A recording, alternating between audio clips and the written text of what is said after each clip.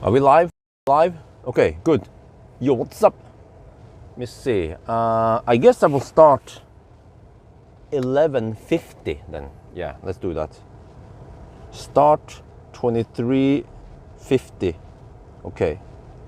In 2 minutes we start. I shot a little intro. We will just hammer it. Oh shit, there's some snow, but I think I checked the weather forecast. It's supposed to be local. I don't think it lasts all the way. Yeah, because my concern with the snow is that people would drive dogs slow. Yes, we're gonna eat meat. We're gonna burn dinosaur juice today. Oh yeah, it's the cheat day today. Oh, I brought some wraps. I brought some snack, candy, and also, yeah, some more snack here. So yes, this is gonna be one epic trip. We will start in 2 minutes. Yeah, man, those electric car owners, those so-called environmentalists, huh? They think they save the world by driving electric, huh? They think they have so fast car, right? Okay, we'll see. Let's race to Helsingborg, see who gets there first, huh? Yeah, a real car with real engine and real pollution, yeah. Okay, anyway, let me see. We're supposed to reset this shit soon. You're gonna leave soon. Okay, well, let me get ready. Yeah. Okay. Let me see. Since refuel, since the engine stopped. Okay, I guess it has enough heat now. I'm not sure what I'm supposed to report. Yeah, I guess you guys want to see the consumption. Yeah. Well, I don't know why I'm so thirsty, but I just need to pop that soda soon. And I guess eat some stuff. Where's the soda? There, okay. Well, I should put it here, yeah, of course. This one's the best spot.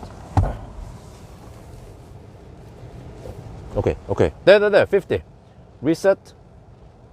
Wait. Reset all. Yes. Okay, buck. Since reset. No. Since start, okay, reset this one also. All. Yes, man, this stupid reset takes forever, man. Come on. Since start, since refuel, okay, reset, since refuel. All. Yeah. No. Yes. Okay, let's go. It is time. Yeah. I hope, we'll see. I mean, if I need to pee, I just like to pee by the road. E-power for the win. Oh yeah. Okay, let me see. Pro pilot. Set. There. Why is the head of display so weak?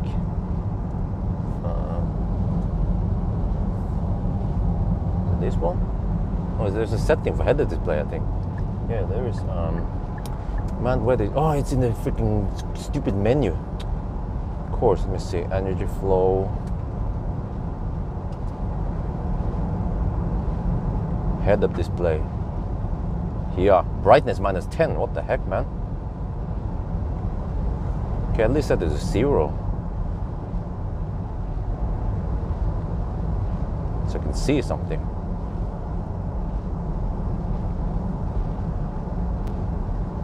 Okay, maybe -2, right? Then back. And then let me see, height. Okay, alright. Lower the height a bit here. There. No, that's good. Okay, good. That's good. So you see, let me see. Let me get back to the consumption numbers here. There. Okay. So yeah, this is going to be interesting. This e-power thing here, fossil car, and also I want to recheck the 9-hour record I have. Is it real,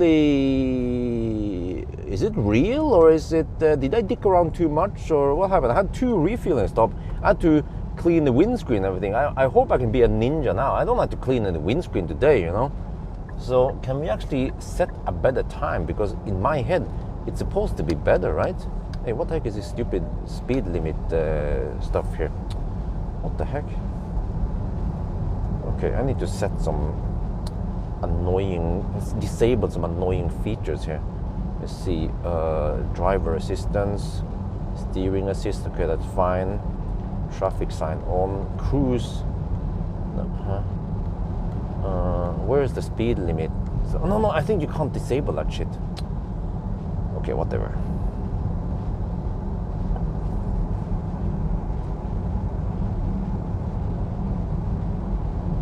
Right, but I have ProPilot. Ooh, I have the luxury of ProPilot and shit. Let me see, do I need anything with this shit? No, I can just look at the map. Okay, how about that? Wow, why is the screen so damn bright?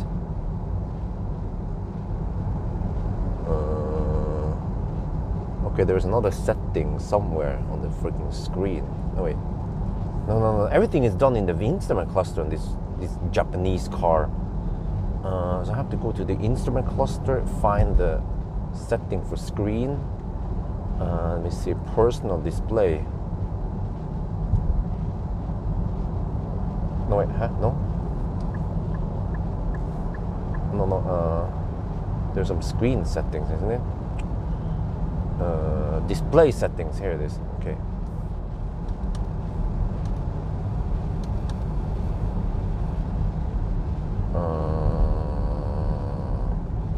No, it's not there. That is another place. That is of course in the freaking main screen. Okay, there's another cogwheel here. Trying to configure this system. Let me see, home button. No, this box maybe. No, there's a cogwheel. Wait.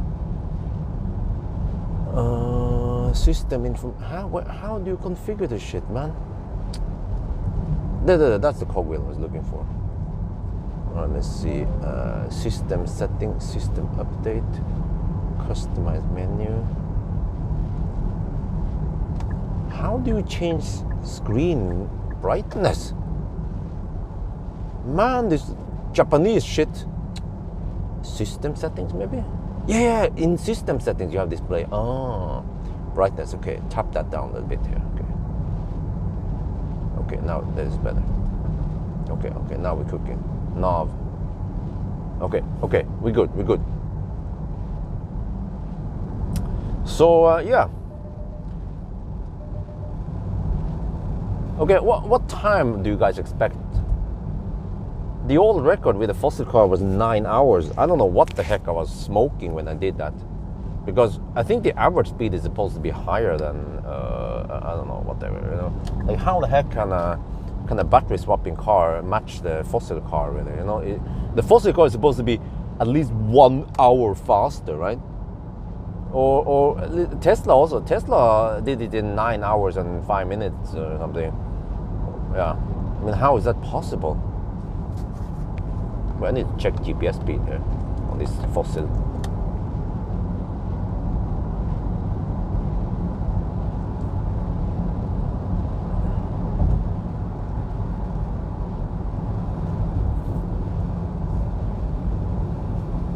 Okay, no wonder why the fossil cars are driving so slow. Speedo is way off. Let me see. It's like 5 kilometers per hour off. Okay, I have to adjust according to GPS speed. I'm gonna drive, of course, as consistent as possible. There. Okay, now we're cooking. Okay, that's good. All right.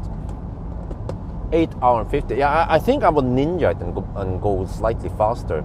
Plus that fossil car, the Kia Ceed. I mean, it's efficient and all that, but there's still a hybrid drivetrain with a battery and all that shit.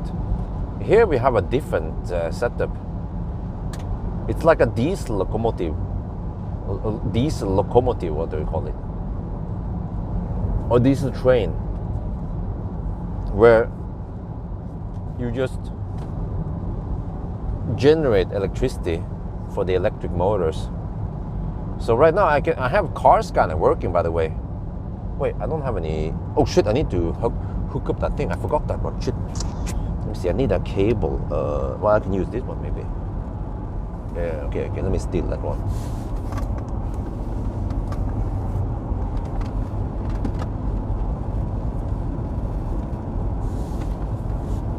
An EV car will break the 9-hour record. Yes, it's possible. I need to hook up car scanner phone. Okay, that one should be plugged here, I guess. Let me just hook it up here, like this. Zoop. Or is that too much cable? No. Okay, there we go.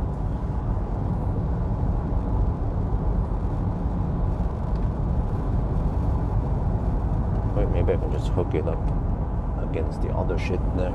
Yeah, let's do that instead.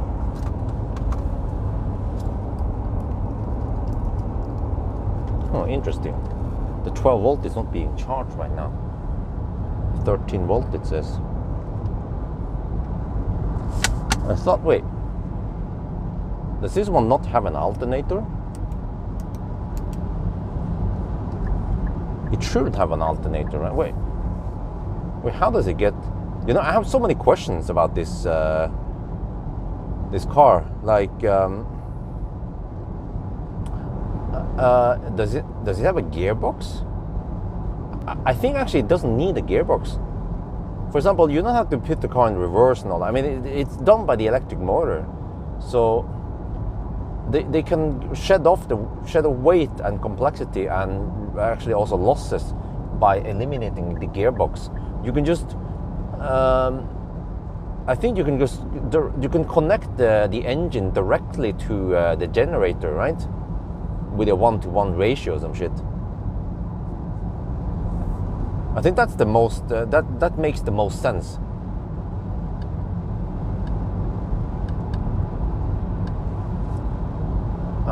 What else it is? But okay, but where does it get 12 volt from? I mean, does it have a high voltage, like a 400 volt battery? It's just a tiny 1 kilowatt hour battery. I don't think that is a 400 volt based battery, or like a hybrid battery. Maybe it's like a low voltage shit. No, but then how do you run the motor from it? No, that doesn't make any sense either, right? Wait, so maybe they ditched the alternator and put a DC-DC converter. But I mean, the system needs to have a high voltage system for the drivetrain. And it would be interesting to, I mean, you can actually, you know what, wait, let me check something here. That OBD, or the 12 volt is now not being charged, it seems like. It's 13 volt. But if I regen, let me check here. No, it doesn't seem like it's being charged when I regen either. Okay, that's a bit weird.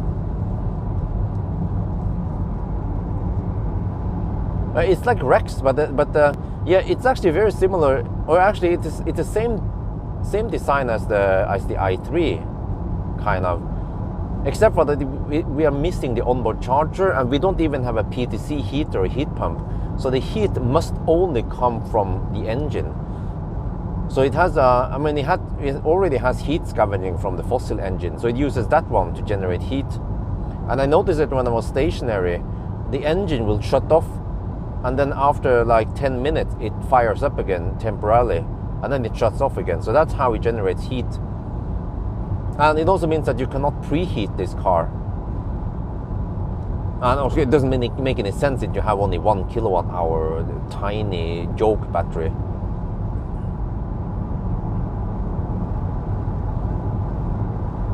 But really, a 48 volt. But remember that we have to drive, like, that tiny battery can supply the drivetrain. You have the EV Ninja mode where you can drive on only electric.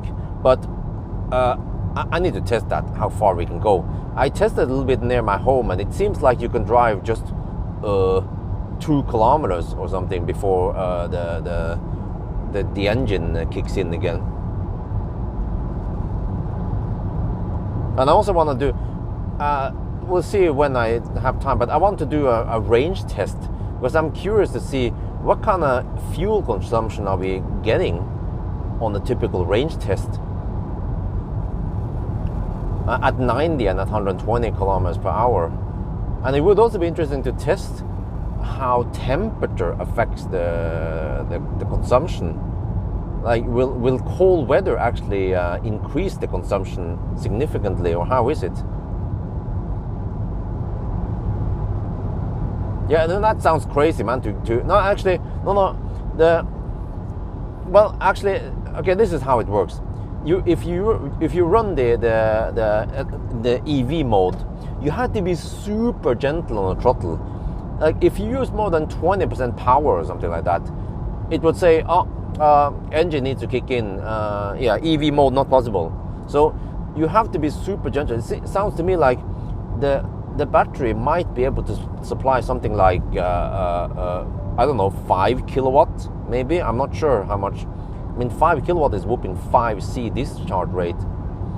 I have so many questions to Nissan, like how big is the battery actually? What kind of chemistry is it? What about the voltage? What is the discharge rate?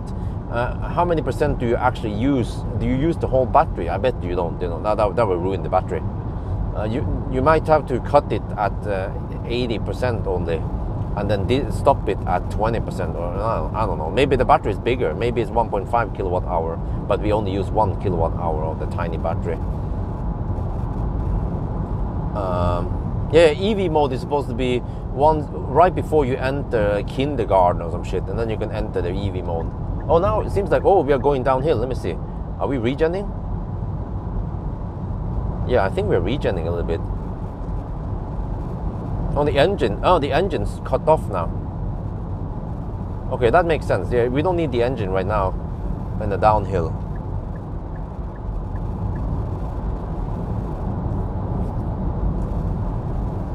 Yeah, it's now, I don't know what it's doing. The battery, by the way, seems like it cannot charge to 100%. I rarely see 100%. It's around 75% right now, the battery. Okay, and then we discharge the battery a little bit. There, now we discharge it. Okay, engine kicked in, okay. So the engine, I guess, works from now and then to generate. But it's, what the heck? Why is come on, there, ProPilot. Wait, is the ProPilot not active?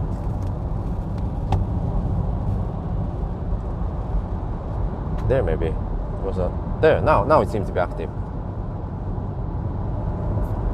Wait, why is it being so drunken?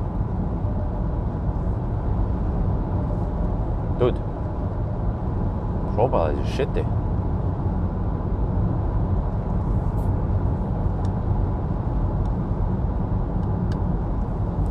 Okay, the engine is running at 2,000 RPM, like flat. That's kind of interesting, because when you throttle or change speed, the RPM doesn't change. It runs at constant RPM unless you need more power. Then suddenly it goes at higher RPM. All right, let me see. I can tell you some numbers. At 2,000 RPM. It says calculated engine load. Okay, that one is probably incorrect, but what other information is it? Okay, coolant temperature and engine oil, they are both at 85 degrees Celsius. Catalytic temp is 613 degrees Celsius now. I'm not sure how high I've seen it, but I think the catalytic is getting nice and warm now, close to its optimal temperature. And I don't know what the heck is wrong. Ambient air temperature -17. What the heck? It's 0 degrees Celsius. Calculated boost. Okay, no boost there right now.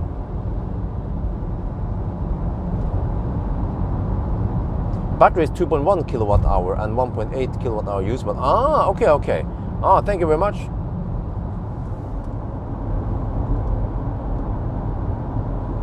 Well, that makes sense. Okay.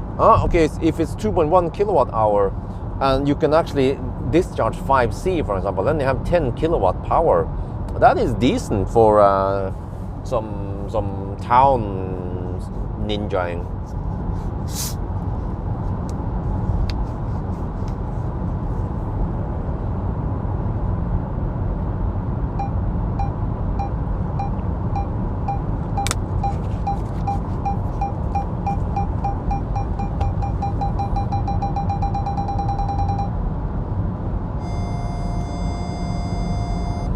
Oh, it doesn't do that cool sound. Oh man. Wait. Did it disengage that shit?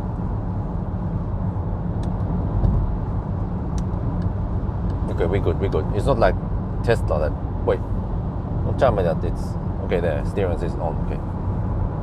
It doesn't have that whoop whoop whoop whoop. Low terrain. Whoop whoop. Low terrain. It doesn't have that one. Oh man. No fun, man.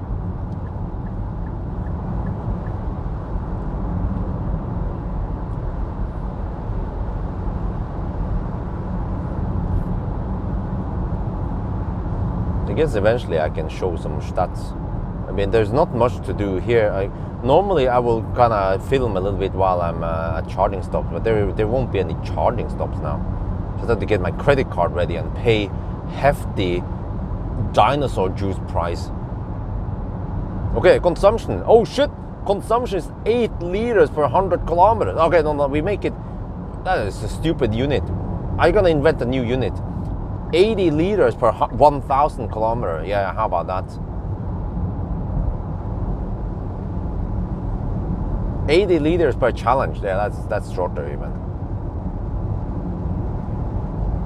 That is high, man. What happened to the 6.4 liters that we're supposed to consume? This is the next diesel gate. I can see it coming. Okay, maybe the engine and everything needs to heat up. I'm gonna see how hot the engine becomes eventually.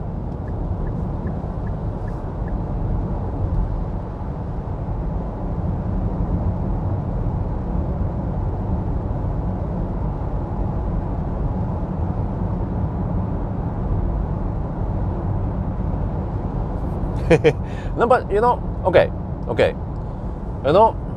I'm not gonna totally write off this one, because in my opinion, the plug-in hybrids are pointless in a way. Like, the plug-in hybrids, they have a very complex drivetrain.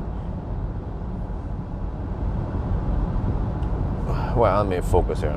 Okay, there's a bit of snow, but whatever. I was thinking, oh no, the consumption is going to be higher. Well, is it? I mean, this is fossil, right? It doesn't care for snow and things. It's just nice and hot in here. Oh, yeah. People are, oh, but it was snowing. It's not fair. Who gives a shit? If the consumption is 0.1 liter per 100 kilometer higher, we don't give a shit.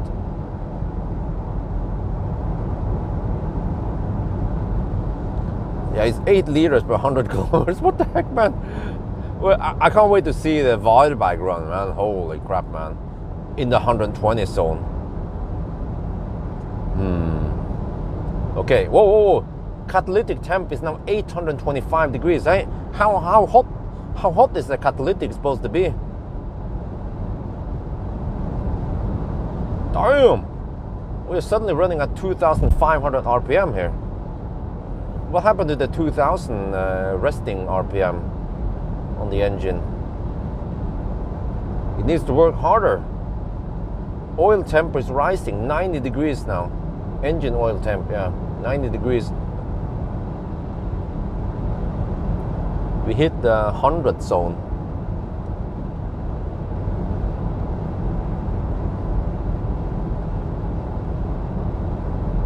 Wait, it's not supposed to snow over here?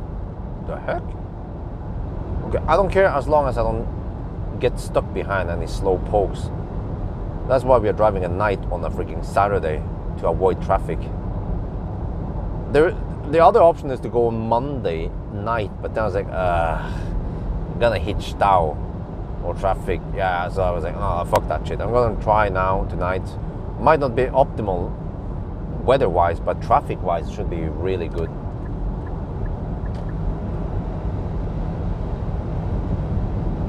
EGTs get over 1,000, really? Wait.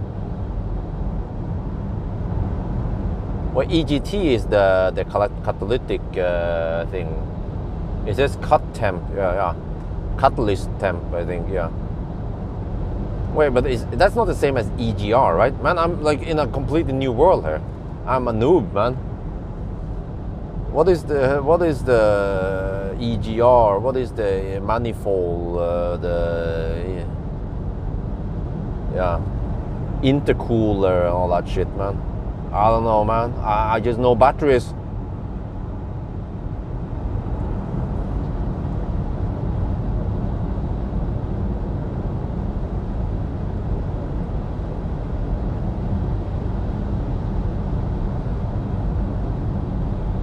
Uh-oh, consumption 8.5 liters per 100 kilometer. Damn. 8.6, okay. Can we even make it to Waalberg? Because we have a 55 liter tank. Wait, maybe I should get over the right lane here because it might be better. Well, I didn't expect this kind of weather. What? Wait, it means that Yr was not correct. And windy was in fact correct. There's supposed to be some snow. Steering is not available. Cannot detect lane. What is this Japanese tech shit? What? I can see the lanes perfectly fine. Tesla will be able to see the lanes. No problem. I have no auto steer now.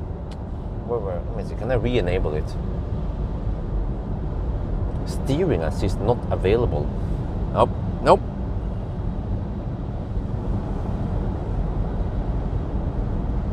Yes, I own several fossils in the past. The first one was Renault 5, and then Hyundai Accent, and then the Renault Laguna 1, and then the Renault Laguna 2, and then the BMW 585D E61. So I owned many fossil cars in the past. I owned fossil cars for actually 12 years before I got my first EV. So the fossil car ownership is actually as long as my EV ownership. So I still know a thing or two about fossil cars, how they work, and why they are so shitty. Wait, are you serious? I don't have auto steer anymore? Come on. You have to wait till dawn before the snow stops.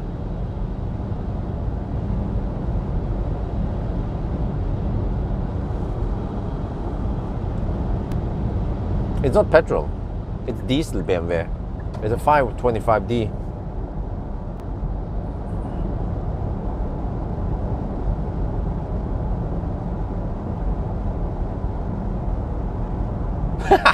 Four liters per 100 kilometers. Okay. Well, consumption is 8.6 right now. We can just make it short. All the other stuff is not too interesting right now. It's just consumption. I have no idea how high the consumption will be. Yes, BMW. But let me see. Wait, so if he has a 55 liter tank and we are consuming close to 10 liters per 100 kilometers, then we can barely make it to Helsingborg, and then I should consider refueling over there at Helsingborg, I guess. But then I won't be able to pee there. But I guess we can just refuel and then get the heck out of there.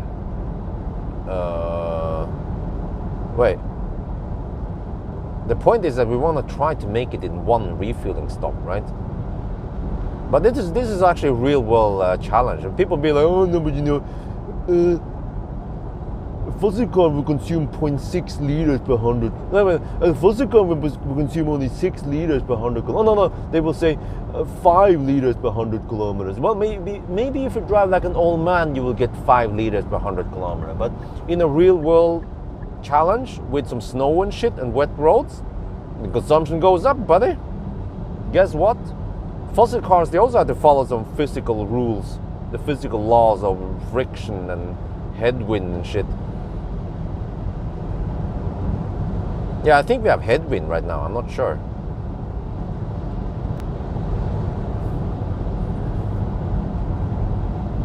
Wow, 3,200 RPM. Supposedly the engine runs at 46% load. Now that number can't be correct. But at least 3,200. So actually the RPM is kind of like an indication of how much power is needed, since it just varies the RPM to get more and more power. Yeah, I should check the maximum RPM. Let me check something here. Okay, slow down a little bit. Let me see if I just floor it now. What kind of maximum RPM do I get? 4,500, 4,800. That's it. 4,800 RPM is the maximum. Wait, that's not high at all. Ah, brilliant. It doesn't need to rev that high. Wait, that's it? 4,800 for, it's not even a diesel, it's a gasoline. Normally gasolines, they can redline at 7,000. Huh, interesting. Now, how do they do it? They have low RPM.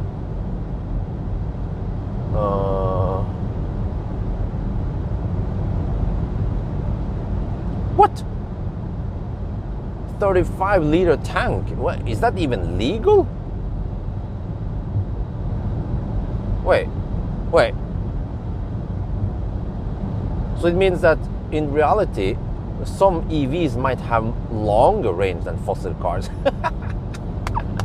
I should test more fossil cars in the future now, because I think I've been a little bit outdated when it comes to fossil cars. And some people are like, oh, but Bjorn, you don't know how fossil cars today are. Well, yeah, I didn't know they were that shitty when it comes to range. Why do they have so small tanks? What? Why don't they put a freaking 70-liter tank? I had 70-liter tank in my Laguna 2 diesel. You know, I could drive from Oslo to Bodø, 1,200 kilometers. I made it there in a single in a single tank. And I averaged 5.6 liters per 100 kilometers. So that was nice. I liked the Laguna. Yeah, it was a good car for the money. I went all over Europe with it. Well, at least I went to Netherlands. Yeah. Oh, look at this snow. Should we deduct anything? No. No problemo.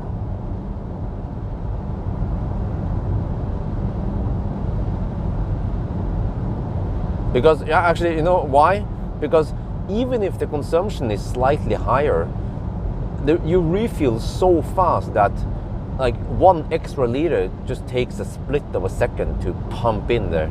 So it doesn't matter really, consumption. The car, I mean, this car, I don't know, you know, the fastest charging car like a Tesla might, yeah, it will charge at 1,600 kilometers per hours, but a fossil car will refuel at something like over 100,000 kilometers per hour or some shit. I did the calculation once. It's just ridiculous how fast it is.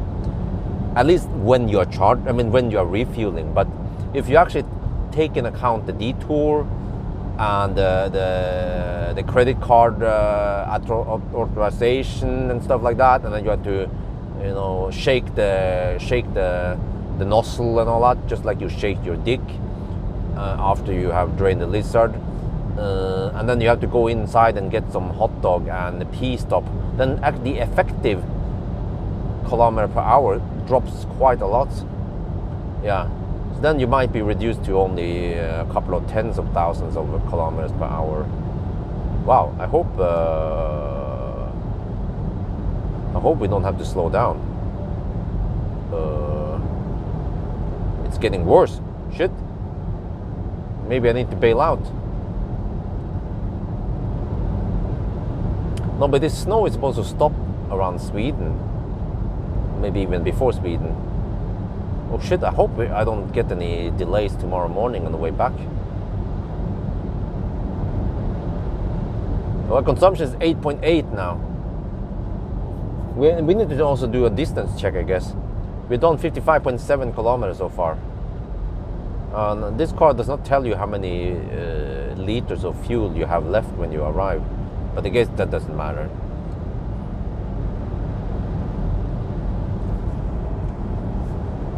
Well, this is kind of bad weather. Wait, what happened to spring? It's almost April now. Oh yeah. Oh damn! Tonight we turn the clock back. I mean, forward. Yeah, we have to also take that in account. And then we will arrive. Yeah, okay. So if it looks like it will look like 10 hours, but it's actually 9 hours.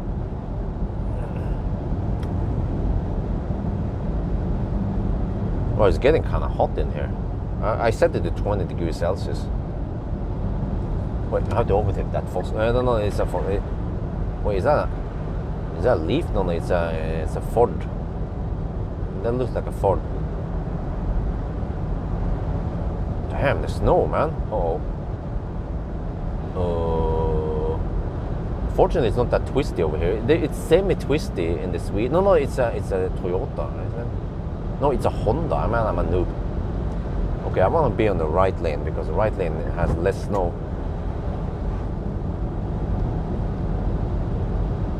Hope I don't get stuck behind any snow plows. And I did not expect the snow to be that heavy over here.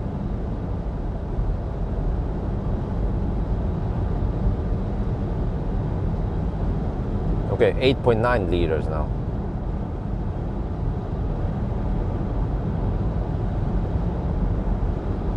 I shouldn't drive 1,000 kilometer challenge on a snowy street. Why not? You tell me why I shouldn't do it tonight.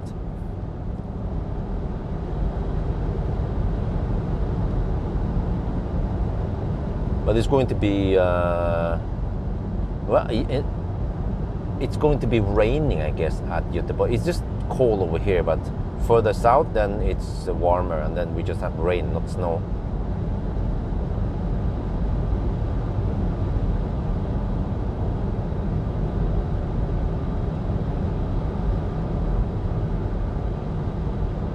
Wow, look at this traffic. It's wonderful. Wunderbar. Okay, how is it going now? The catalytic is still at 830 degrees Celsius. Hovering around there, 830. Okay. 3,200 RPM now. What else is it to see?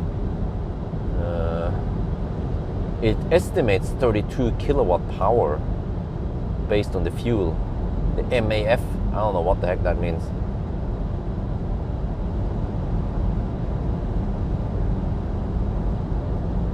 And then the engine oil is at 94 degrees Celsius. I don't know what else to report anyway. It's not like, oh, I can show you the fuel state of charge. Yeah. It seems to be still full. It reports it as full.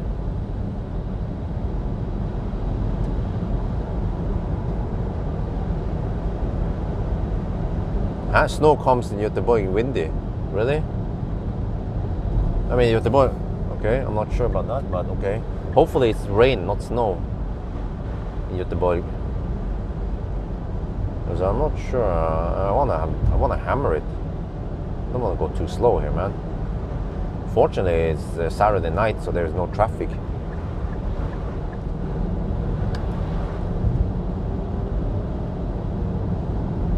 But they're supposed to stop soon, this snow, in Sweden or near Sweden.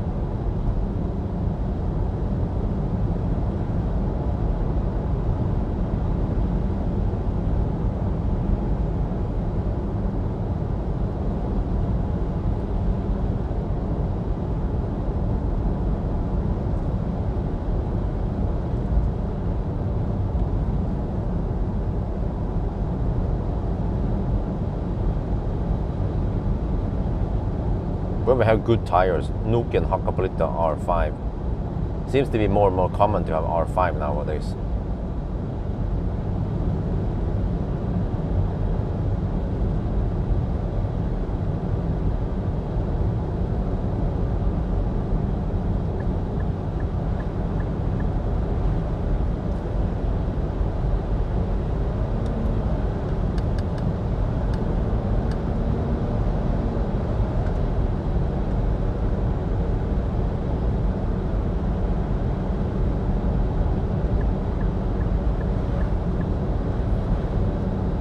Nine liters per 100 kilometers. Oh damn. We just hit the 110 zone. I guess we just let it rip. Oh, 9.1 liters per 100 kilometer. Yeah, why not? Engine is redlining now. We're about to hit VMAX.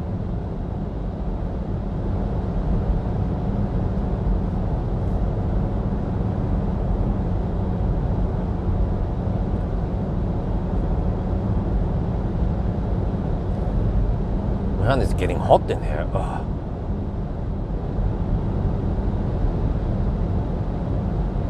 Yeah, okay, so the engine needs to run all the time now because, yeah. Well, actually, it might shut down in some downhills. Yeah, we're gonna see about that. I mean, it can save fuel by cutting off in downhill. And then the battery goes a little bit up and down. It's at 50% now. I see sometimes it drops, sometimes it goes up. I guess the battery can also help optimize the fuel consumption. And then according to Nissan, this e-Power improves fuel consumption by a whopping 20%. Yeah, they have some alien technology from Japan. No, but okay, I mean, in my opinion, fossil cars should be pure fossil, you know? Or, I mean, well, a car should be pure fossil or pure electric. Not that in the middle, the compromise plug-in hybrid. Because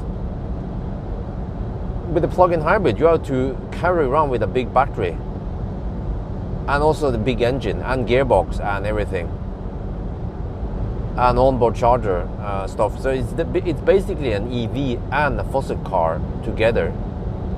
But you have compromises between both of them.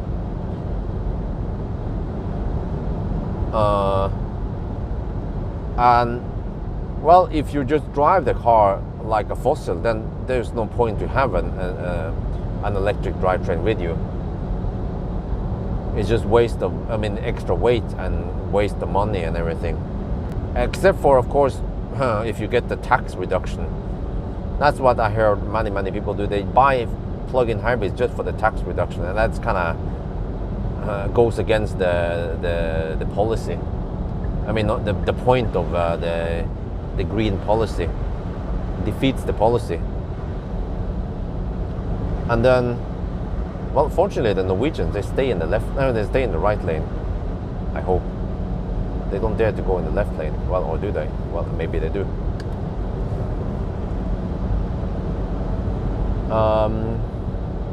What? Consumption 9.5. Are we gonna hit 10? Shit.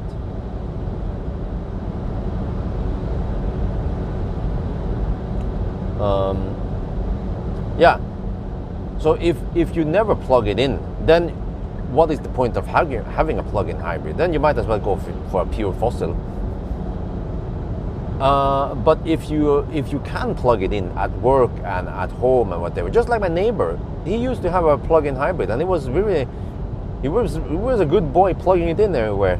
And then he realized that he could have bought an EV, so he went for an e-Soul, and he's super happy with it. You see, if you can plug it in, you might as well get a fossil. I mean, you might as well get a pure EV.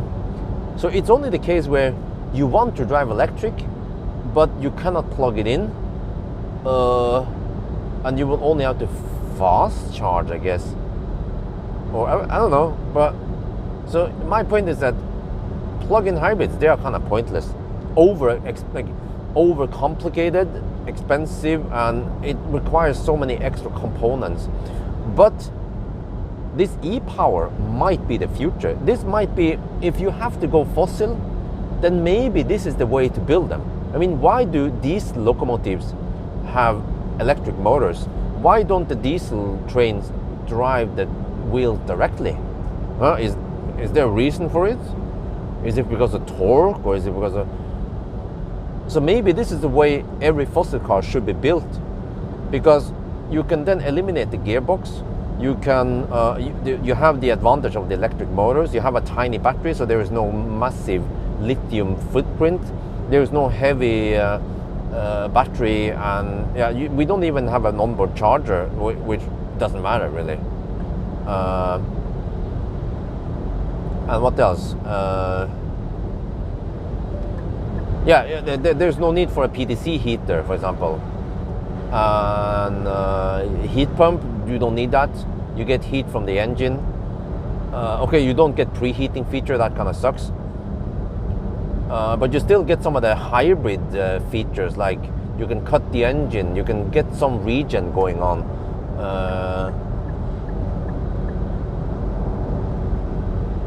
Yeah.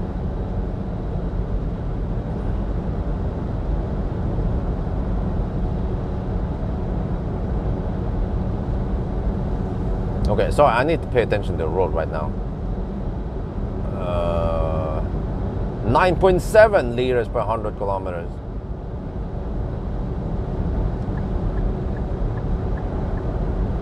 Holy crap, the weather though.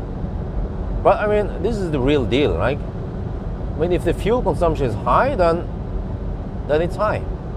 And that's the whole deal. When people say, oh, but fossil cars are so great, they work great in winter, and they don't have any disadvantages in winter because you can just refuel and charge.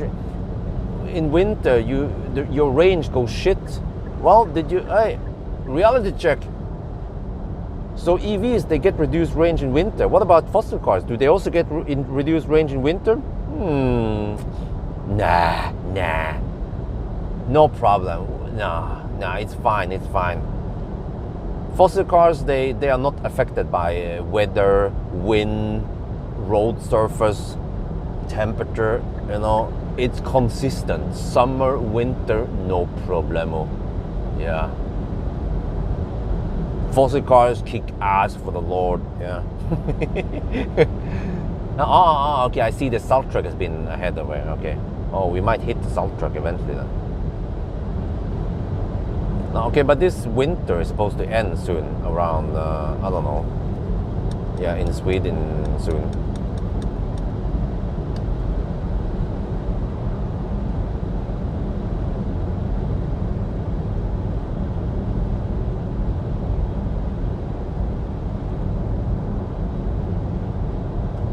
Okay, I don't dare to change lane yet, since it's a curve. And, okay, now it looks fine. Okay, try to change lane. Usually there's some salt schmutz fest in the middle that I want to avoid in a curve.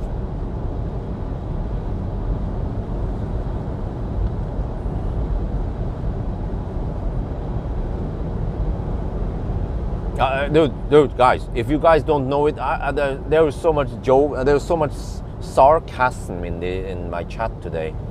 Quite obvious, right? Because fossil cars, they still need to follow some physical rules when it comes to headwind, road surface, all that stuff. Yeah. So actually it means that the fuel consumption goes up in the weather like this. But people never talk about this. If you want to save fuel, don't drive today. Drive tomorrow instead.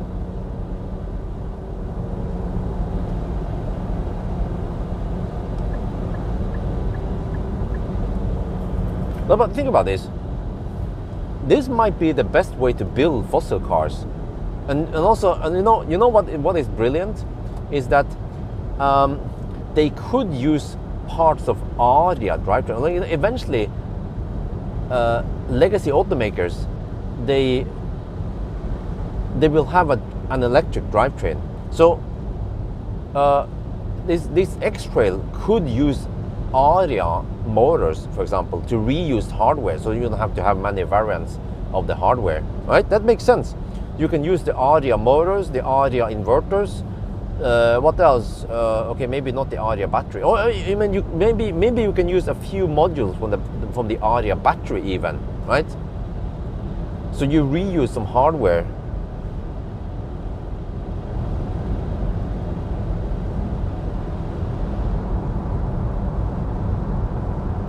And also, in theory, this type of all-wheel drive should be more efficient than a fossil all-wheel drive, because then you need to have a shaft transferring the power. But here, the front and the rear motor, they are independent. So you get the benefit of an EV drivetrain. And you also, plug-in hybrids, it depends. Some plug-in hybrids, if you all-wheel drive, you have the fossil motor running one axle and then the electric motor running the other axle, which gives you all-wheel drive capabilities. But you still have the lag of the fossil engine. But here at least there is no lag. That's what the battery is for. It's to give you instant torque until the fossil engine can start generating enough power.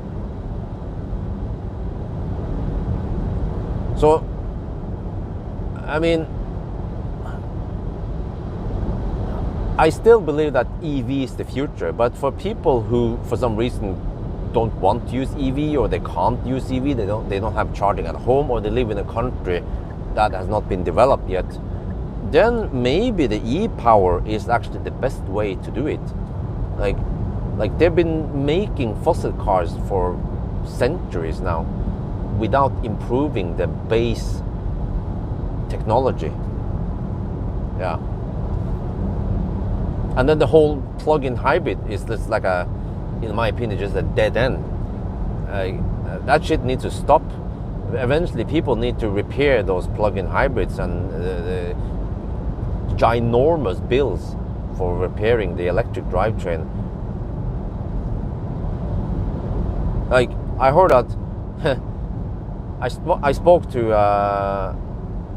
a friend of mine, yeah, and he said that hybrid drivetrains, even though they have way smaller battery than pure electric ones, for some reason the manufacturer, they just priced the hybrid battery to be as expensive as the way bigger EV battery.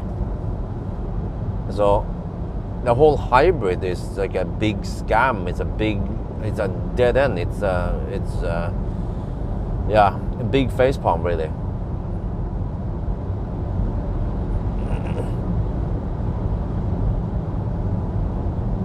But okay, back to oh, we have hit 10 liters per 100 kilometers. We are even in the 100 zone only. What the heck, man?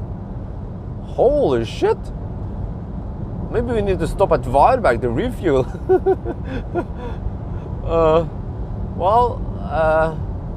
Or somewhere else. Let me see. Where are the gas stations? I don't know the gas station, man. Shit. Well, we can just stop at any gas station. Like, well, at least if there's something I can eat or pee or something. Yeah. Okay. Right now, I'm not sure if I can make it to Helsingborg in a single tank.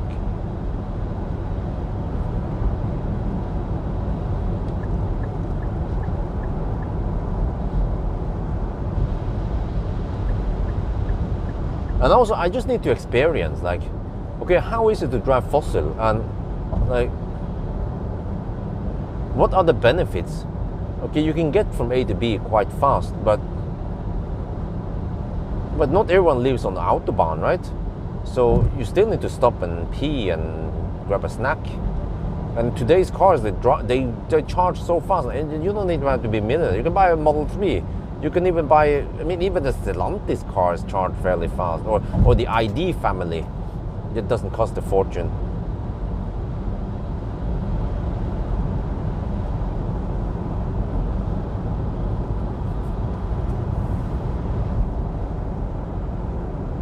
The wanker engine.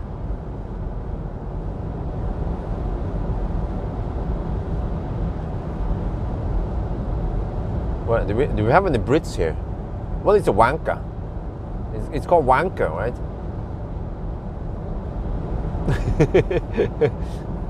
Okay. Here's another. Yeah, 110 salt again. All right, let's see. Okay, let it rip. Oh shit. Okay.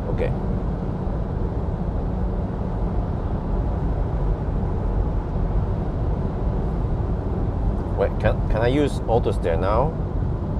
S'il vous plaît. Ah, dankeschön. Auto steer is active. So eventually I need to eat something. Let me see if I can hold it to at least Varberg or somewhere.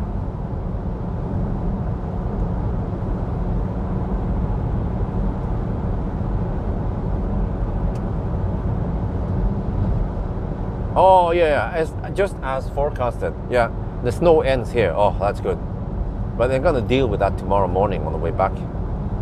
Okay. From here it's supposed to be kind of clear until Göteborg.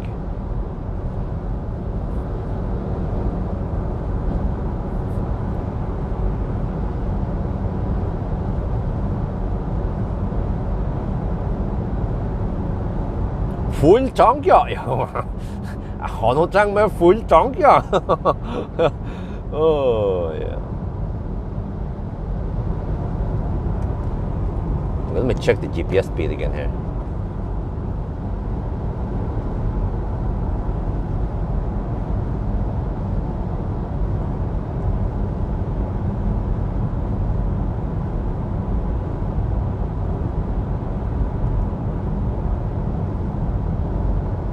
What?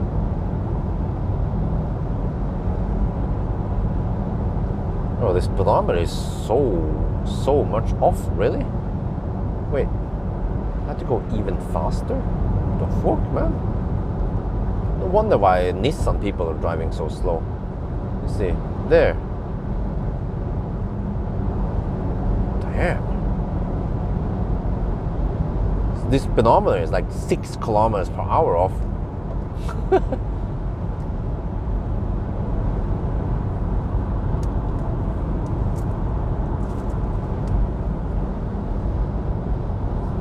Okay, at least we don't have that snow anymore for now. Well, I hope. Okay, how is it going now? Okay, I see the fuel tank has gone. Wait, it kind of goes a little bit up and down based on the up and downhill. Okay. Now it says 543 kilometers of range left, but we have already done 100 kilometers.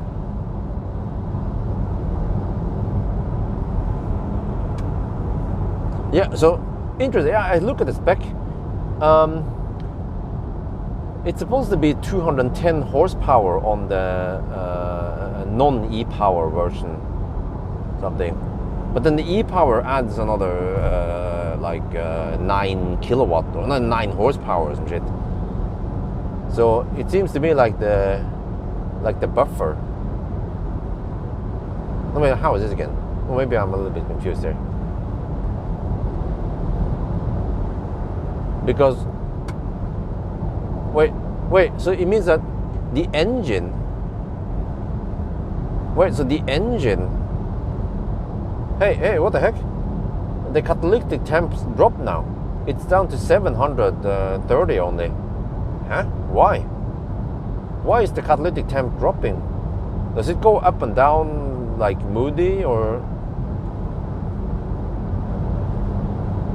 Engine temp is 96 degrees, by the way. Engine oil.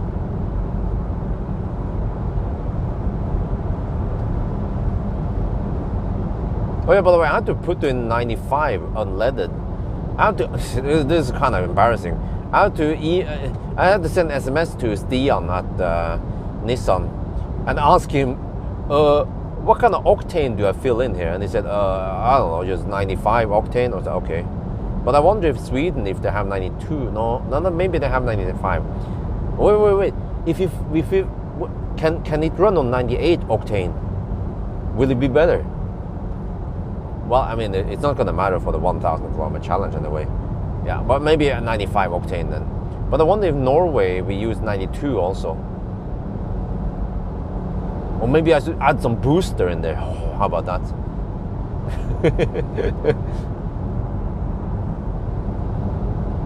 Okay, I think it's time to eat some food now. How the wrap? Norway doesn't have 92, huh? What? I could have I swear I saw that before. Maybe they discontinued it.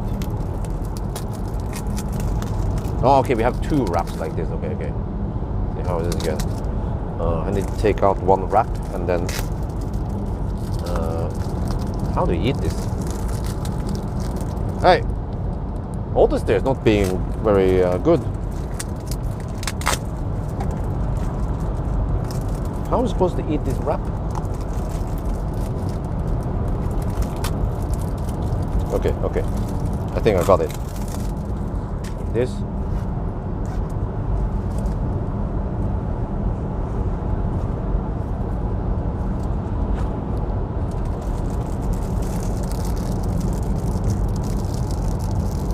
Oh, you're supposed to eat it like this? Oh. I think I did it wrong last time.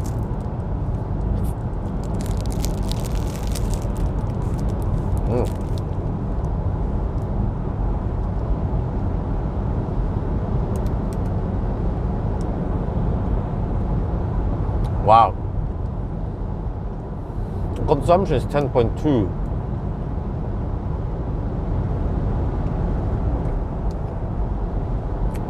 Guys, this is gonna cost me. Trying to figure out how much I need. Oh, shit. I might need more than 100 liters of gas. I think the fuel price is around 20 NOK per liter now. Shit, that's like 200 euros. The fuck, man? You guys just keep the donations rolling, okay? This is one expensive 1,000 kilometer challenge. Holy shit, man.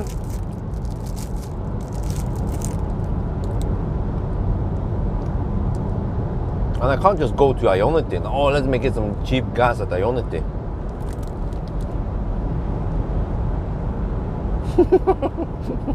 Look.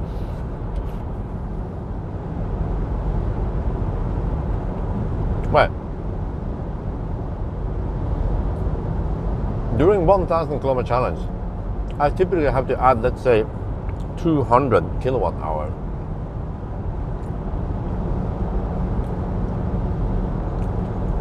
Well, this distance check, guys.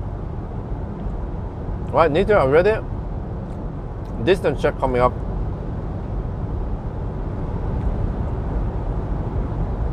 Oh, 112, really? This car is over-reporting.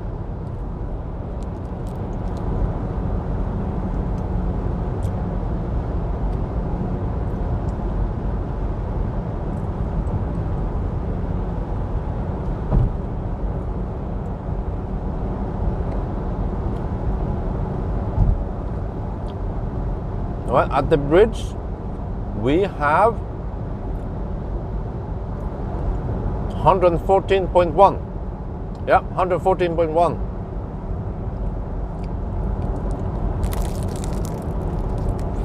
Uh-oh. It means that the fuel consumption is even higher than that. Is that 1% higher than that?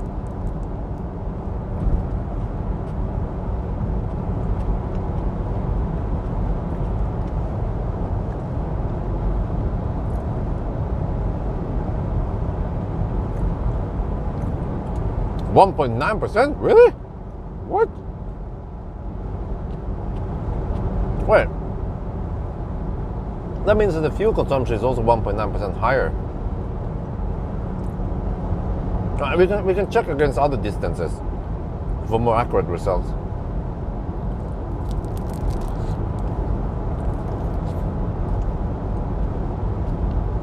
I mean, it's not like we need to stop anytime soon.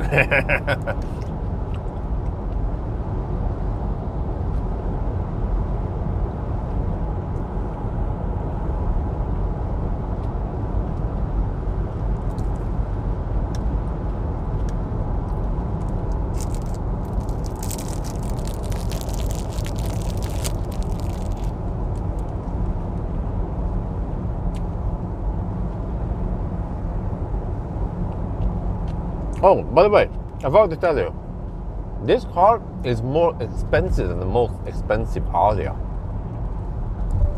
You get Audi with 87 kilowatt hour battery and all-wheel drive, and at least in Norway, that one is cheaper. Correct me if I'm wrong. I think that's how it was.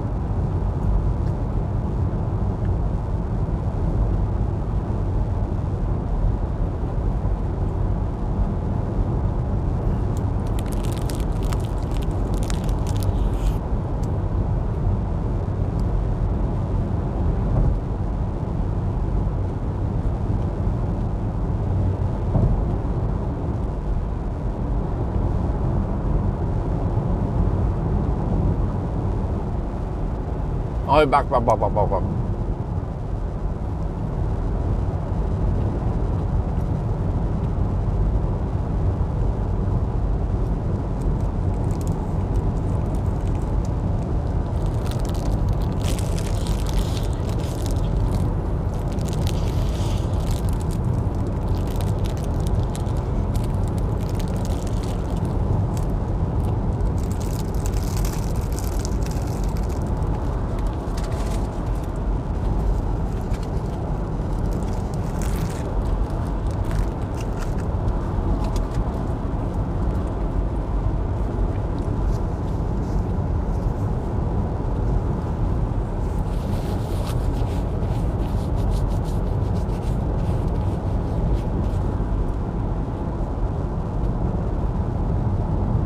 Okay, good.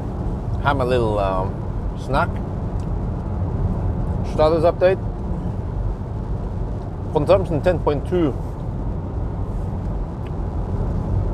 Distance 133 kilometers.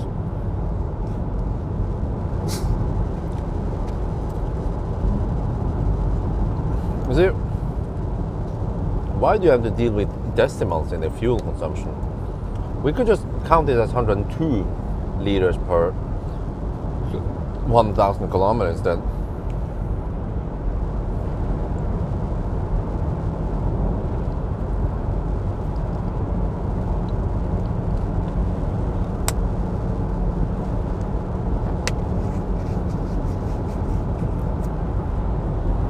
Or actually or easier, we can just say 102 milliliter per kilometer.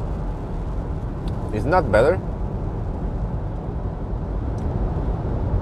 I mean, we already use milliliter in other places, like with medicine, right? Or dope, or I don't know.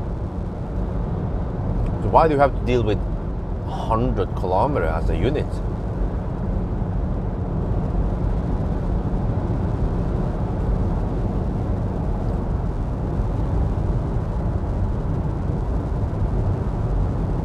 (102 deciliter per 100. No, but I don't want to deal with 100 kilometer as a unit. I want to deal with kilometer as a unit. Since everything else is displayed in kilometer, you know, speed limit is kilometer per hour, distance is kilometer, the car displays distance in kilometers, the range left is displayed in kilometer. Everything is kilometer, except for the fuel consumption is per 100 kilometer, but you don't use that unit anywhere else. So even for the fossil car, it's kind of weird to use that unit. And if it's just a unit, is this a unit for consumption, then you might as well use a different unit that you get used to, like watt hour per kilometer, for example, you know.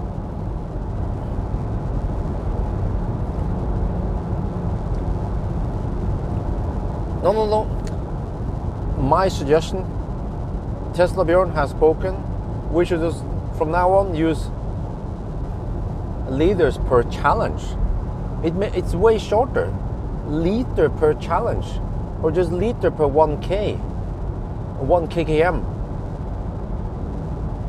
Liters per 1,000 kilometers instead, you know, or liters per 1 mega meter. Yeah, an uppercase M and a lowercase m. That is a megameter. Yeah. I mean, it makes sense to use liter because we refuel in liters. We don't refuel in milliliters.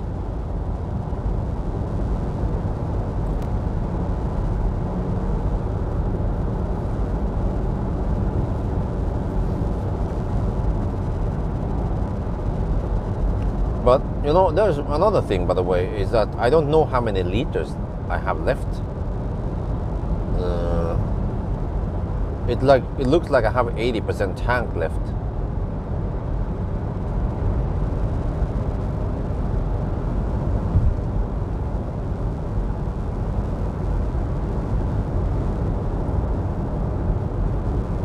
I mean, why don't they use liters per kilometer? Well, because then you have a tiny decimal number. So they want to make it, they multiply by 100 to make it more feasible to digest, but you still have to deal with decimals. So why don't we just shift it 1 decimal and then we get rid of the decimal? Yeah, in US they use mile per gallon, yeah, that's right. But the headlights are okay, I think. The car now claims 502 kilometers left.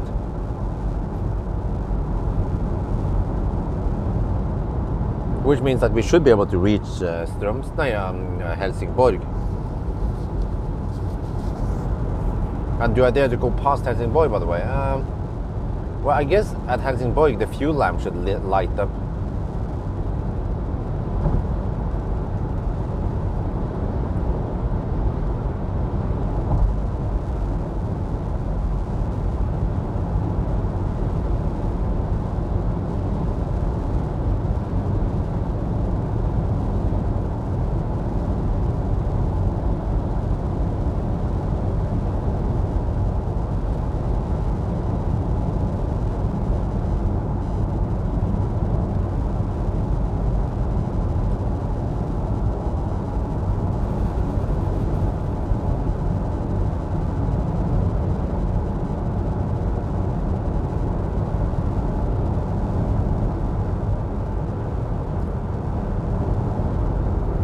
Maybe we should count how many dinosaurs we burn per kilometer instead.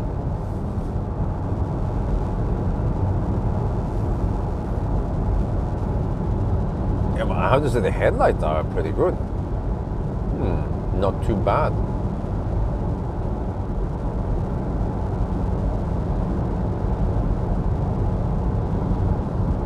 But it's not the most quiet car I have driven.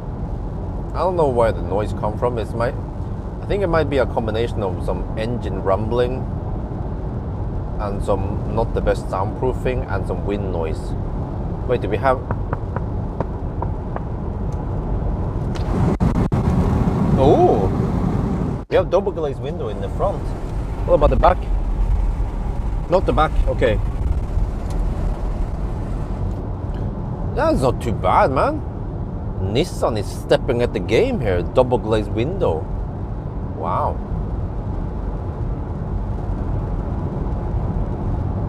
Yeah, ideally I need to refuel past Helsingborg. Well, actually even Helsingborg is past the halfway point. But I just want to see how far I can drive. What? Wait. What happens if I run out of fuel? Fuck. I can't do that.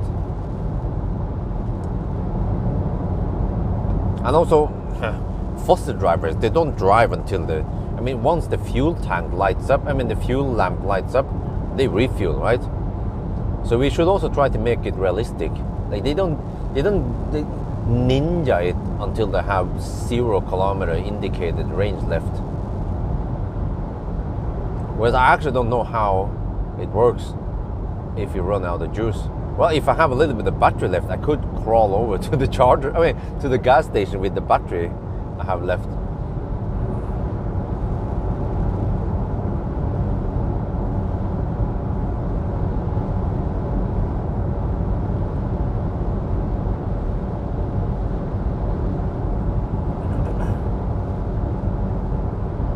Wait, these seem to be good headlights. Why didn't they put them in Aria? Man.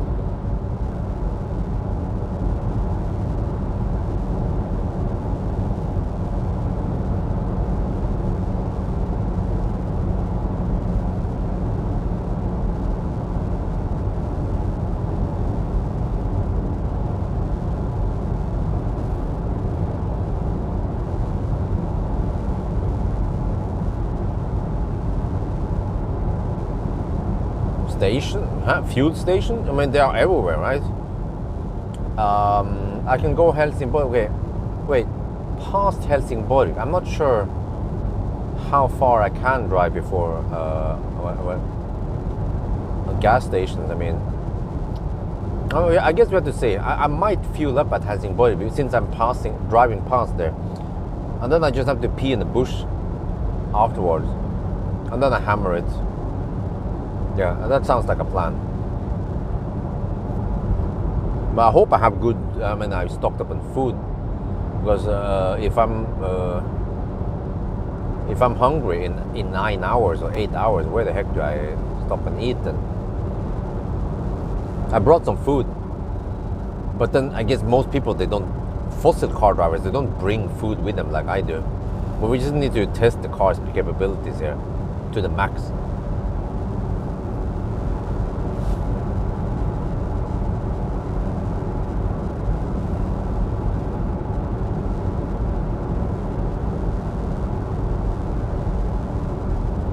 Well, I'm surprised that the RPM is so high. 3,800 RPM. Okay, let me check if we go a little bit downhill. What's gonna happen?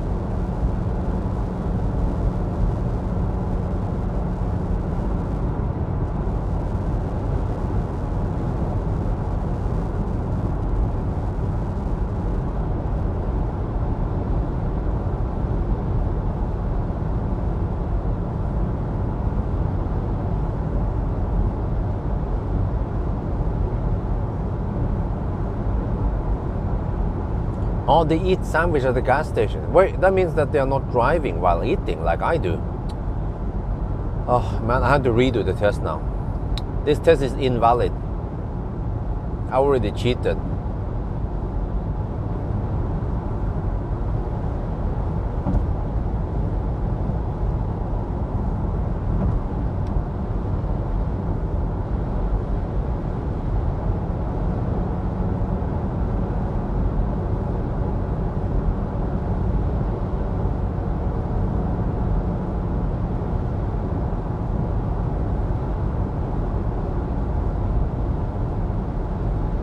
Yeah, this is interesting.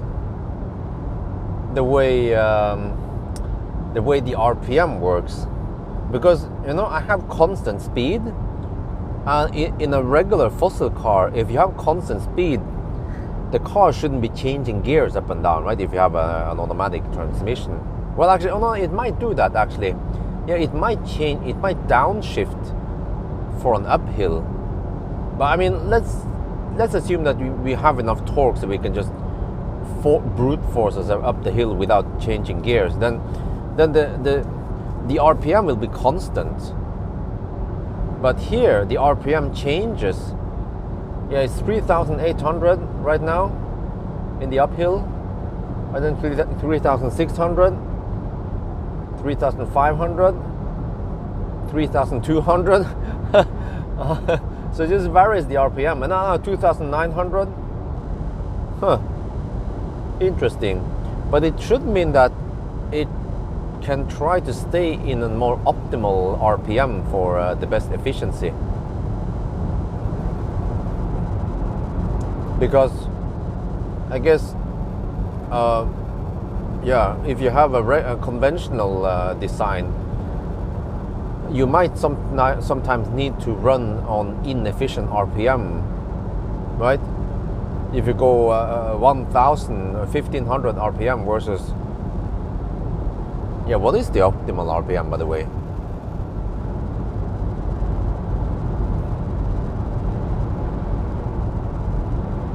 Yeah, I actually don't know what kind of transmission it is, but it should not have like a conventional transmission gearbox. It should either be fixed, locked onto a 1-to-1, or a fixed reduction gear, but or what they would do. Does it not even need to have a reduction gear though? I have so many questions I want to ask the Nissan engineers.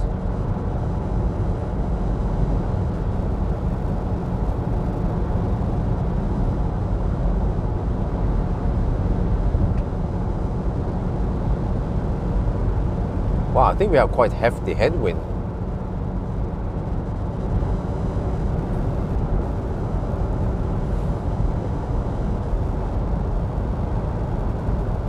Well, consumption is 103, 104 right now. That's massive. Damn.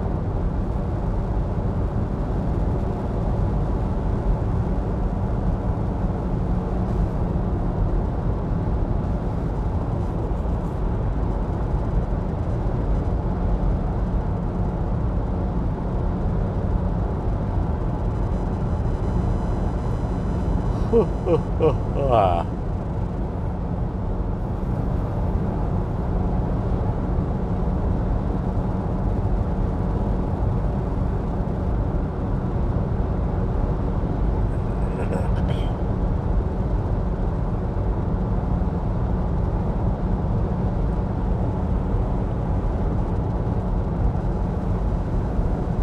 nice weather over here.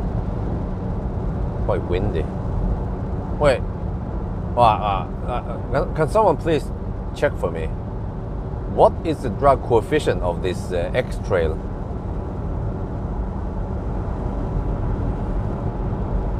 No, you cannot plug in a charger. That's the point with e-Power. It does not have onboard charger. It doesn't have PTC heater. Yeah. Ooh, now we go downhill. Let me see. Will the engine cut off? 2,000 RPM. Well, I guess the speed is too high. 2,000 RPM, even in the downhill. Wow. Battery is hovering around 50%. 0.32? The fuck, man? Why is it so damn high? Wait. Don't tell me that fossil cars, they cannot be as aerodynamic as EVs, because they need to have a big grille. They need to suck in so much air. Hey, think about this. What is the energy density of gasoline again? It's like 8 kilowatt hour per 1 liter, right? Or something. So it means that, oh shit, the consumption is 105 now. Damn. So it means that if we have 105 consumption, then the fat e-tron should consume around 300 something. No, wait. No, it's 330. Which means that around 500 watt hour per kilometer is wasted in heat. Okay, it's 9.7. Huh, really? 9.4. Okay, wait, 9.7. That sounds like diesel. Okay, wait, and then 10. If you have 105 consumption, that means we have roughly 1,000 watt hour per kilometer consumption then. And then if we use only around 350. Then the remaining 650 watt hour per kilometer is just heat. And then 650 watt hour per kilometer multiplied by, let's say 120 kilometers per hour. Holy macaroni! We are talking about 80 kilowatt of heat. What the heck is going on in this car? We have 80 kilowatt of heat loss goes through the hood and exhaust, I guess. What the heck, man? Why is this even legal? Why? We are burning so much energy for no reason here.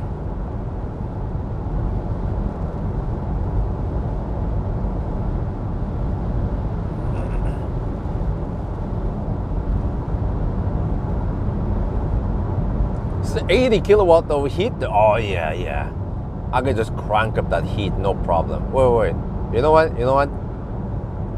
There's one thing I would like to do actually next week. It's supposed to be minus 28 degrees Celsius in Folldal. Should I take this e-Power to Folldal and try to camp in the car? You can actually kind of idle it. I tested it the other day. I had the engine on, right? It would just cycle and fire up the engine and then turn it off again, on and off for heat. Man, actually I'm not gonna do it. I can risk of killing myself. Yeah, I forgot. Let's not do that. if I get too much CO in the cabin, I might die in the experiment. Yeah, we're not gonna try that. Okay, fuck that shit.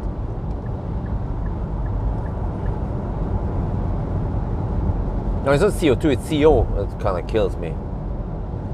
It depends on the wind direction and everything, and if I have recirculation on or off or whatever. So no, we're not gonna do that. That would be way too dangerous.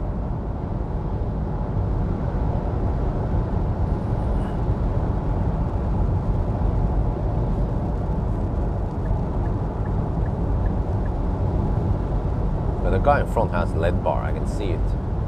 But damn, these headlights are pretty good. Why don't we get it in Aria?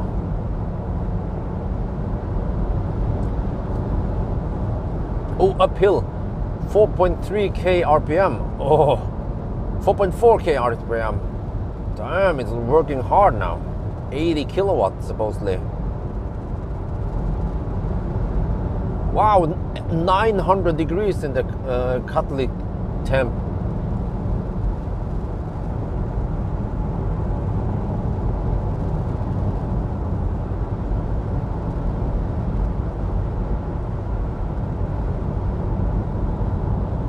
Yeah, that guy's a massive LED bar. Wow, no traffic. This is the way I like it. We just have to finish this challenge. Schnell.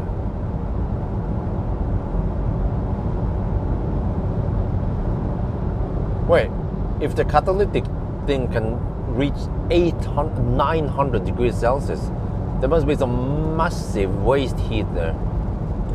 It's just, I mean, it's just insane to sit here in this car thinking about that. EU, they ban halogen, they ban the fluid, what is it again? Incandescent light. You know those traditional light bulbs, they ban them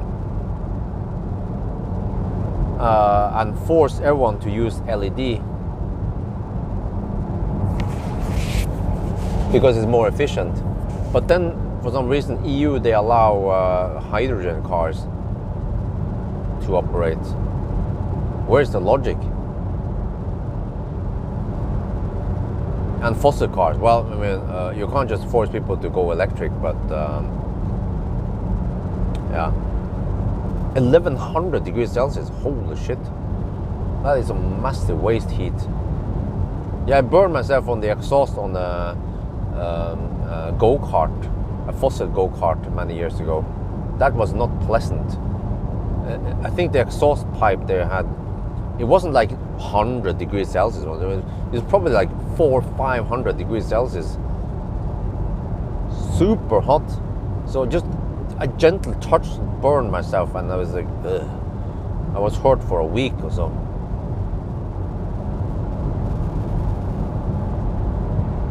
At least batteries, they only reach 60 degrees Celsius when they are fast charging. And then motors, stators, they can reach maybe 150 degrees Celsius.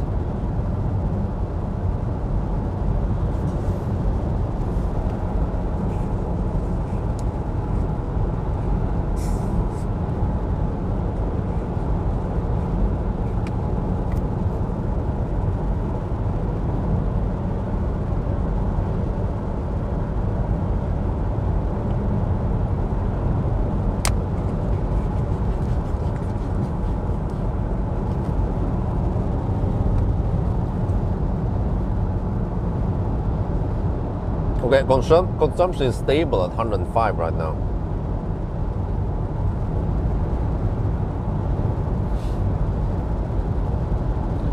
No, the remaining range now is 466, but that is plenty to reach Helsingborg.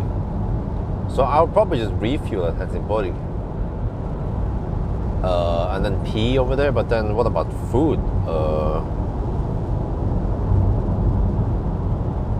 But then where's the next gas station after Helsingborg? I'm not sure. According to this one, well, I don't know right now, but no, wait a minute. if my consumption is 105 liters per challenge, then I can barely go 500 kilometers. I'll be quite low at Helsingborg. And we haven't hit the 120 zone yet.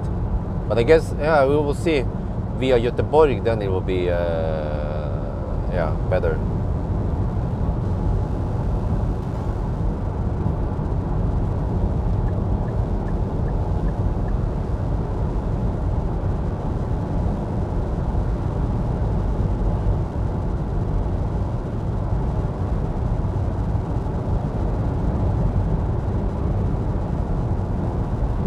Oh yeah, we don't get any limp mode. Okay, that's good. But that's also kind of bad, because then how do I know when the fuel is out then? Because at least if you get some limp mode, you kind of feel, okay, this is the end. But with fossil car, it's like, okay, suddenly it's like bloop, bloop, bloop, bloop, bloop, bloop. And then it's dead. DED.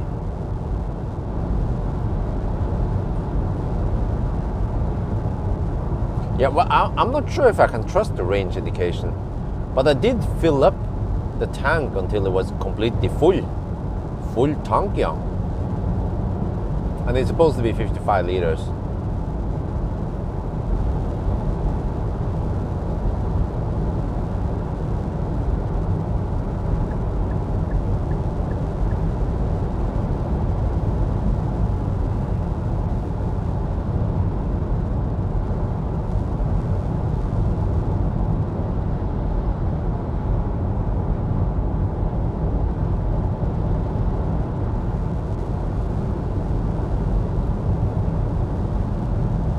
What? Huh? Why do you think it's a Velociraptors? It could be Tyrannosaurus Rex we have in the tank now. Ah, that's where the Rex name comes from. The BMW with the Rex. It runs on Rex fuel. Oh.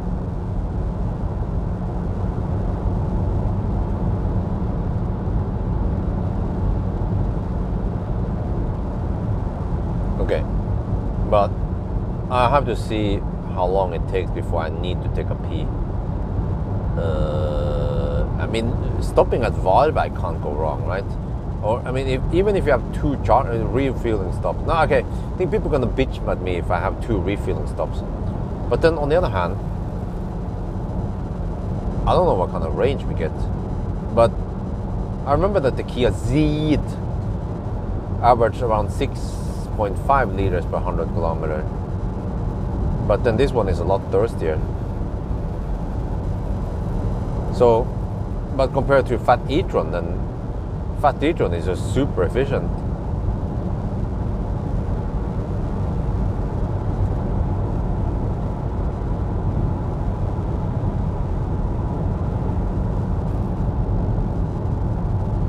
It means range extender. Rex means range extender. No, Rex means Tyrannosaurus Rex.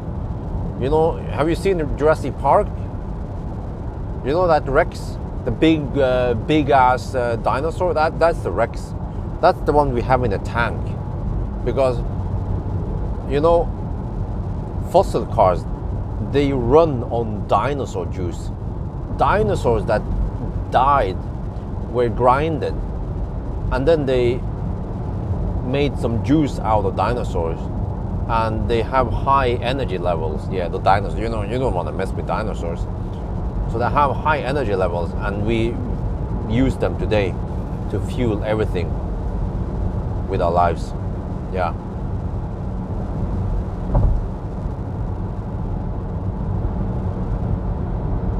And have you seen Transformers? Dinobots, they kick ass. Yeah. You don't want to mess with the Dinobots. Even Optimus Prime could not be. Optimus Prime was slapped down by Dinobots. Yeah, he had to join them.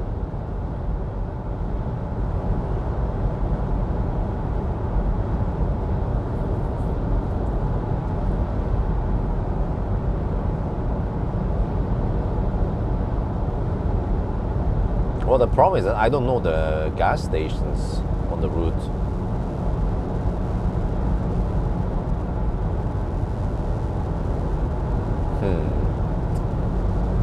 Wait, so we will hit some massive snowstorm in Göteborg? Is that it?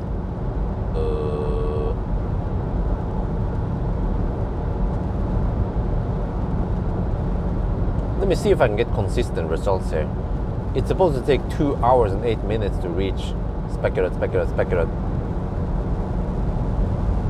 My consumption is stable now at 105 liters per challenge. What? Holy macaroni! What the heck, man? What happened to the 6.4 liters per 100 kilometer on the brochure?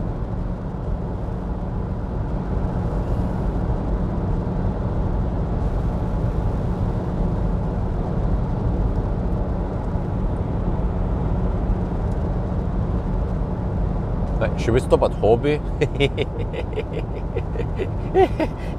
Those fossil cars, those electric cars, they have to stop at Hobby to charge. I still have around 70% tank left.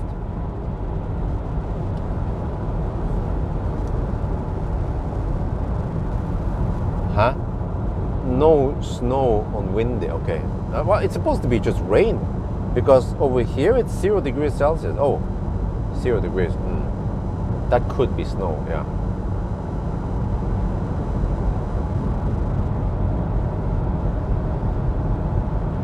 We got a shout out though. Okay, what did he talk about? I get shout outs many times, but oh, what an honor. Kyle, okay, what did he talk about? He must have referred to me about something. Status. Consumption 106 liters per challenge. Distance 200 kilometers.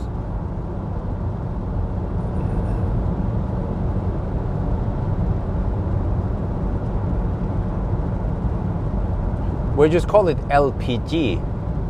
Liters per challenge. No wait, LPC. Oh, I'm a noob. LPC. Yeah, liters per challenge. There you go. That is way shorter. LPC, and everyone knows what it is. It's liter per 1,000 kilometer challenge, shortened down to the 3-letter acronym LPC. I created it today. Yeah, it's way easier. The consumption is 106 LPC right now.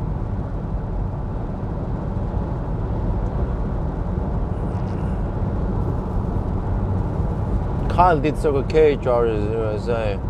Oh, okay. Oh, Circle K. Okay, cool.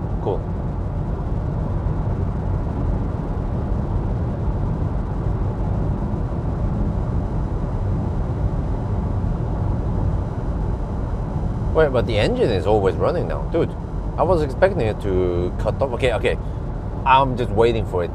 On the way down from Hollandsåsen on the return, I expect the engine to cut off and just slurp in the, just squeeze that kilowatt hour into the tiny battery on the way down Hollandsåsen.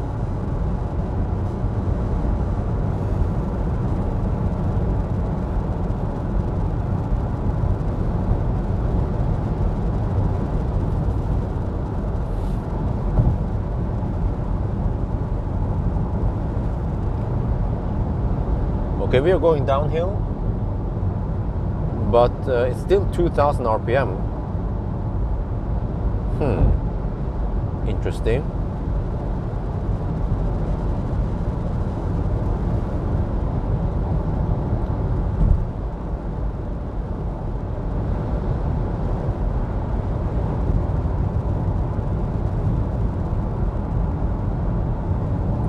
And you know, especially for fossil cars, you want to drive as fast as possible. Some people think, but you can drive slower and you will save fuel, so you don't have to refuel so many times. No. Ideally, I should go like 200 kilometers per hour. Well, actually, I don't think this car can go that fast.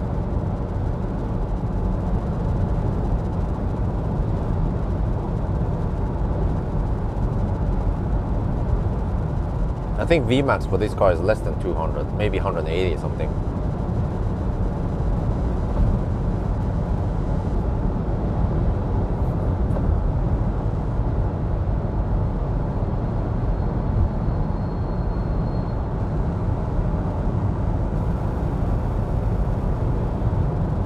wait. But if we have 106 liters per 100 kilometer,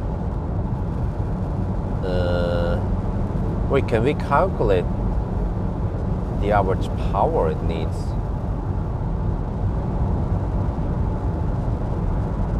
If you assume that the car has how many percent efficiency is it? Is it 30% or 40%? Let's say best case. Nah, 40% sounds like science fiction, man. Okay, let's assume 40% efficiency then, right? With this wonderful Japanese tech. So if my fuel consumption is 106, that's roughly 1,000 watt-hour per kilometer. What was I going to try again? What was I trying to find out?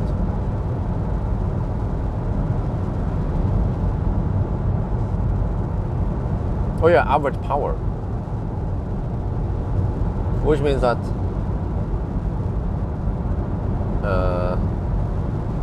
1,000 watt-hour per kilometer times 100. What? I average 120 kilowatt. Well, at least I'm burning 120 kilowatt of fuel. That is just insane. 120 kilowatt is burned. Wait, dude. It means that in 1 hour I could burn through a whole EQS battery. Just in 1 hour.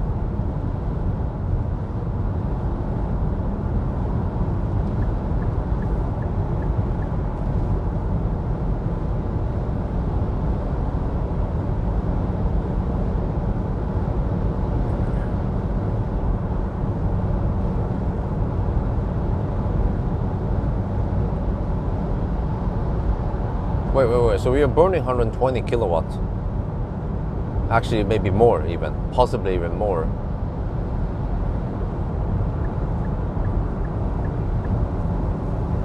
But what about, let's say if this was a Model Y. Yeah. A Model Y should have similar space as this car. A Model Y would consume...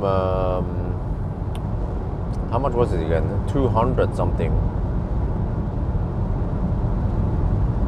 Was it 250? Let's say 250 worst case.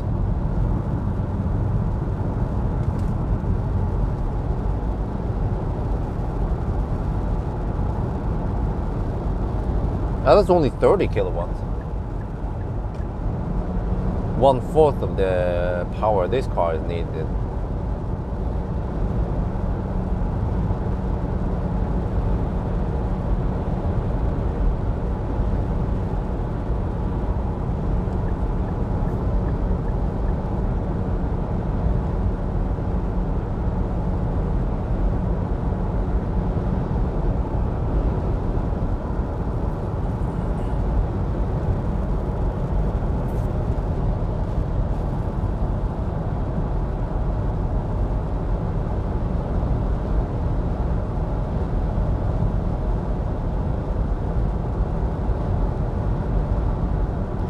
Why is this car so thirsty, by the way?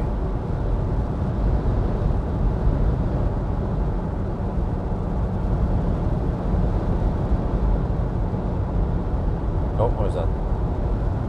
Unfall.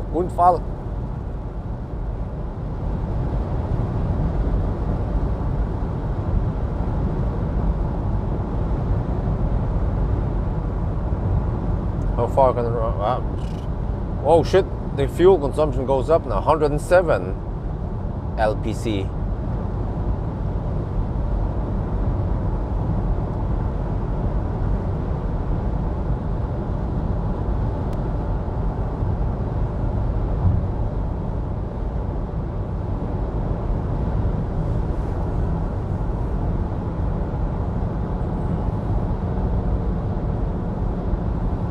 Man, I'm almost down to half tank now.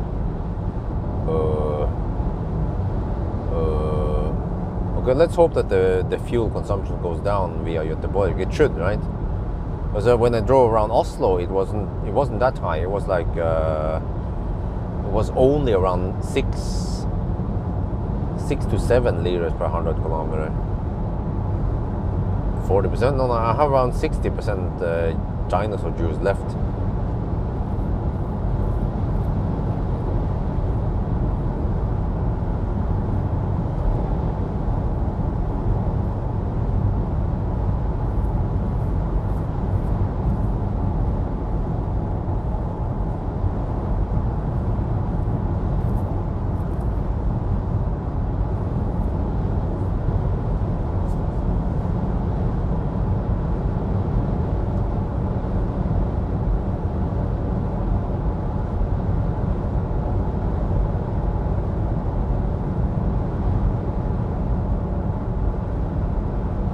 Bron.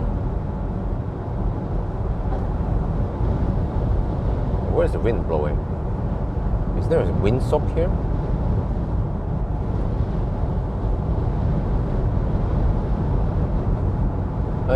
Can you guys check where the wind is blowing? Bitteschön. It's quite strong wind. Damn, it's a freaking storm out here.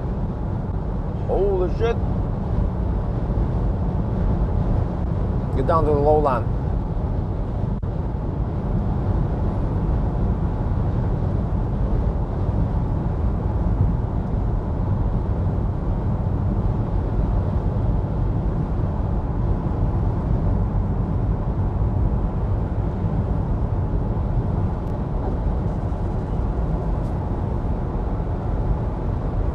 I have tailwind? Are you kidding me? I have tailwind? The fuck? How high is the consumption gonna be on the way back then? Shit. I was sure we had headwind. But it actually makes sense. I remember looking at the weather forecast and yeah, I think we're supposed to have tailwind right now. Damn. Wait. I need to check that myself, man. I don't believe you.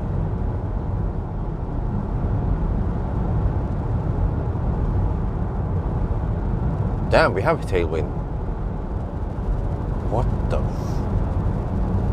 What the heck, man?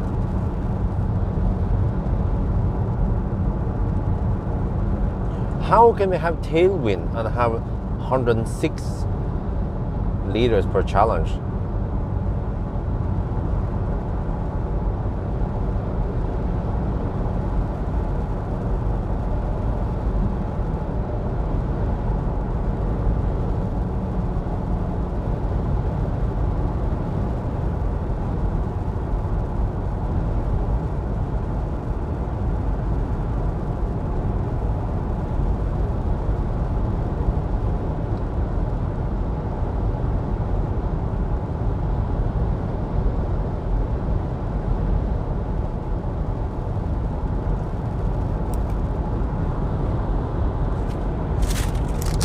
Okay, next food.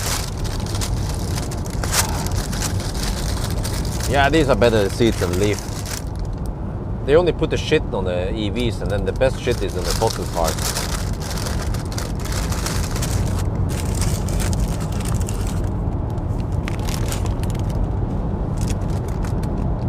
Oh, good donut.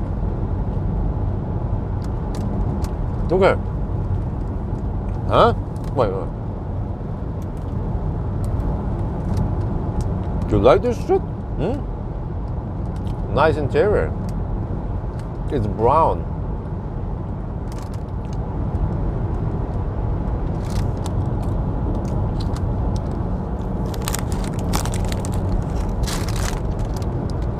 Fossil car owners, they don't have time to dick around with charging and all that. No. They're too busy hammering it. Always on the road. Yeah, interior looks great.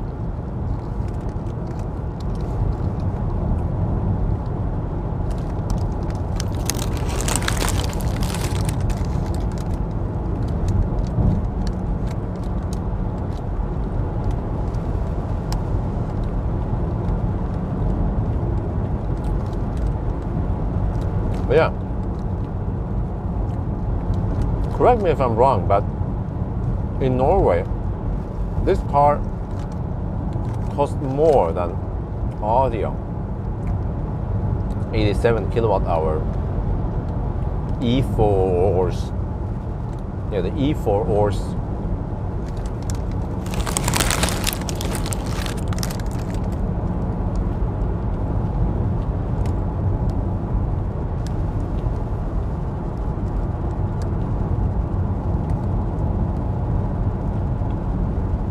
Am I gonna get flashed?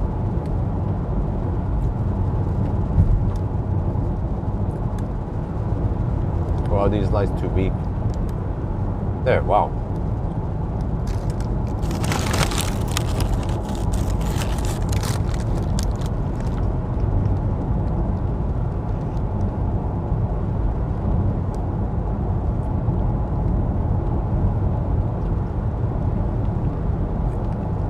A brown interior.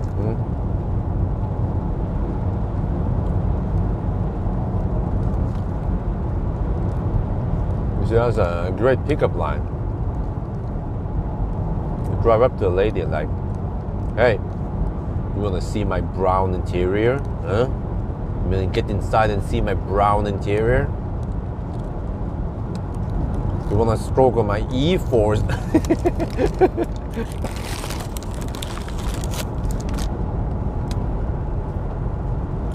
You can give you can do a hand job on my e-4orce.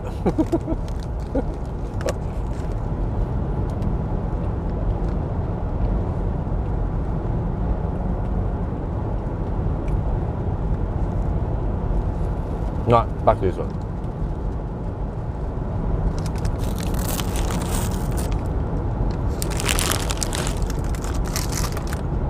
Wait, chat is bugged.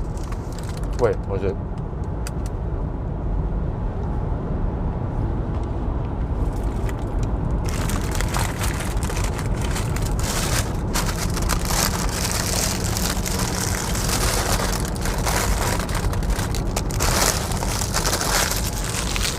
Yeah, but that's a superb.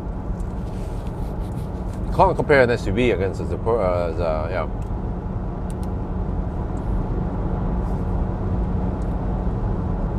I think I kind of hear the engine now. Running at 3,600 RPM.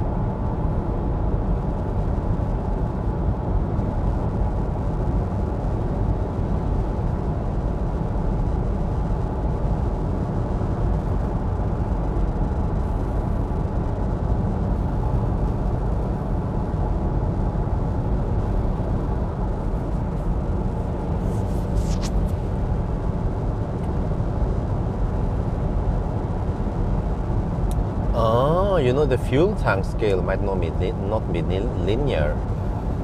Yeah. I bet once we have what appears to be empty tank, then there's still some hidden dinosaur juice in there. There's some hidden dinosaur babies in the tank that we can burn.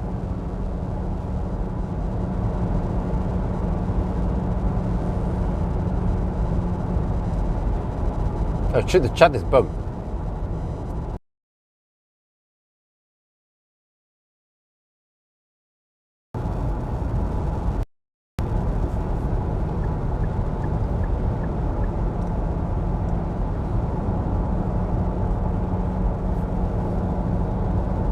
Yeah, you know, if we have headwind on the way back, there's no way we're gonna do it in one stop. Plus, most people, they don't drive until the the engine, the fuel lamp is on, and then they keep driving. I guess once the fuel lamp lights up, they would be like, okay, let's bail out. Plus, they might actually stop before that. So I might stop at Varberg. And then I could stop at Varberg again on the way back. How about that? Well, I could actually extend and go further. I can stop at Spekkerød. How about that? I need to support Circle K by buying dinosaur juice from them.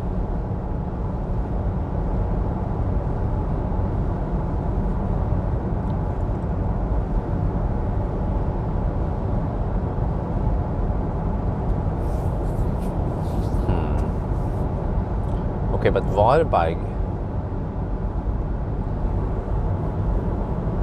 Yeah, I might stop. How about this? I refuel at Varberg, and then I go Varberg, Helsingborg, Varberg. That's only 300 kilometers, and then I can keep going to like Spekkerød. Yeah, and that would be my last fueling stop, and then I go for a finish line. Yeah.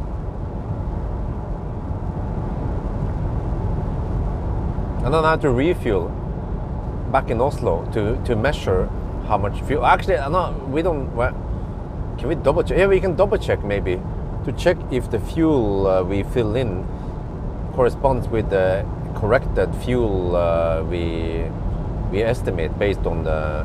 Yeah, actually, once we done a 9, we can see how what the fuel consumption is.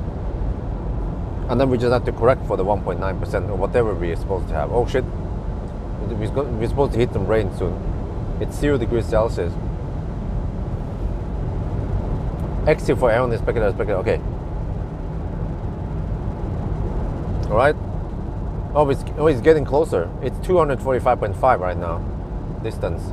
Consumption is 107. Or 10.7, yeah. Let's use the standardized fuel consumption number, yeah, okay. We're getting close to Spekkerød. But holy crap, 10.7. I mean, I did not expect that. I was expecting, I don't know, maybe 8 or 9. Like, how thirsty is this car gonna be at Varberg? Oh, I see the windsock. We have crosswinds. Okay, over here is crosswind.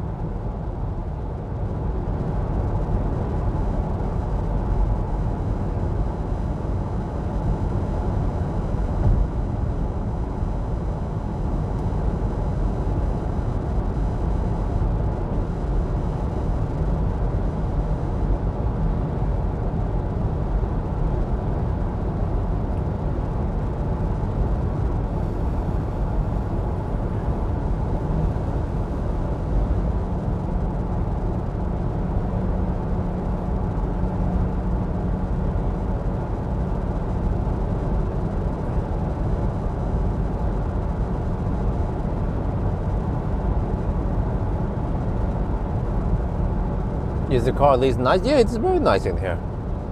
It's impressive for Nissan.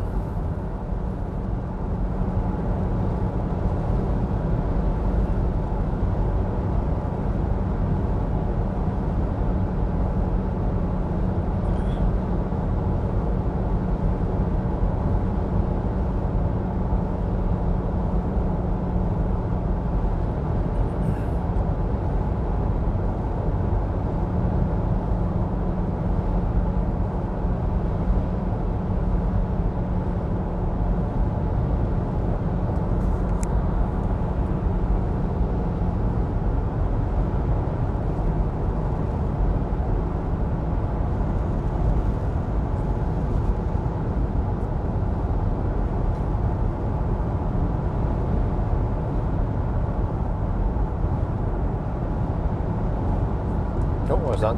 Stop vehicle. Is that Unfall?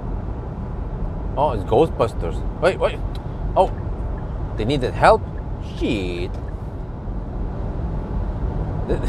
They had no high visibility jacket, no warning triangle, and then they wanted to stop me. Sorry, but I'm in the middle of a challenge here. There's been plenty of other people behind me who can help. I'm sorry, Mac. If at least they could put on the hazard lights and some warning triangles, then I'll be a little bit better prepared next time.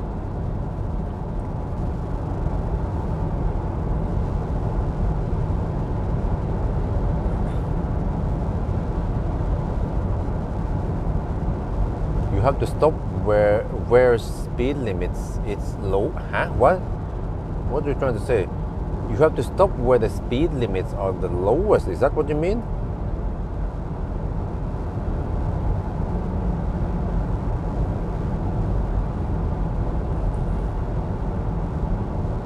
I didn't see nothing. Come on, seriously, I almost didn't see those guys. Like, hello, hazard lights, warning triangle, high visibility jacket. Nothing.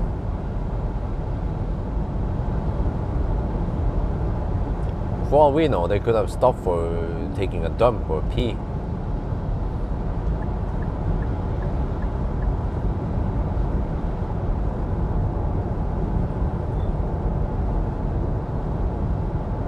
Okay, we're getting close to Spectre now. And we still have more than 50% tank.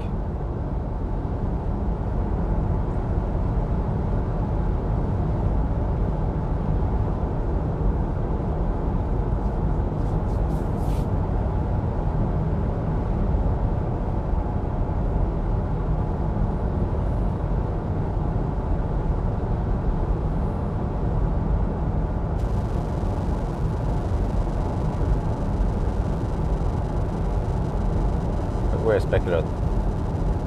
Consumption, distance 256 already.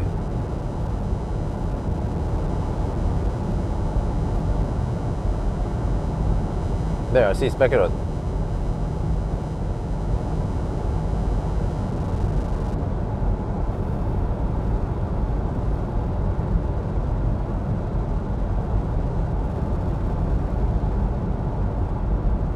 Well, I would check distance at the bridge.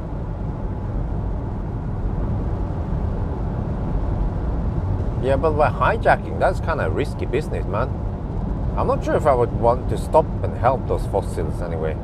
Okay, distance checkpoint at bridge or exit or whatever. 257.9. Yeah, 257.9.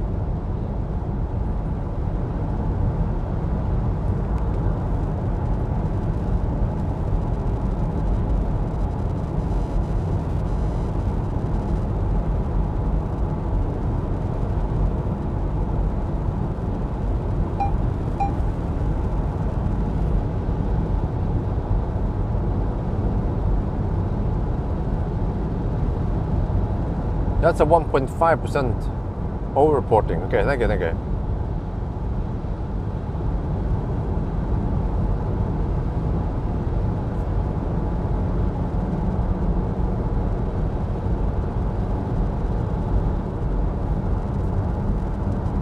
So we have to count to 1,015 then. Oh, I hope this car counts more than 1,000 kilometers. Unlike the Leaf. 215 or something horsepower. Don't remember. It was a little bit more than 210 horsepower. That's impressive for a 3-liter. That's a 3-cylinder, 1.5-liter engine with turbo.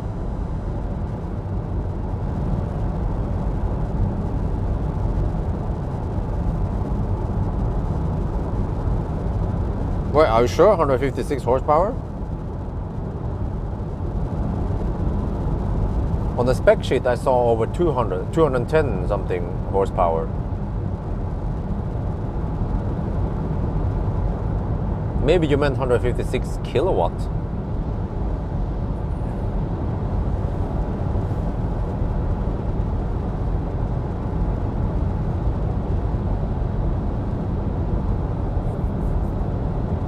Okay, this doesn't add up because we have almost half tank. We have done 260 kilometers and the car estimates another 359 kilometers of range. So at least if we had those two together, we get over 600 kilometers of range. That doesn't add up if the consumption is 10.6. We should have less than 500 kilometers of range. I think GOM is not adjusted right yet.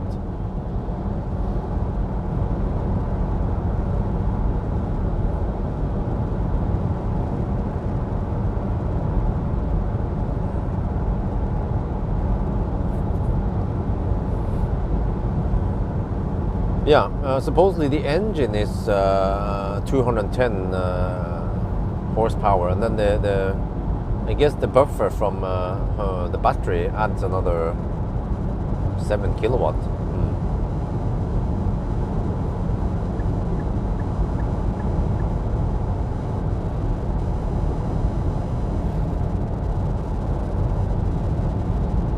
So 2 kilowatt hour battery, that's like the EcoFlow battery. Well, except for the EcoFlow has a lot extra. But actually 2 kilowatt hour battery, depending on what chemistry they use.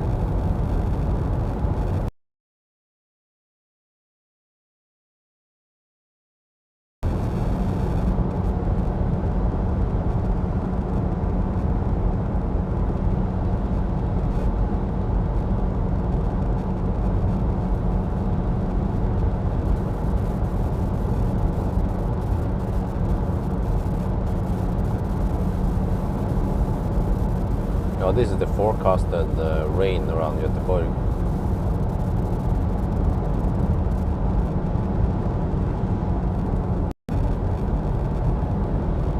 If I can, wait.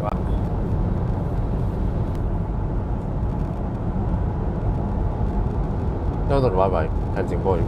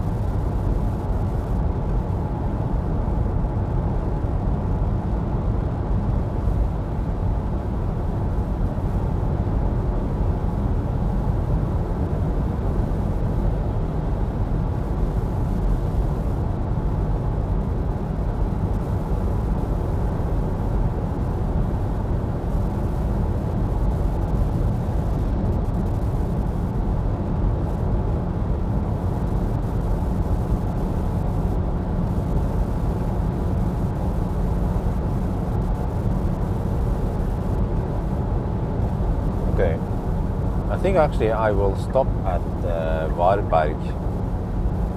It's like a natural place for me to stop. I know that place.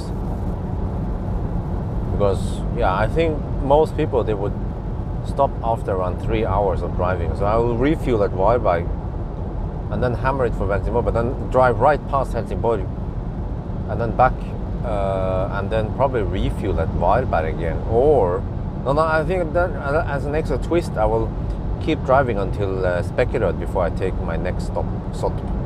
Yes, that's going to be kind of long and painful, but we just have to do it just for the sake of the video.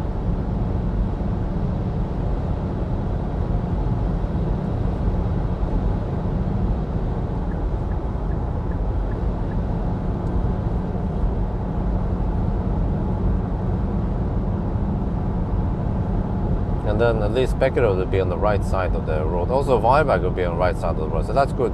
We don't have to take that extra loop to cross the road.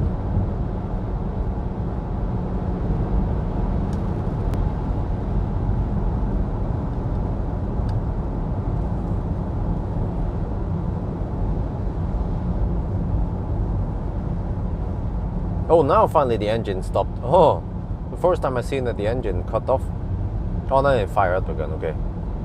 Oh, so you might see the engine stop now when we drive through the city from time to time. But it has to kind of be a low down when I decrease speed versus a new speed limit. Okay, fortunately it's just rain here, not snow. That's good.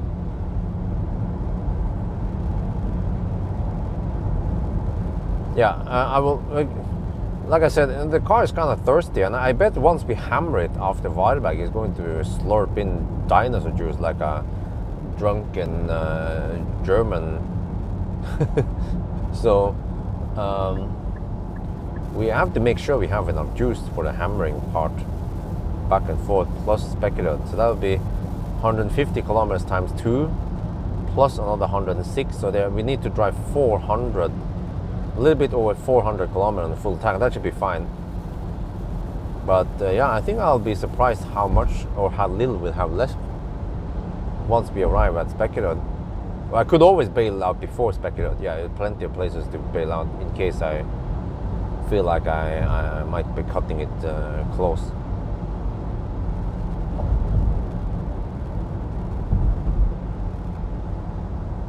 X-Pen G9, when? Once it's available. No possibility to plug in.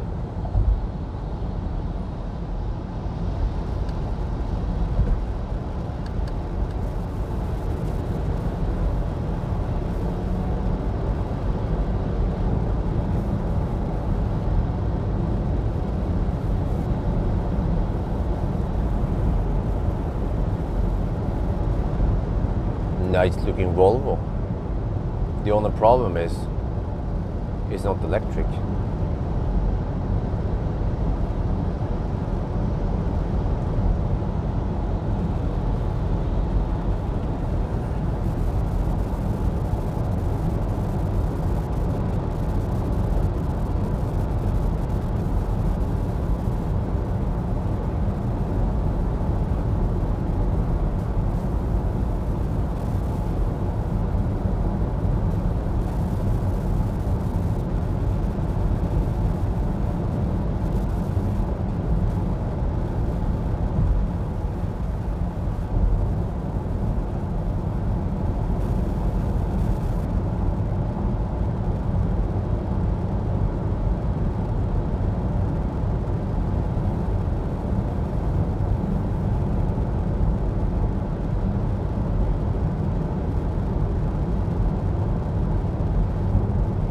Yeah, it would be nice to have a Volvo S or the V90 station wagon electric, but then they need to make it like pure electric, not just fossil DIY electric like the most legacy automakers tend to do.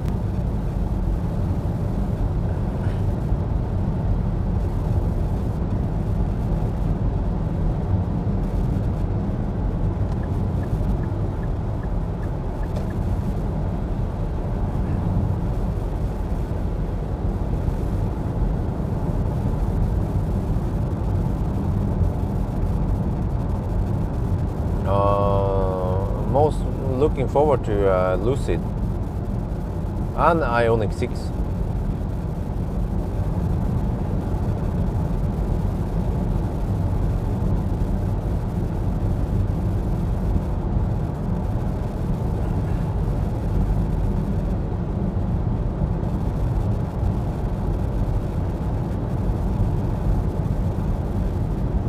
Got a little bit of rain in Göteborg. But yeah, 2 days ago, or yeah, 2 days ago when I checked the forecast, it was supposed to be raining heavily over here. And I was like, okay, whatever. Friday night, nope. Saturday night, nah. But then it was like, okay, the weather is okay. Let's go for it. I hate to drive 1,000 kilometer challenge on a weekday.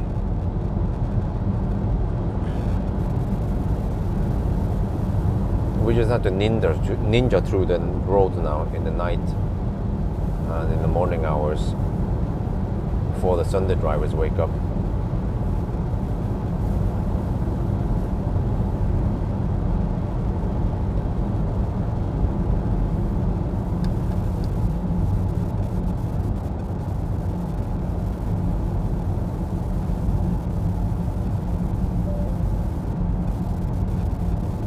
Well, consumption is still 106 or 10.6.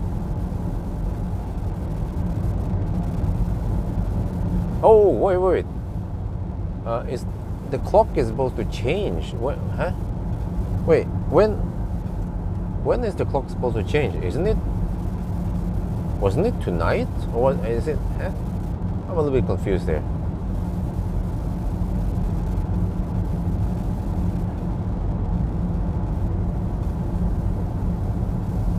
My mobile phone still says 3 at night. Isn't it supposed to be 4 at night now?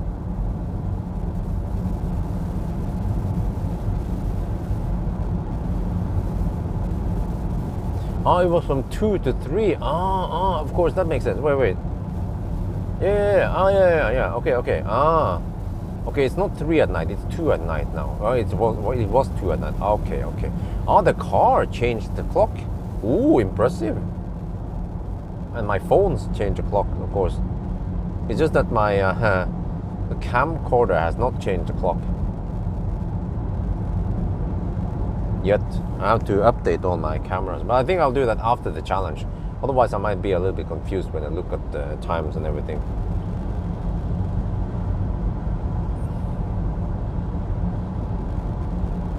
So we started 10 minutes before 11.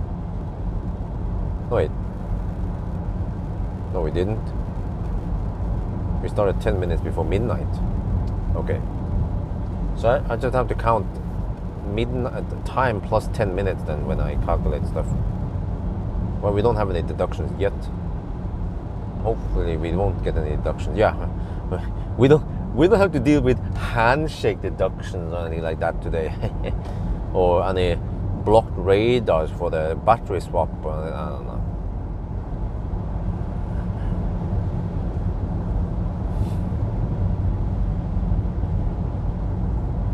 Swedes, they sure love their Volvos.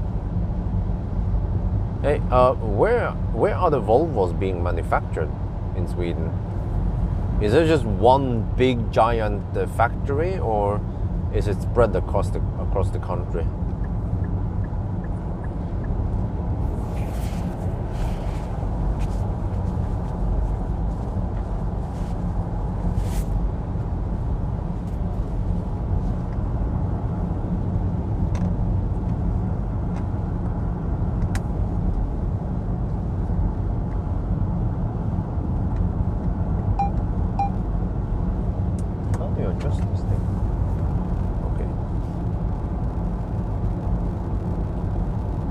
Oh, the consumption is dropping now.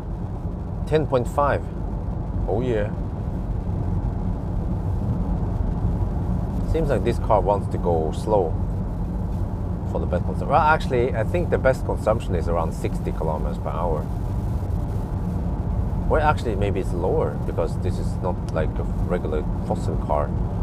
Yeah, regular fossil car, you want to cruise at the highest gear for the lowest RPM. So those hypermilers, actually Norwegians, who set some records with a Ford Mondeo. They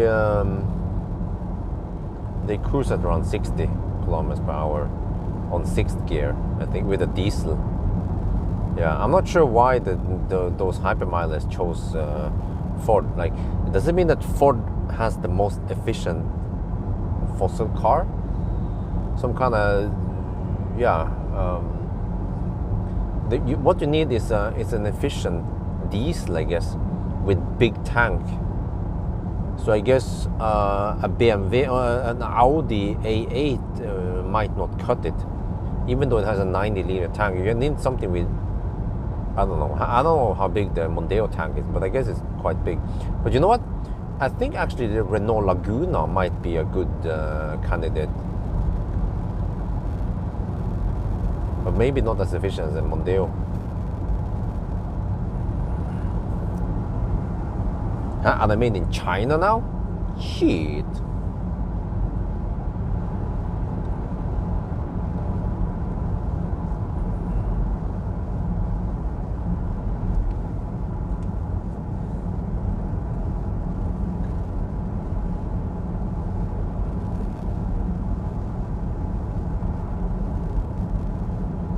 You know, I kind of need to pee soon. I think I need to bail out that wire bike. I mean, we still want to make this test realistic, right?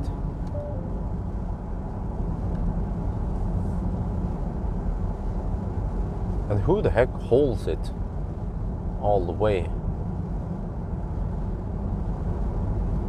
I mean, if we need to refuel twice anyway, then yeah.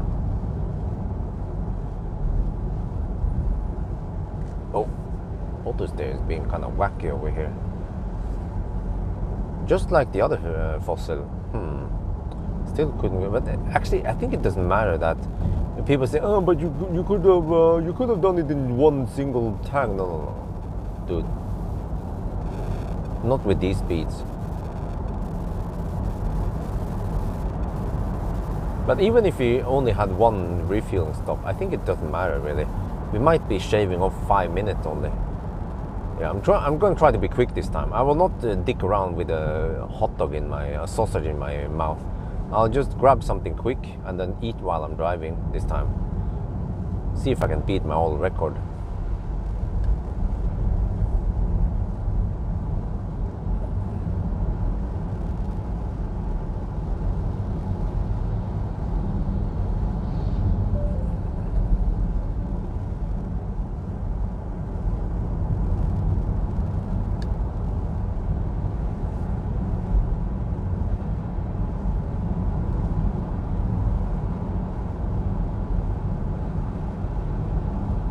I think I was lucky with the rain. It kind of stopped over here.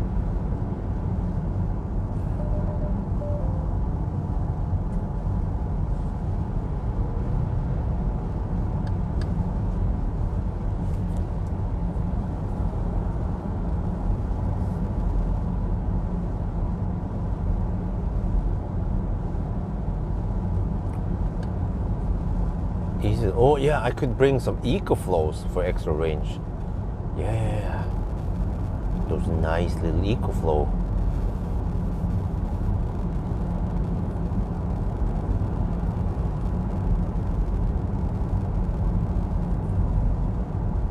Wow, those Swedes are sure hammering it. Look at that. Volvo. Okay.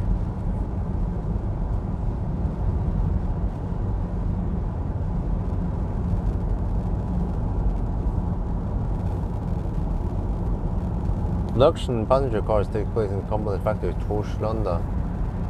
Huh? Torslanda, Ghent in Belgium and Chengdu. Oh. Turbo, yes.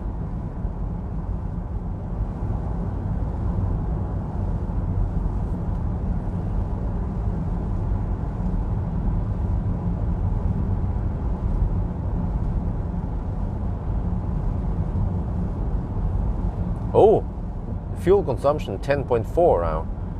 So the city run here actually drops the consumption by a lot, which means that the Varberg run, oh damn, that would be painful times 2. Yeah, we have 120 zone that stretches over around 80 and 90 kilometers. You have to subtract the Halmstad stretch, which is 100 zone only.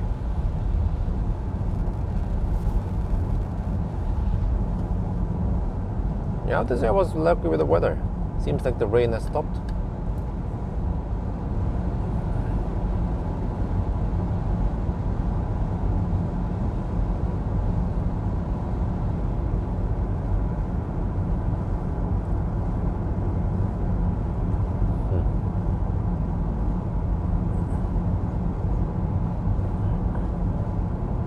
Okay, can I make it though? We are 211 kilometers away from Helsingborg, and supposedly I have 315 kilometers of range.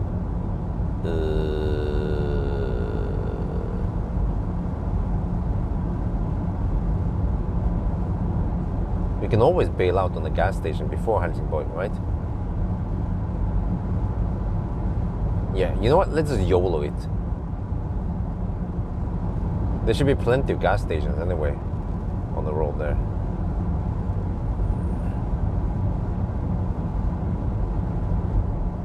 Feel like I need to pee soon, but I'll try to hold it a little bit extra.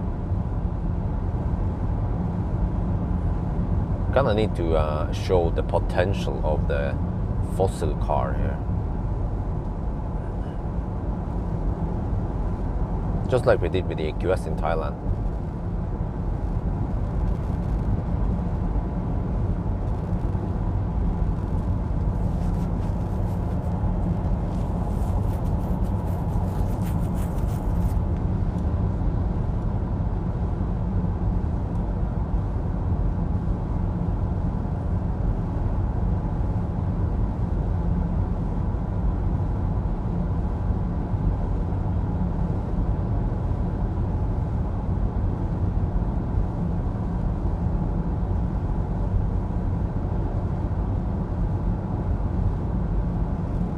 Or, you know, I could just, yeah, there are some resting areas.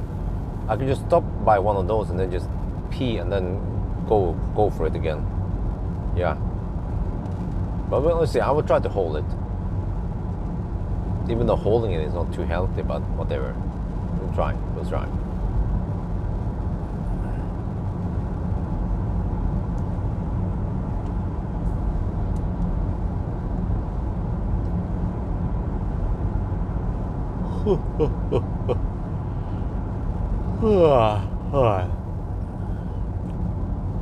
Getting sleepy. Oh shit. Okay, the engine, okay, in the city now the engine is running at only 2000 RPM. I guess that's efficient.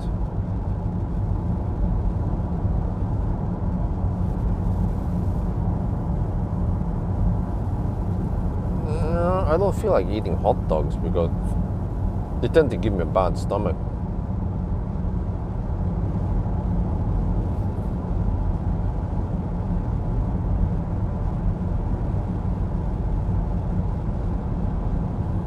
No, but think about it. It's actually, if I can get away with one refueling stop, that would be great. Yeah.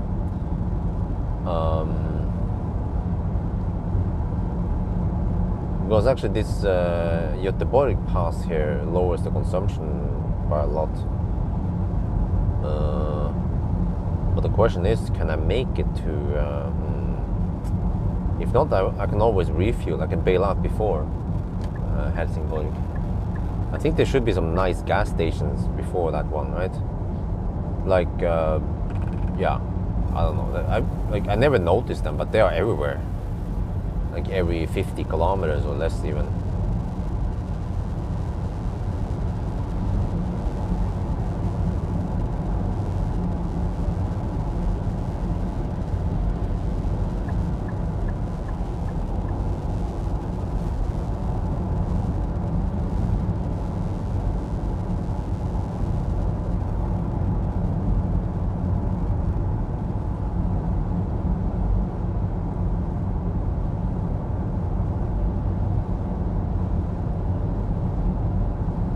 So the battery now stays at around 50%. Maybe so it can be ready for regenning if needed. But it's just tiny amounts of regenning power.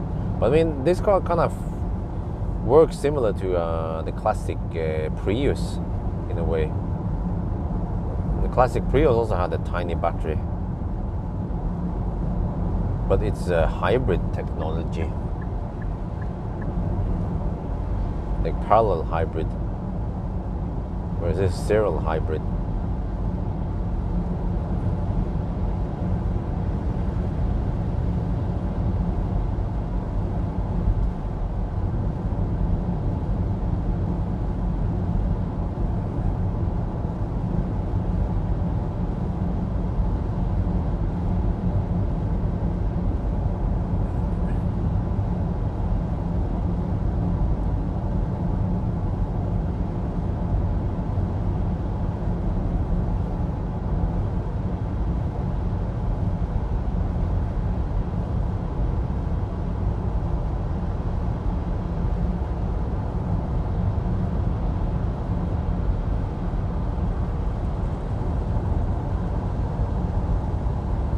But you know, interestingly, the car's display here doesn't show me any engine temp or something like that. And also no RPM meter. It's just like a power meter. So, you know, the car's display resembles an EV in many ways, and not a typical fossil car.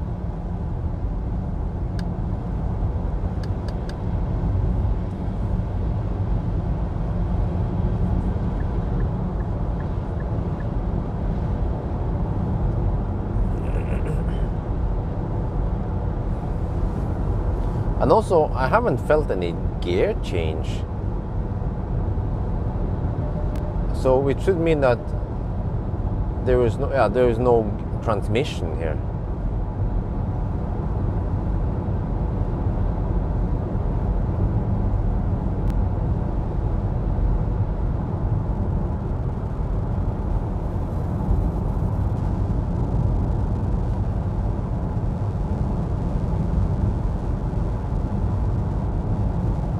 Okay, we have less than half tank now.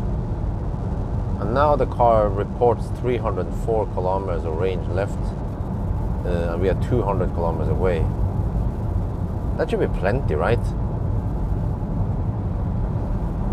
Unless the range drops way faster than we expect.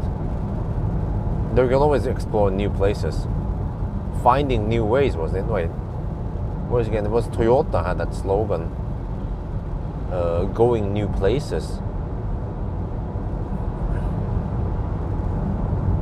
And then, for Nissan, it's simply amazing. Okay, well that only applies to the Leaf. Not every Nissan.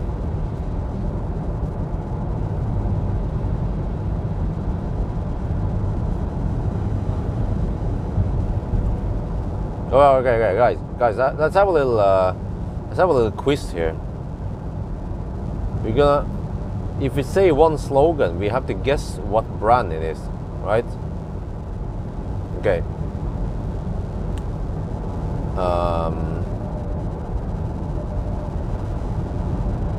Let me see, what was that slogan again?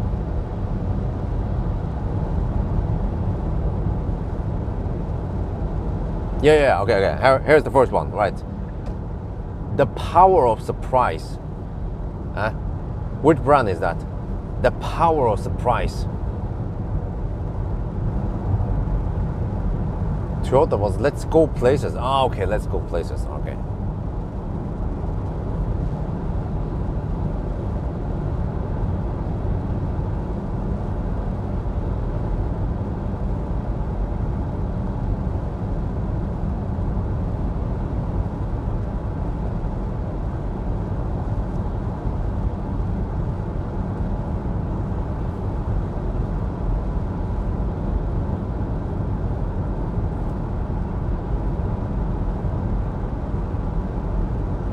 I've driven Ford lately, nope. Hyundai? No. I thought it was simple. Oh, okay, I guess it's not that simple then.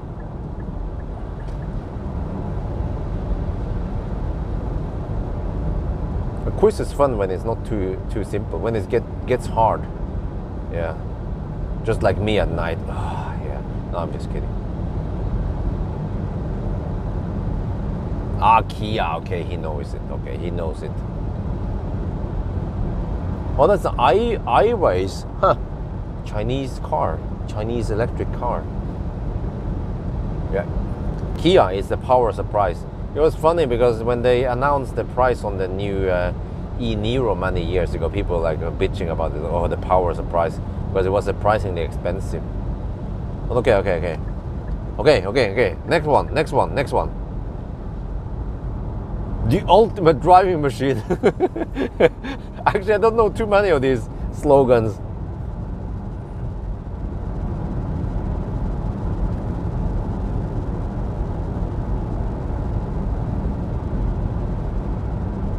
Okay. Okay, the next one here is pretty hard, right? Next one is Vorsprung durch Technik.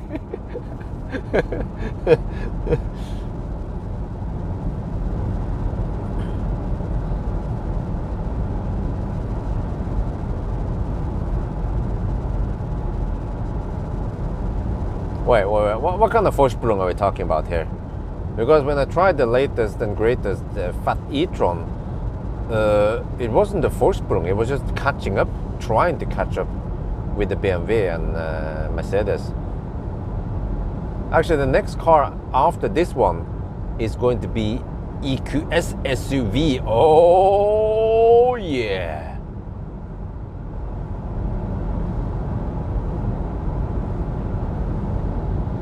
Can't wait to test out that one. I bet it's more efficient than Fat e-tron.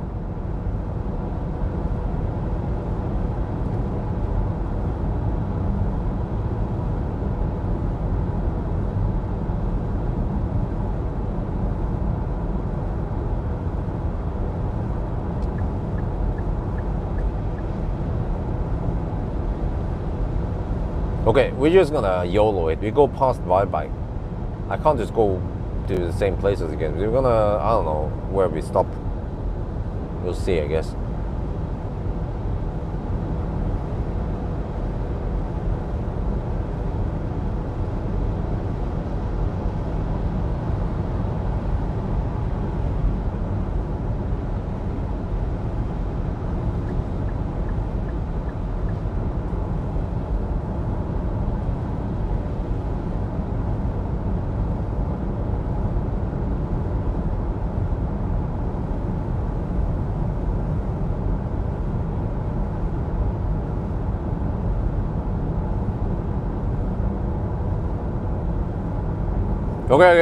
Okay. Here's the next slogan, guys. This one is really hard, okay? Which brand is this one? Today, tomorrow, Toyota. Yeah, which brand is that? Okay, let's stop this. This is very stupid.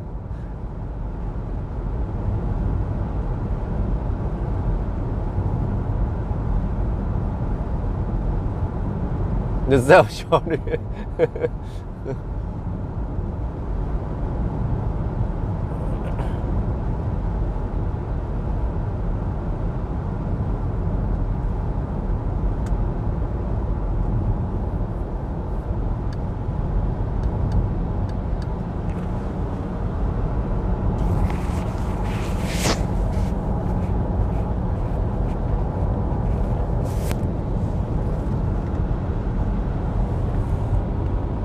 I don't know that one.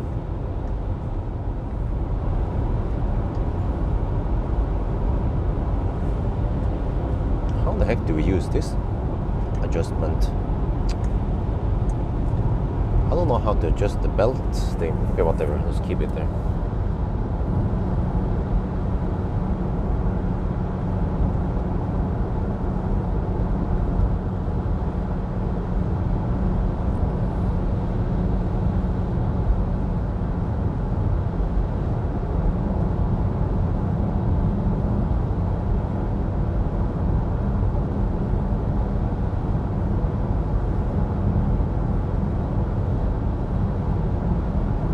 Yeah, I forgot that one. What about Das Auto?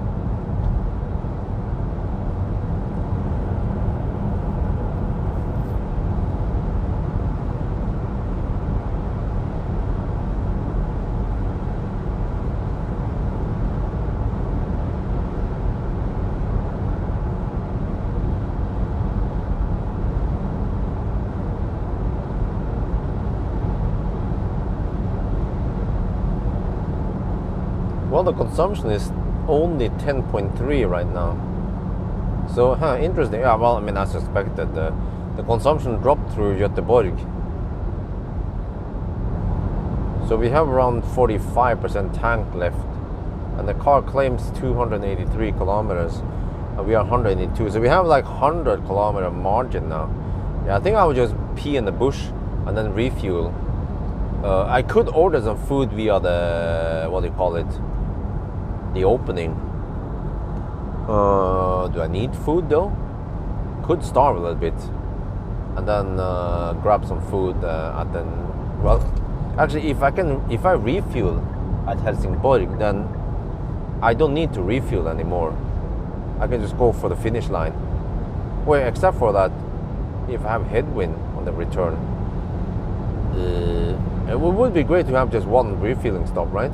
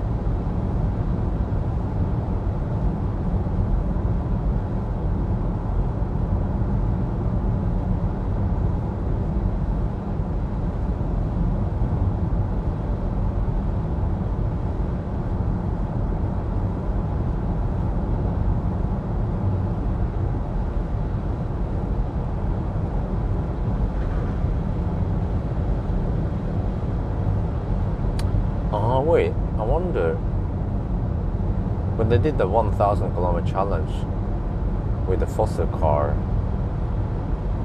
did I go to Löddeköping back then? I wonder if I did. But I did refuel at Varberg on the first stop, and then on the way back I refueled at Kungsbacka, I remember.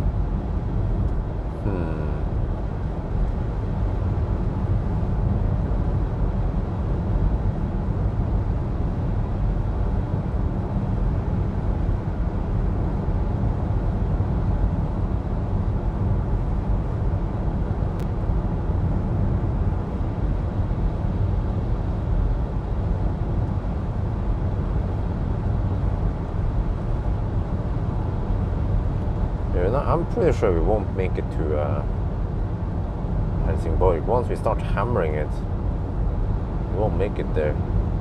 I have to figure out where I should stop to refuel then. I should choose a location not too far away from the highway.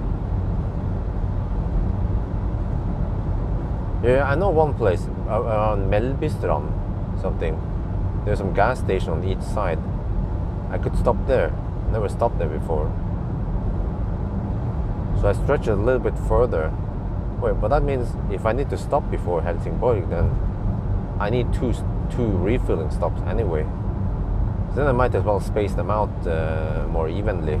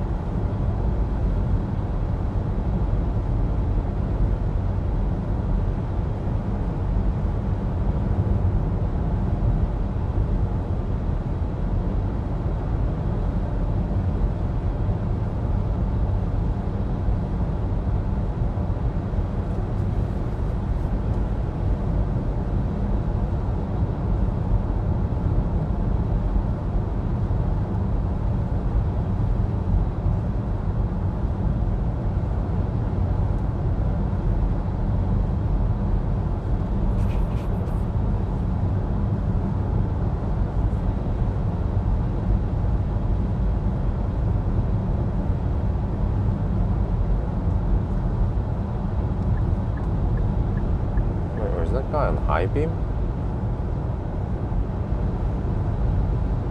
Dude, turn off the damn high beams.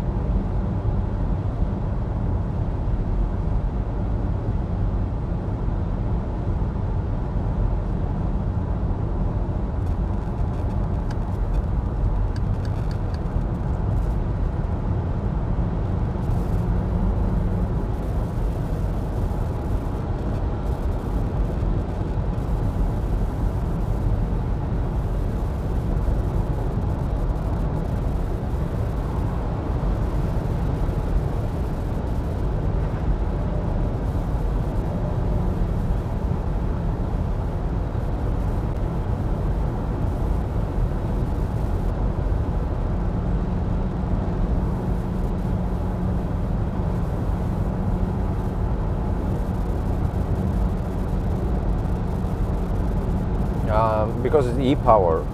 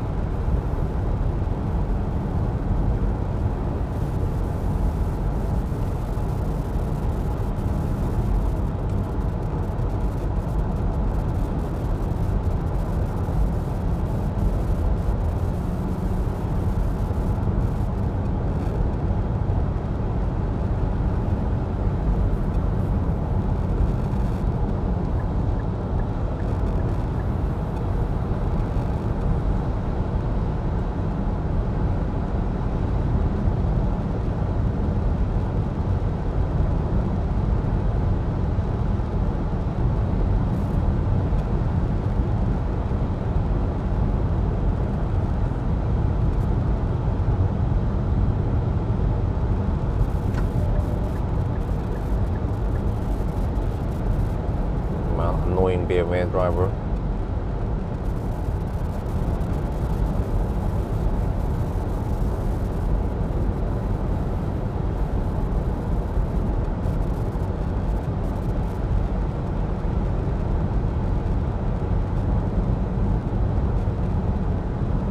Watch the video and you'll find out.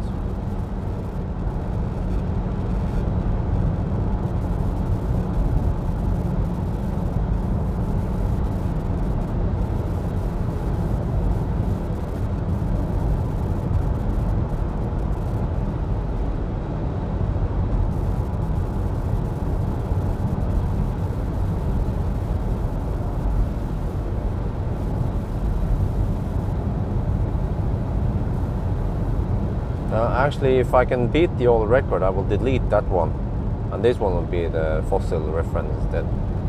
Don't want too many fossils to clutter the list.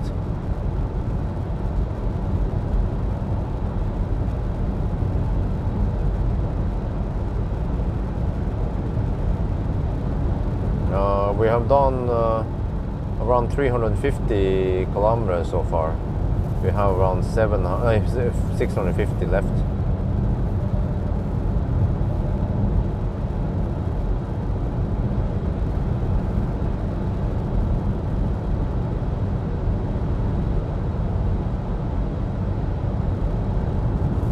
Yeah, actually I want to see how far we can go before we need to refuel. So I'll just keep going, I guess.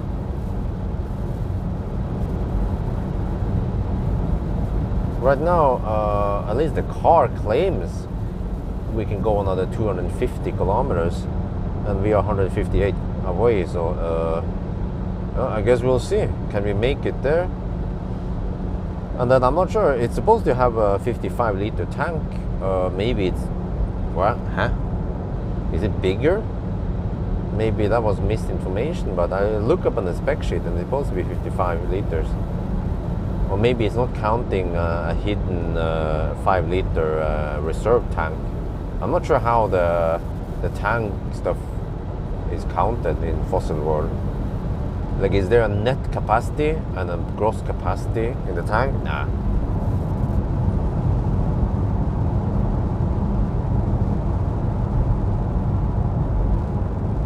Helsingborg is actually 508 kilometers.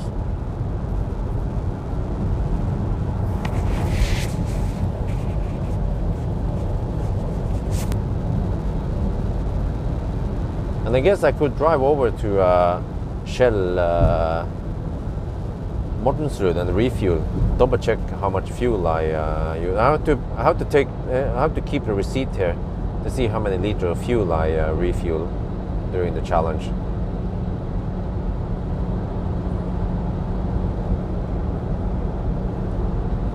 It should correspond to what the instrument claims, right?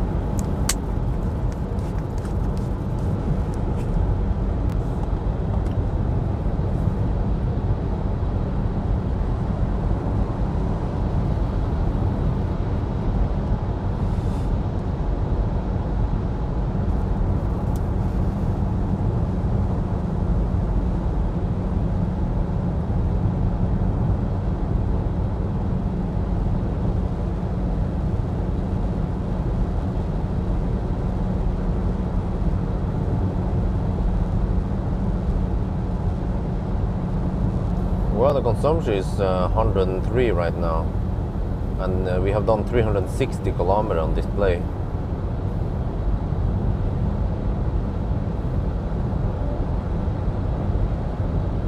And I have around 45% fuel left, supposedly.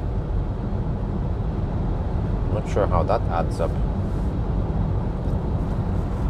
Because if I do the math now, based on 360 kilometers, you can say 3.6 times 10.3. I have supposedly consumed 37 liters. Seems like the fuel gauge is not linear. Something is wacky over here.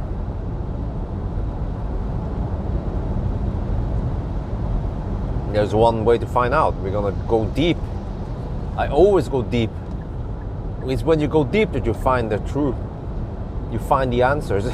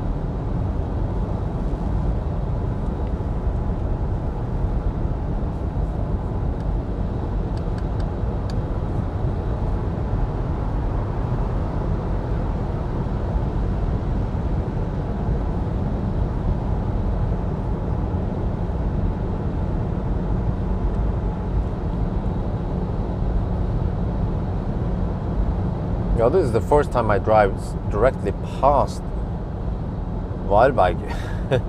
No EV can go past Varberg like that.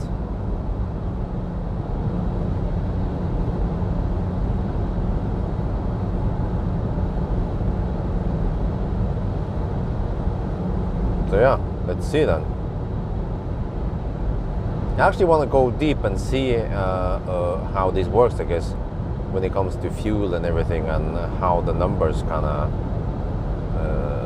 corresponds. Like right now, yeah, from here we have 147 kilometers to Helsingborg, and the car still claims 243 kilometers of range. I guess we can trust it, right? Or we'll see, I guess.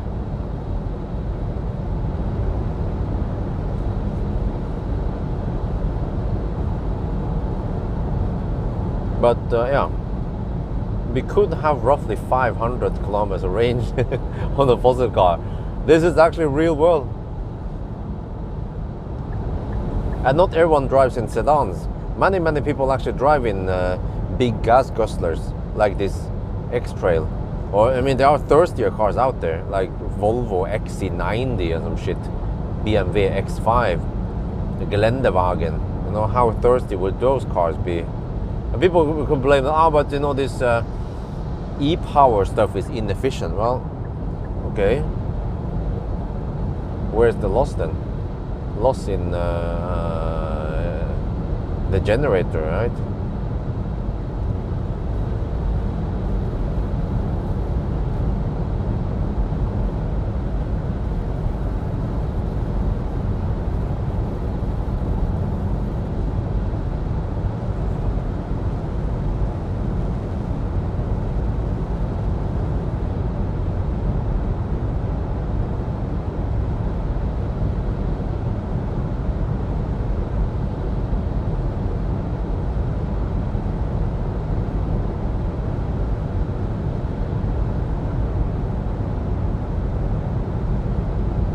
But what kind of diesel are we talking about? And then how fast are you driving?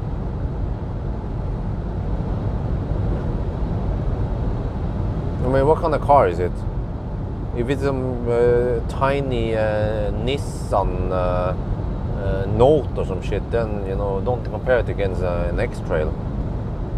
X-Trail is a relatively large car. And boxy, of course.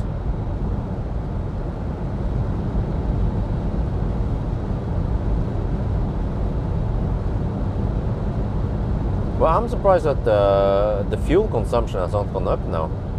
It stays at 10.3 liters per 100 kilometer, even in this hammer stretch we are at right now.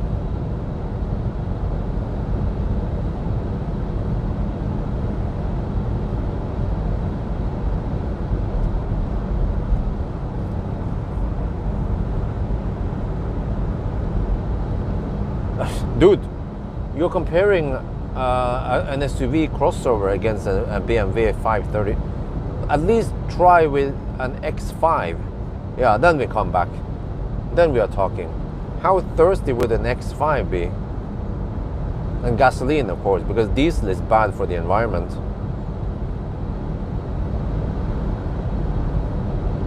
And in comparison, the Kia Ceed consume around 6.5 liters per 100 kilometers on my challenge. But then, Kim, how fast are you driving to achieve 6 liters per 100 kilometers?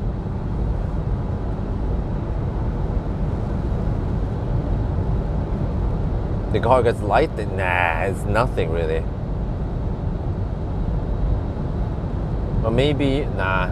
It doesn't need that long time to heat up, right? Like maybe half an hour driving, it should be fully heated up.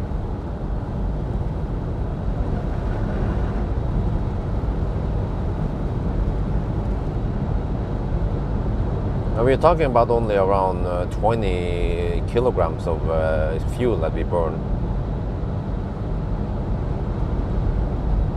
And by the way, this car has done 12,000 kilometers, so I guess there is no burn-in calibration thing, whatever some people might claim. The car is brand new, that's why the consumption is so high. You know, I bet all those fossil lovers, they will come up with so many excuses why the consumption is high.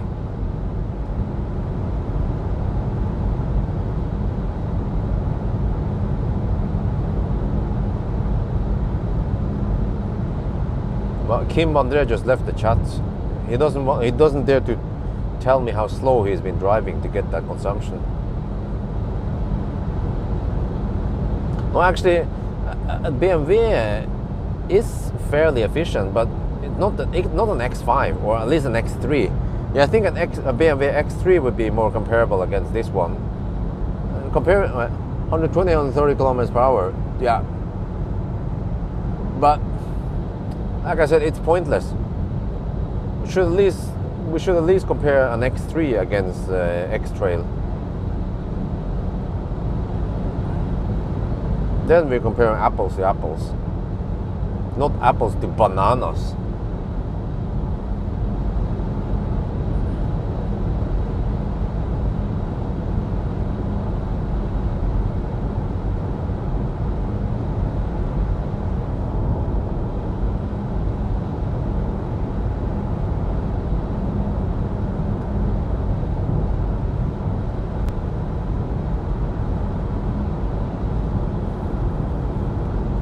Well, you know, I will apply the same measurement method here to figure out how big the fuel tank is.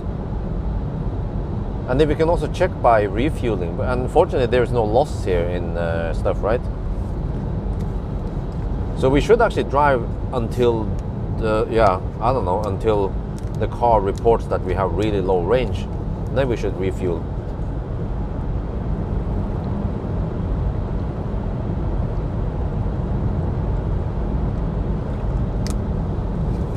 Wait a minute, guys.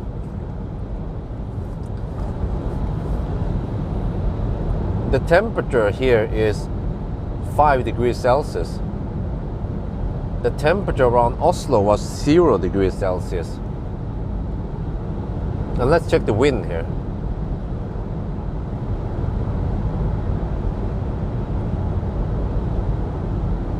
We will have more direct tailwind right now. Yeah, that's why. More tailwind and higher temperature. That's why the consumption is not that bad. Okay, it's going up now. 10.4. Yeah, we have so long distance that is divided by the current, the instant consumption.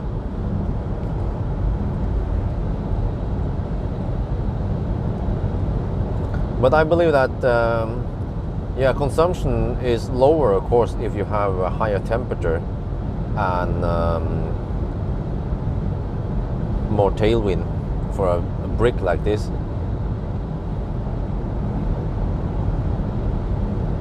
We need to check the weight eventually. I can actually check the weight after the 999 if that one is if working. It's right before Shell Mortensrud. There's a scale. We can check out the weight there. So I don't have to check it other places. Yeah.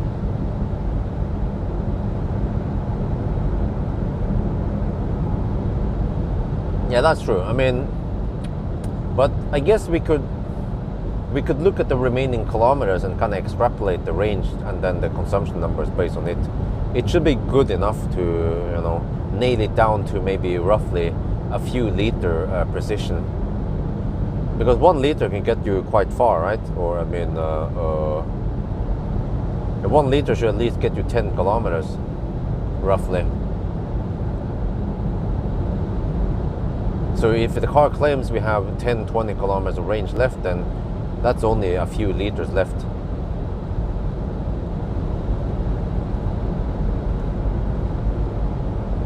Wow, it's kind of heavy. 2,000 kilograms. And the actual weight might be higher with this car. This car has glass roof and everything. I bet it weighs more than 2,100 kilograms.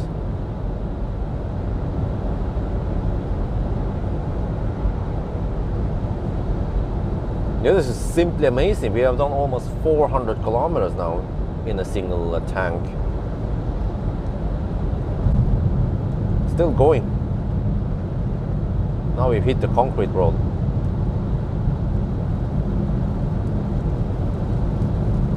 Oh, more rain. I think this was as advertised.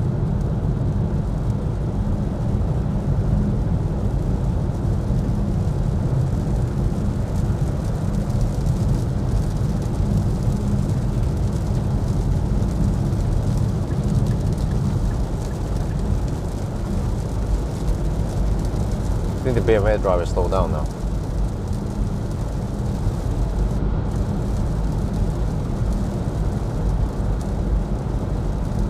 This is the second time I hammer him. I stopped for no one.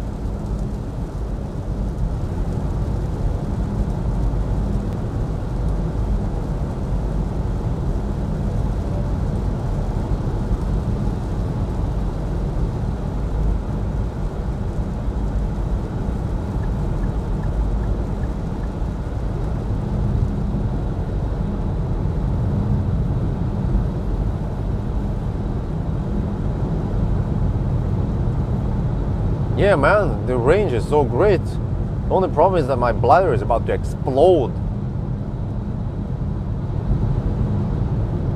We've been driving 3 hours and 13 minutes non-stop. Yeah, this car, this is the one that is simply amazing, not the Leaf. Who cares about the Leaf?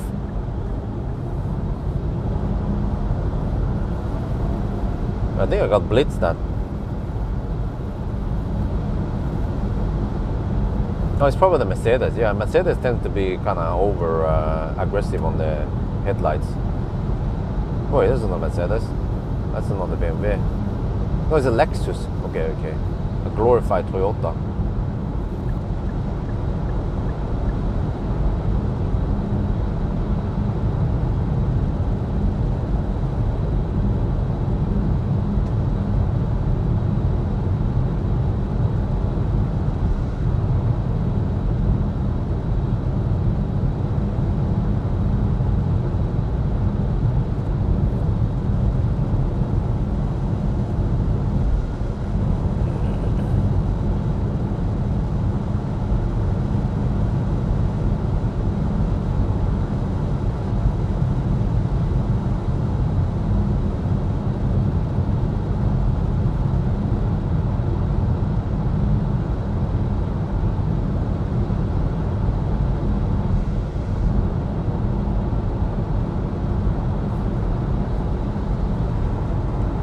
There's Falkenberg.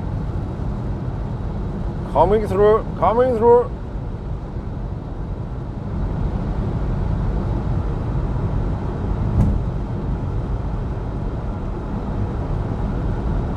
I guess I can shoot a little video here. It's time for video.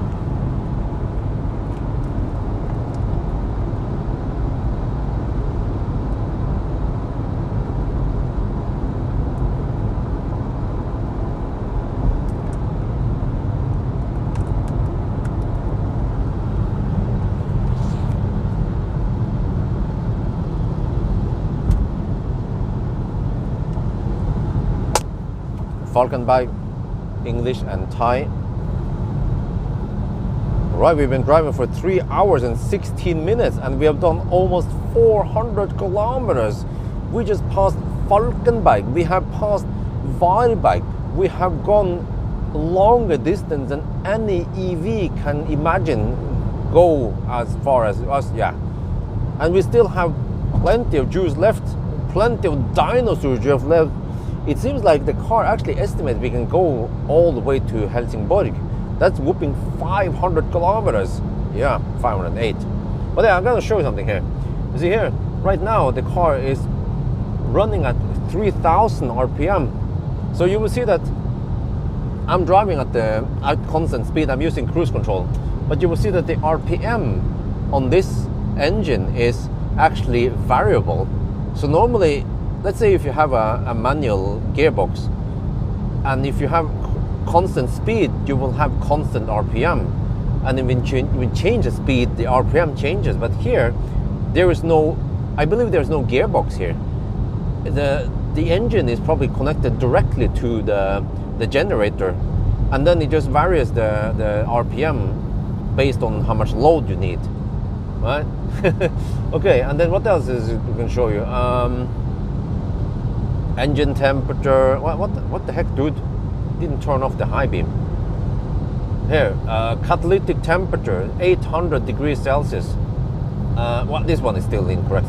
It's not minus 17, man. It's, yeah. But okay, by the way, I should mention that we are now on the concrete stretch. It's kind of noisy here. Let me change lane. Check out the left lane. Okay, that's better. I have Nuki and Hakkapeliitta R5 tires, so they are fairly quiet. But I feel like it's not the quietest car out there. Listen here. Oh, there's a lot of rumbling. Yeah. So some of the EVs, they are quieter than this.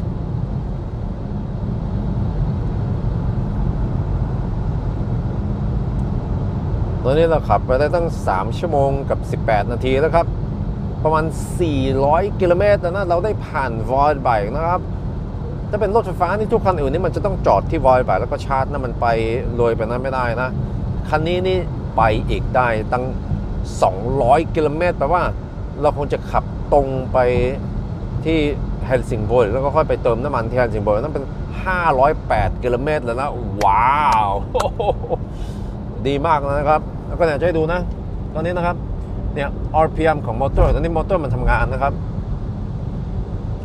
3,600 RPM แต่ว่าเนี่ยเราใช้ cruise control นะครับเราขับแบบเร็วเป๊ะเลยนะแต่ว่าRPM มันจะเปลี่ยนมันจะขึ้นลงขึ้นอยู่กับว่ามันต้องการพลังเยอะแค่ไหนนะครับถ้าเราใช้เกียร์ธรรมดาแล้วก็เราไม่เปลี่ยนเกียร์แล้วก็เราใช้ cruise control แล้วเราขับแบบเราขับเร็วเท่ากันตลอดนะ RPM มันก็จะอยู่ที่เดิมแต่ว่ากับอย่างนี้e-power มันเป็นอีกแบบหนึ่งมันจะนั่นน่ะ RPM มันจะขึ้นลงขึ้นอยู่กับพลังแล้วก็ผมว่าคันนี้นะมอเตอร์อย่างนี้นะหรือว่ารถอย่างนี้มันคงไม่ต้องการ gearbox เหมือนรถธรรมดามันไม่ต้องการเกียร์ถอยอะไรหรอกมันก็มอเตอร์แค่หมุนกลับไปแล้วนั่นแหละมันเขาคงจะเอา generator ติดตรงกับมอเตอร์เลยกับเครื่องน้ำมันนั่นน่ะประมาณนั้นน่ะผมกล่าวว่าเป็นอย่างนั้นแล้วมันก็ดีเพราะว่า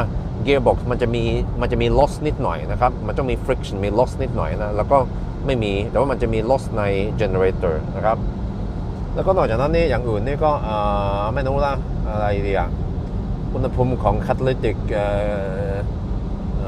temp อันนี้เนี่ยโอเค700 800บางที800กว่าองศามอเตอร์ตอนนี้97องศาอันนี้ไม่ใช่หรอกไม่ใช่ลบ17องศาข้างนอกหรอกมันเป็น5องศาข้างนอกครับก็ฝนตกหน่อยแต่ไม่เยอะมากนะครับแล้วก็กลางคืนตอนนี้มันตี 4แล้วที่จริงเพิ่งจะปรับนาฬิกาเนี่ยมันเป็นตี 3แล้วก็กลายเป็นตี 4นะครับคืนนี้นะ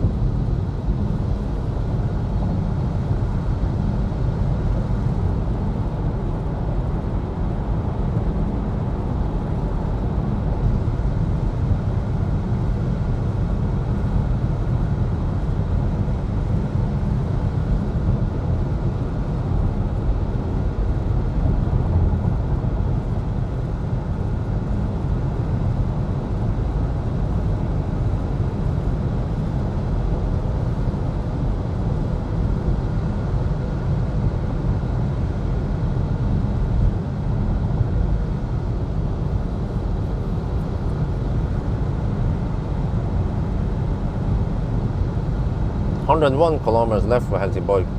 And the car claims 187 kilometers of range left.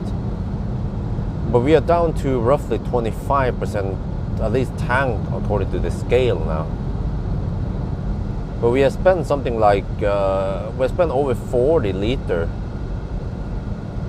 Does that make any sense? Well, whatever, we'll see.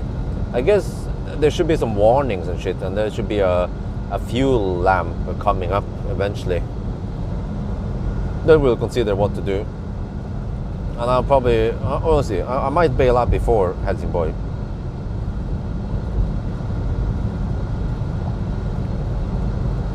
But you know what, we can estimate how much fuel we burn on this leg. I just take a screenshot. And then we also compare against how much we fill in, and see if that corresponds. But we have to also take into account the distance error.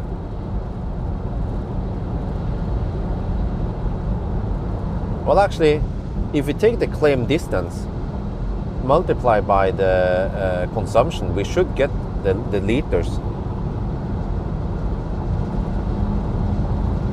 Yeah.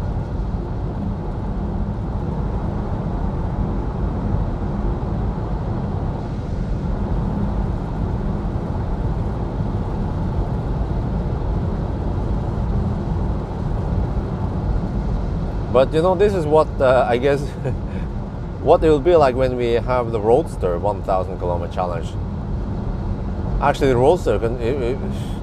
Roadster might actually be able to go further than these fossil cars. I mean, it should be, right?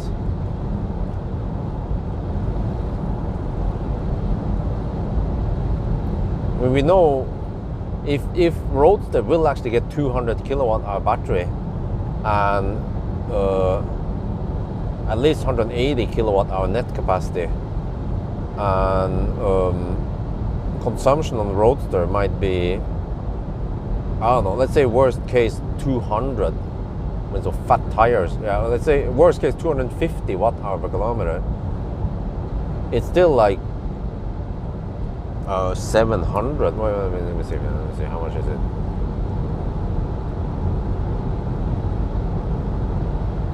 That's still 720 kilometers range. No. The Roadster 2020. We're talking about the 2020 model Roadster, yeah. That one. The one and only.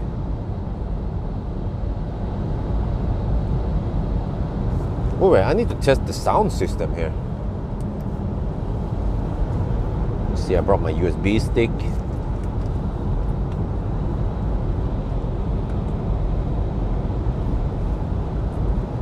It blinks.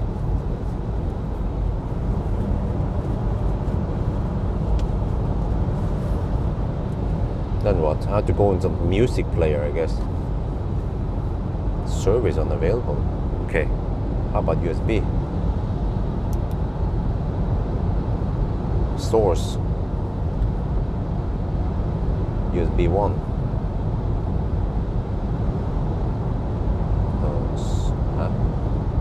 Songs. Is there some kind of album here? Folder list there. There. And what?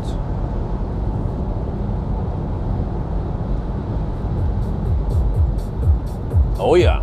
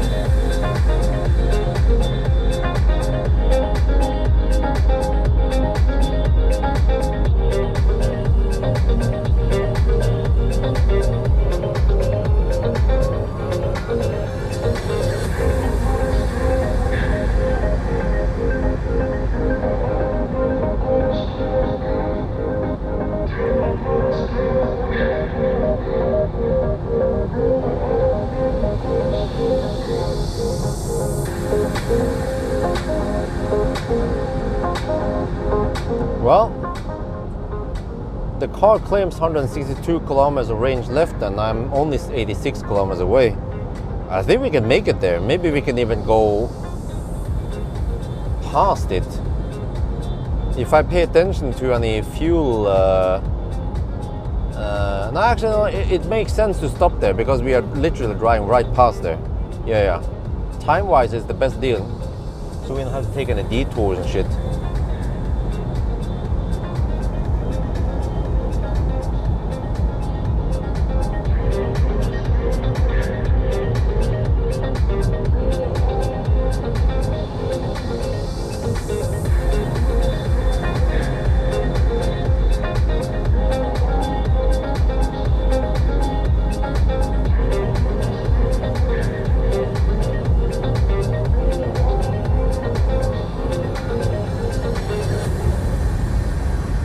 Okay, consumption is 106 now, or 10.6, and distance 431.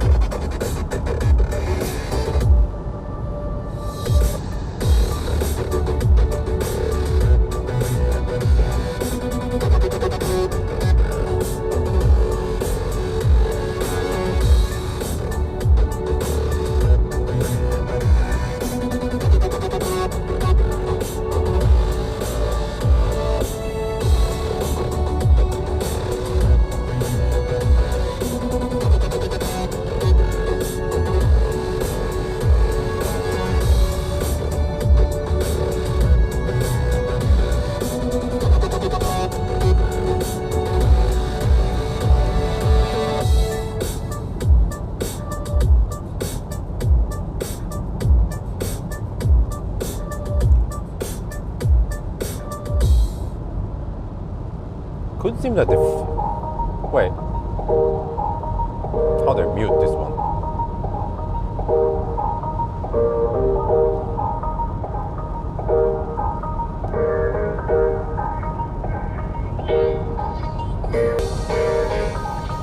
There's no mute button?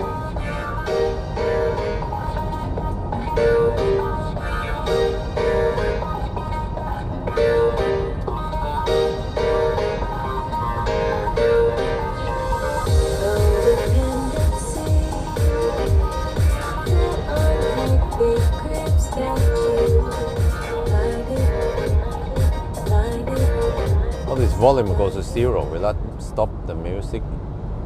No, it doesn't. What is the point then? You can turn down the volume to 0, but it still keeps playing.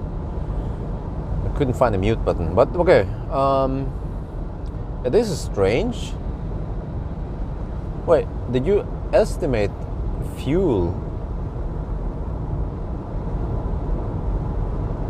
Wait, can we estimate how much fuel we have burned then? This doesn't make any sense. Let me see right now. 10.6 times 437. 4.37, I guess. It's kind of weird. Okay. We have supposedly burned 46 liters of fuel right now. And that means we have only 9 liters left. Does that make any sense?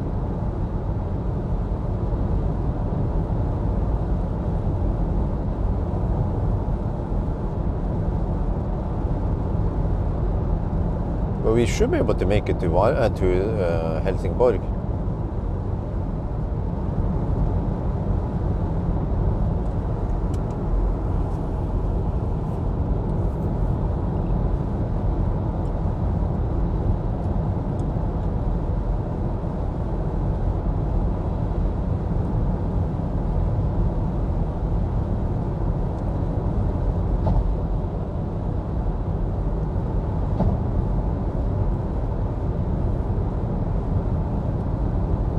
I guess we'll see soon. We'll find out. Time will show. Once we get closer to Helsingborg. This will be the fastest run to Helsingborg ever. The fastest one, the second fastest was Tesla. 4 hours and 24 minutes. We could possibly be there roughly in 4 hours then to Helsingborg. That is massively fast. If I could just refuel and hammer back, then wait, that might be an 8-hour run. Huh? Is that even possible? Wait.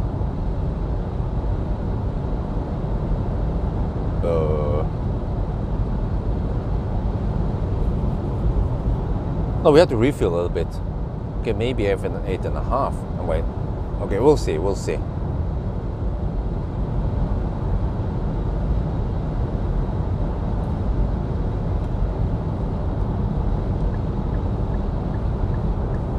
Okay, what happened to the music? I don't know how to mute and start and stop the music. Guess I have to just go manually here.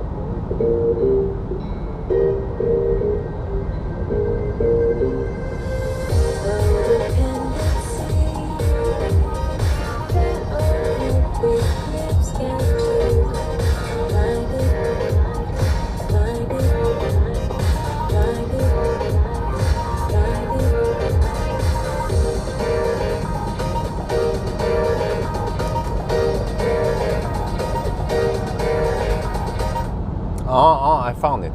That's the mute button.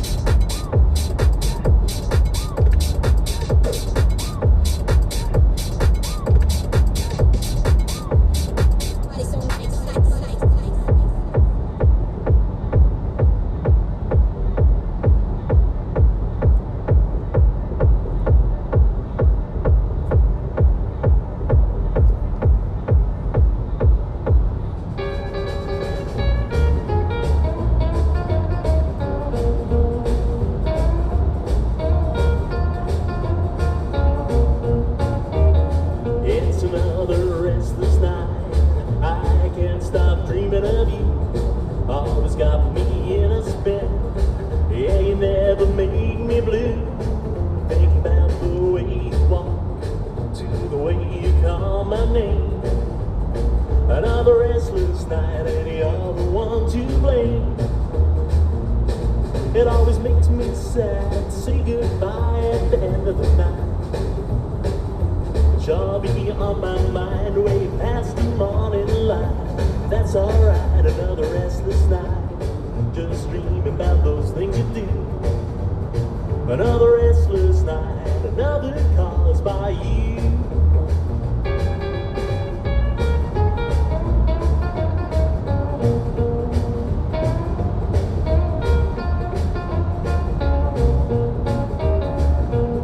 It always makes me sad to say goodbye at the end of the night. But you'll be on my mind way past the morning light. That's alright, another restless night. Just dreaming about those things you do. Oh, another restless night, another caused by you. You're the only one to ever make me feel this right. I wanna wrap my arms around you. Oh, baby, you know just what I like. Another restless night, just dreaming about those things you do. Another restless night, another caused by you. Another restless night, another caused by you.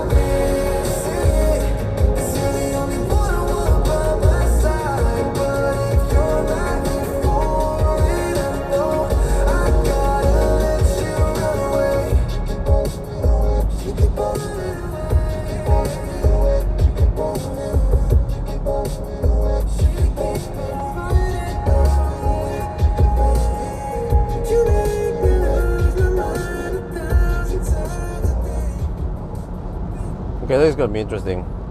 We're going to go up Hollandsåsen now, and I will look at the RPM. It's hovering at 3,800 RPM now, and it should go up 3,900, 4,000, 4,100, 4,200. Working hard now, hardly working. 4.3, 4.4, and it reports supposedly 80 kilowatt up the hill now. I'm not sure if we can trust that number. Fuel rate, it claims 6.6 grams per second. Okay, whatever that means. Yeah, 4,400 RPM up the hill.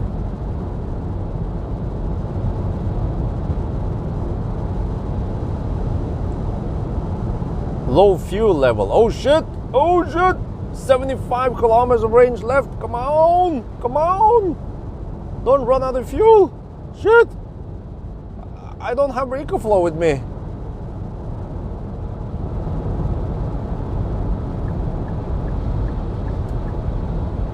What do I do now? I guess I record a video.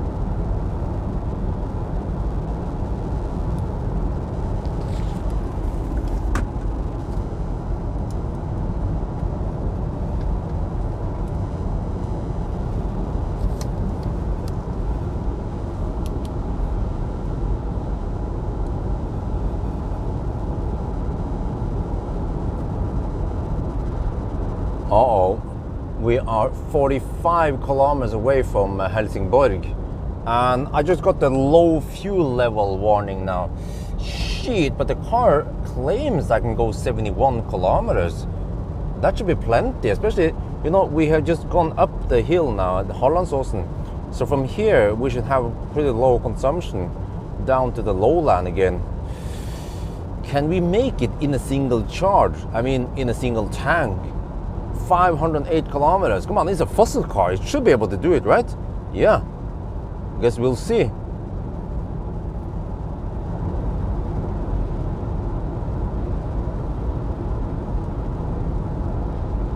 ตอนนี้เราอยู่ 43 กิโลเมตรจาก Helsingborg นะครับ แล้วก็เรามี low fuel warning นั่นแหละรถมันคำนวณว่าเราวิ่งได้อีก 70 กิโลเมตรแม่นกว่าเนี่ยเราเชื่อนี้ได้ไหมแปลว่ามันน่าจะไปได้นะครับเราก็น่าจะขับไปถึงเฮลซิงบอร์กได้นะ508กิโลเมตรน่ะ1ถังอ่ะฮะไม่ได้เหรอเนี่ย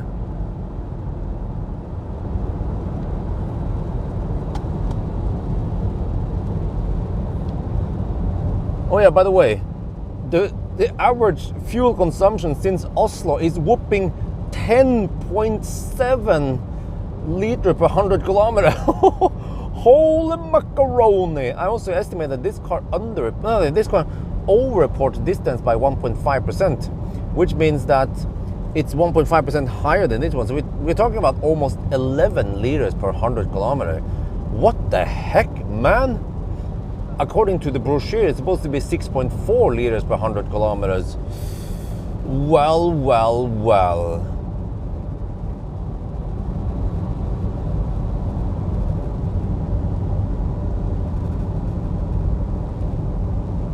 แล้วก็ตั้งแต่ออสโลนะครับเราใช้ 10.7 ลิตรต่อ 100 กิโลเมตรนะครับอันนี้เยอะมากแล้วนะ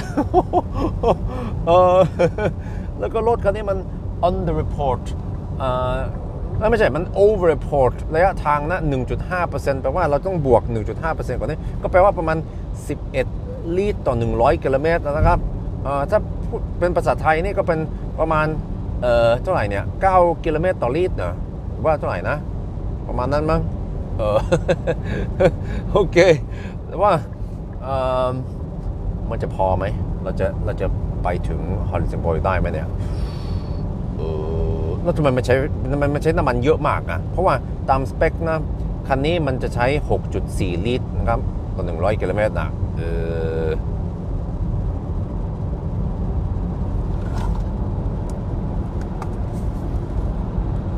Okay, can I make it though? We are 39 kilometers away. The car claims 68 kilometers, but we have downhill now. So we are just kind of coasting a little bit downhill now. Wait, I have to speed up here after I shot the video. Okay. Let me see. Well, whatever you do, don't run out of juice, right? Because we don't have EcoFlow. But I mean, we should be able to trust that number, right? I mean, it claims there is some juice left. Well, right now we have like a 30 kilometer margin, supposedly.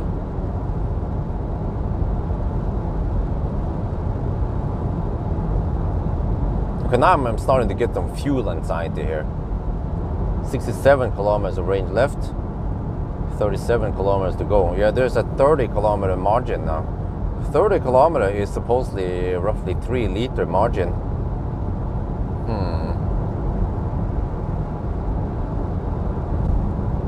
If I have half battery, I can crawl maybe 1 or 2. I should be able to crawl like 2-3 kilometers on half battery if the car allows me to do that at all. Another possibility is just to bail out in a gas station before Helsingborg.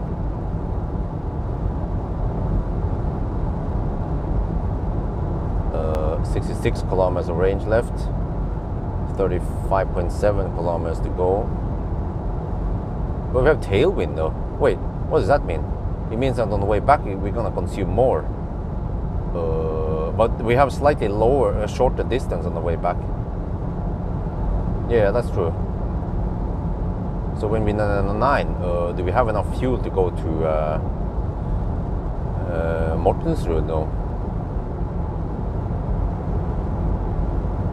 Should be fine. Well, you're not the one who's going to be stuck by the road if you run out of juice. Can we trust these numbers? 63 kilometers of range now, and 34 kilometers to go. Shit, the range is dropping faster than the thing.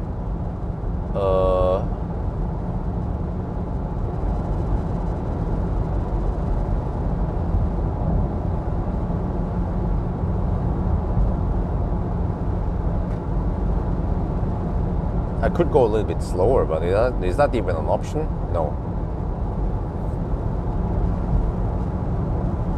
Okay, I have to ask some fossil drivers here. Can you actually trust the GOM, or whatever it is? Does it know exactly how many liters it has left? Like, unlike electricity.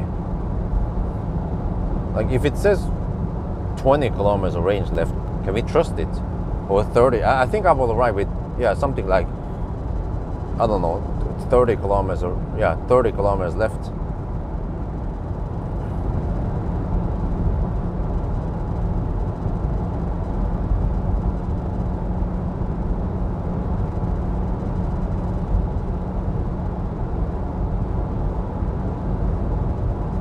I wonder if the car will go into some kind of limp mode to try to protect or I don't know. Nah, it doesn't do that, right? It just drives until it dies. 60 kilometers, 59 kilometers of range left, 31 kilometers to go. Actually, the juice drops faster than the distance. That's not good.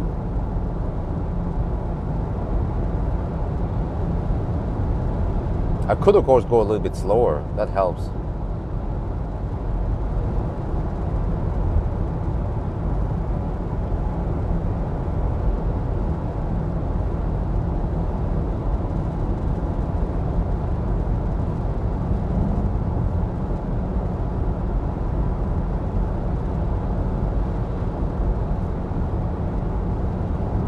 Well, it would be big facepalm if the car claims it has 20 kilometers left and I run out of juice. Like literally juice this time. Dinosaur juice.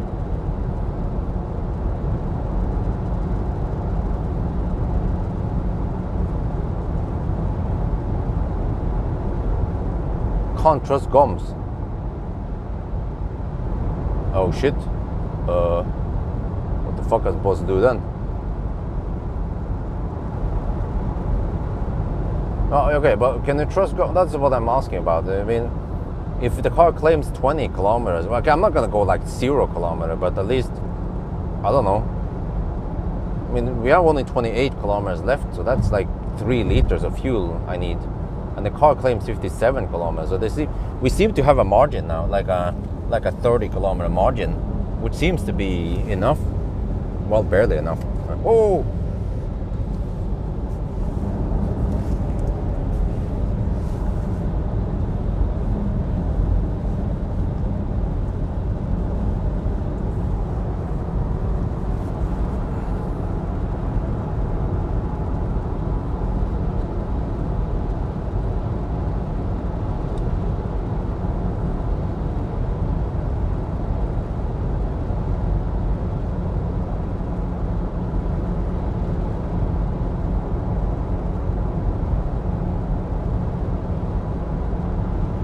Okay, maybe. Okay, I turn off the heater to save fuel. Oh wait, that doesn't help.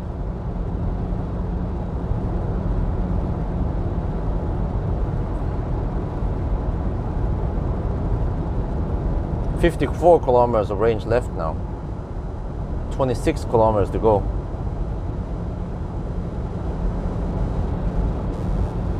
Yeah, how does it know, really? Does it have like a scale? I always wonder how does it know how many liters is left? Yeah, how does cars measure fuel? And does it count like your fill? It needs to calibrate. You can't just count how much you input, and then it needs to kind of somehow figure out how much fuel is left, right?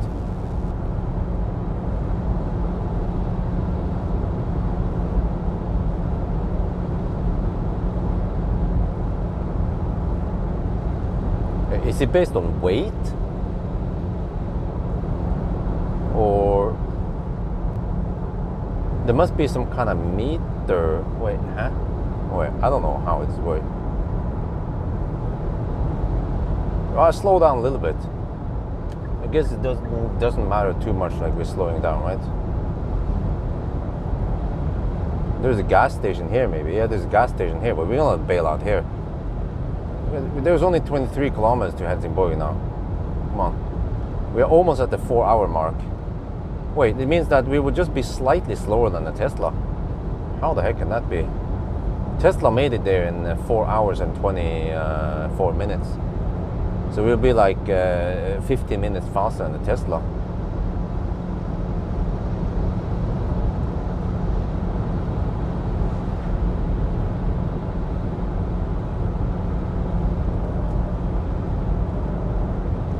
A floating level in the tank returns different voltage based on height.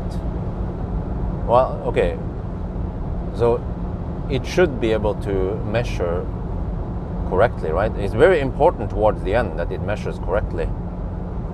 Otherwise, people will be running out of juice left and right, because there will be people who go deep. You know, that's the nature of humans, to go deep. Okay, we have 21 kilometers left and 50 kilometers of range now. I slow down a little bit, but heater is in full blast right now. We're not gonna save on heat.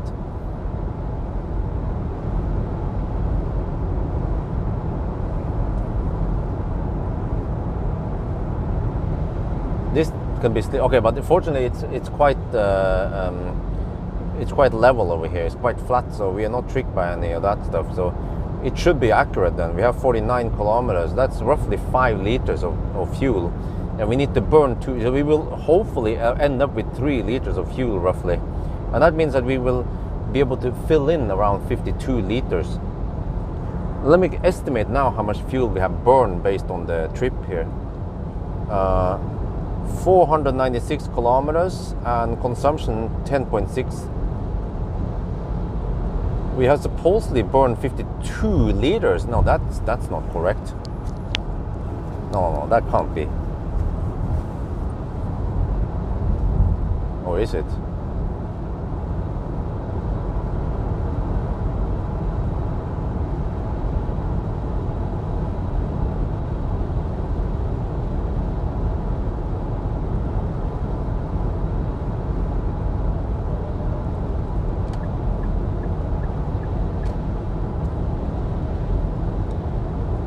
Okay, I'm slowing down even more now. Because according to the calculation, we're supposed to barely make it here or something shit.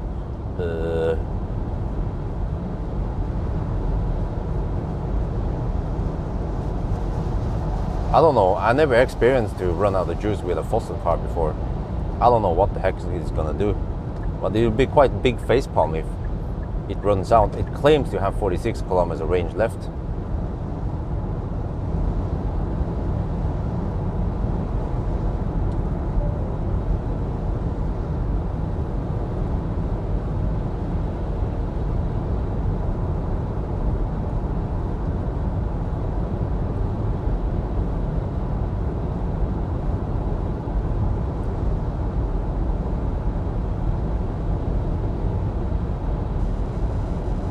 Wait, it means that the Tesla, when it charged at Waalberg, it didn't charge that long. It must have been like a 15-minute top-up only at Waalberg, and then I hammered it. So that's why the Tesla is only around 15 minutes behind this one.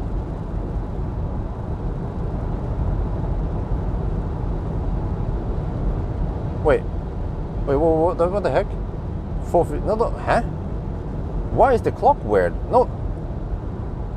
Oh no, I forgot we started 10. Yeah. Okay.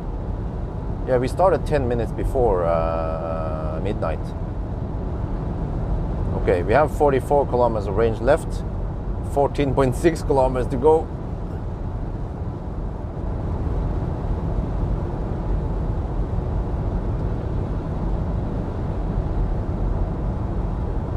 But that's it. I mean, a fossil car like this has only 500 kilometers of range if you follow motorway speeds-ish. Yeah, you follow the traffic kind of, you know. Well, 500 kilometers of range. I was expecting more. I was hoping for more, you know. I was hoping like 600-700 kilometers of range. But this was also the reality with that other fossil car I drove.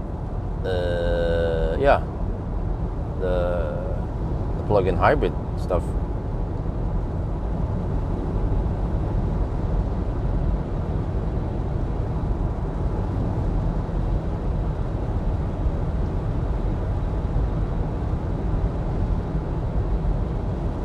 Ah, okay. So it means that, I guess, even if you go to 0 kilometers on the tank, it's still supposed to go a little bit because they expect that people try to stretch the limits, and they don't want people to get stranded by the road. That makes sense. Oh shit, it's raining over here. Oh, but no worries. I have roof under the. I mean, I'll be on the roof when I refuel.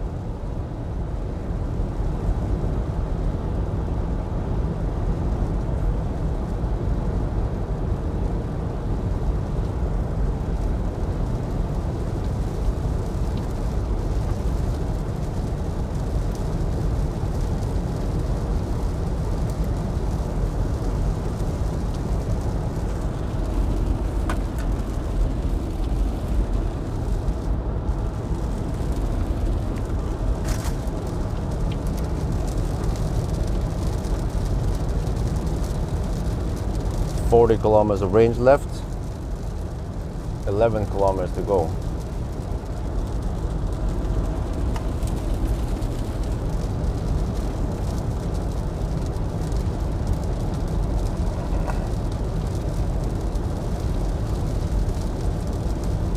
Sweating a little bit now for some reason. It must be the heat in the car.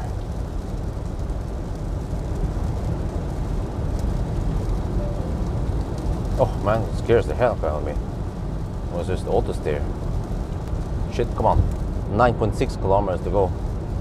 Come on, don't die on me now, Mr. Fossil. It claims 39 kilometers of range left.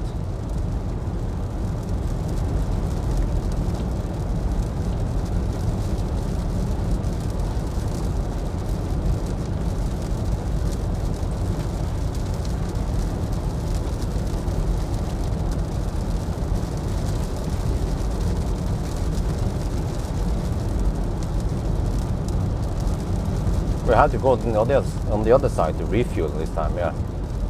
Not the charging spot. 38 kilometers of range left. Car keeps bugging me about the lane assist shit, and I'm scared every time because I think there's some kind of warning about car shutting down. No dinosaur juice left.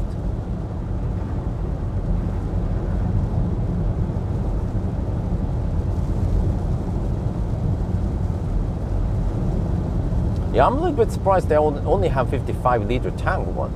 This car should have like a 70-liter tank at least. I mean, it's so thirsty also. But I guess maybe the electric drivetrain takes up some space. Yeah, I guess there's some electric motor in the back, so the tank needs to be slightly smaller. Yeah, normally there would just be a shaft going back there. That makes sense. Okay, 36 kilometers of range left, 6.2 kilometers to go. Come on, come on, come on, come on, boy. Don't die on me now.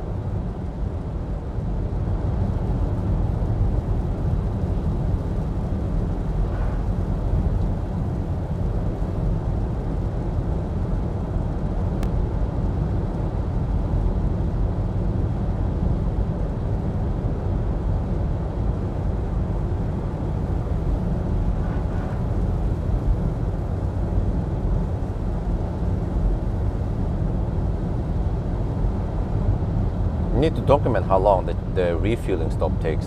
I'll just run the camera for a little bit.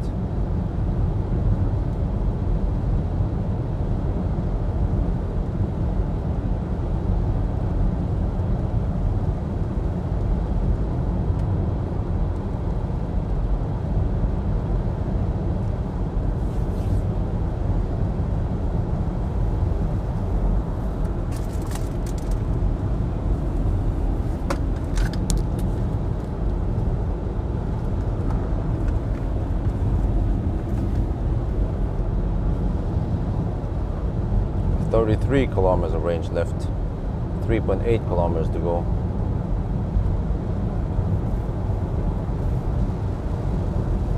Yeah. Status update, 512 kilometers done, 10.6 consumption. Okay, we're about to exit here. Oh, regen, come on, regen. Wait, that mother trucker is slow. Shit, I should go past him. Okay, let's go. I decided to hammer the mother trucker. We saved some precious seconds here. Okay. Oh. Even if the car would shut down now, I could probably, or well, I don't know, if I can just limp one battery, or if the car allows me to do that alone. Oh shit, uphill. Slight uphill, okay, build up momentum. Go. Slow. We don't want to hammer too hard here.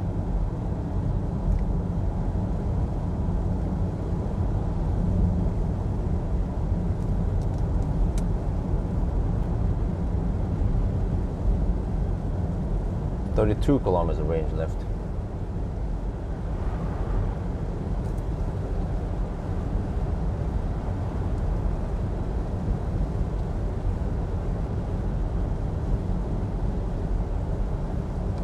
At the Kulla. There we go.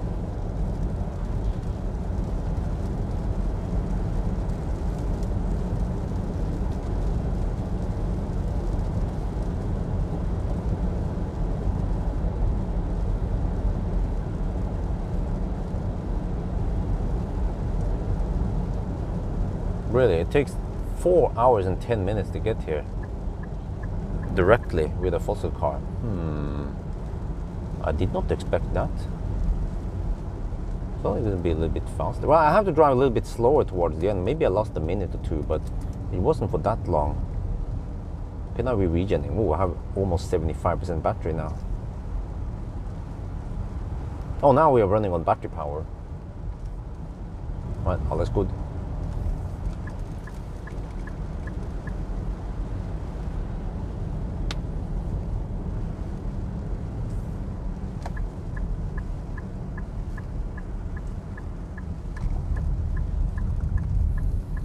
Wow, 123 kilometers per hour. Well, actually it's lower than that because it's over 14. Okay, let's see. Do I need AdBlue? Wait, fuel tank is over there.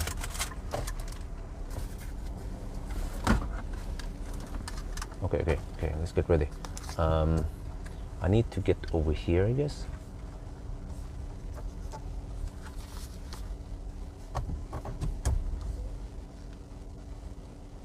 We are here. Let's refuel. Let me see. What the heck? There's so many fuel types here. Shit. Okay.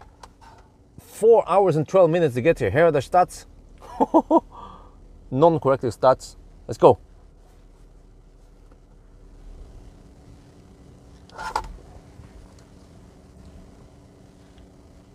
เรามาถึงปั๊มน้ำมันนะครับแล้วก็เนี่ย4 ชั่วโมงกับ 12 นาทีนะโอเค let's go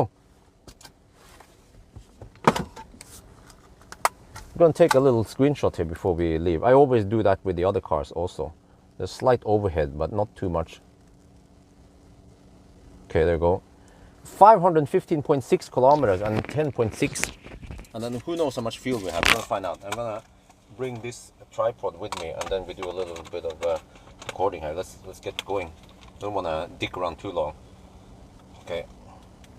Hey, what the heck? Did I not? Dude. Did I not fire up the mic?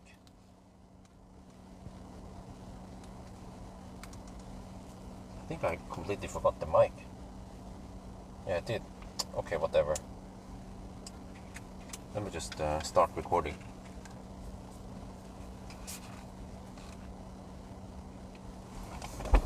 Okay, we're here. Let's go. Refuel time.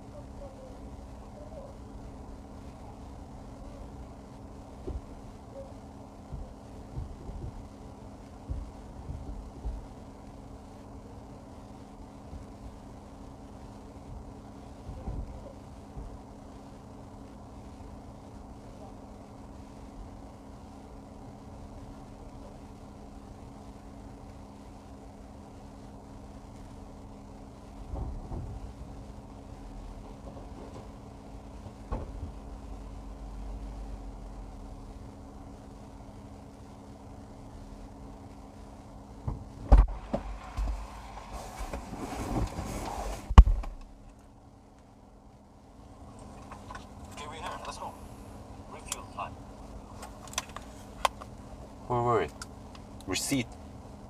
57 liters. Well, I saw it there. Let me take a screenshot before it's too late.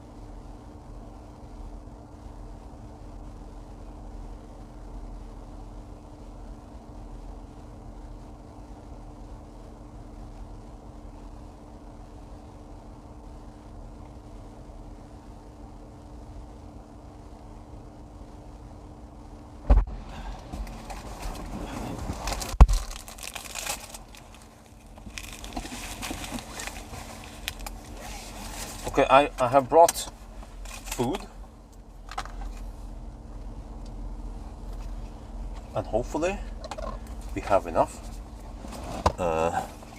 juice to go back. Okay, I need to reset something. I guess I can reset since refuel. Let me check here. Since reset, since start, since refuel. Oh,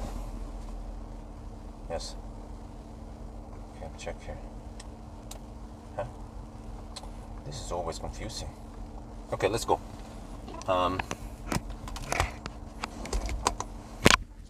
I could enter here.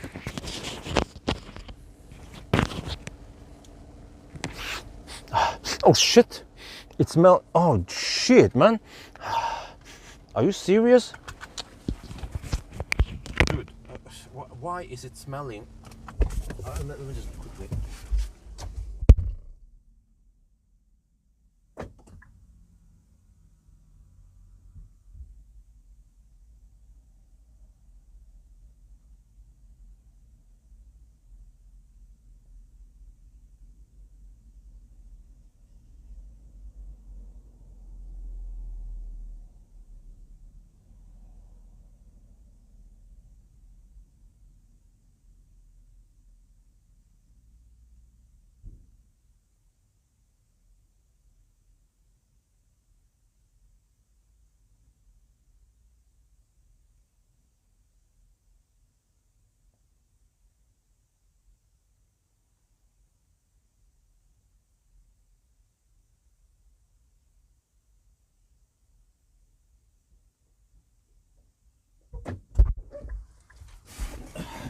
Okay, normally I have time to film and shit. No, but not today. I had to quickly go. Okay, now we're on the way back. Since refuel, what, didn't I restart it? Since refuel, restart it again. All. Oh, maybe I didn't confirm. No, it's stuck. Okay, but whatever. Let's just move, and it will hopefully unstuck itself. We have full tank now. That was quick refuel. Okay, so now we just have to get moving, I guess.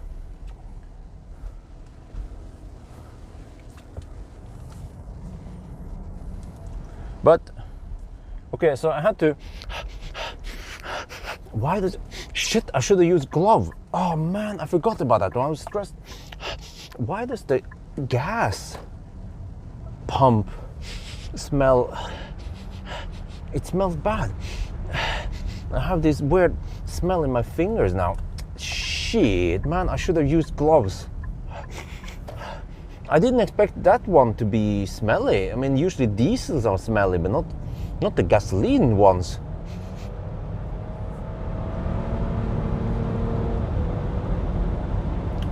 The fuck? Okay, what's the time now? 15. Okay.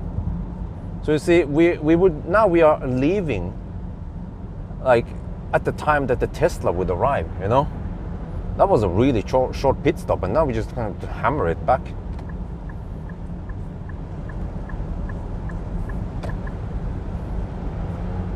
Okay, where is that fossil going? Well, I'm also a fossil, but he's going kind of slow. Need to figure out if he's going left or right. He's probably going left.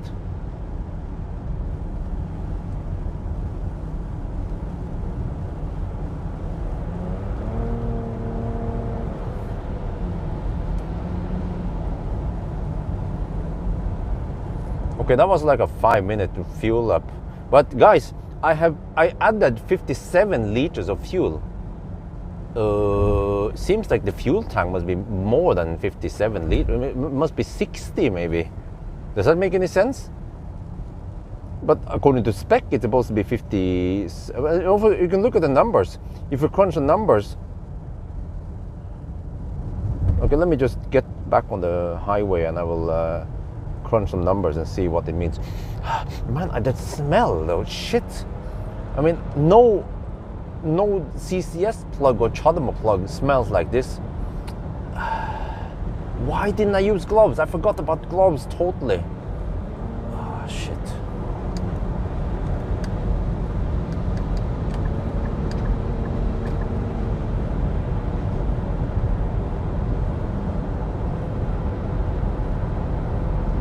Losses at the pump, I guess so. Pumping loss.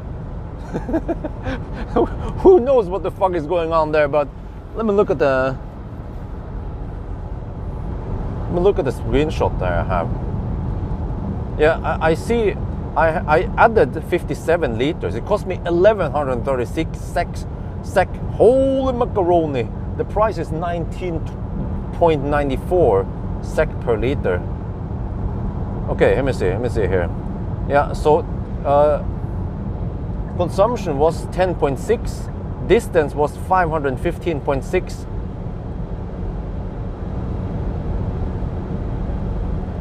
That is supposedly 54.7 liters, not 57. Somehow I managed to add 57 liters.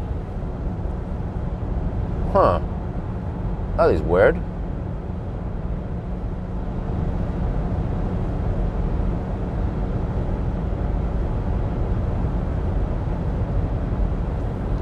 Okay, I need to shoot the video now.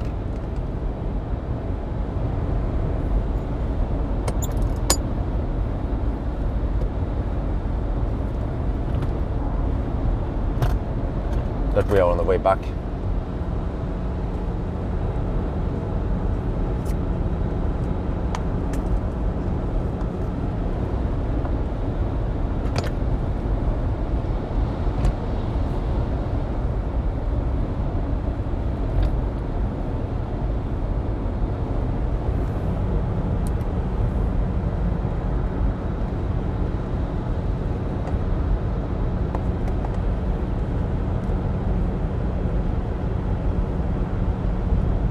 So after just 4 hours and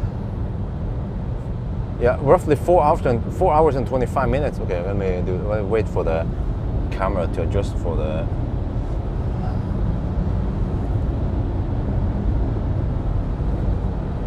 lights here.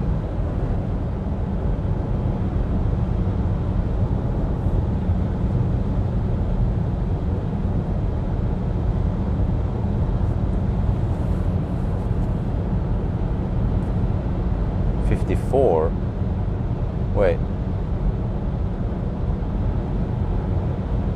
it doesn't make any sense. We're supposed to around like no more than 55 liters, but then somehow we filled up 57.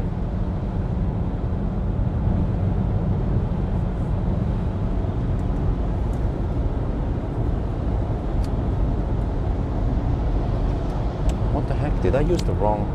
Oh shit, I did. Use the wrong microphone again. Good thing I checked this time.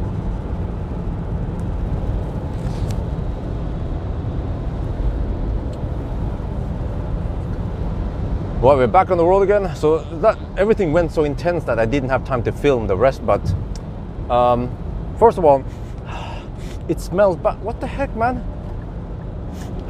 My fingers smell bad. I had to wash my hands. But this is gasoline pump, not diesel. Diesel is usually stinky. Okay, I should have used a glove. I forgot about that one. I don't have a good routine when I fill gas because I haven't done it in several years now. But okay, so what happened after I refueled was that I went into the gas station. I grabbed some food, just some wrap, some drinks, and a little bit of snack. As it took, of course, a couple of extra minutes. The car was not doing anything, and I went to pee, much needed pee. But okay, so when we left, it took us, when we left, the time was roughly 4 hours and 25 minutes. We had roughly 10 minutes, a little bit over 10-minute pit stop there, which means that when we left, that's when the Tesla would arrive, and then the Tesla needed to charge. The Tesla was the fastest car, well, actually one of the fastest ones out there, that one, and also the EQS. So you see, we are already around 10, well, that's it. We are roughly 10-15 minutes ahead of the Tesla or EQS. Well, but they need to charge. Yeah, if this was a race. Okay, all right. So now the race is on, but now we have headwind on the way back. So, we barely made it over there. I don't know, we had roughly 30 kilometers of range left, which could be 3 liters. Something doesn't make any sense here, because according to spec, we're supposed to have a 55-liter tank. According to the trip meter, we spent 53 something, less than 54 liter of fuel. No, less than 55 at least or something. But then, I don't remember the exact numbers, but we fill in 57. What happened to the 2 liters? Huh? Is there, oh, okay, maybe there's a refueling loss here that I don't know of. Or maybe the density of the fuel is different when it's 5 degrees Celsius outside. Or so, I don't know, man. But the numbers doesn't correspond directly. There's a little bit of mismatch, which I can't figure out now. But my concern is that I might not be able to go to 999 without refilling one more time. We'll see how we do it. Yeah. Oh, what the heck? What the microphone was? Huh? Are you serious? What microphone? Oh, I used the wrong mic. Dude, I had the wrong microphone on. Oh, shit. Wait. What a minute. Did I use the wrong microphone earlier when I did those other shots? No, then I didn't. Okay, no. Let's redo that again. Man, I should have checked that. Okay. Right, we're on the move again. So, man, that went so intense. Like, after I refuel, then I went inside and I peed. I bought some snack. I have wrap and drink and some bar, whatever. And I also had to wash my hands because I realized after it came out, like, it smells weird. Like, I didn't expect this to be in a gas pump.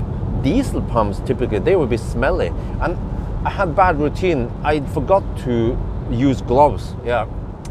So, all right, but when we left roughly after 4 hours and 25 minutes. We had roughly a little bit over 10-minute pit stop. That is amazingly fast. But a Tesla or an EQS, which is the fastest charging EV, they would arrive as we left, you know, and then they need to charge also. So you see, we are already ahead of the electric cars, barely, but yeah, and the gap will just widen out now as we go further, because the electric cars, they need to charge several times before they are home, and then we can just go straight home. Maybe, yeah, maybe. So we had tailwind on the way down, and we barely made it there with 30 kilometers of range left roughly. And now we have headwind, and I don't know if we can make it all the way back in a single tank. We might have to refuel one more time. Yeah. We'll see. But also, something doesn't make any sense. When I look at the trip meter, it could seem like we have consumed around 24 liters only, but then somehow we pumped in 27 liters. So what the heck happened there? Do we have refueling loss? Or is it because the density of the fuel is different because it's 5 degrees Celsius outside? Ich weiß nicht, but I guess yeah, we have to find out once we get back home how much fuel we actually used. So that will also be interesting.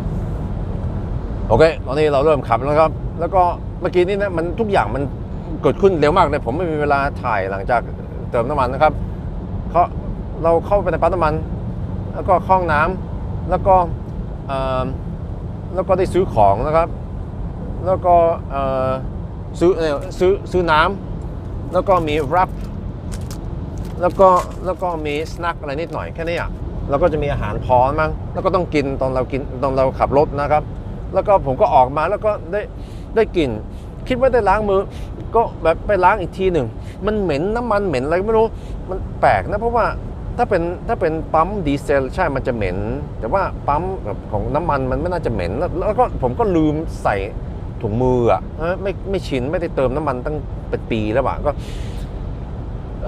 แต่ว่าพิทสต็อปนี่นะมัน10 นาทีกว่านะครับถ้าเรารวมทุกอย่างที่เราต้องการทำนะครับแล้วก็ผมก็รีบสุดๆนะแล้วก็แต่ว่าเราใช้เวลากว่าเราจะออกไปนะอีกทีหนึ่งอ่ะมันก็เป็นประมาณ4 ชั่วโมงกับ25 นาทีแล้วเวลานั้นอ่ะTesla มันกำลังจะเข้าแล้วก็ต้องชาร์จก็แปลว่าตอนนี้ เราไปหน้ารถไฟฟ้าแล้วนะครับนิดหน่อยนะครับแต่ว่าไม่รู้ว่าแต่ว่าต่อไปนี่นะจากนี่ไปเราก็ตรงไปได้แล้วนะมั้งแต่ว่ารถไฟฟ้ามันจะต้องจอดชาร์จหลายครั้งกว่ามันจะไปถึงนะครับก็เนี่ยเราอยากจะรู้ว่าคันนี้มันจะเร็วกว่ารถไฟฟ้าแค่ไหนนะครับแต่ว่าที่ผมกังวลนิดหน่อยคือตอนเราขามานี่นะเรามีลมส่งขากลับมันจะเป็นลมต้านแปลว่ามันจะต้องใช้น้ำมันมากกว่าเดิมนะครับแล้วผมไม่รู้ว่าเราจะตรงไปได้ไหมเนี่ยเราอาจจะต้องจอดเติมน้ำมันอีกทีหนึ่งมั้งคันนี้มันวิ่งได้สัก500 กิโลเมตรแค่นั้นนะ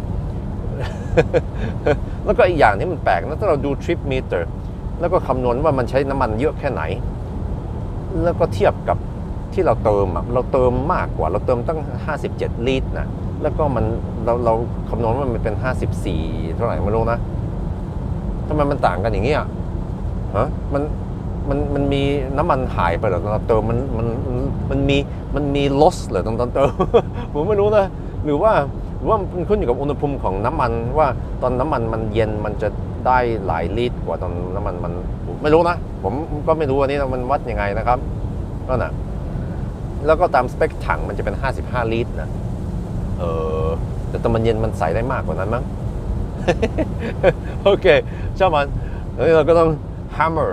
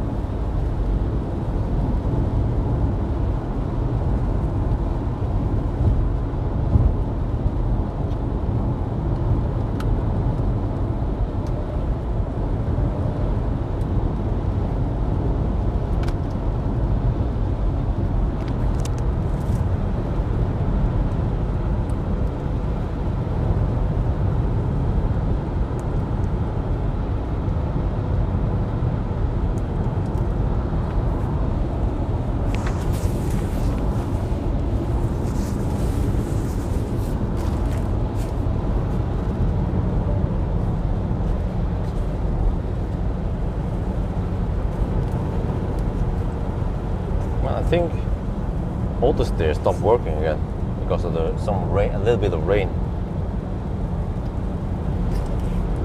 Come on, it's not even that tough.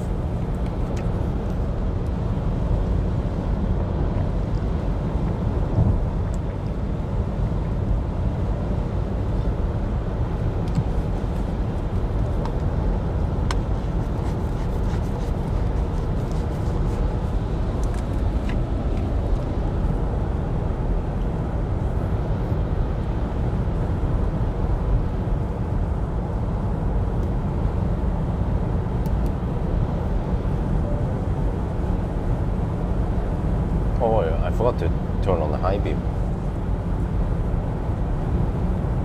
Oh shit, I said 27 liters, right? Well, that's a brand part. I will just correct for it. But at least I said the correct one in the Thai version, yeah. I thought I said something wrong.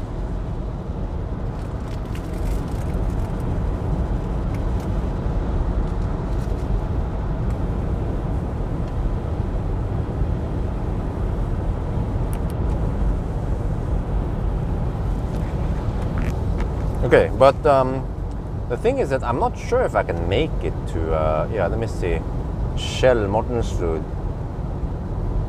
And by the way, I don't have to fill up full tank. I just have to fill up a little bit, because actually it takes like a minute extra if you want to fill it all the way up.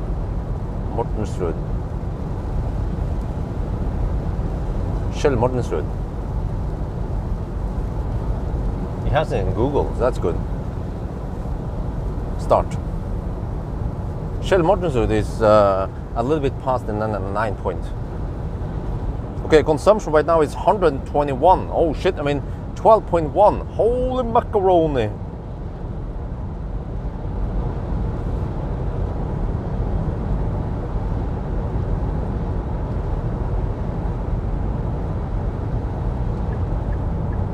We haven't even hit the 120 zone yet.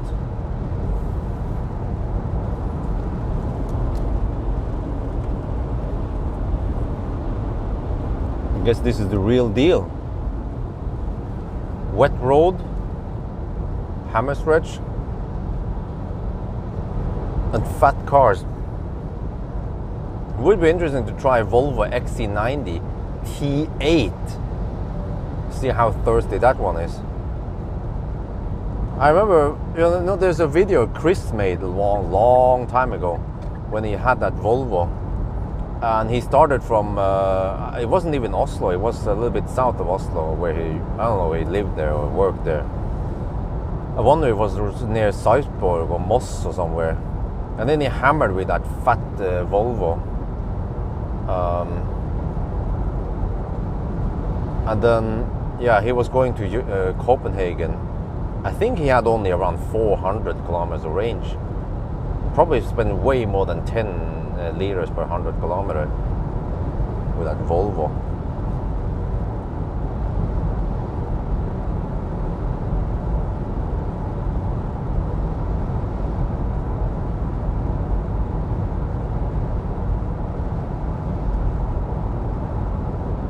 I mean, no big deal if I said something wrong, because I tend to brain fart a lot, and I could just label it. I mean, people understand anyway. I mean, it makes sense, right? Like, you don't drive 500 kilometers and spend only 27 liters.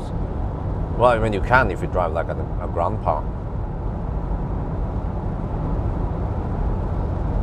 Station might cheat a bit. Wait, really? Wait a minute. So wait. That's new information to me. Because the car claims, how much was it again? Based on the car, I have spent 54.7 liters, but then somehow I managed to fill in 57. So that's 2.3 liters extra. That's actually a big gap. Can you guys explain why?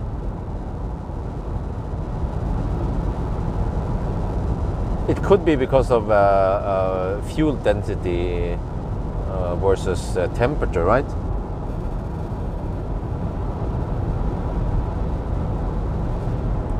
Redo? No big deal. I don't have to redo just because of that one. It's not that important.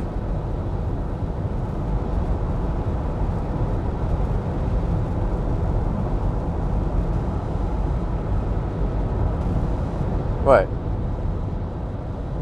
But I remember Clarkson, when he refueled, I remember before he did some kind of massive range test with his fossil cars.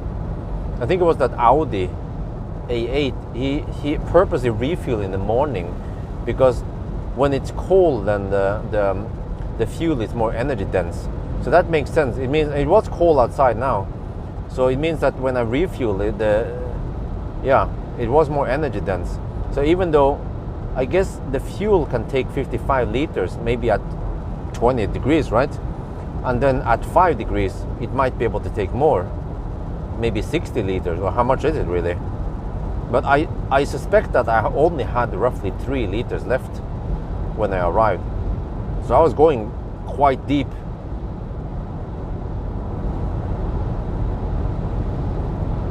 Oh yeah, I'm gonna shoot a video when we reach and we will go downhill on Harlandsåsen.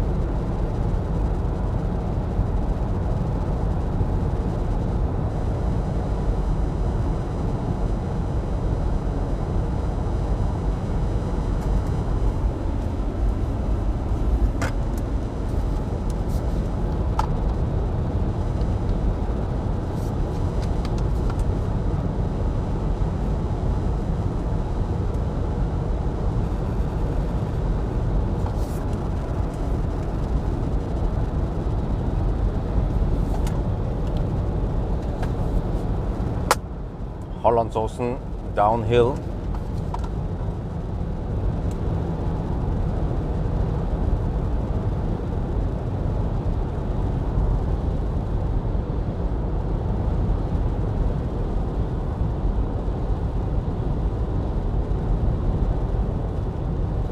Oh, what the heck?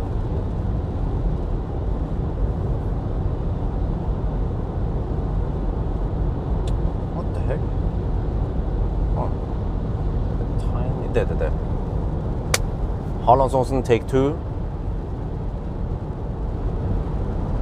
All right, we're now going downhill. Hollandsåsen, check this one. RPM should drop to 0. Will the engine cut out at one point? Let's get down over to the left lane here so we don't have to worry.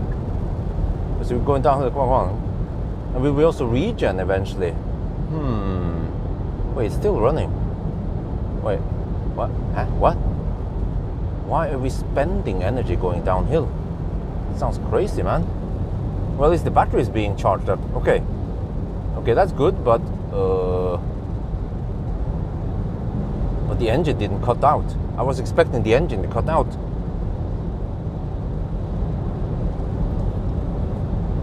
Okay, นี่เราลงดอยนะครับ แต่ว่าผมคิดว่ามันจะตัดมอเตอร์ไปนะ แต่มันไม่ตัดนะครับ แต่ว่ามันกำลังชาร์จแบตเตอรี่นิดหน่อยนะครับ เนี่ยแบตเตอรี่เอ้ยโฟกัสโอเคมันกำลังชาร์จแบตเตอรี่นั่นตอนนี้มันตัดใช่มันนี่มันตัดมอเตอร์แล้วอ๋อ วู้ฮู้ตัดมอเตอร์ไปแล้ว Oh yeah, now it cut the motor. Yes, it cut the engine. Oh, this is weird. We have 0. It's running on pure electric. Oh no, okay. That was like pure electric for 10 seconds. And the battery is kind of charged up, but actually not that much. This was a bit disappointing.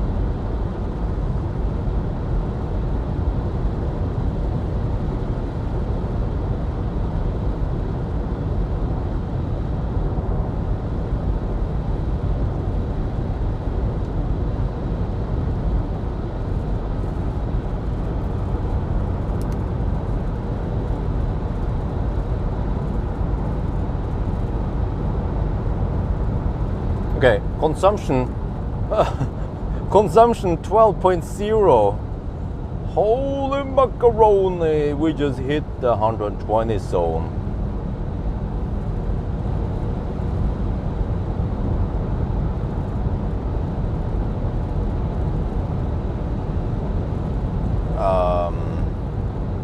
We should refuel one more time before we end it.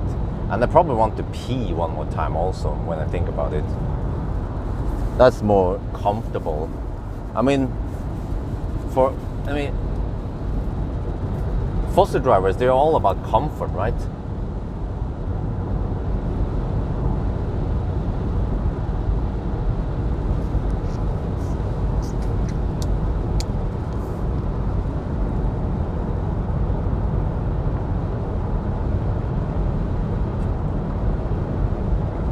So for me, I should choose a gas station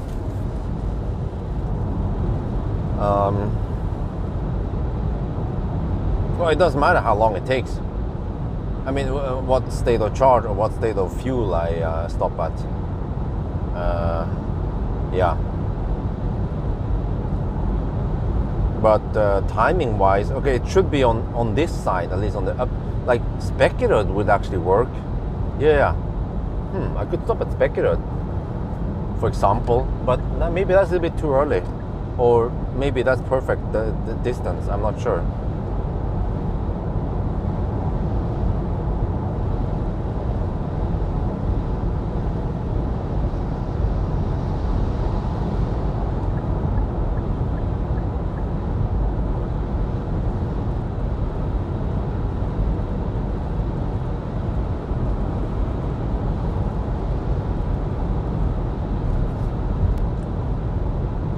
Uh-oh, consumption is going up, 120, 12.1 now, holy shit. Welcome to the real world. Wow, I had no idea about this.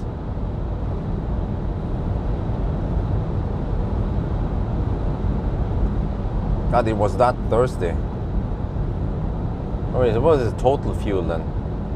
Total fuel is 10.7, okay. Current leg is 12.1. Wow. Okay.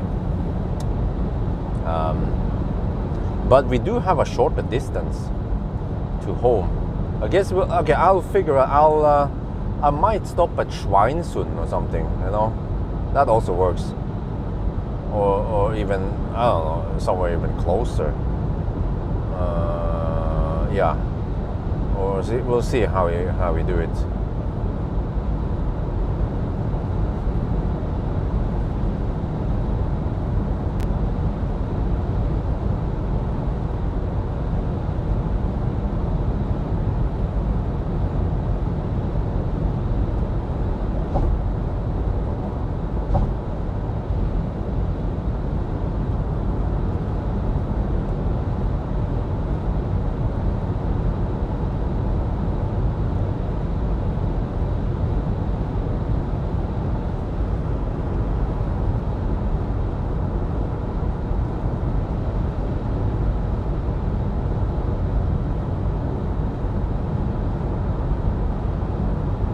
Good morning.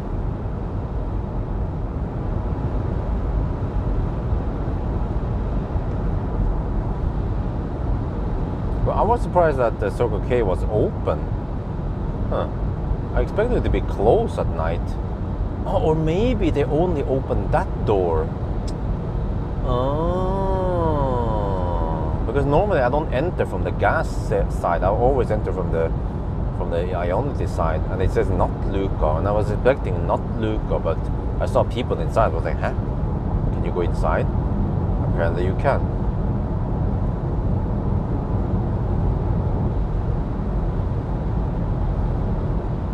That was a big bird. Holy crap, that was a big bird. Damn.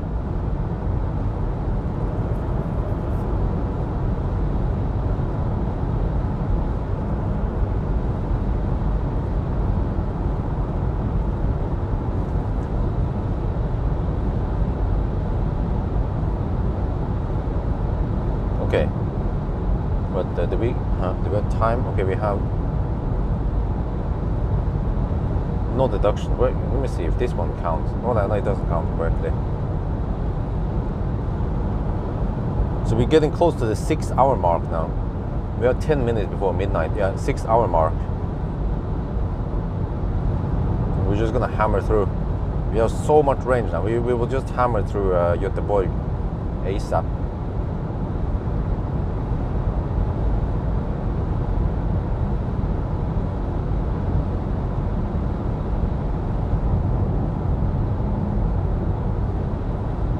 But it should be quiet on a Sunday morning via Göteborg. Let's see if I can break the 9-hour mark. It should be, right? Because I think I was digging around too much on the previous test. But on the other hand, the previous test might have been more realistic because you don't stress that hard as a fossil driver. But I want to try to push the limit and see how fast you can do it without, of course, sacrificing comfort of food and pee stops.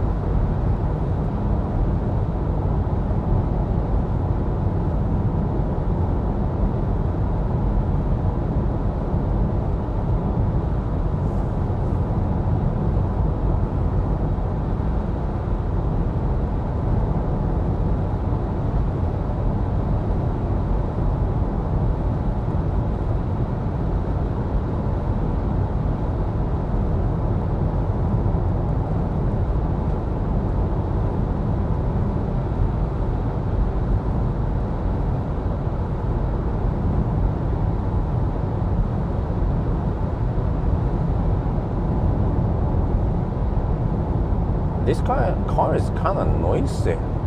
I just realized it now. Oh, now we have also the headwind. It's not that quiet.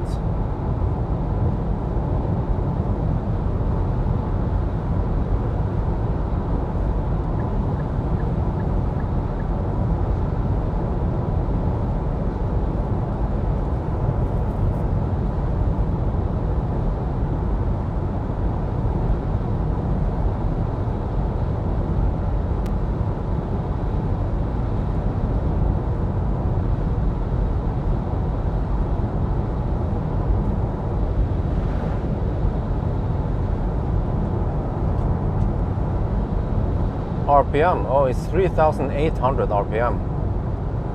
It's working kind of hard. Oh shit, consumption 12.3. Oh damn.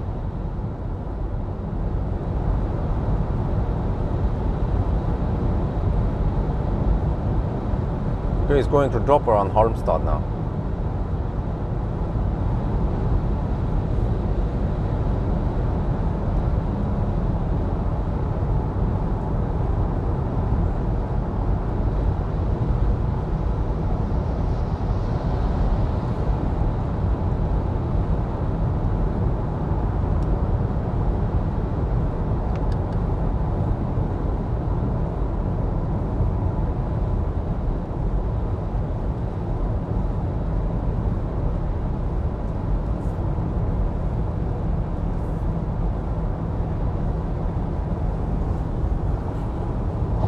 Okay, let me see.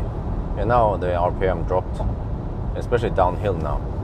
2,000. Yeah, it will. It seems like 2K RPM is like the resting state. I haven't seen 1,500.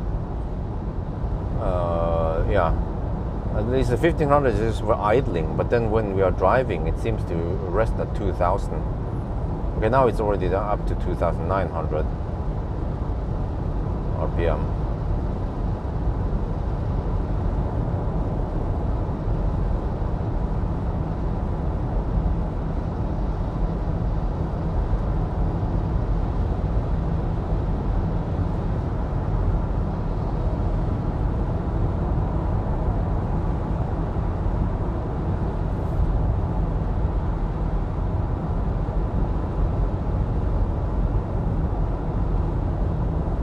Well, I can feel the wind, I guess, with this one, and also surface.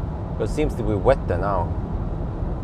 Surface and wind. I mean, it should make sense because those are physical laws that you cannot disobey, even with a fossil car.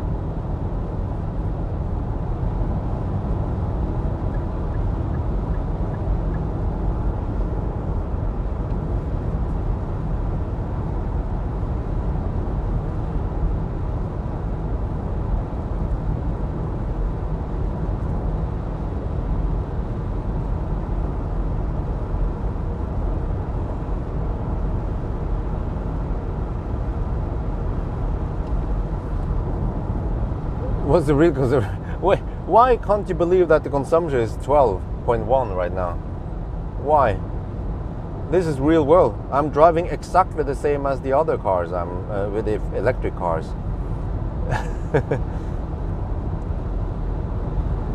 This is actually the reality of a fat gas guzzler. Status update. 597 kilometers done. 10.8 consumption.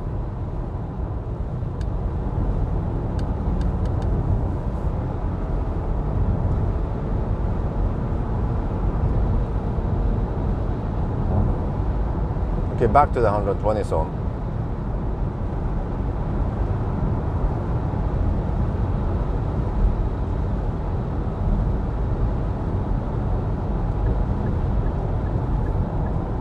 Oh, it should get bright soon, right?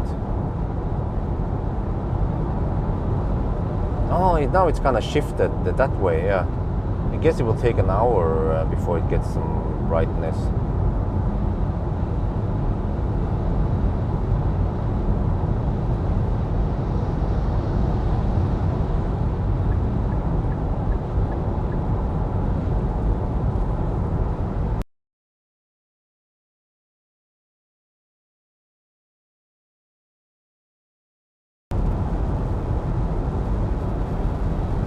The hybrid systems are inefficient at high speed, huh? How?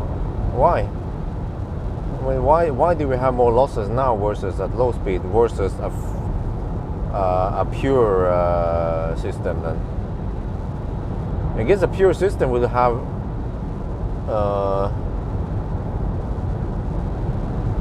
have gears, right? Because actually 4,000 RPM is kind of high when I think about it. Versus fossil cars that can have, I don't know. Yeah, if you run it on 6th gear, from what I remember, at least the diesels, 6th gear, I would be resting at around 2,000 RPM only.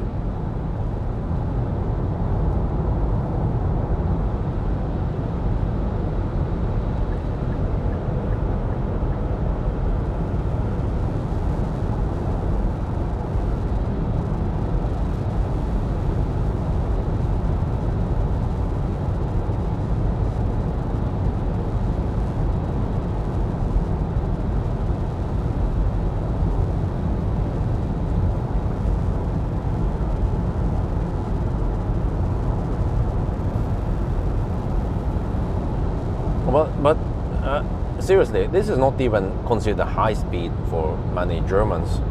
It's typical highway cruising speed. And also these kind of driving conditions is also not that harsh. So, I mean, really? Consumption 12.3 right now, consumption. I'm gonna have my second meal now. The wrap. It's got a chicken wrap with ramsløk. I was like, ooh, ramsløk. Damn. I'm gonna have some of that.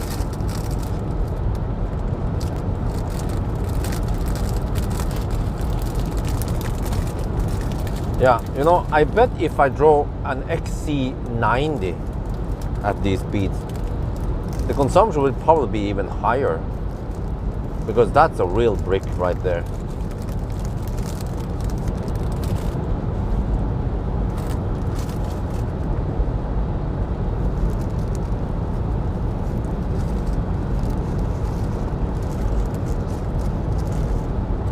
Wrapped with ramsløk. Oh. I'm gonna taste that.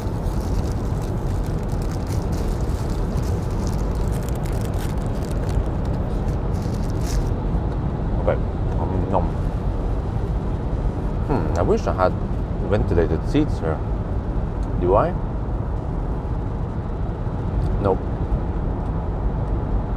Only heated seats.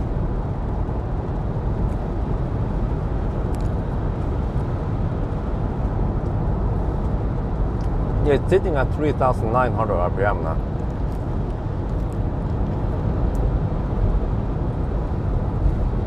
But maybe this engine was designed for that high, that RPM range.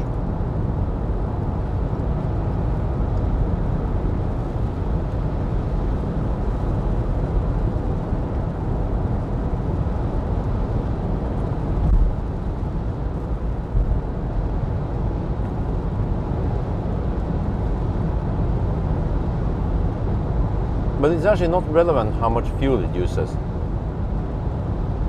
because I can refuel so fast.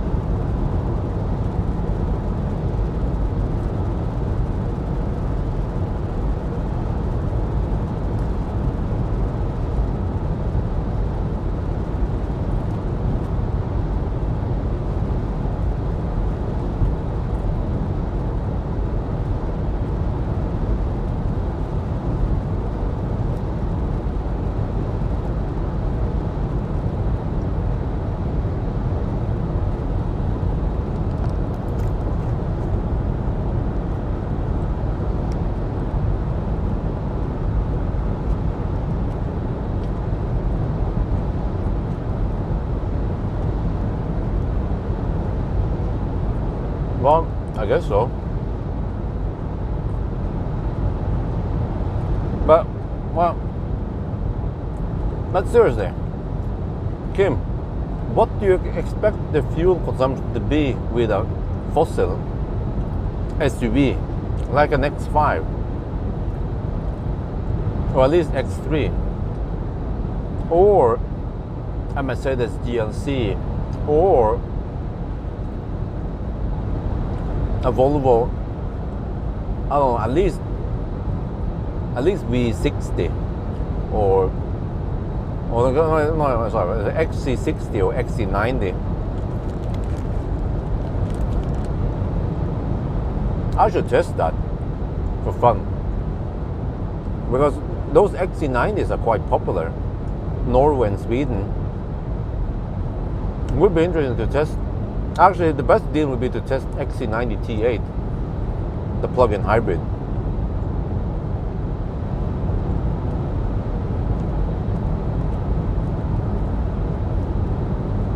But what about if it's not diesel?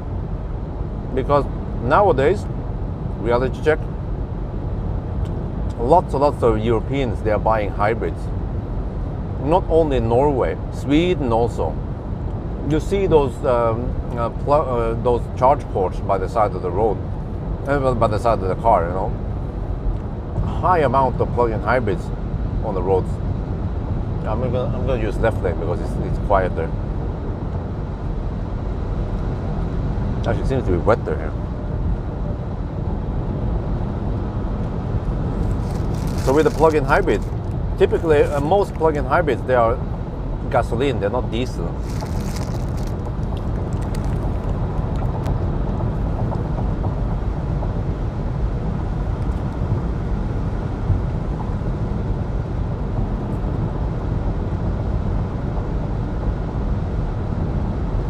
I think this got me interested.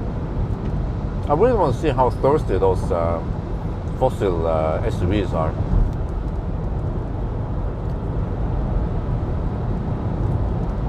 Because I suspect that Kim and other people, they are basing those consumption numbers on some semi-slow driving.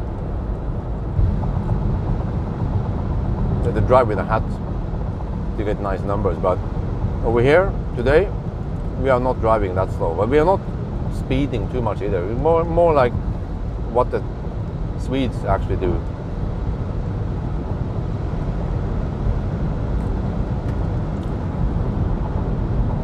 No, not 300 kilowatt hour peak. 300 kilowatt hour is a very big battery. I think what you meant was 300 kilowatts. But no, you can't regen 300 kilowatt. Not with this car. This car can probably regen around 5, maybe 10 kilowatt peak.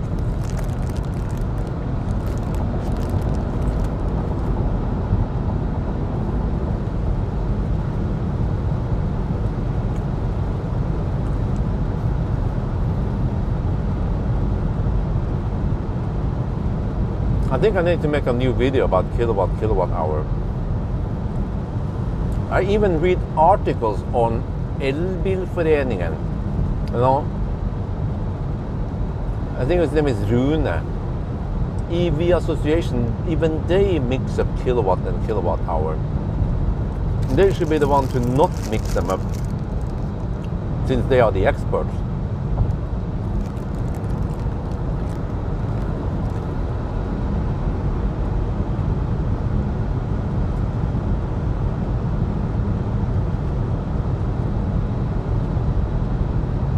No, but this is no Taycan.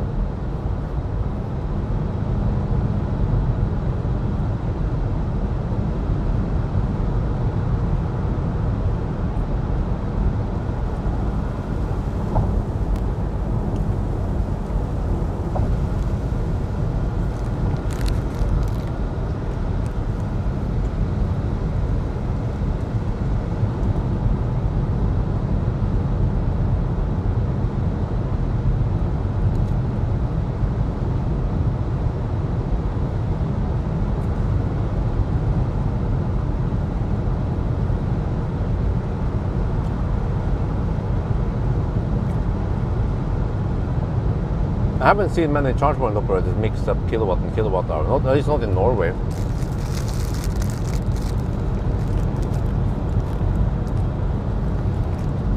Oh shit! Consumption 12.5. Damn! I'm gonna shoot a video right right after buyback. But consumption is at its highest.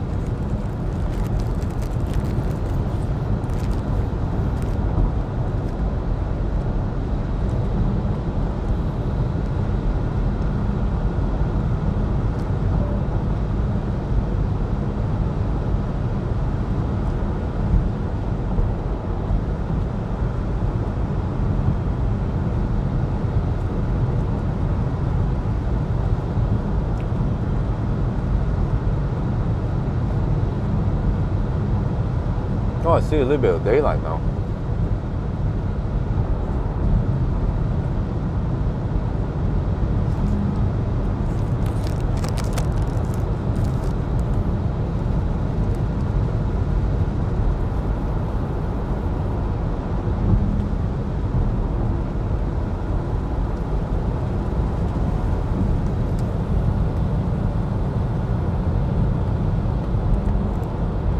Man.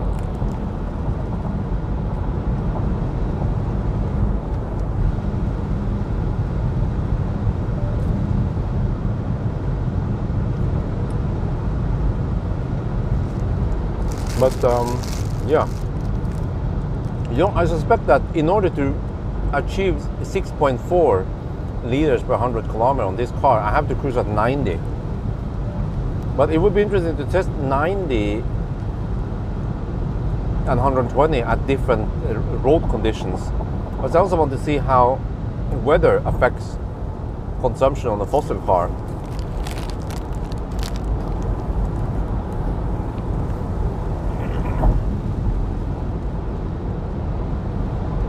And even temperature. There is no need for part 2.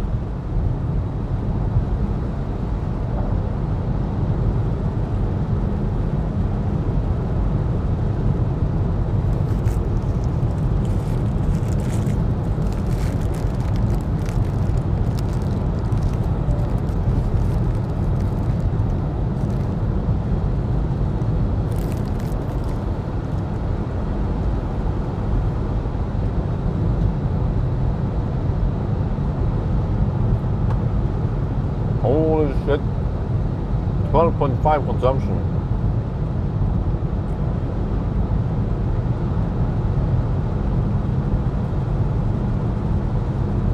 I will do range test, and I will do I guess a video explaining a little bit about the whole e-power. What kind of components it has and what it can do and what it cannot do, and what the point is with this one.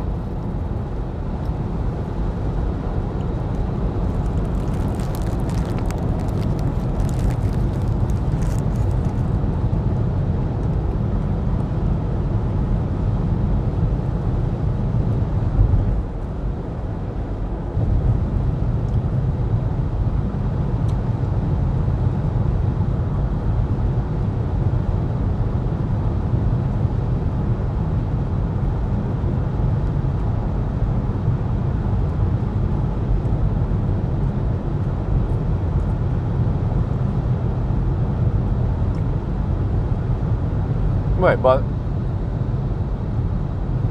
does it mean that 2,000 to 4,000 RPM is actually efficient for this car, for this engine?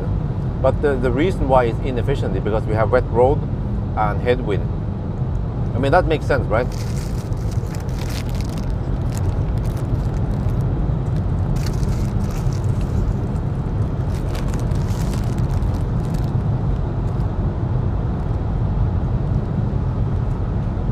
Because I would assume that one reason why Nissan chose to design it like this is to keep the engine at optimal RPM range for the best fuel efficiency.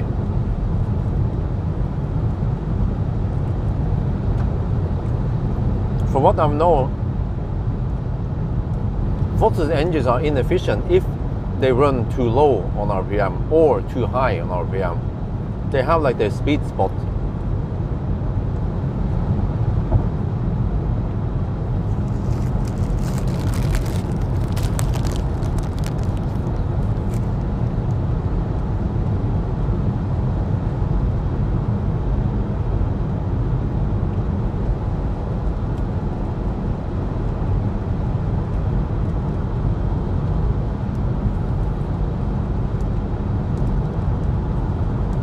Two kilowatt hour.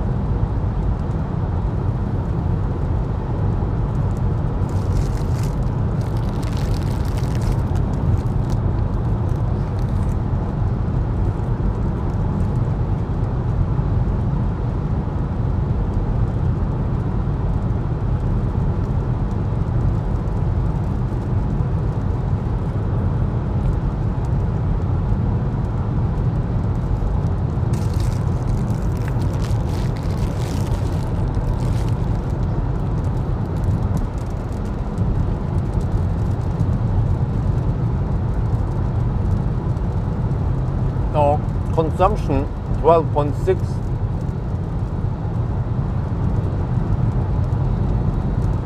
We're already down to 70% fuel.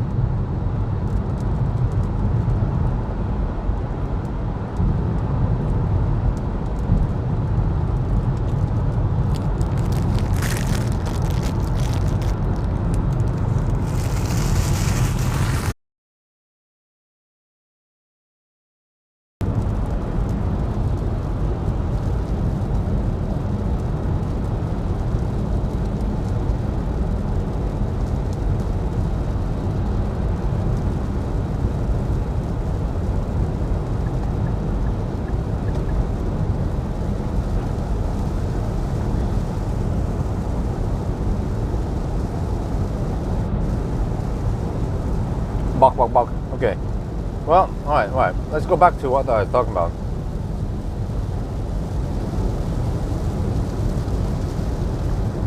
I was saying that if you try to estimate how much time you're losing per year by refueling,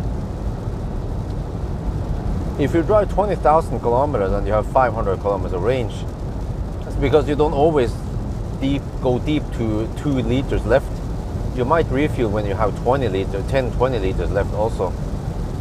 So I think it's safe to say that, yeah, every 500 kilometers you refuel, maybe even every 400, but let's say 500. That means that we have to refuel 40 times per year. Maybe 50 is more realistic. Once per week you refuel, okay? And then how long does it actually take to refuel? Well, I guess if you do it fast, you can do it within maybe 4 or 5 minutes, plus the detour and everything. So it could be worse or more average, depending on, sometimes you might have to wait even, or sometimes you take a detour. So maybe if you count 10 minutes on each refueling time plus detour, then it's actually 500 minutes per year, and that is roughly 8 hours lost. Wait, 8 hours, really?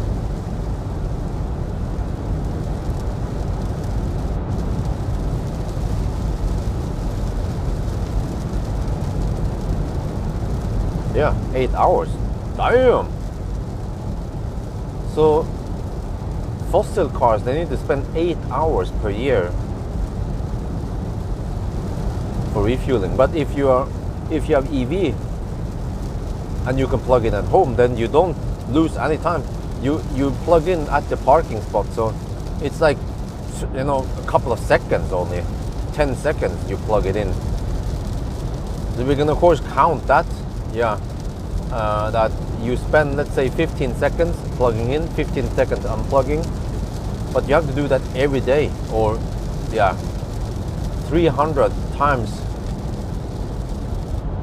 let's say, times half a minute. That would be 150 minutes. So you might spend 2.5 hours plugging and unplugging, whereas the fossil driver spends 8 hours fueling and taking a detour. So there is still a 6-hour difference there, 5-6 hour difference. So that means that the 5-6 hour difference will then be how much time you're saving. So that's what we're going to find out today, I guess. But then it depends on how often do you take these trips per year, these long trips where I guess charging time matters versus driving and refueling. Holy crap, consumption is 12.8. I'm gonna shoot a little video now. And why is the auto steer not working anymore?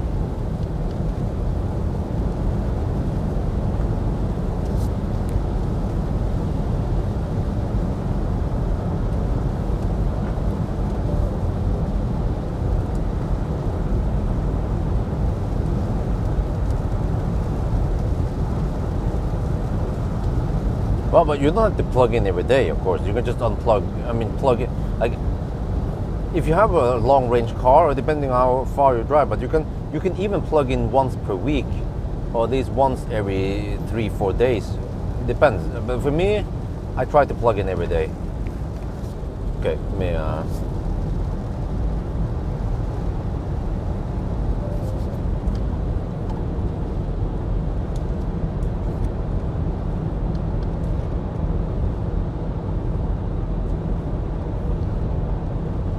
We just passed Varberg, and look here, since Helsingborg we have consumption of, oh wait, how much is this? 12.8 liters per 100 kilometers. Holy macaroni, this car is thirsty. What the heck, man? It's roughly twice the VLTP range or whatever. Yeah. Okay, I have no idea why it's so thirsty. Well, I mean, I think I know. It's because we have wet roads and we have headwind, and we had some nice motorways. So yeah, this is the reality, I guess.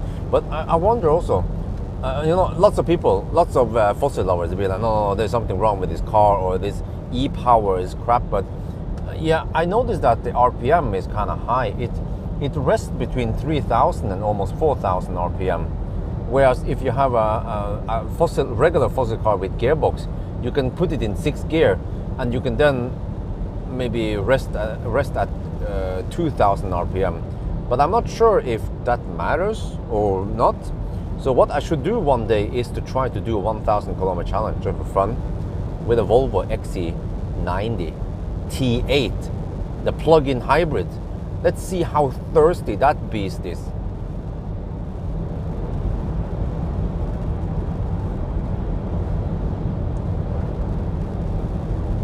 เราเพิ่งจะผ่านวอยไปนะครับแล้วก็เนี่ยตั้งแต่เฮลซิงบอร์กนะครับเราใช้น้ำมันตั้ง 12.8 8 ลิตรต่อ 100 กิโลเมตร โอ้โห มันเป็นเท่าไหร่เนี่ย มันเป็นประมาณ 8 ลิตรต่อลิตรไม่ใช่ 8 กิโลเมตรต่อลิตรใช่ไหม ว้าวจะแบบใช้น้ำมันเยอะมากแล้วนะครับนั่นแหละผมคิดว่ารู้นะทำไมมันเป็นอย่างนี้นะครับ เพราะว่าเรามีลมต้านแล้วก็ถนนเปียกแล้วก็เมื่อกี้มันเป็น 120 ลิมิตนั่นแหละ3อย่างนั่นแหละมันทำให้มันจะใช้น้ำมันเยอะมากนะครับแล้วก็ผมก็สงสัยอีกอย่างนะครับคือ RPM ของมอเตอร์นั่นแหละส่วนใหญ่มันอยู่ที่ 3,000 ถึง 4,000 RPM แล้วนะผมว่ามันสูงนะถ้าเป็นรถน้ำมันธรรมดานะครับมันจะมีเกียร์แล้วเราก็ใช้เกียร์ 6มันก็น่าจะเป็นประมาณ 2,000 RPM นะครับผมไม่รู้ว่าคันนี้อ่ะมันได้ดีไซน์สำหรับ 4,000 RPM ไหมหรือว่ามันเป็นยังไงมันเปลืองน้ำมันน่าจะอยู่ 2,000 เหมือนตอนนี้ถ้าเราขับช้าหน่อยมันก็อยู่ตอนนี้มันขึ้นนิดหน่อยนะครับนั่นแหละไม่รู้นะแล้วก็บางคนก็อาจจะบ่นว่ามันไม่จริงหรอกหรือว่าอันนี้มันใช้น้ำมันเยอะก็วันหนึ่งผมก็น่าจะลอง Volvo XC90 T8 นะครับคือ plug-in hybrid ผมอยากจะรู้ว่ามันเปลืองน้ำมันเยอะแค่ไหนนะ 1,000 กิโลเมตร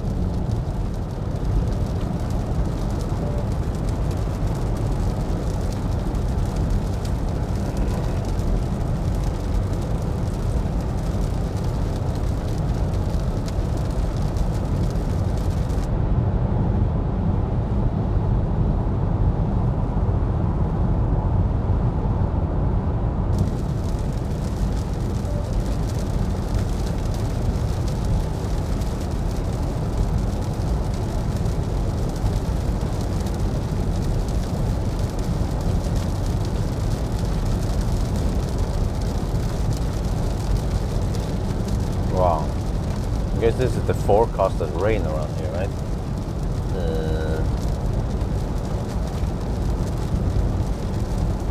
Okay, we just have the ninja through Göteborg before traffic starts. But if this was a weekday, it would be crowded over here.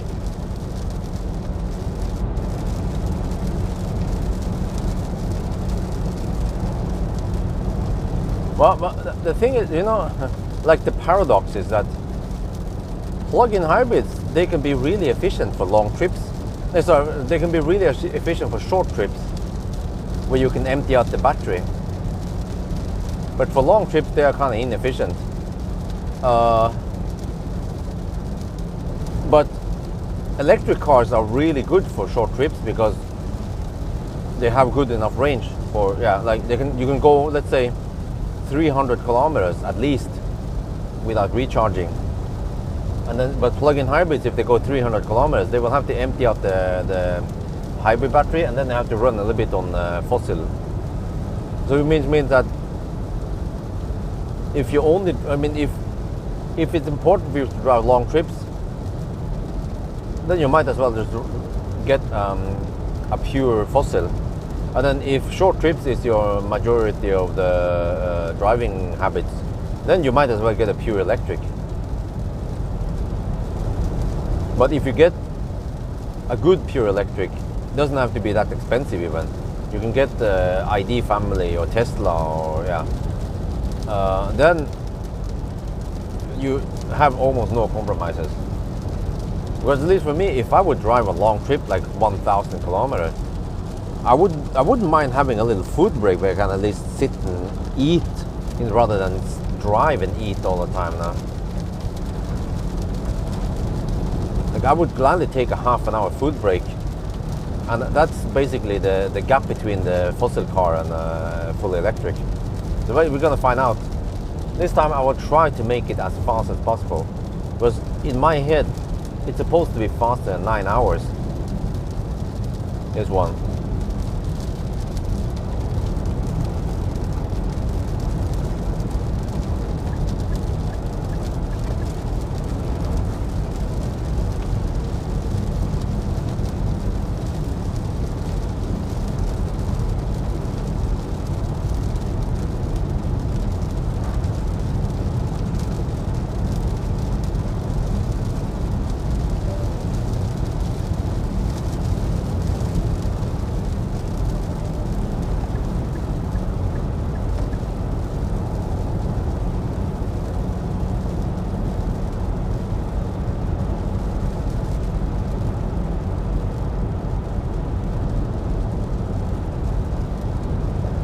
But the thing is that Europe has really, really good coverage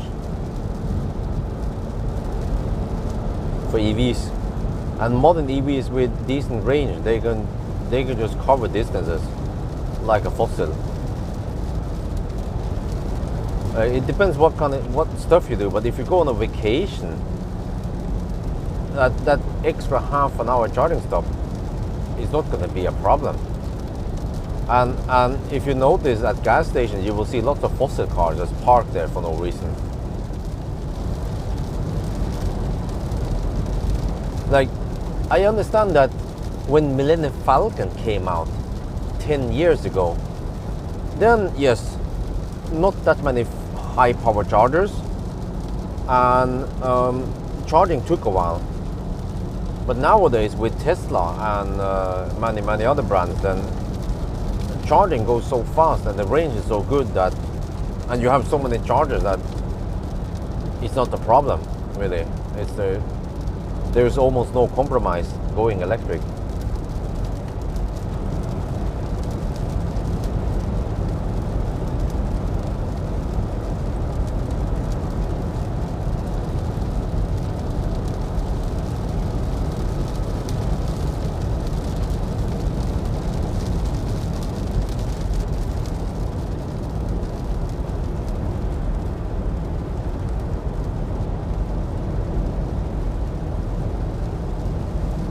Getting sleepy though.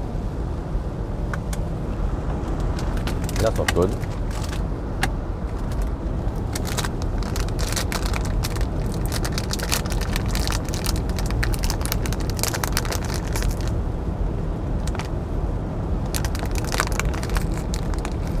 Well, yeah, if you need to go somewhere quick, that's true.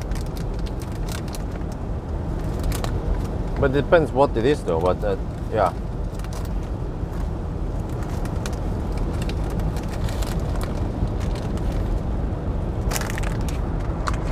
Why are the windows fogging?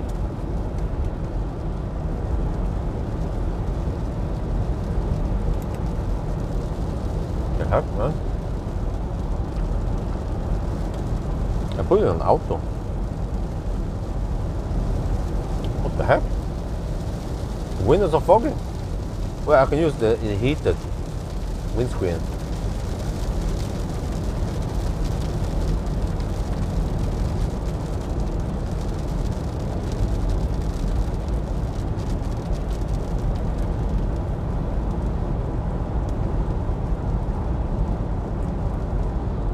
But to be honest, how often does that happen, that you arrive with low state of charge and that you have to suddenly get out again? Because in most cases you might just arrive with enough juice. In the case where you have to come home and then suddenly leave, you know, what are the chances, right?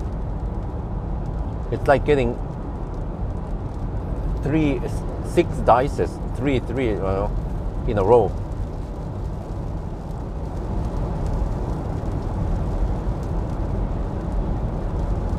And it depends, because if you have to drive far, if you have to drive short distance, then like even a Tesla, if you arrive with 10% and you have to leave, then no big deal. You can just do the drive if it's a short trip to the grocery store, and if it's a longer trip, you can always visit a high power charger, and it goes so fast that no big deal that you have to wait like 10 minutes extra. But it depends what you do, of course. If it's an ambulance, then that's okay, of course not good.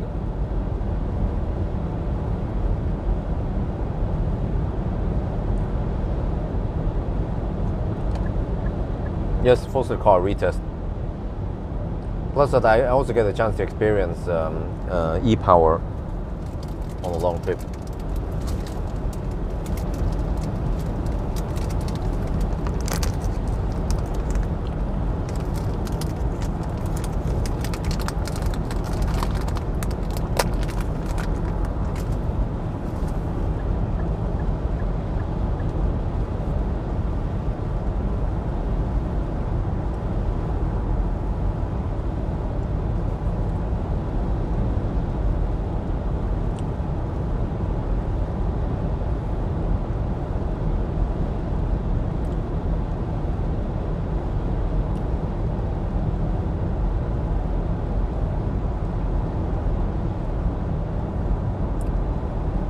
Yeah, that's actually the reason.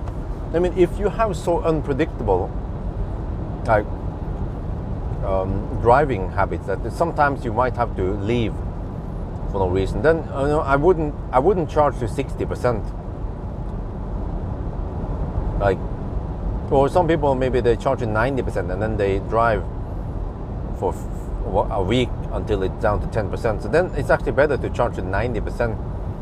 And then when you come home, you might have 50% left or something like that. I mean, it's not going to hurt the battery much at all, really. But for people who have very predictable driving habits, then you could go 60% and arrive with 10-20%. But you should always have a little margin. And it's good to have a margin because you don't want to arrive, you don't want to go too deep on a daily basis. That's going to hurt in the long run. Yeah, well, 20% depends, but for a Tesla, 20% is like 100 kilometers, more than 100 kilometers of range.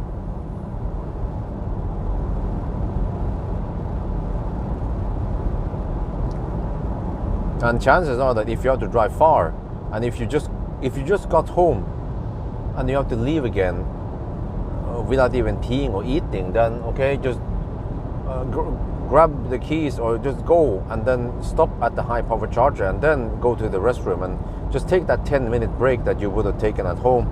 Just it requires a little bit of planning, and then suddenly you have way more range. And the good thing is that fortunately, if the battery is low, it goes quite fast to charge it up.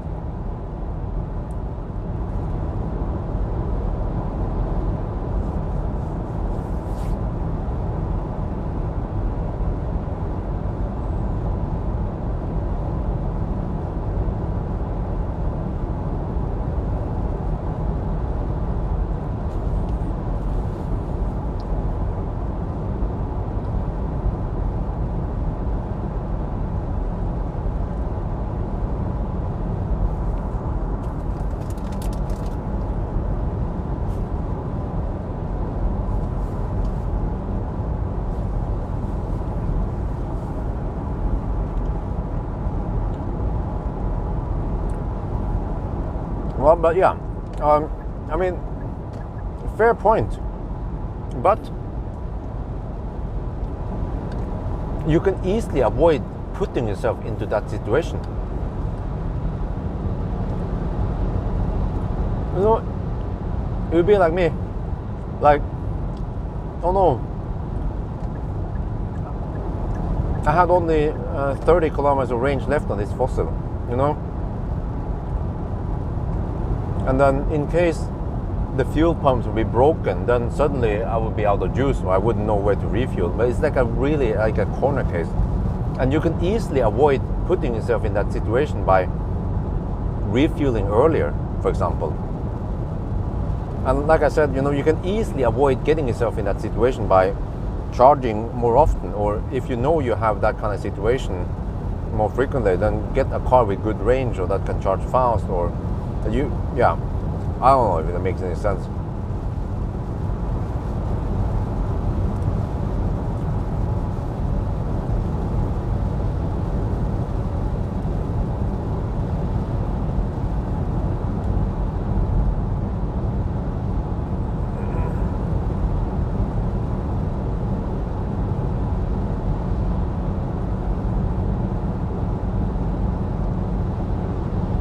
Well, let's have a little status update. 702 kilometers done. 11.1 liter per 100 kilometer.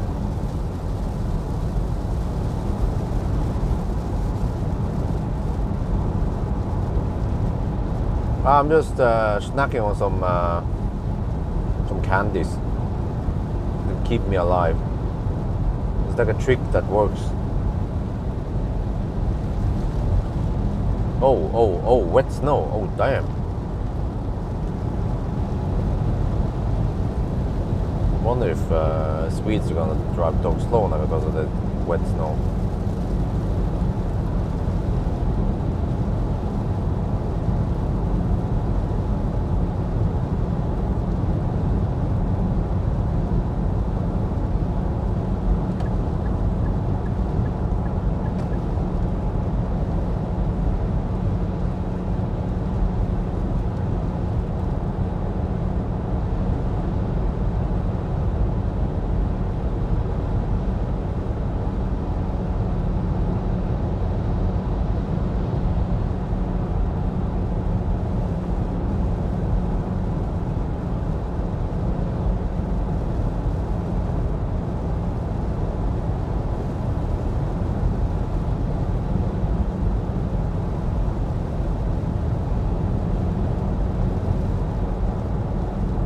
That's an EV6, I can see it from far. Kia EV6. There's no car that has that back.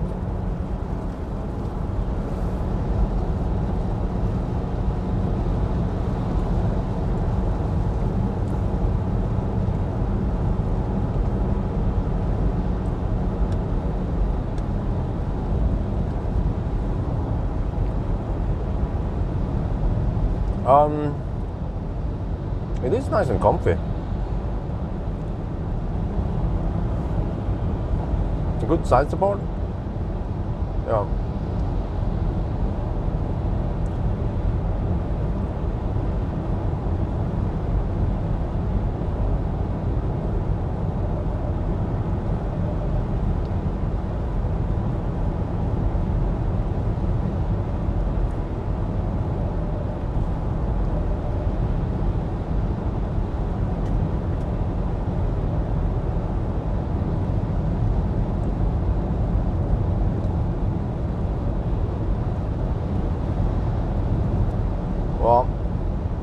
Or it could also be that in that case, then even a fossil car wouldn't be fast enough. It's 500 kilometers away from yeah. But it's like, I mean, it's so rare that I wouldn't even consider it.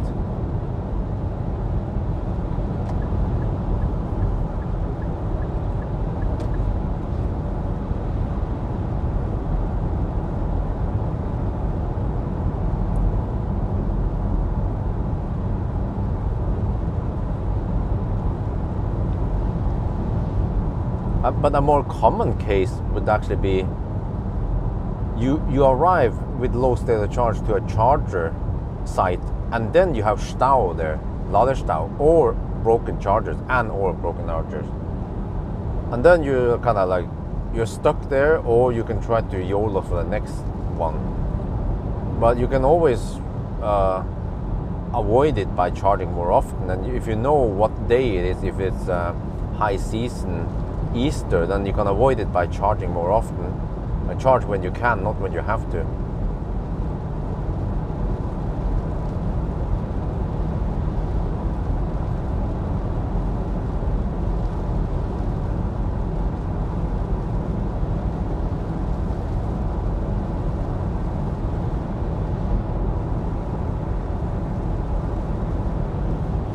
Well, the headlight seems okay.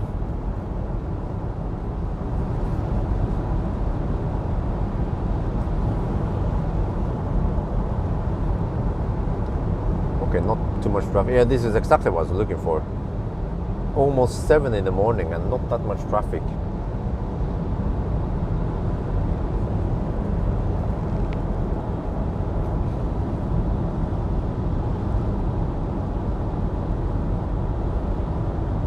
But I mean, in a way, Fabi, I can say that the reason why I don't want to use a fossil car is because in case I need to drive somewhere urgent, let's say to an airport, and it's minus 30 degrees Celsius outside, and then I can't start the fossil engine, then I would rather use an EV, you know? That case is probably as rare as the case you mentioned. So in a way, it's almost pointless to mention those very rare cases, because they are so rare that it's almost irrelevant. Like what are the chances that they will occur? And you can say, well, you can keep the fossil car in the garage to avoid it. Yeah, you can also keep the car topped up to avoid a situation like that. Or, yeah, just take a taxi in case you need to go there, you know? Or take the train even. Maybe the train will arrive faster than driving there.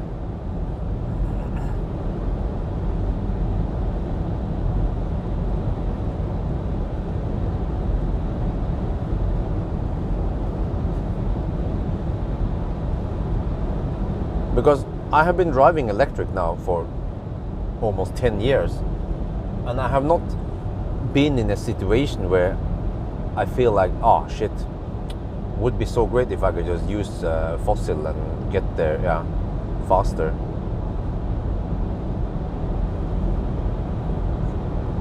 But actually, when I did nimbering, yeah, the nimbering, especially with trailer, that was very, very time consuming. But it was like me putting myself in that situation with a nimbering, because I think just nimbering with an EV, like a Model X back then, in the trailer, it was already kind of slow. So it would of course be faster. Yeah, I did at one time use a fossil car because the Optimus Prime was breaking down or some shit. I don't remember what was wrong. Yeah.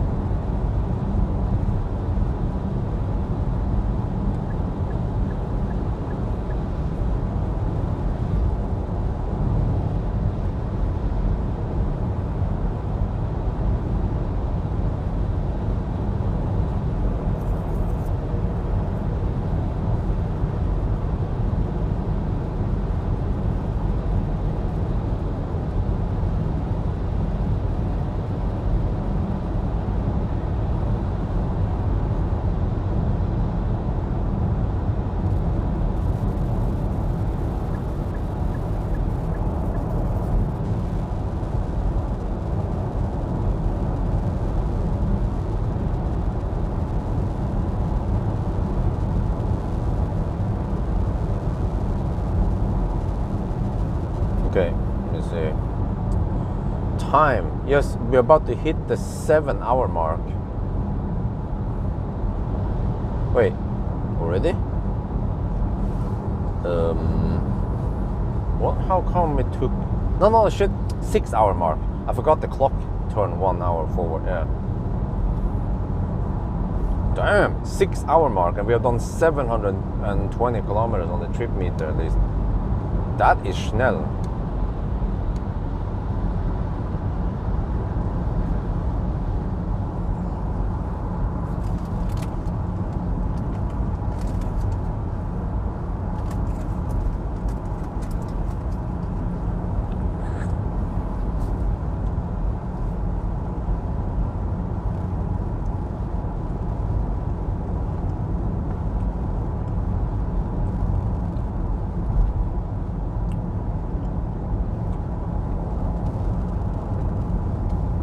But actually, one prime example was that trip with the BMW i4. I had problem with the camera, and I had to go back. So that delayed me. So I had to spend extra energy going back and forth. And of course, for fossil car, you have no problem. Now, for me, I wanted to start with 100% battery. I was doing a test, but I think for most people, practically it might not mean that much. I mean, you still have to go back and forth, regardless if you have a fossil car or not. And that means that eventually, because you have to go back and forth, and you might have to stop and refuel, it would trigger some biological needs. And in the case of the i4, what I would do then, if I wasn't shooting a video, was that I would have kept driving, and then at one point, maybe at Strömstad or somewhere, when the battery is low, then I plug it in, and then I probably have to take a little food break anyway. And then a fossil car will of course refuel eventually, and then also take a food break, because we were delayed several hours because of the detour back and forth. So that's what I'm saying, that as long as you have a fast charging car with good range, then the human driving is the limit, not the car.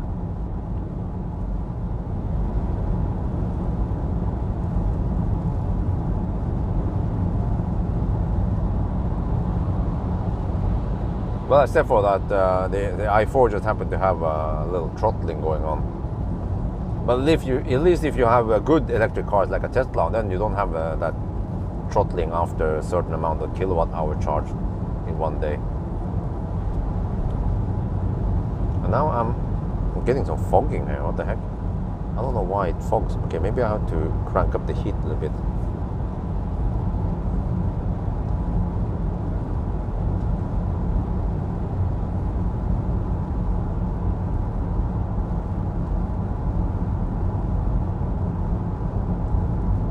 Yeah, exactly.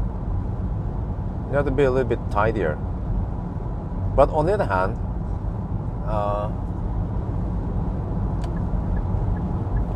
even for I mean, okay, so for a fossil driver, you can just, like, you don't have to care about how many percent or how much fuel you have in the tank. And in case you have to go in some kind of emergency, you just refuel, and then you're off back on the road. I guess so, but it all depends on the timing. If you just happen to be hungry, or you need to go to the restroom or something, with a little bit of planning, you can do all that stuff, that whatever takes 15 minutes to half an hour extra, and you can just charge the car while you're doing it. Well, no, it depends. But like in Norway, you have so many high power chargers, you can always time it so you can take whatever break while the car is charging. But in the case of a fossil car, it would just be sitting there doing nothing while you are busy. But it all depends.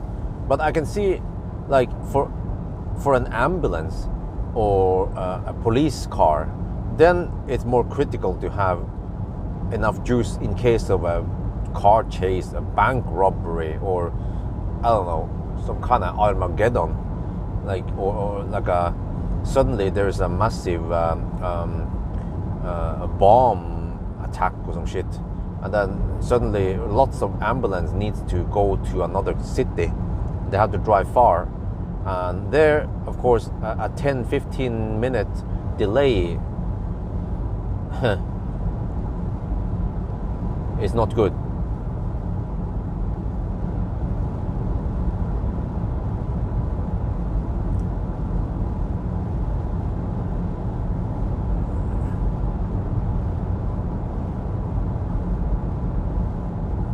Yeah. You can always so actually, it becomes cumbersome. Like, if you want to always top up to have 100% juice, dinosaur juice, you have to visit. You have to kind of refuel every few days, or to get the maximum range.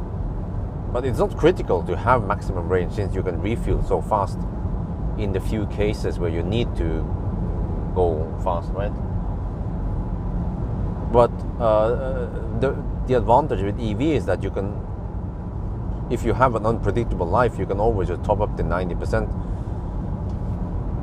or even 100% if there's a top buffer, like a fat e-tron.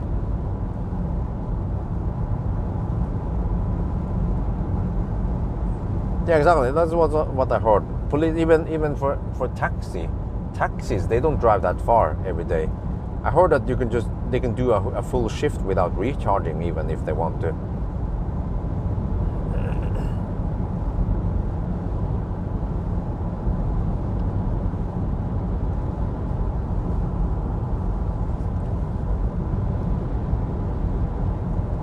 I even saw a police chase. There was a video on YouTube about a guy. He seems to drive a Model S. Yeah, I heard from the sounds. It seems to be a Model S. Tesla, of course. And he recorded he chased down a dude, but at one point he just kind of gave up because I don't know why, really. Yeah. He could have caught him, of course, but you just let him go or something. It was weird. He was kind of singing also when he was driving, chasing down the bad guy, the speeder or something. I don't know why he decided to chase down that guy.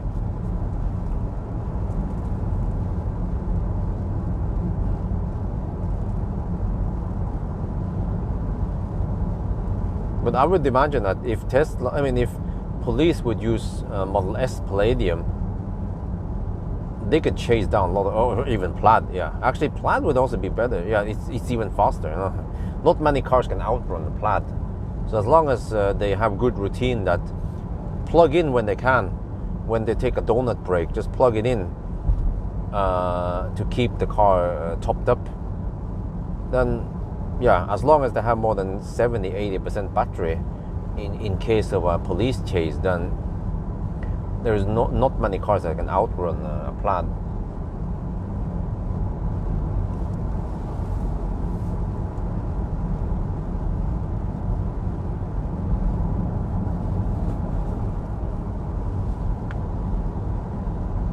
And I've seen that in those police chases, I guess the problem is they use fossil police cars, and they are chasing down a fossil car. So the police, they just can't do those ninja maneuvers where you can just overtake. You can always lure, right? You can have several police cars.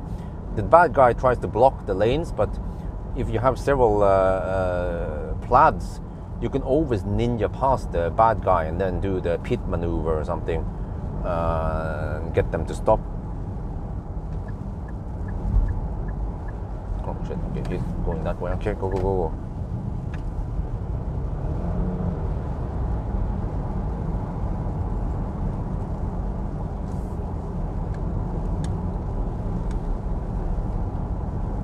But those police chases I've seen, it could look like the bad guy is kind of slow because he's in a fossil, and then the police, they have the same disadvantage because they're also in a fossil.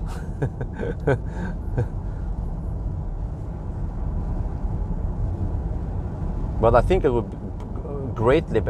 I think for police car, fast acceleration is actually more important than top speed. Yeah, but of course for a Tesla, you have high top speed, but also ultra fast acceleration, which will come very handy.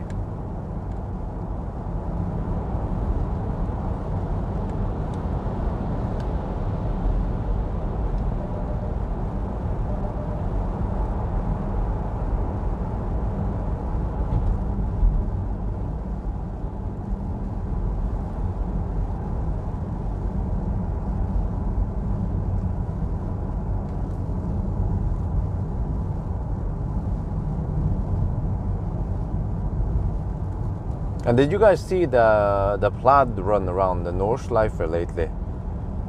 There was this guy, some kind of race driver who drove around. They're quite chill. Went fairly fast. It was a good BTG time.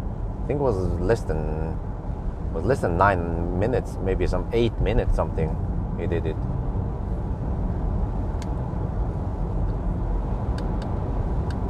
But it was kind of funny because in the beginning he was the last car, or he had two fossils in front of him when he entered the ring And then you can hear that the fossils, they started accelerating. And then the plow just floored it and then woof, went past those fossil cars so effortless.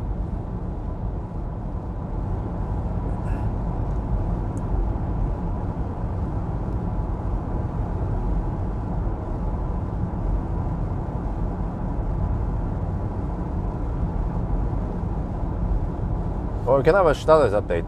738 kilometers. Consumption has dropped to 10.9.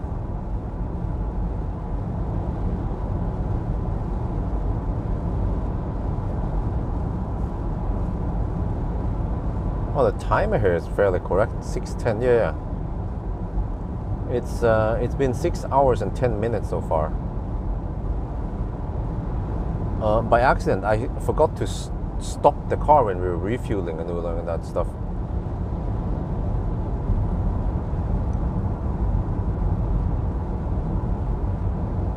And it's bright now, 7 in the morning. Well, it used to be 6, but it's 7 now. Well, that's cool. That means that it gets bright until around 8 in the evening now. Oh, that is a great feeling. Just need to get rid of the damn snow. The days are getting longer finally. And Norway becomes usable again.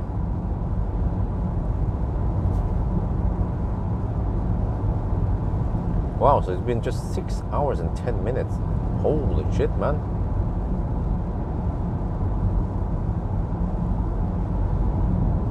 Oh, okay. I see now. I think we need to refuel, because now we are 276 kilometers away from the gas station, Shell Mortensrud, and the car estimates 326 kilometers.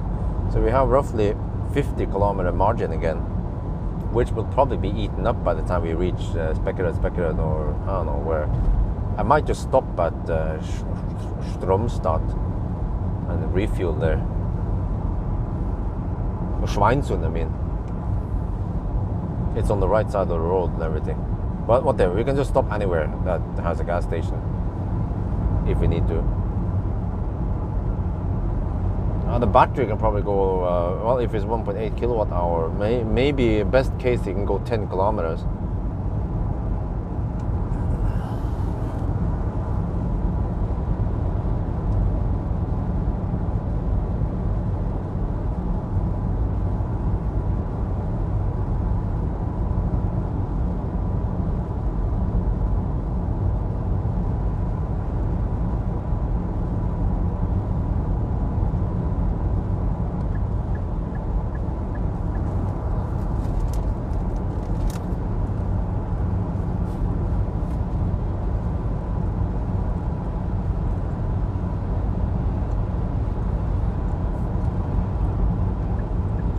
But the highest I've seen is around 85% of the battery. Even when going down Hallandsåsen, it will hit around 85% only.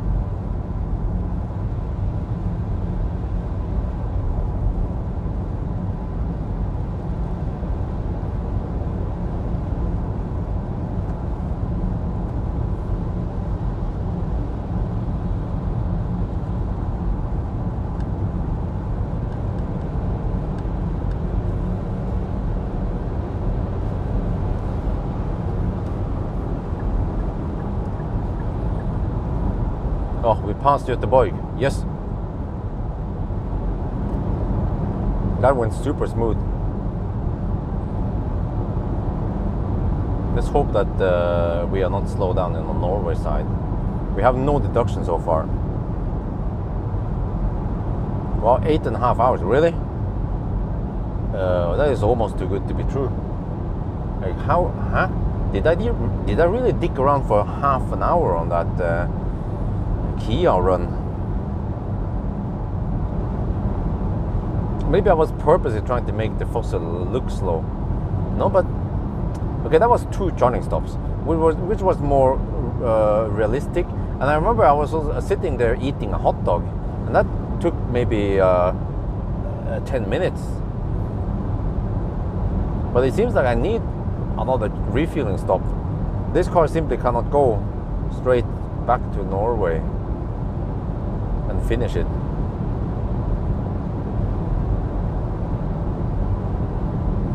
And I wouldn't mind having another P stop in maybe 1-2 hours. Yeah, I think I'm not keen on driving another 3 hours before well, actually 2.5 at least.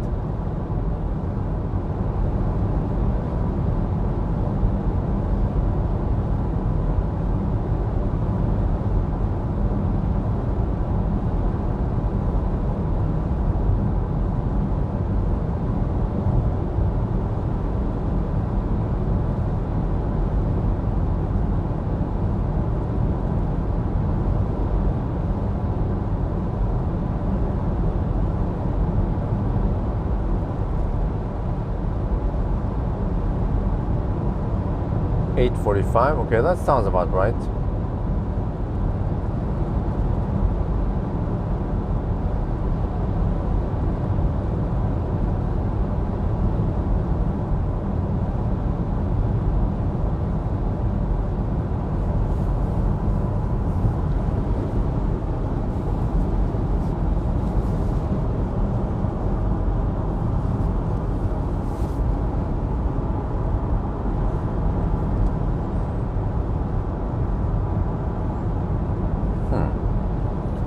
The seats are perforated. It would be nice to have seat ventilation.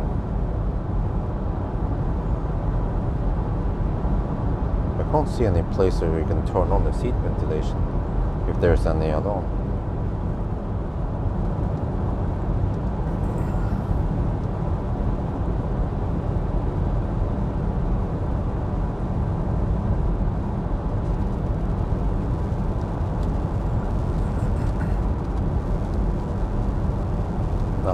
So shitty weather nowadays.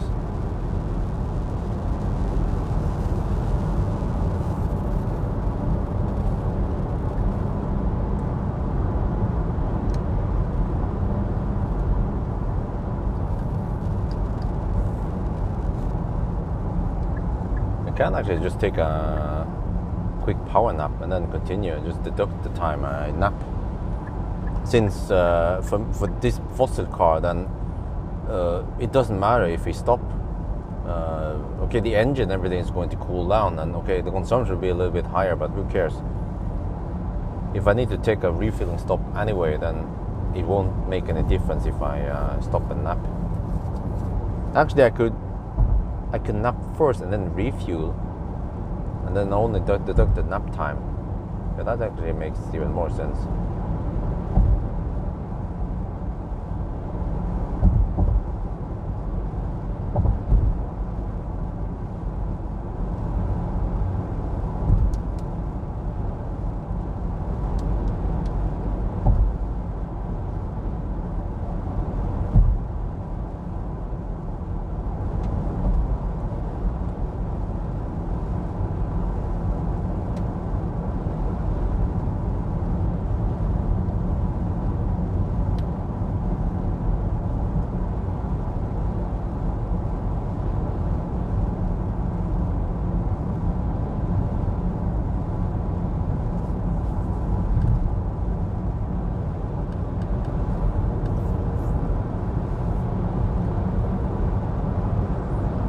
Even this area is empty. Oh, good.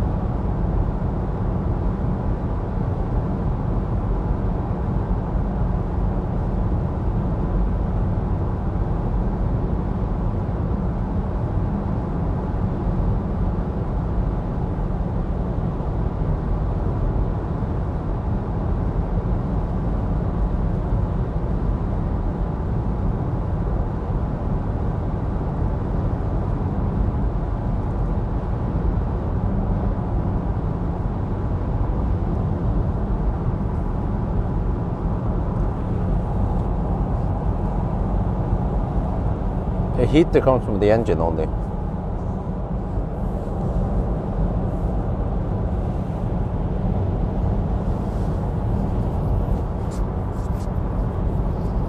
So there is no PTC heater.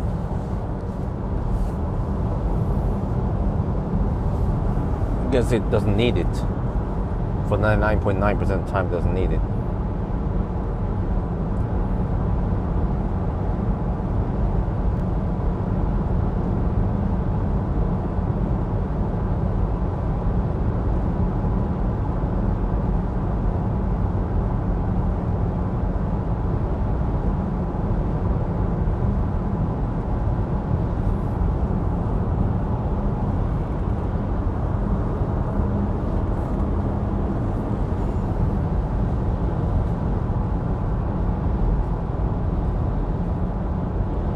We have some crosswinds again on the way back.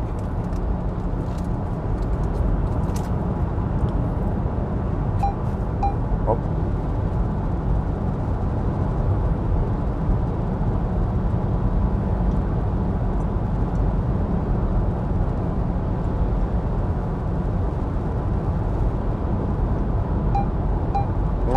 Okay. Holding it now. Shit.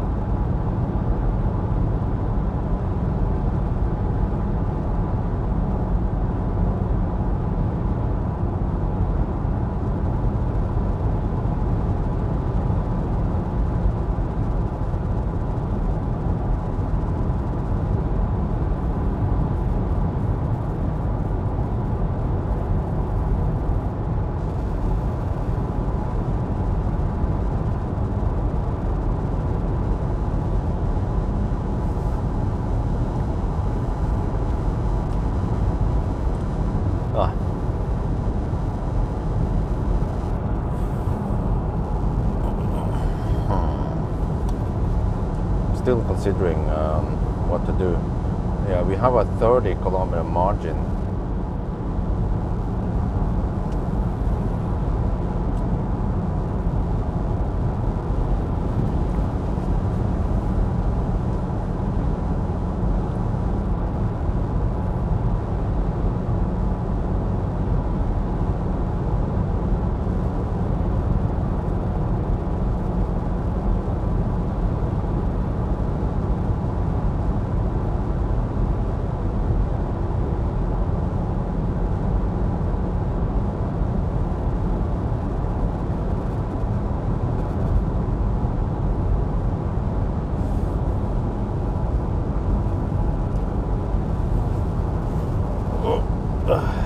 Around getting close to the 6.5-hour mark now. I didn't get that much sleep in the afternoon. I slept for about half an hour only. For some reason I feel a bit sweaty now. Maybe because I was a bit stressed. Yeah, I was not that sweaty on the way south. But then after the Helsingborg run, then I was like, I actually wonder if I should just stop here at Spekkerød. I have less than half tank. But what I need to do is take a nap and then wake up and then refuel and then pee and then go for the finish line. We had to deduct time. I had to figure out how much I need. I mean, how much I spend here. But I feel like I need to take a little nap.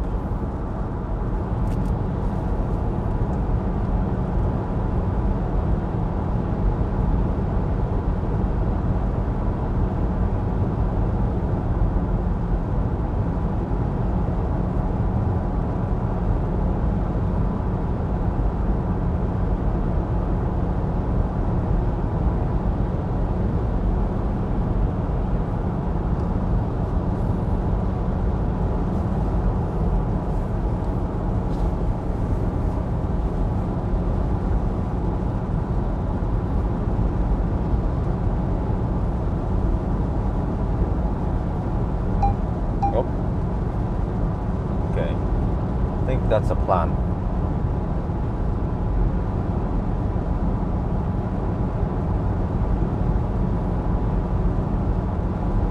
What else is kind of important is that I should not do any activities now. Just sleep first and then wake up and do the activities.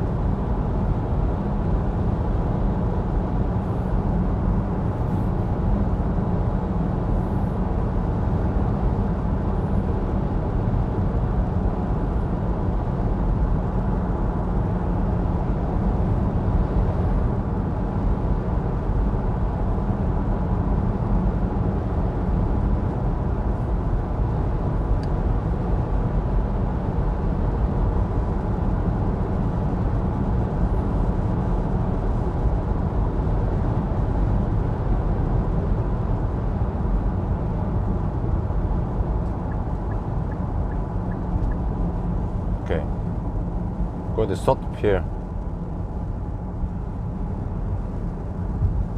Camp mode? Well, actually, yeah, let's see. There's actually a resting area there I could possibly use.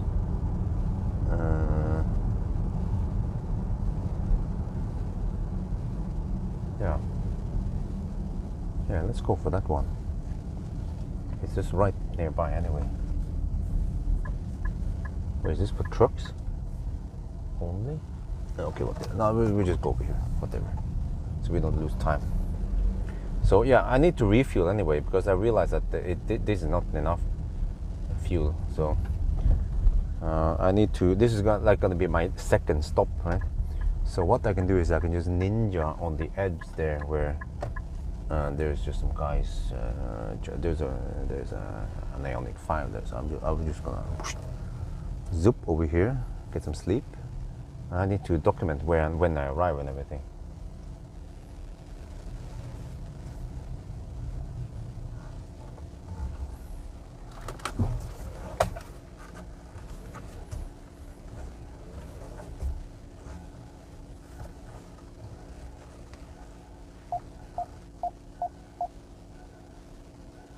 Okay, this is going to be my second stop. Let me see. Yeah, 7:20. Okay, let me document this. Right before the nap break, 7:20. Speculate. Okay, trip meter 774.6 kilometers.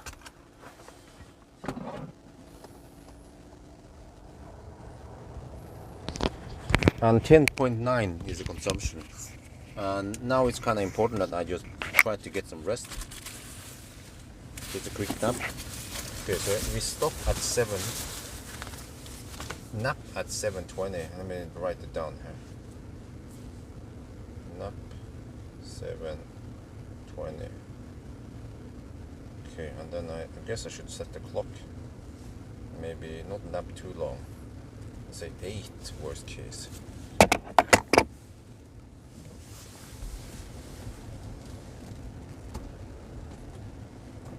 Wait, maybe I shouldn't be freaking idling here.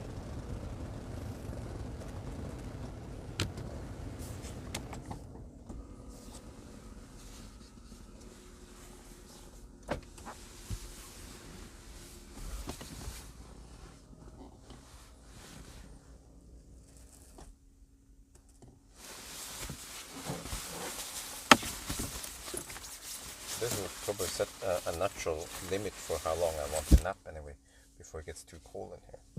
So, good night. Quick nap.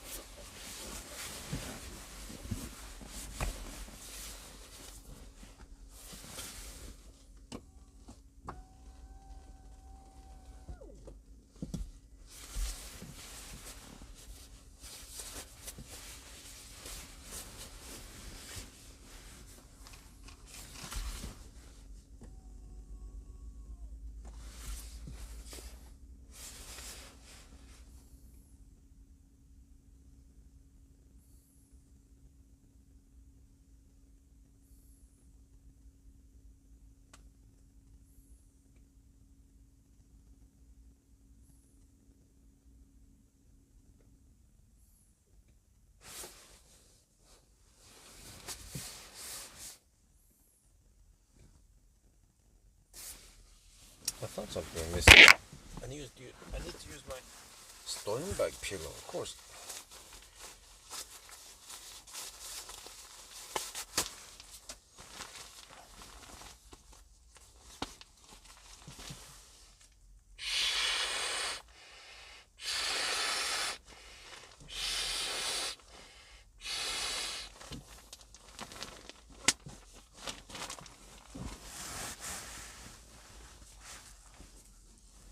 Okay, unfortunately it's not that cold outside, so it takes a while for the car to cool down.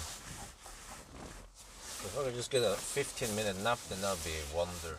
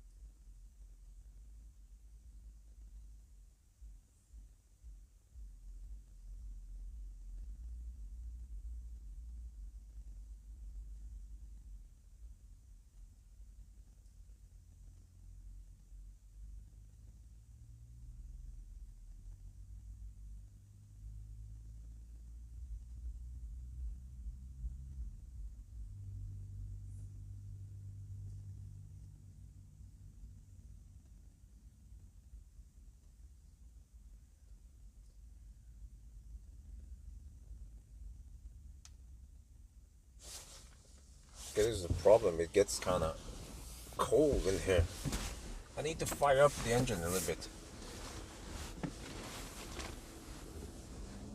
Hey, what the heck?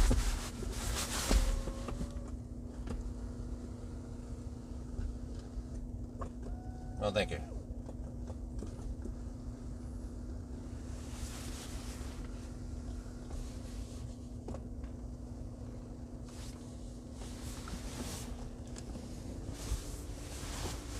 guess it just uses leftover heat anyway from the engine for the heating. Okay, I'll try the nap now then. I'll just get a quick one.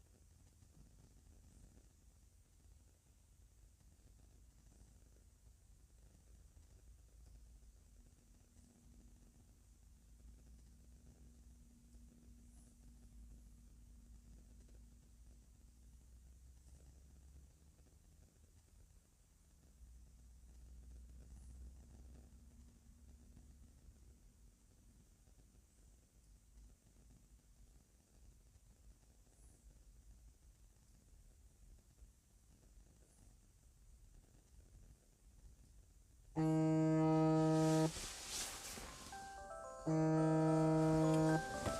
the heck, man? Why did that thing stop?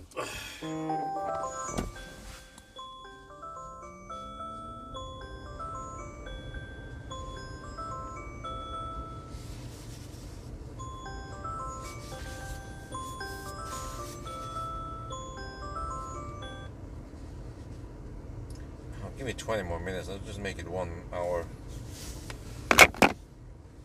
Why did the car stop? The engine, man, freezing here.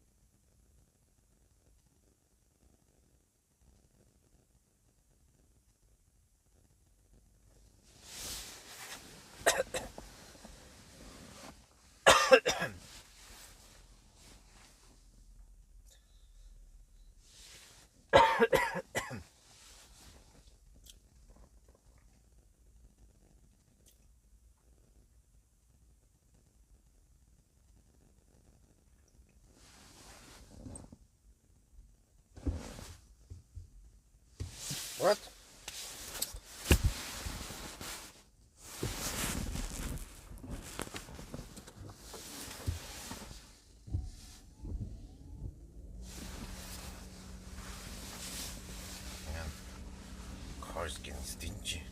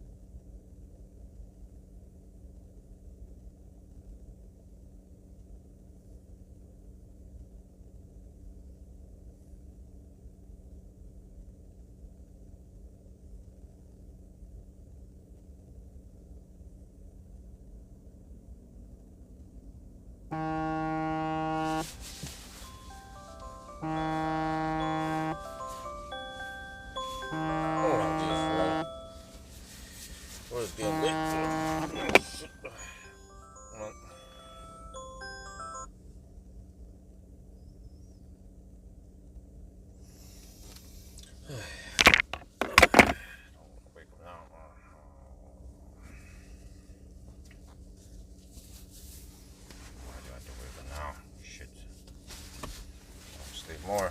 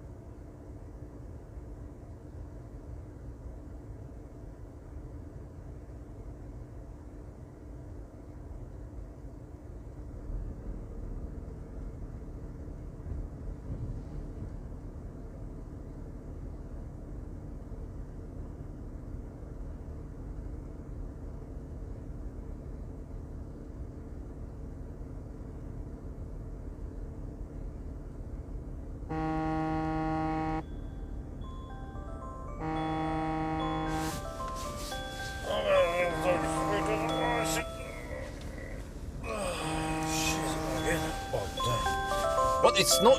Shit.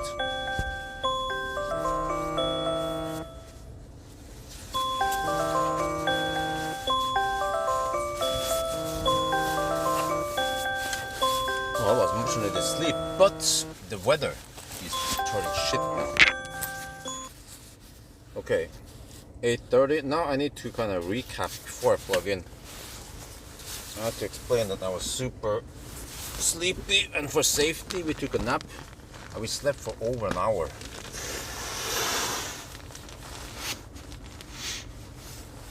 And then I have to actually refuel here and go to the restroom, and yeah, and then continue my challenge. Oh, sorry. But shit, that weather. Uh-oh, this is not good. This is not good at all.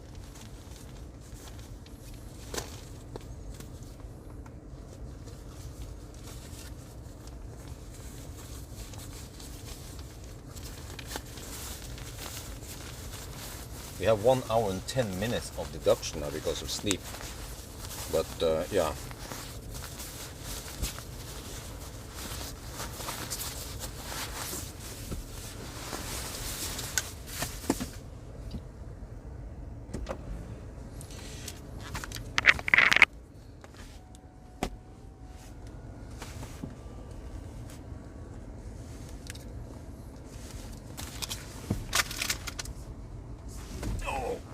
This is not good. This is not. I was actually trying to avoid it by going not too late, but I ended up sleeping anyway. Let's hope we are not too much affected by this weather.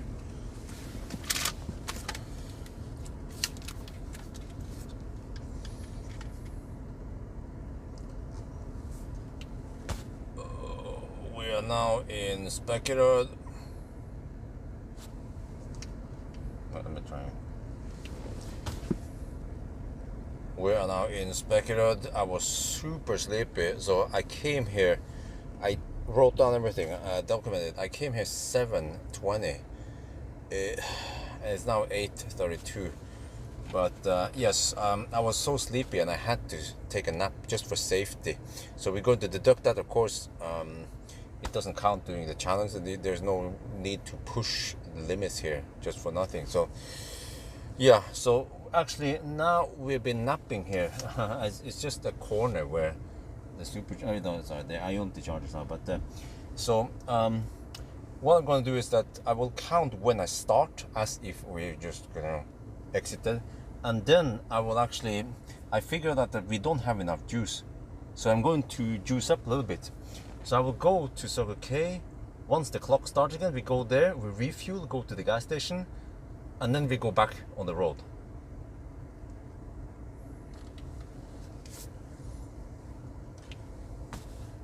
Tอนนี้เราอยู่ที่สเปกแล้วนะครับเรามานี่ 7:20 นะผมได้ถ่ายวิดีโอทุกอย่างนะครับตอนนี้ 8:30 แล้วอะผมง่วงมากแล้วผมก็นับหน่อยที่นี่นะเพราะว่ามันไม่เซฟถ้าเราจะขับไปแล้วก็ง่วงนี่นะครับแต่นี่เราจะหักเวลาไปนะมันไม่นับใน challenge นะครับแต่ว่าโอเคอันนี้บอกพลานนั้นเป็นยังไงนะเราก็ได้นับที่นี่แล้วก็เราอยู่ที่อันเนี้ยซอกที่ใกล้ Ionity Charger นะแต่เรายังไม่ได้ทำอะไรนะครับเดี๋ยวเราจะแบบเริ่มนับเวลาอีกเหมือนกับว่า challenge มันวิ่งไปนะครับแล้วก็เราก็จะไปที่เติมน้ำมันแล้วก็เติมน้ำมันแล้วก็เข้าน้ำแล้วก็ขับ challenge ต่อไปนะครับเพราะว่าผมได้คำนวณแล้วว่ามันไม่มีน้ำมันพอเราจะต้องเติมน้ำมันอีกทีหนึ่งแต่ว่าแป๊บเดียวไม่นานหรอกคราวนี้นะนั่นน่ะพลานก็อีกไม่รู้ว่าอีกสัก5 นาทีก็ได้มั้งแต่ว่ากี่โมงอะเราก็เริ่มนับ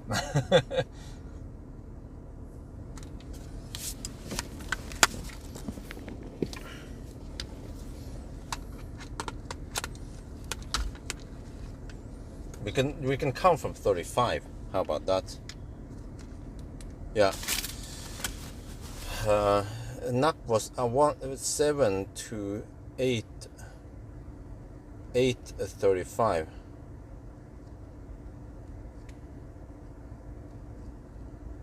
That's 1 hour 15 minutes. Okay, it's now. Okay, let's go. Let's move.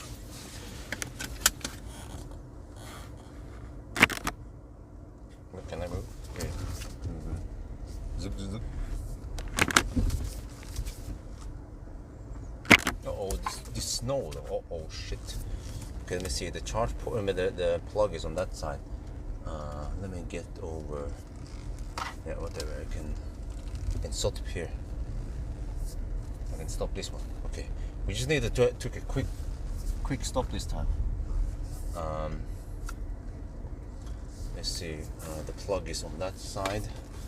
You need to just do this, I guess. And then. All right. Stop.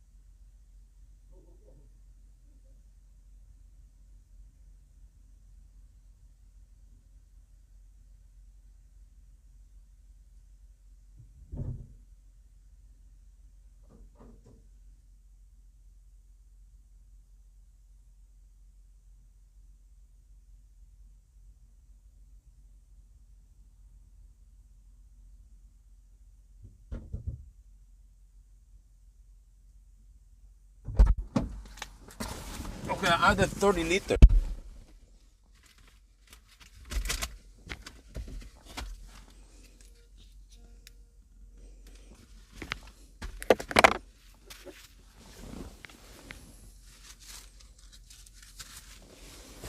Now, restroom and stuff.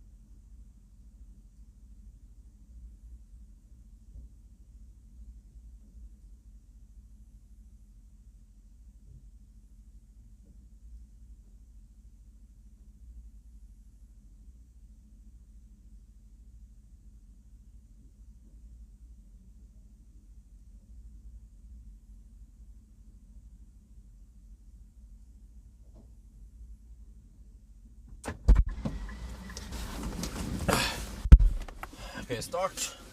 Let me reset. Let's see.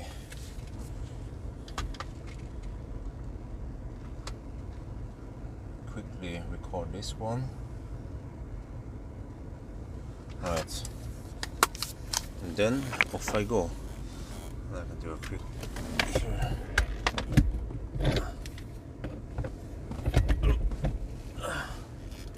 Okay.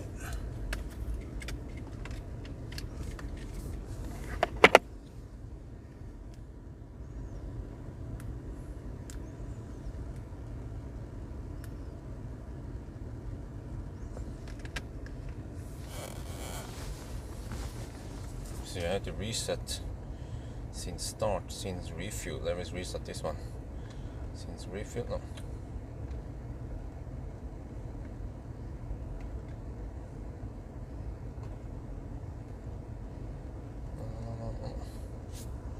Okay, microphone here.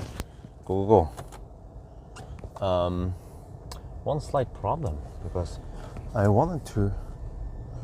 one part. I didn't make a part 2, so hopefully we can finish the challenge without overextending too much. I think I have enough food. Okay, anyway, let's get going. If the weather is too bad and we get delayed because of snowplow or some shit, we would just deduct for that, of course. We have very few deductions anyway, actually no deductions until now. So we have a 1 hour and 15 minute deduction. So the way we count now is that we started 10 minutes before midnight, okay? And we add 1 hour and 15 minutes. So it is as we started 5 minutes past 1, but then we also turn the clock forward this night. So we will count as if we started at 5 minutes past 2 at night. Yeah.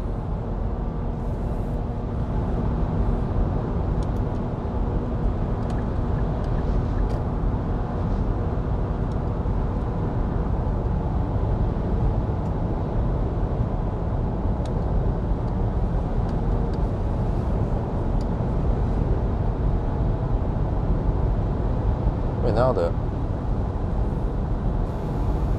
the header display is way too bright. What the heck is wrong with this one?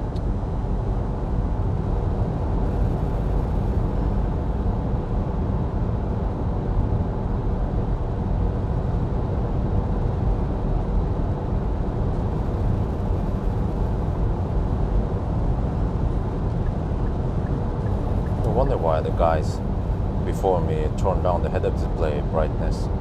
It's way too bright. Okay, I need to set it to -10. It's crazy, man.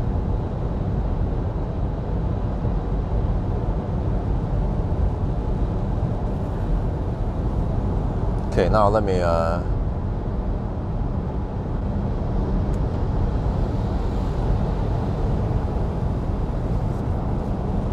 record video.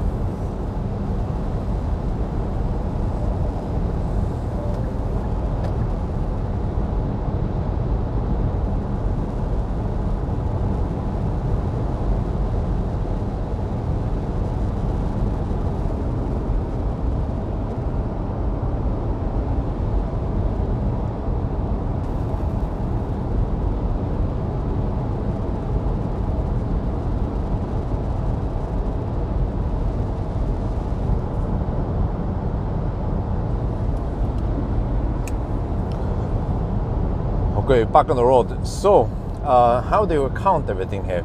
We started 10 minutes before midnight last night, and then this, I would call it a safety nap, took 1 hour and 10 minutes. So it would be as if we started 5 minutes past midnight.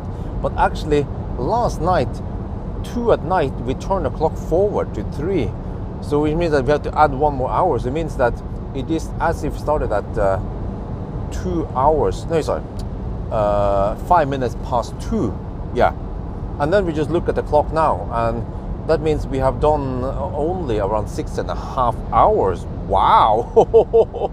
So it's still a good time.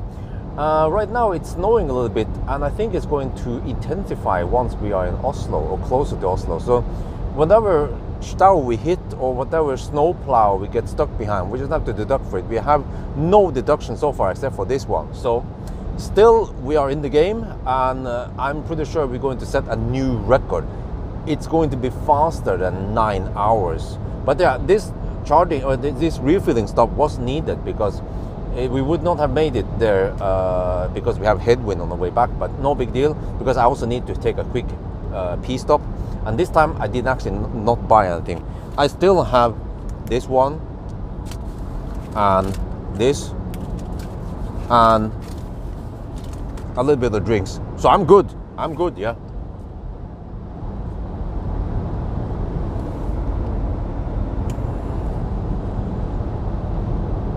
โอเควันนี้เราเริ่มขับนะครับแล้วก็เนี่ยเราเริ่ม challenge เมื่อวานนะ5:50นะครับแล้วก็ที่นี่ที่เรานับเมื่อกี้เนี่ยเราใช้เวลา1ชั่วโมงกับ15นาทีก็เหมือนกับว่าเราจะนับว่าเราเริ่มตีหนึ่ง5นาทีนะครับแต่ว่าเมื่อคืนน่ะเราปรับนาฬิกาไปข้างหน้า1ชั่วโมงนะครับก็แปลว่ามันเหมือนกับว่าเราเริ่มตี2 5นาทีนะครับแล้วก็ถ้าเราเช็คเวลานะเราใช้เวลาแค่6ชั่วโมงครึ่งนะประมาณนั้นนะครับโอ้โหแล้วก็ต้องขับตอนนี้เราก็ตรงไปได้นะครบ 1,000 กิโลเมตรนะเราไม่ต้องเติมเราเพิ่งจะเติมเมื่อกี้เนี่ยนะที่จริงใช่เราต้องเติมเพราะว่าเรามีลมต้านน้ำมันจะไม่พอนะครับเราไม่อยากจะเสี่ยงแต่ไม่เป็นไรเพราะว่าผมก็ต้องการเข้าห้องน้ำนะครับแล้วก็ขนาดครั้นี้แค่ห้องน้ำนะไม่ได้ซื้ออาหารแล้วนะครับเรายังมีน้ำนี้นะครับยังมีสแน็คอะไรที่เรายังไม่ได้กินนะก็ไม่เป็นไรหรอกเรามีอาหารพอเราก็จะรีบไปนะครับตอนนี้ปัญหาคือมันหิมะตกนิดหน่อยแล้วก็ตอนเราไปถึงออสโลมันอาจจะตกมากกว่านี้นะก็ถ้ามันเลทอะไรนะเราติดหลังรถไถหรือว่าอะไรไม่รู้อะที่มันเคลหิมะเราก็แค่หักเวลาไปนิดหน่อยวันนี้เราไม่มีดีเลย์อะไรเลยนอกจากที่เรานัดไปเนี่ยผมจะเรียก safety นัดความปลอดภัยเรานัดนะครับนั่นนะไม่ให้มันมีอุบัติเหตุไม่ให้เราหลับในนะครับก็ผมก็มั่นใจนะว่าวันนี้นะมันจะเร็วกว่า9ชั่วโมงนะครับ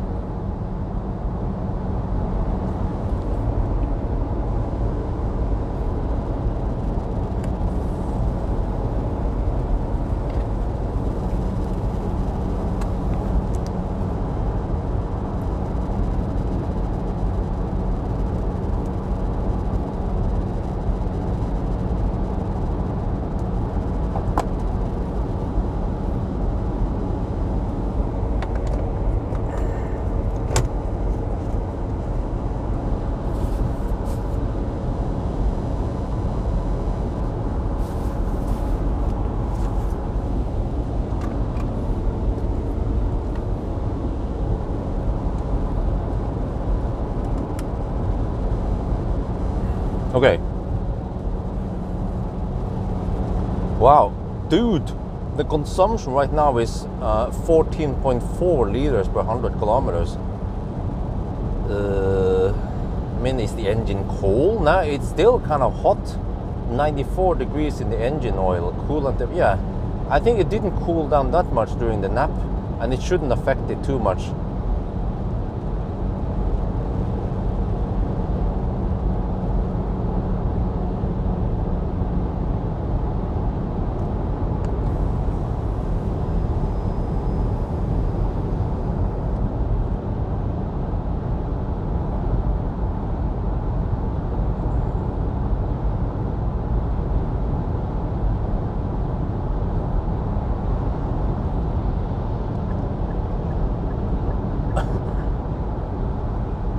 But yeah, that was a much needed refueling stop. So I added 30 liters. We have we have input 57 liters now, plus 30. So that's 87 liters so far. We just have to top up once we are back. Yeah, we're gonna stop at Shell Mortensrud and top up one more time. Now it's gonna be slightly later than after the 999, so we just have to I don't know, deduct half liter or something, but we get an idea of what we spend at least. on that challenge. Okay, it starts stabilizing now. It dropped to only 13.8 liters per 100 kilometers.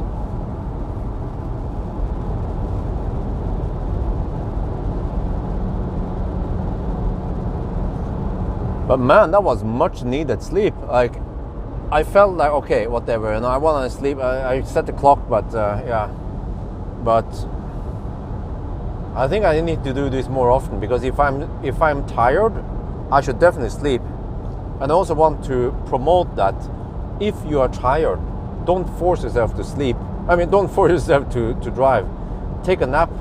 Like, even if I'm doing a challenge, I can take a nap. Like, you don't want to rush it. And if I say, yeah, I mean, I want to avoid traffic, but whatever, safety is more important than traffic. So if you get stuck in traffic, we can always deduct for it. And in real life, if you could just come a little bit later home or something, no big deal. Or if even if you are late to an appointment, or I don't know, worst case, you can just say you had to take a nap. In that case, I would probably not take a 1 hour nap. I would take, let's say, a 15-minute nap, just to get that boost so I can keep driving. Yeah, it seems like it counted stationary, but it wasn't idling for too long. And the car was actually being kind of stingy on the heat. It like went a little bit on and off for a while, and then it kind of stopped completely. So I guess we know now that it won't run camp mode for too long before it just kind of gives up. Yeah, it includes a little bit of idling. But as you guys heard, it didn't idle for too long. So it's just a drop in the ocean in the big picture here.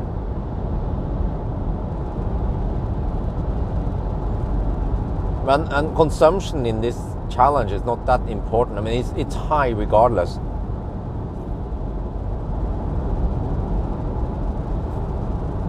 Yes, exactly. Better come late than come too early to heaven, right?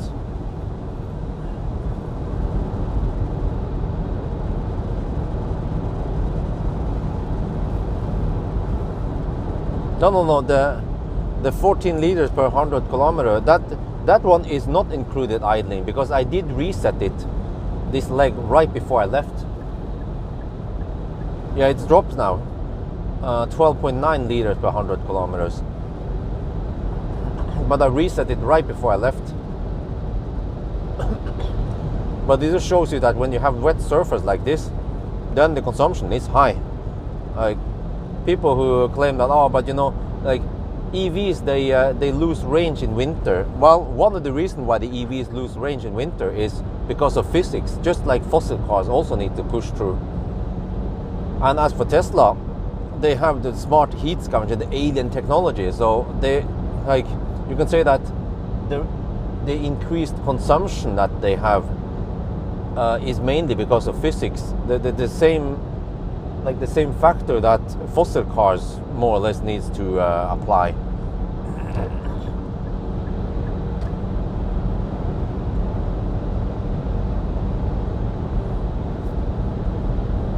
But I have this car for a couple of days now, actually several days. I think I have to return it on Thursday, so I can do some tests, because I kind of want to know how weather affects consumption. So I should actually try it on wet road versus dry road at least, and maybe cold weather versus not so cold weather, because I think that counts for drag and such.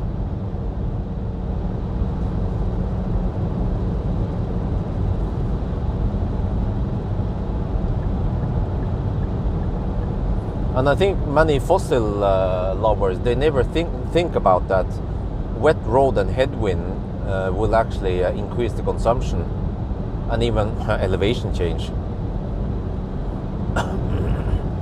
Engine temperature, well, it shows engine oil temperature. It's 100 degrees now. That's the highest I've seen so far. It usually hovers at 95.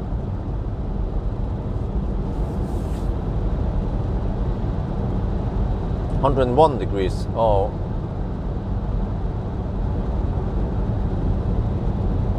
because the road is kind of wet now.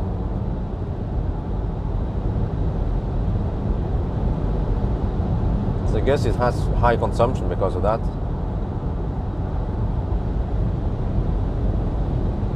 And it's supposed to be worse and worse the closer to Norway we get now.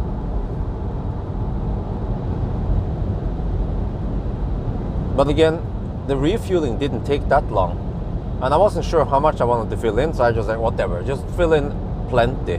It might have taken 30 seconds extra or 1 minute extra, but who cares?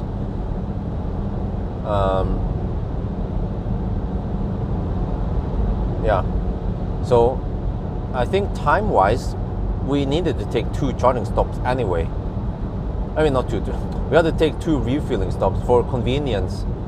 And I think most people, they will also do it like this. They wouldn't just run it almost empty like I did and then YOLO it and run it almost empty again. They would actually space it out more. I think they would probably not stop at Helsingborg. They would stop a little bit before it and refuel, and then stop, yeah, like Spekerød or somewhere and refuel again. But I think most like deadly people, they would not rush it like me. They would maybe take a little hot dog or something and chill a little bit. But I'm actually testing the max capability of the car. So you can say that in real world, the fossil car actually needs more time than this. Actually closer to the old record maybe, the 9-hour time. But we're gonna test what is actual possible with a fossil car. So I just need to suffer a little bit.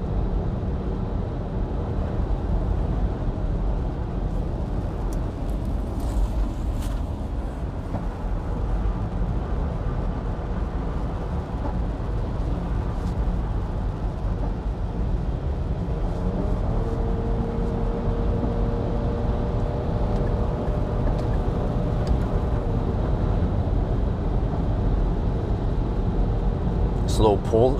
There was a slow electric car. Man, those damn electric cars, they are always slow. Trying to save energy. Man.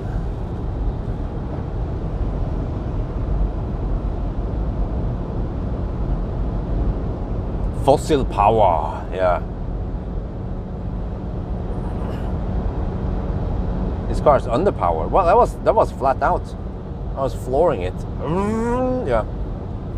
It does 0 to 100 in 7.2 seconds or something. I don't remember, 6.9. Around 7 seconds.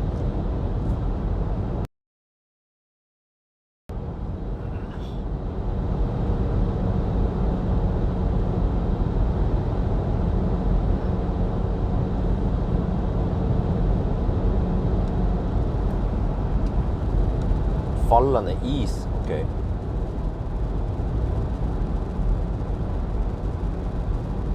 There's actually a speed limit here this time. Got to be careful. Okay. We should deduct at least 5 minutes because of this. It was a Polestar. Yeah. Must be some shitty EV since he's driving so slow. Probably takes hours to fast charge that thing.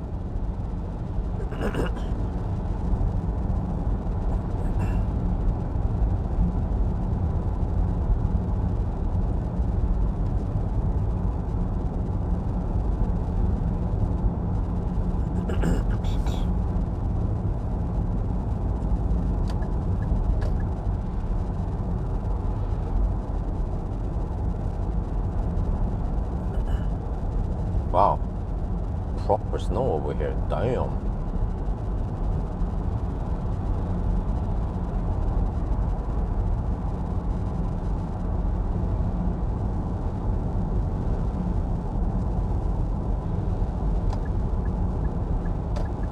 I rarely see snow over here. You know, it's going to be freezing cold again. In Folldal in a couple of days.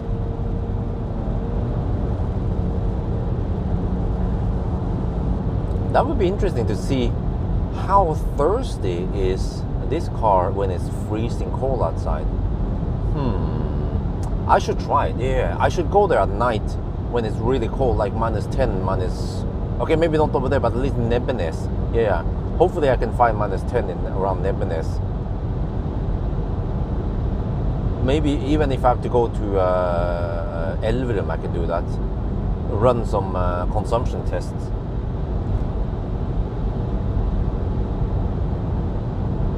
I just want to know how weather and everything affects consumption for a fossil car.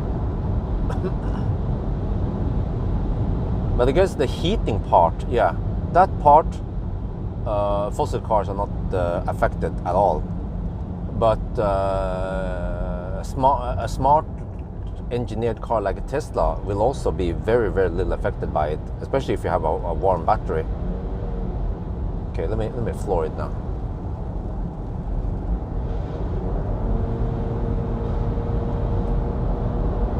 Wait, are you comparing the e-Power all-wheel drive versus the wait, what about this one? This one is the all-wheel drive, the e-4orce. Are you comparing e-4orce versus the regular all-wheel drive?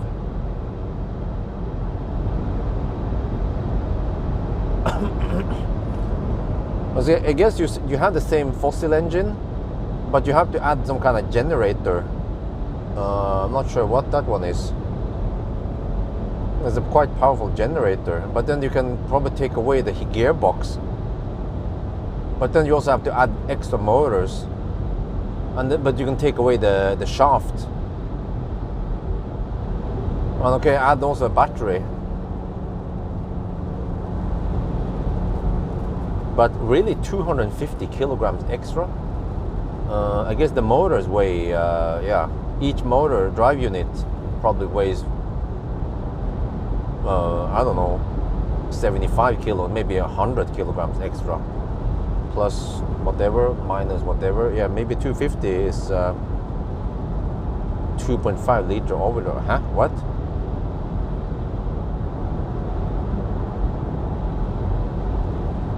But wouldn't it be fair to compare against, well actually, is it really 2.5 liters? I thought it was 1.5 liters. Oh, maybe the all-wheel drive only appears in the 2.5 liter configuration.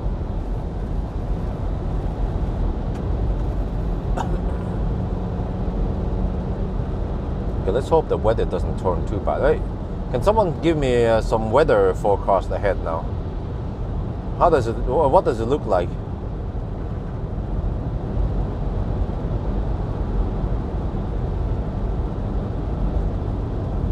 Because I'm afraid this is going to be the weather all the way to Oslo, and around Tanim area it's going to be semi-twisty. So I just have to be a little bit careful.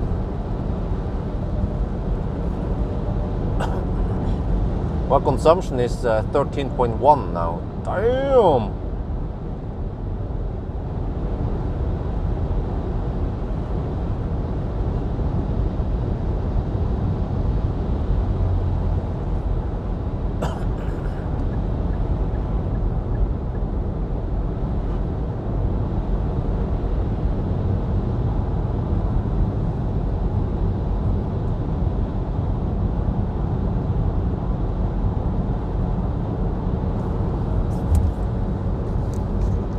Last night was a stroll in the park when you had nice weather.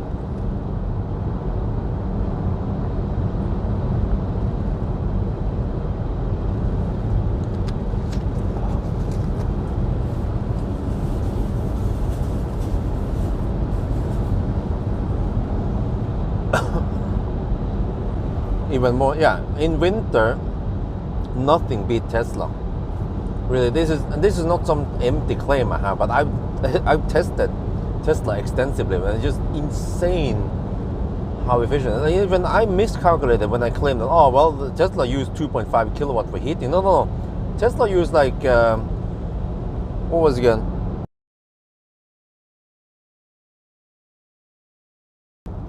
It was a decimal error. Tesla used only 250 watt for heating, That was through some freezing temperatures. It's insane how little energy Tesla used for heating. That was the Plaid from Folldal or Alvdal to Oslo.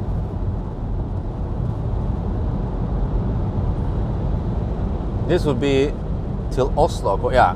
Okay. Thank you. Yes, that confirms what I saw yesterday. That's actually why I wanted to get back to Oslo ASAP. But then I was just simply too tired, because if I was here over 1 hour earlier, it would not be that bad. And it's gonna be worse and worse, I guess. And then the snowplow might not be here that frequent. Actually, there hasn't been any snowplow here.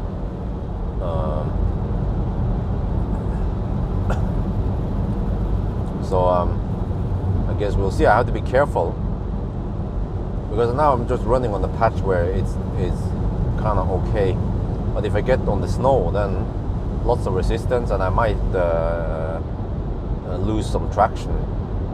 So I have to pay attention. Yeah, and people are driving dog slow. I just hope they don't hug the left lane. Well, they will hug the left lane once I reach Oslo or Norway. So we just have to figure out how much we deduct from that slowness. Actually, you know what? We know that. What do we know? We know that from the border to Oslo. Wait, it's supposed to take exactly 1 hour. Yeah, I know. It's supposed to take exactly 1 hour. So we can deduct the. How long does it take from the 9 point to Oslo? I think roughly 15 minutes. Or maybe someone can figure out. Neither, maybe you can figure out. Yeah, I know on a good run, exactly 1 hour. So then that means it should take 45 minutes from the Norwegian border to the 9 point, something like that. Oh shit, this is exactly what I was afraid of. Come on, Noen hakka på litt R5 tires. Do your job now. Yes, good job, good job. We are proper winter tires. We're gonna hammer these fossils. Well, wait, I'm also a fossil this time. And of course there's a leaf in front. Those shitty EVs, look at them. Look at the EVs, how slow they drive. Wow. You're low in battery, ma'am. Was an old lady.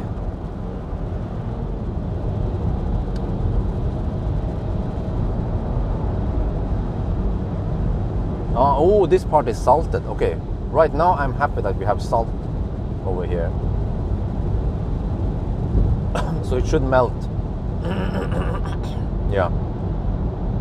Okay, this part is slightly better. That's good. Let me see. Yeah, we have 1.5% overproduce. You have to count to 1015. So I will, yeah, we should 999 at the same spot. Actually, since we have very few stops, the 999 point should be slightly past the regular 999 point. Okay, should have to be careful there. I'm gonna cross the sleet. Oh, okay, we're good.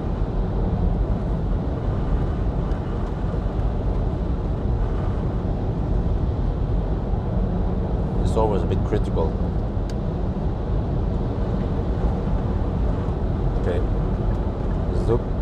Try to follow other people's traces. There, okay, that's better.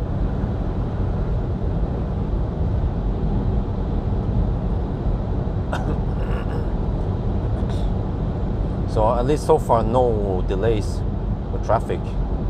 So we try to minimize it to not make the deduction too complex.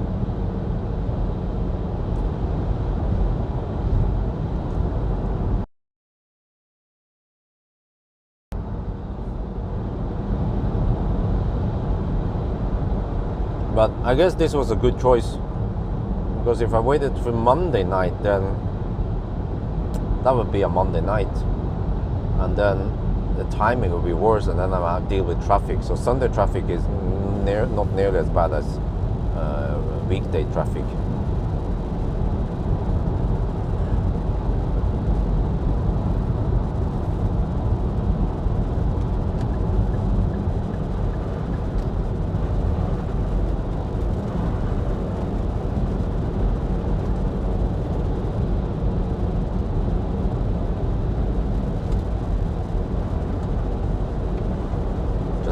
careful. Because this is kind of scary to be on this lane, since it has not been plowed that much, or yeah, not too much tracks here. Uh-oh.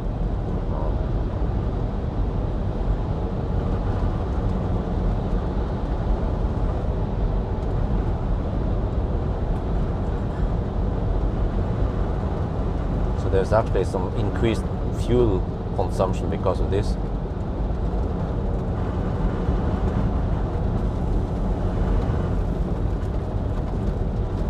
I guess I'll just stay on this lane. So if we have more fossils, we need to hammer. Yeah, this time I don't want to change lane too much, because it's always a bit scary every time you change lane. And I don't want to do that in the curve, so... Oh, and the curve ahead is kind of scary now. Need to follow other people's tracks here, kind of. Take it a little bit easy here in the curve. I'm not sure how much traction I have. Yeah, the sleet might be messing up my traction. This is one of the scariest driving conditions you can find.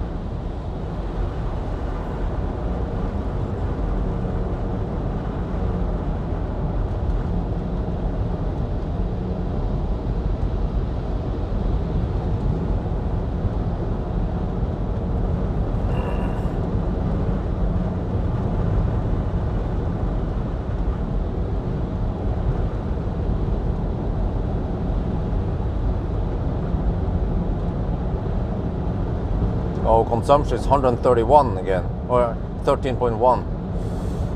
Damn.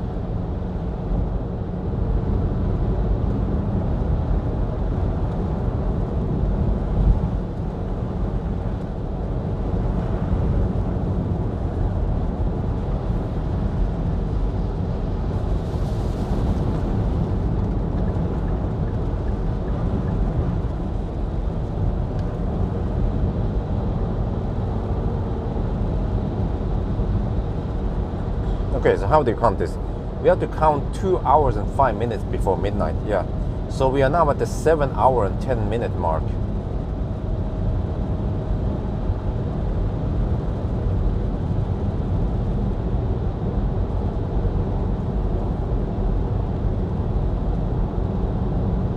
And we are 840 kilometers now on the uncorrected stats. And the total consumption is 11.2.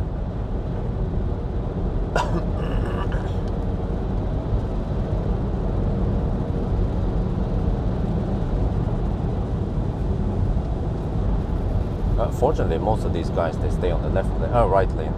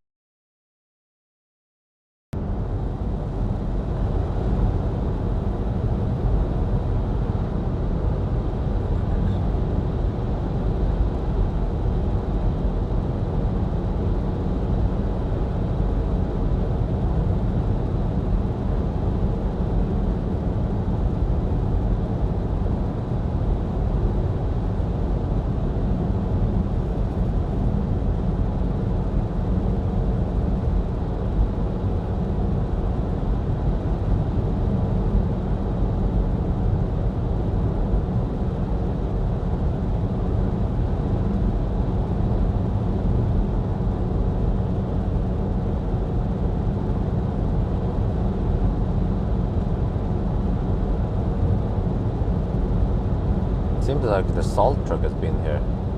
So the salt is slowly working to melt the snow. Yeah, there you go. They had a snow plow on the other side. Whoa, okay, they work too. Alright. Oh, and everything else is blocked behind. So if we get stuck behind one of those, we have to try to deduct as well, as good as we can. I'm not sure how the heck we're going to deduct it correctly. We just have to look at the average speed and how long we stay in there, I guess. Something. We have to look at distance at start and distance at end and time we spend, so we can calculate average speed. Well, you know what I can do? I can just reset the trip meter, yeah, once I enter it. And then we know how long we have been in there and how long it took.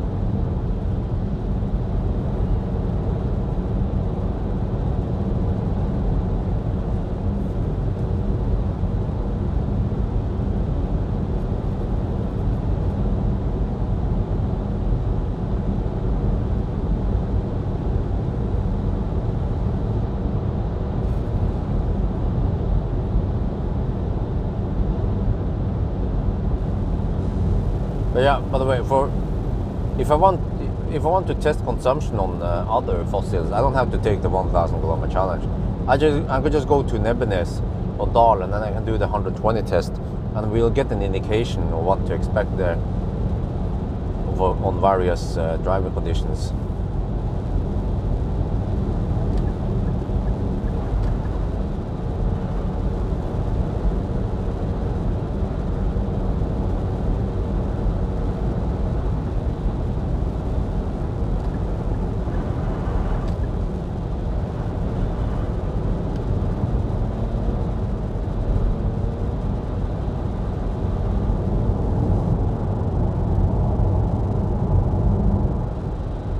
But I should try to test with an empty battery if there's a plug-in hybrid, and then maybe drive the cycle long enough to empty out the battery. Or I mean, the battery should be empty beforehand, and then any leftover juice there, we just have to kind of even it out by driving a long cycle, say 100 kilometer cycle at least.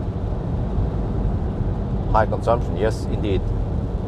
For this current leg from Spekerud, we have 133, or I mean 13.3 liters per 100 kilometer. It's just insanely high. So I figured that's why I just juice up enough, just, yeah, in case. And it would be, if we tried to go there without refueling, we would probably end up having to refuel near Svinesund somewhere anyway.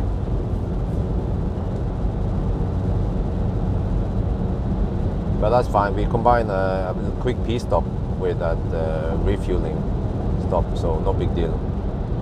Time-wise, we didn't lose that much. Maybe I think the whole refuel plus P-stop shouldn't take more than 5 minutes this time, because it wasn't that long refueling.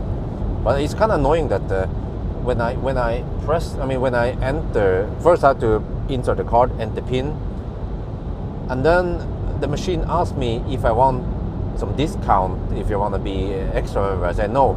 And then it asked me if I need washer fluid. I have to read some of it, and I said no. And then it will start tanking. So that's like 10 seconds extra time lost because of advertisement.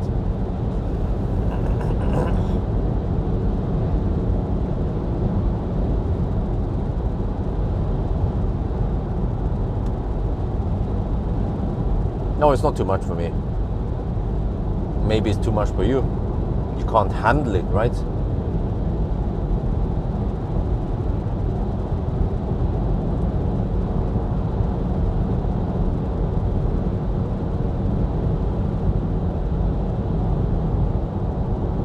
But I'm used to having one challenge per week anyway, and this week it was just one extra for the Fat e-tron. So you count it as a third, but I mean, to me it's just one extra with the Fat e-tron. Yeah.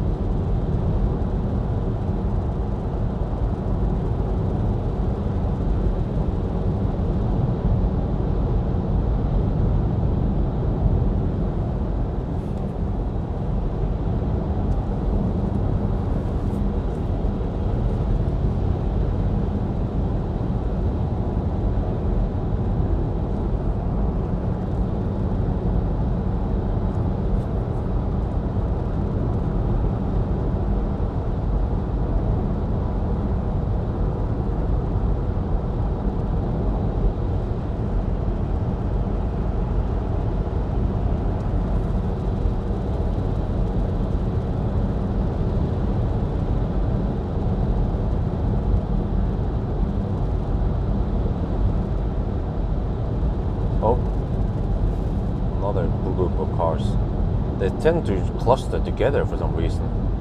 I'm not sure why.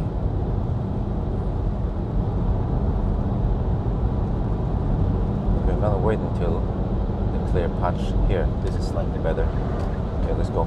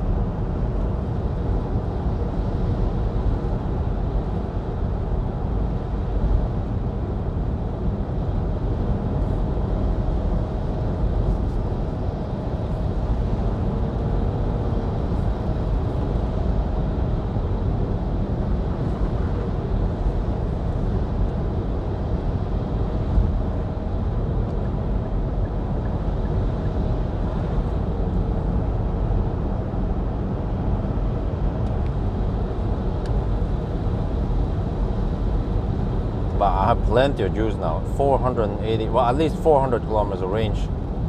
And we are around 200 kilometers from home.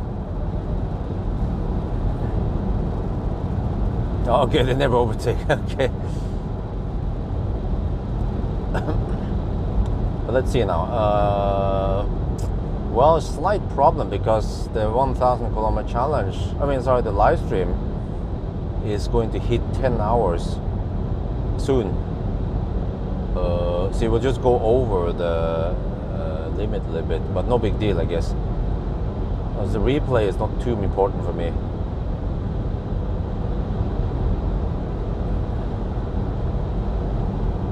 I wonder if the live stream can be around 11 hours. Yeah, but whatever. I should have made 2 parts on hindsight, even for a fossil. So I'm feeling confident that we're gonna do this in less than 9 hours, and yeah, so on. Let me see, 87 liters so far. It's going to be more than 100 liters. That's crazy, man. Right now, consumption is 13.5 on this current leg.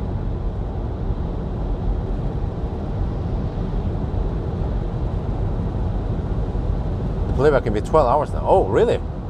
Did they improve it? I wonder if it was 10 hours before. Okay, the 12 hours is good. And we not to stress too hard. That's noon, roughly, before we... No, I forgot. The clock, no, the live stream is 8 hours something now. Yeah. The live stream is about 8.5 hours long.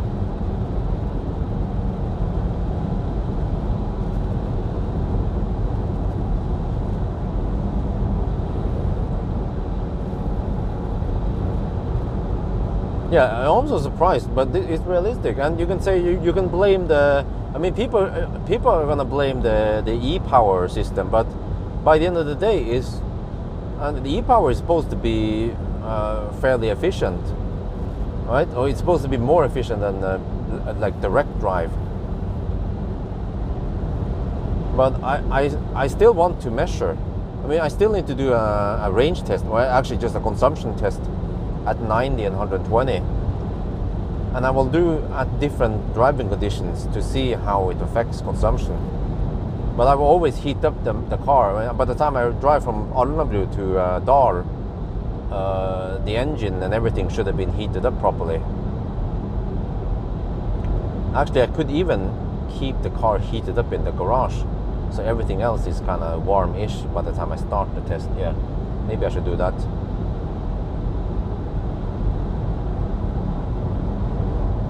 8:25 now, damn, okay. Let me check here.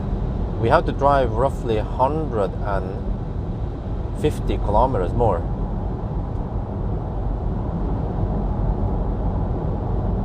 This boils down to how fast we can drive 150 kilometers then. But it's going to be 9 hours, a little bit faster than 9 hours. We might be able to improve it by 10-15 minutes. Simply because we needed that second refueling stop. And I think this is realistic. Like some people say, but they can drive 1,000 kilometers in a single tank, or who does that without stopping? And I had minimal stops, and I ate while I was driving.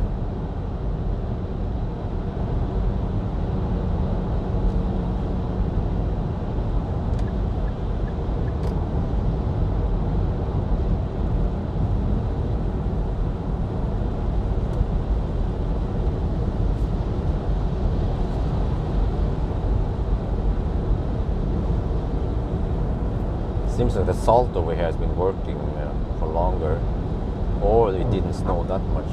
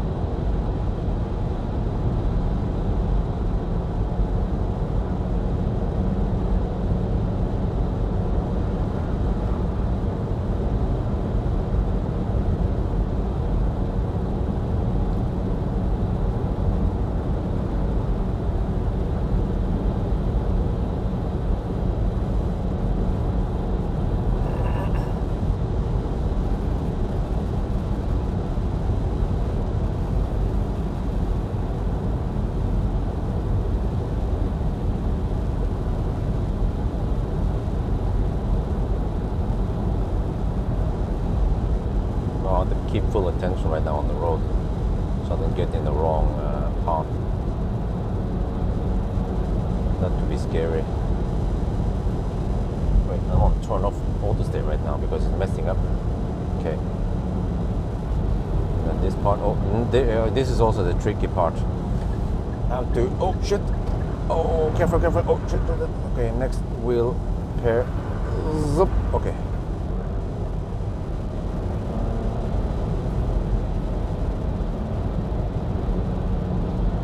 Oh, and then the truck is squirting sleet on the side.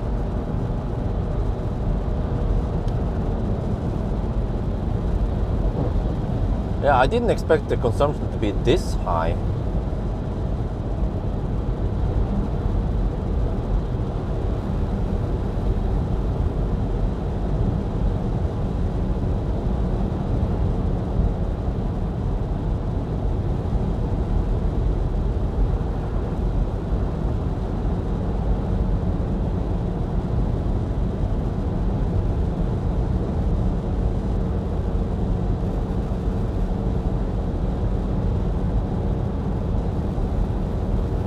ProPilot is working great for the most time, but not today, son, not today. When the road is clear, then it's working great.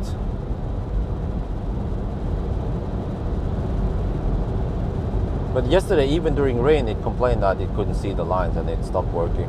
But right now I disable it because it wants to work, but it's kinda, I need to fight it, so I disable it for now.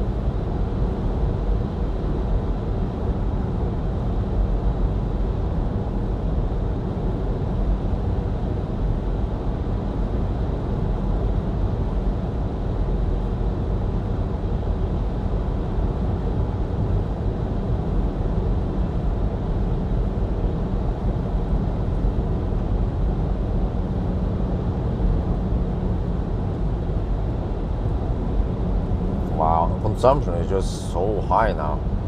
Holy crap, it's higher than the Varberg stretch. It's 13.5 liters per 100 kilometers since Beckerud. Wait, so if you drive in snow, yeah, typical snow over the mountain or some shit, consumption on the fossil cars would be way higher than normal.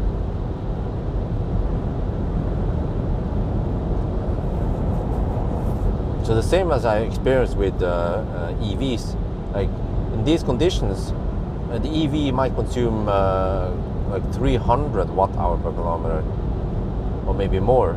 Thirsty, like fat e-tron might be consuming 350 or 370, and it's mainly because of the surface.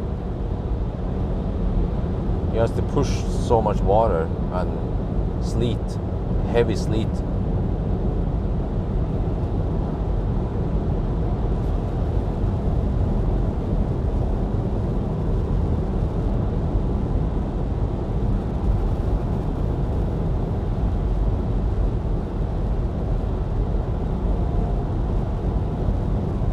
Okay, maybe I should update the upcoming. Yeah, I should give a new list to Neater about it, and maybe, yeah. Okay. Let's see, what is your status now? Okay, we have 881 kilometers done. Consumption 11.3. Yeah, so 881 kilometers and 11.3. And we have headwind. Oh.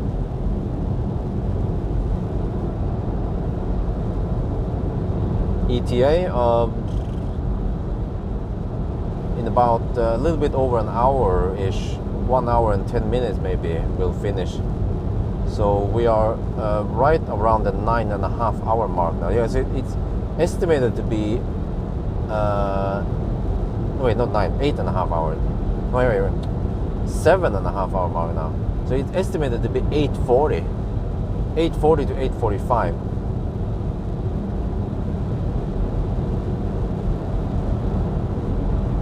I don't know really how annoyingly slow it'll be in Norway once we hit some traffic, but I expect it to be insanely annoying. Like lots of idiots hugging the left lane for no reason. Yeah, mainly because they are afraid to change over to the right lane again, some shit like that. So we could just deduct a couple of minutes, 5 minutes or something. Okay, it's 47 minutes. Okay, but let's just say 45 minutes then. All right, so yeah.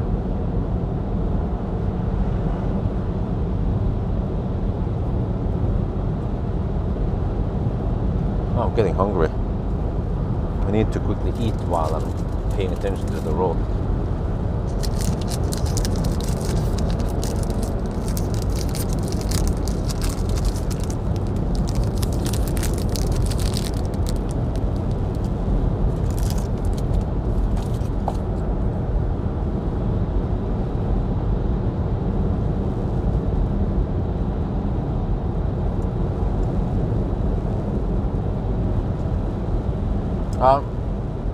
Actual range is around 500 kilometers.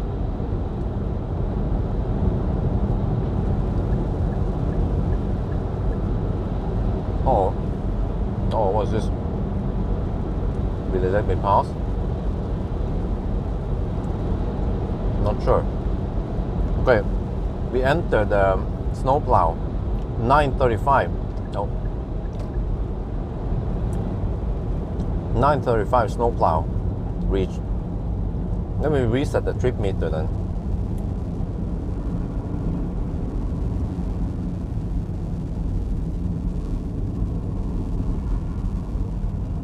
Okay, reset the trip meter. Let me B-roll that we are stuck behind a snowplow. Not sure. Eventually he should let us pass.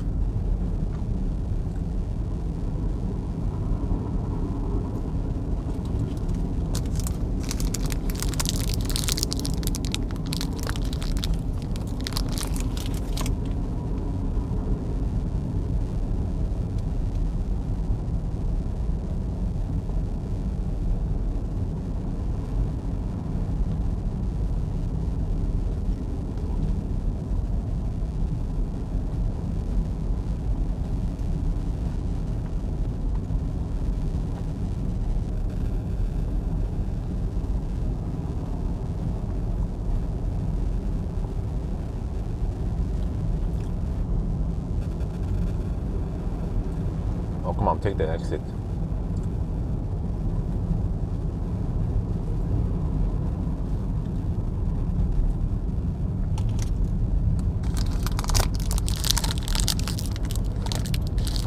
Oh, okay.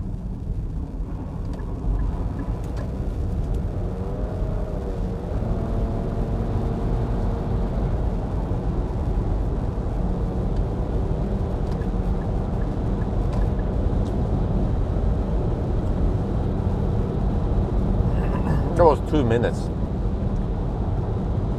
We can count it as 1 minute delay then.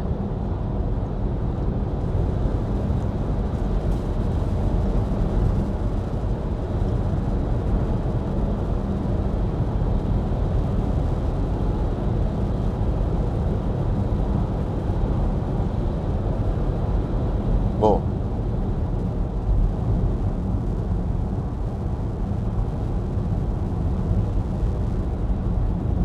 I have to take it a little bit easier here. But we have good tires. But I just have to be careful.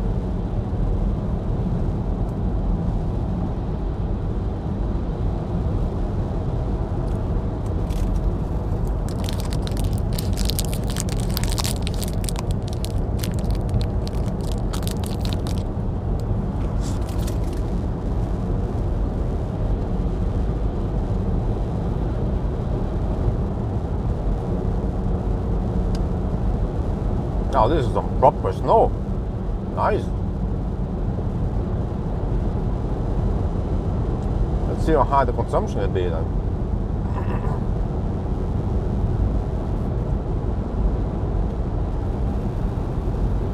Whoa, what's that?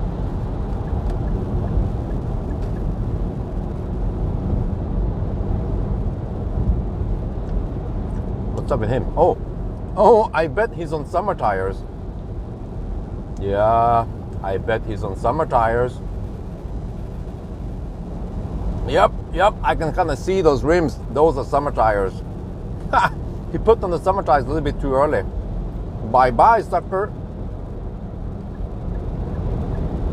That was a Norwegian, by the way. Some fat rims.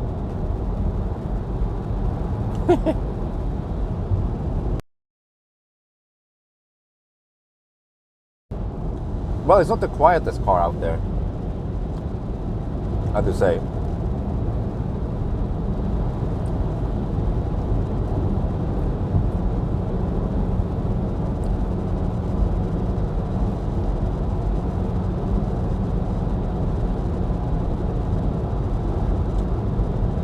You like optimistic people. Yeah, but I've seen Norwegian Nissan, they put on summer tires way too early, like before Easter.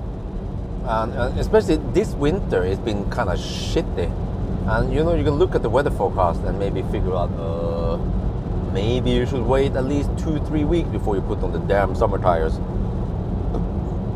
You could get a hefty ticket if you drive, or if you get caught in these conditions with summer tires.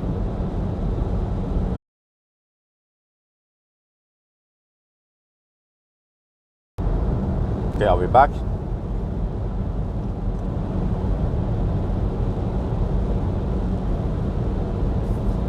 We hit 900 kilometers, 901 kilometers now on the trip meter. Consumption still 11.3.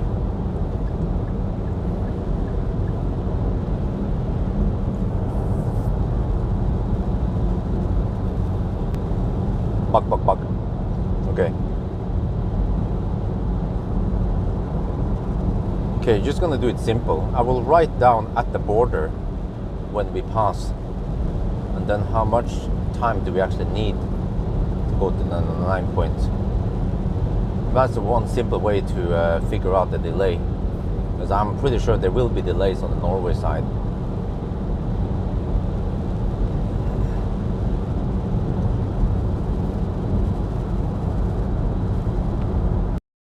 Okay, sound should be back.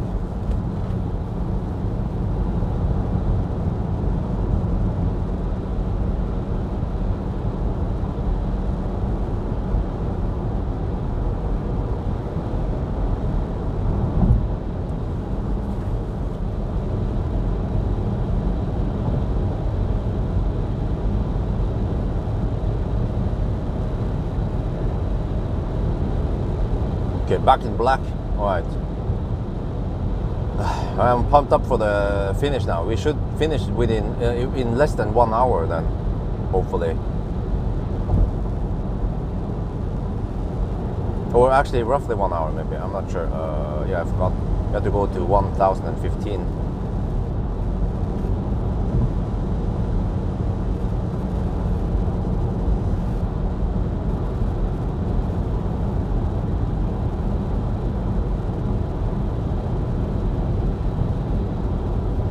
Wonder how aggressive they will be on Norway side of salting.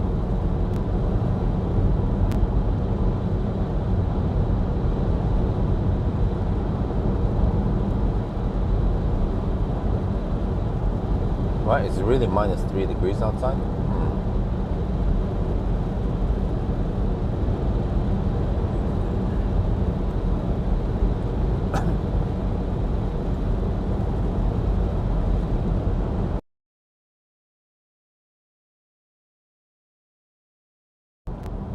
Oh, 50 minutes. Oh, right. Yeah, that sounds about right. It makes sense. We had only 2 exits. Actually, no. Technically, we had the slight detour at Helsingborg. We needed to stop there anyway, so it's only the Spekeröd exit. Yeah, so that could be actually like a few extra kilometers shorter. Yeah, which means that we will 999 further up the hill there. We'll see. It should correspond, right? If we did everything right.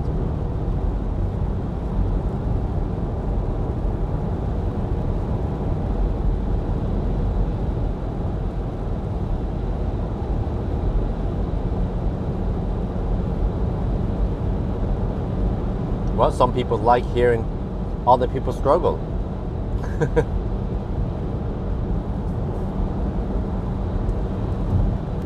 Like revving the engine.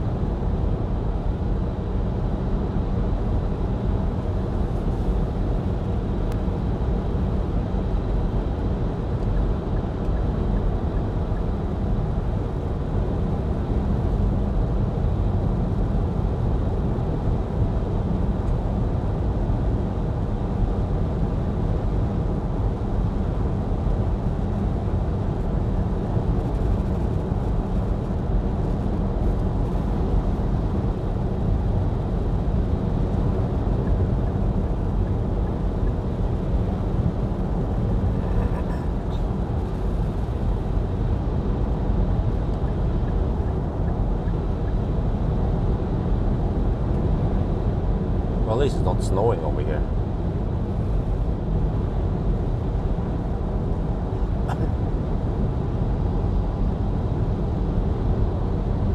I wonder if there's border control. We'll see, I guess.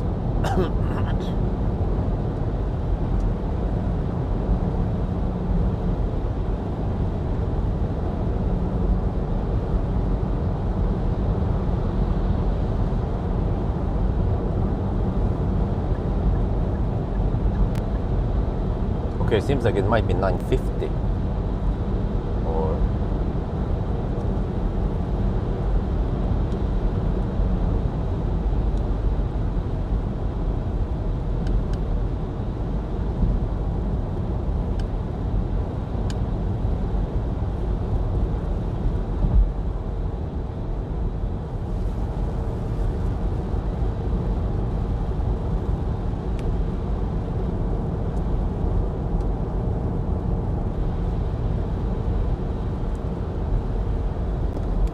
yeah, Norway border at 950.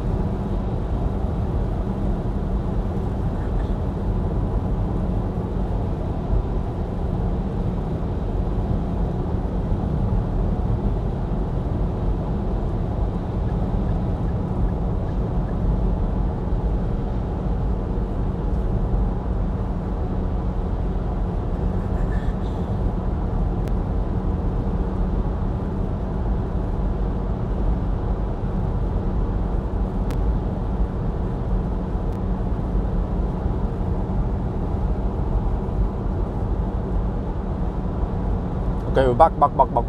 Yeah, okay. Traffic so far so good. Yeah. So yeah, we arrived in Norway at 9:50.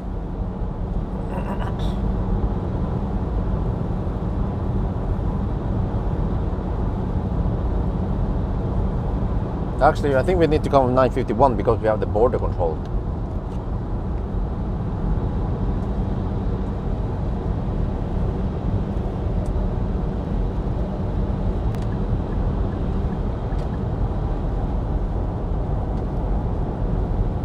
Well, over here we actually have dry, clear asphalt.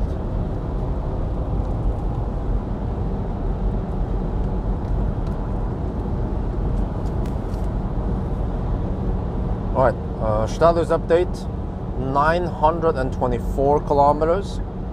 Consumption 11.3 still. That means roughly 90 kilometers left. Okay. Time. How do you count this? 7 hours and 50 minutes. Ooh. Now we're cooking. It's gonna be a new record. I think I dig around too long last time. I cleaned the windscreen, I set up the camera. So this time I didn't mess around too long with the camera. And also I ate that hot dog that took probably 10 extra minutes. Yeah. But I did deduct the chop break. Because initially the the fossil run was 9.5 hours, which is kind of funny because that could actually be the reality for people who need to refuel and then do whatever they have to do. Yeah, well, it's kind of waste of time. Well, I think, well, you can look at the price, I guess, online, but I think actually this one is more expensive than Aria, even the all-wheel drive Aria. That's the crazy part.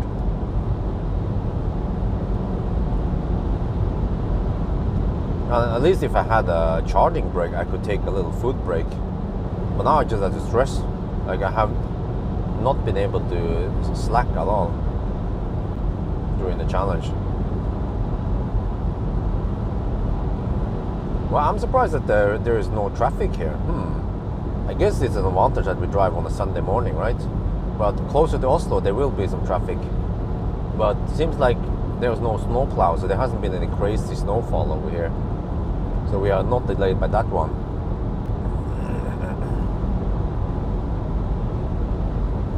77 minutes. Wait, really? 77 minutes. We had 75 minutes, and then wait, I counted 1 minute delay. No, the snowplow session was 2 minutes long, but we were still driving. So when we have 2 minutes in the slow stretch, that means that 1 minute was delayed. So actually the deduction should be 76 minutes, just to be correct. To be ABC, always be correct.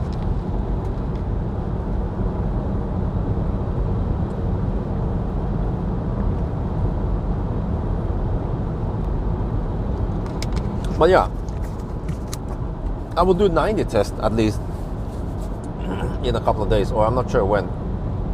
And we will find out if I can get the VLTP consumption at 90 test, because normally I can get something similar to VLTP on the electric cars. So hopefully also with the fossil cars.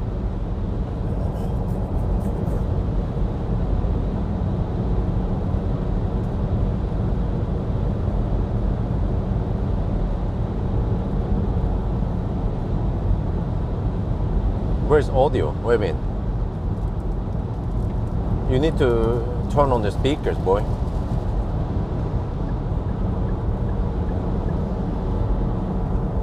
You need to unmute yourself.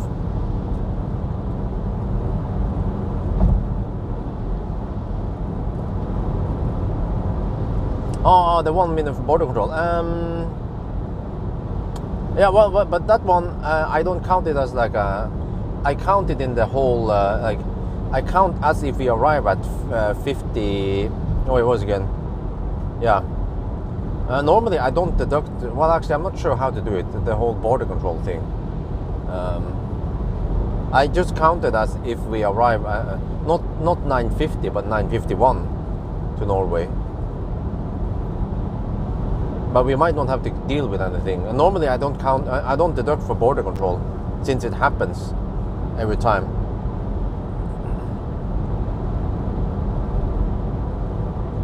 Or very, very often it happens.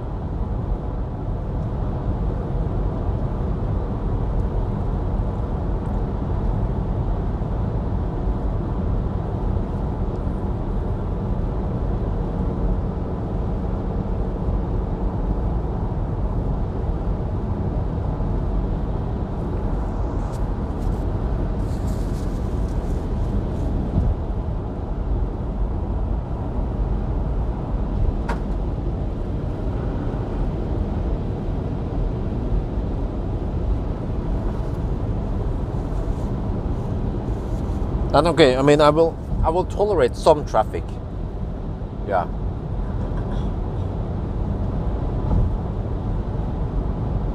But if it get too ridiculous, then we have to start deducting.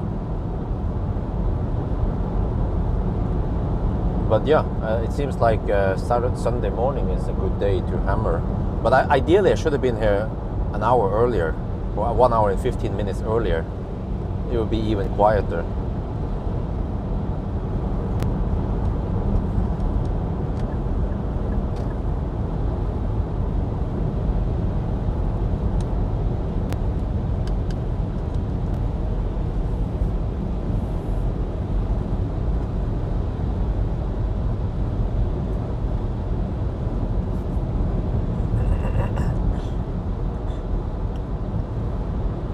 All right, thank you. Okay, getting close now. We're close-ish. 938 kilometers. Remember that we have to go to 1015.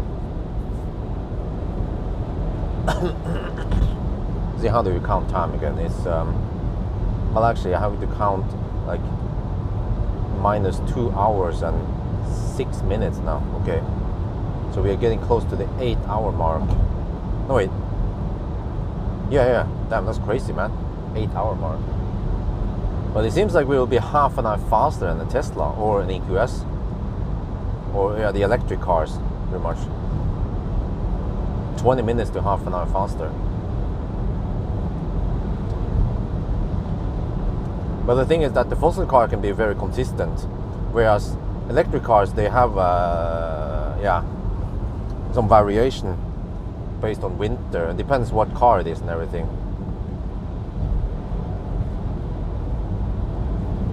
For example, if I drove Tesla today, or even some of the other cars, it might cold gate and it will have higher consumption and it will be slower because you have to charge more and maybe charge slower if it doesn't have alien technology.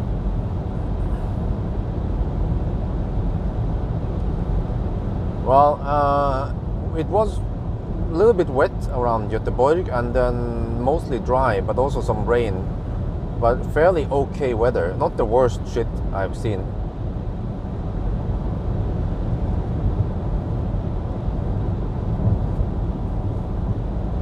It could have been worse, but traffic-wise it was perfect. Almost no traffic. Super empty. So Saturday night is really the best day to traffic-wise to do it.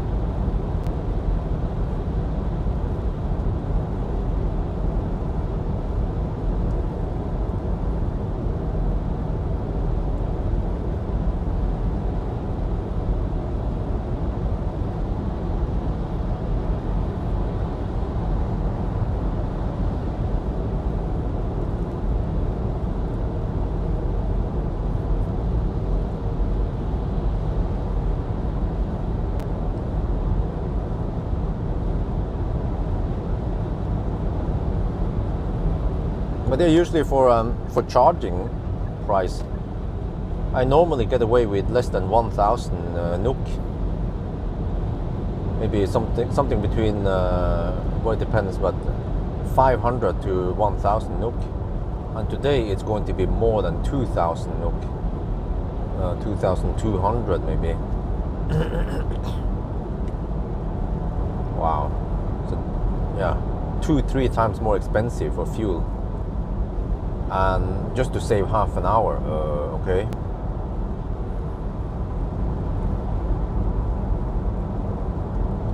Because of variation, you were at Helsingborg now. That's crazy, man. Wow. E-Golf and Honda E, there would still be a halfway mark only.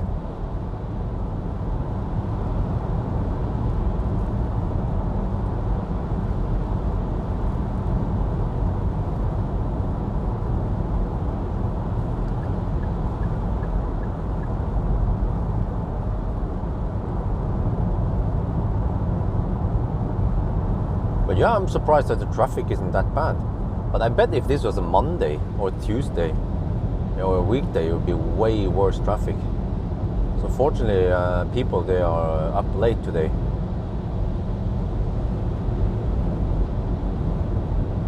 And I bet they want to sleep 1 hour extra. Well, actually, it's not 1 hour extra, but they, yeah, it's actually 9. It was supposed to be 9 in the morning. So they'd be like, okay, whatever, we can start late today, which is good.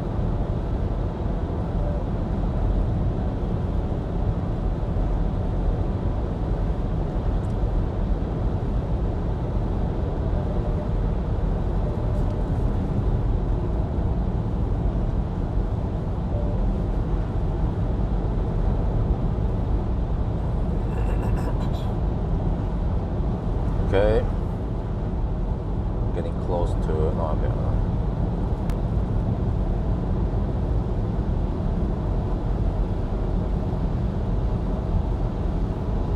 949.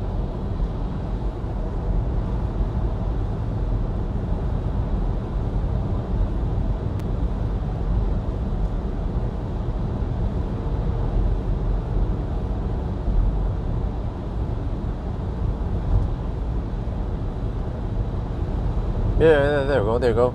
We hit the 8-hour mark. Like a couple of minutes ago, we hit the 8-hour mark. Oh shit. Wow. Now we just have to finish this.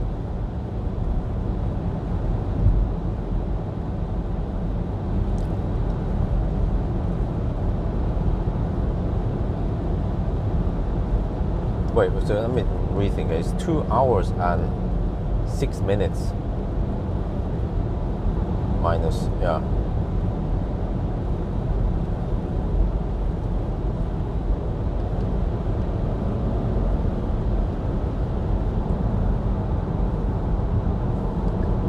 We change lane now since we have no snow here. And this is a reminder that I should do 1,000 kilometer challenge on weekends, even if the weather is a little bit not optimal.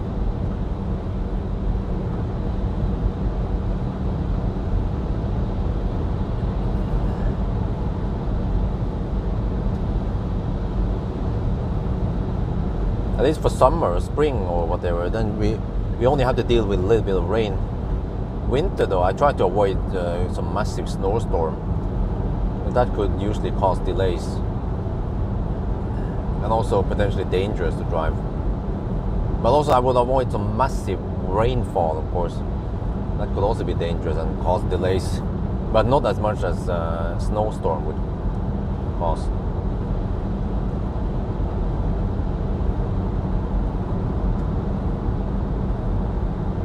Yeah, consumption went up to 11.4 now. And since Spekkerød we have 13.1. Yeah, since Spekkerød. Okay, wow, that's still high.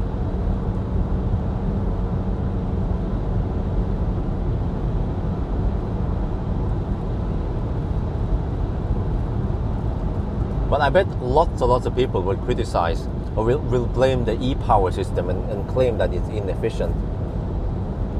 But they are comparing it to a fossil car, let's say a sedan, like that dude. I don't remember, Kim, I think it was called Kim, the guy who compare consumption against his 530D, a sedan, which is not fair at all. And diesel, of course, diesel in general, they are more efficient.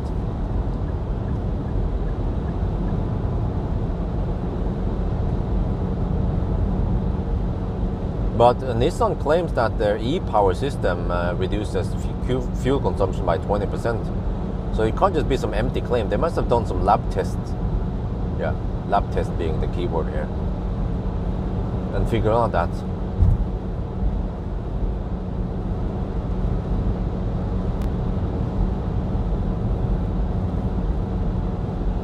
And I think I need... Where can I borrow a Volvo XC90 plug-in hybrid?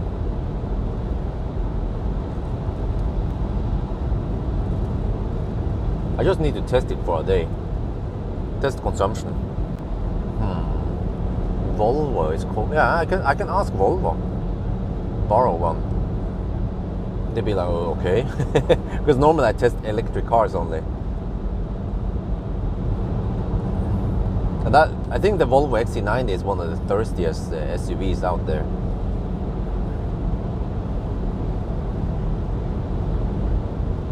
And they're very common. Yeah. Or I could use, the Mitsubishi Outlander is also very, very popular in Norway. Oh, can you guys name some popular SUV fossils? Gas guzzlers. X5 or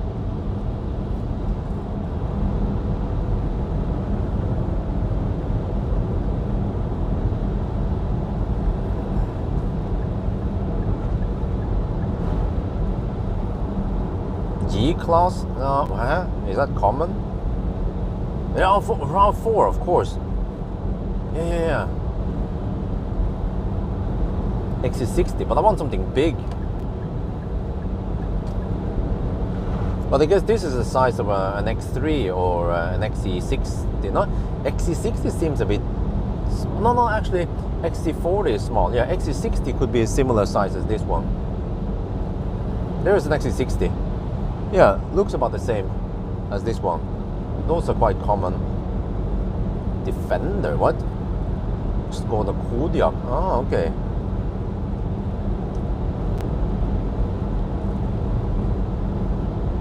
I have to find something affordable, because if I try something expensive, like a Porsche Cayenne or some shit, or a GLC, or people will complain, no, but that's too expensive, it's not realistic. Okay, find something that many people can afford. A Skoda, Skoda, people can afford it.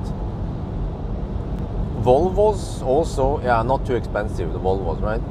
Well, actually, the XC90 is kind of expensive. Volkswagen Tiguan. Now we're cooking.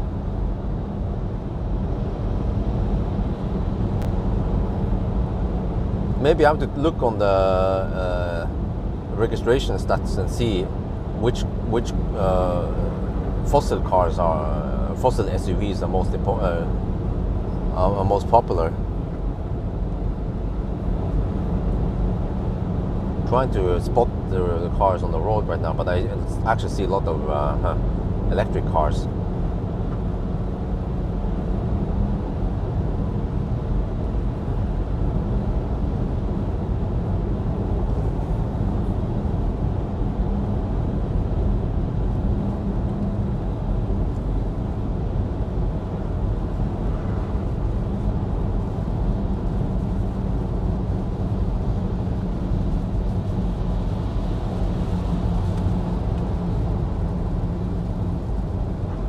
Is that Ford Kuga? Yeah, Ford Kuga.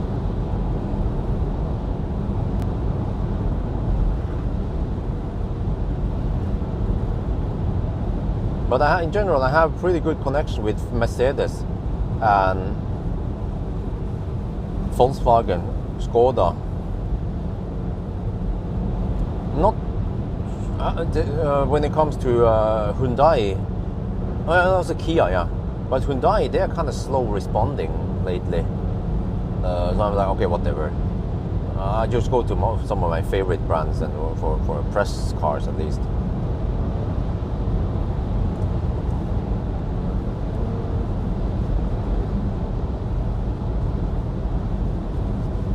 So if I can grab a car, I would prefer Kia, Mercedes, Volkswagen, or Skoda, or Audi also. Oh, how about the Q7? Oh, yeah. I just want to try the thirstiest. Okay, guys, I have to ask you guys. Among like normal cars, maybe not like a Lamborghini SUV or something, but more common cars throughout Europe, which is the thirstiest? Is it really the XC90 T8, or which one is it?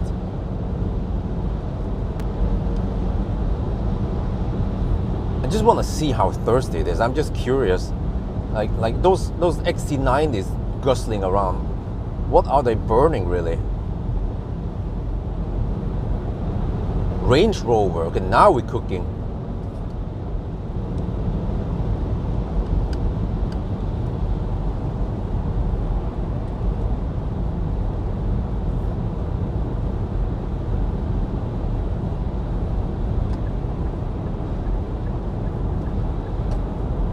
BMW XM, but I think X5 is more common.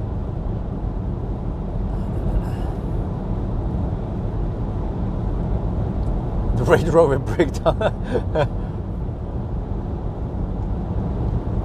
But it's not that common in Norway.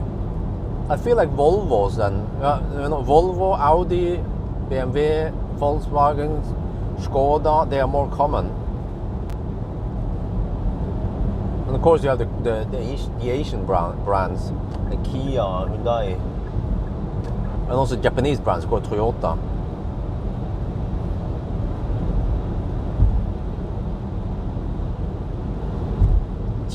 What is it? SQ7. Oh, this one must be a big, fat, thirsty one. Oh yeah. Var fin, ja. Feit og fin, ja.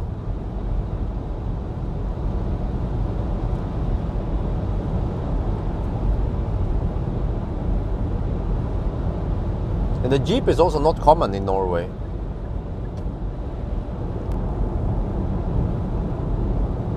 Well, 972 kilometers. Okay, 8 hours and 10 minutes now, roughly. Or 12 minutes. 8:12 now. I don't think we need to deduct for any traffic. Well, actually, never say never. It's not over until it's over. But I get the gut feeling that the traffic is quite low now in the morning. For many people, it's still 9 in the morning.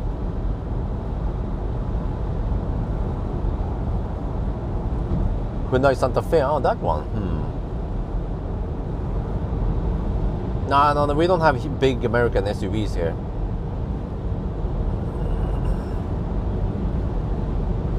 So I can mention that X3, X5, very common. Mitsubishi Outlander, really, really common. Also RAV4. Q5, Q7, of course. XC60, XC90. Yeah, those are the ones I remember right now. But SUVs are quite popular in Norway. If I just stand by the road, we can try to. Yeah, that's another Volvo. No, wait, was that a station wagon? Yeah, it was a station wagon.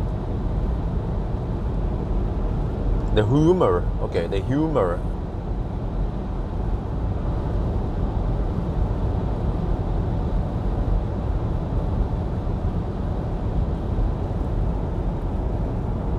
Rivian? I don't know. Oh, look at this traffic. Beautiful. Oh, that was another XC90, I think, or 60, I'm not sure. And I think the XC90 is quite massive. I mean, it comes in a 7-seater also. And it can actually fit, yeah, some small Asians in the back. Like wifey would probably fit in the back there. What do you got there? Another Volvo XC.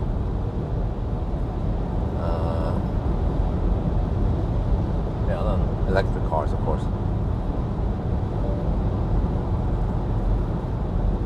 They're e-pace, not too common.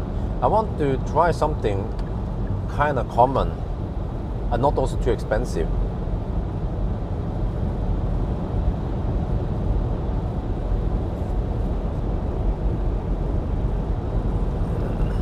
But actually, I think the Mercedes is maybe a little bit too expensive, the GLC, GLE, whatever. And I think they are maybe also a little bit aerodynamic. So Volvo might be a good candidate, or some Audi, or well, for practical reasons, Volvo works for me. They have parking lot, a parking spot.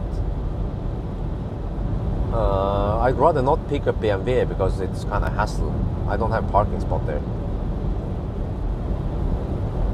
Oh shit! What the heck was that? Damn! I got hit! I got hit!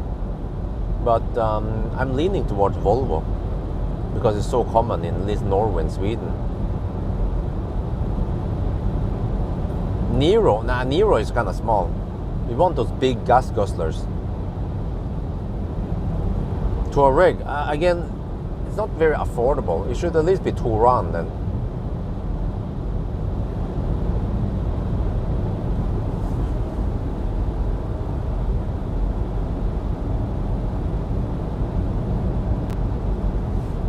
You know, I think I've seen Dacia in Norway now, but I'm not sure if I dare to try it.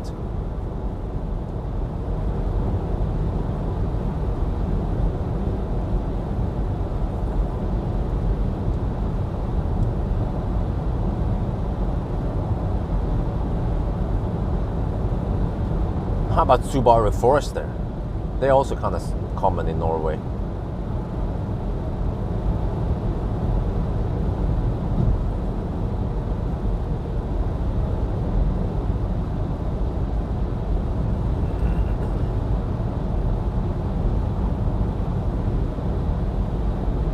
Oh, you know what? I just remember something. This is Audi all-road that I'm hammering now. We should definitely try an all-wheel drive, right?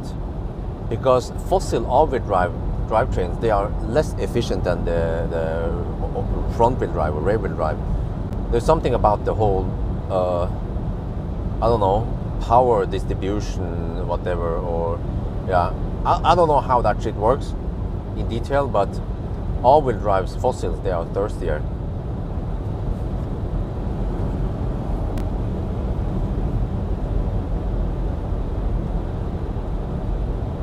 They have some of them have the Haldex system or the whatever, and then Volkswagen they have the Synchro that is front-wheel drive, and then it kicks in the rear axle when needed. Like mom's Transporter is a Synchro. It's all-wheel drive. Friction loss. Okay.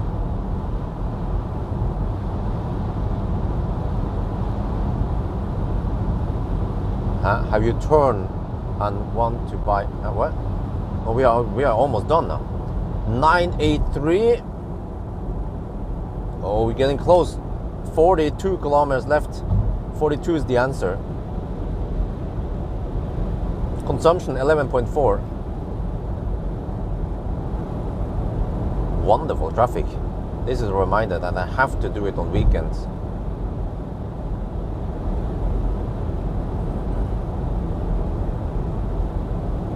Friction loss. Well, so there's actually some loss in the shaft, right? That mechanical shaft that goes in the back.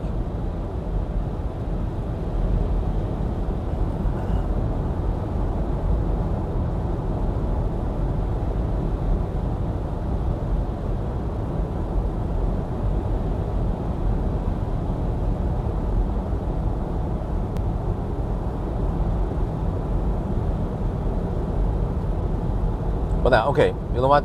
Let's be real here. When I talk to when I talk to BMW, they say that it was 70 to 90% of the fossil sales were plug-in hybrids, which means that we should try a plug-in hybrid. It's more realistic. That's what people are buying nowadays. Not only in Norway, but in Sweden. Like, you will see plug-in hybrids everywhere in Sweden. So to make it more realistic, we need to test plug-in hybrid with an empty battery, of course, to simulate a 1,000 kilometer challenge. Just have to figure out a way to empty out the battery.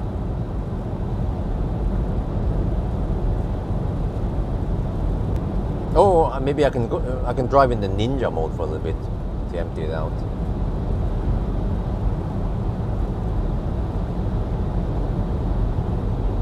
X5. Yeah, I heard that it's quick and everything.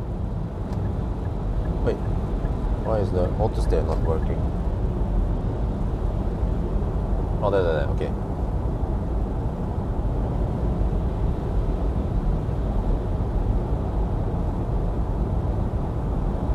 What have been a mild hybrid? What does that mean?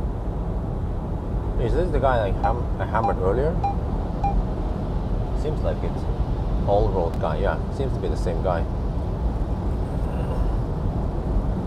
Or is that typical Audi driver? It hammers me and then it slows down.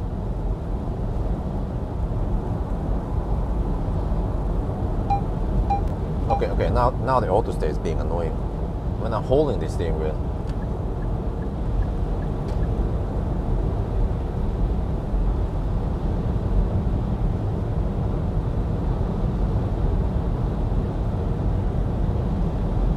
What? 989 kilometers? Yeah, this consumption is unchanged. Yeah, 989.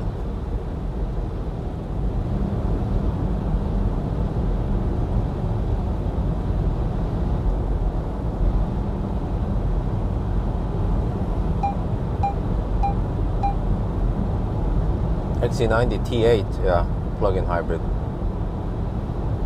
And they're also quite quick, but they're also expensive. Like $1 million NOK. So yeah. So maybe like a RAV4 would be better, but then I'm too lazy to go all over to Drammen to pick it up. And I see so many Volvos on the roads, Volvo SUVs.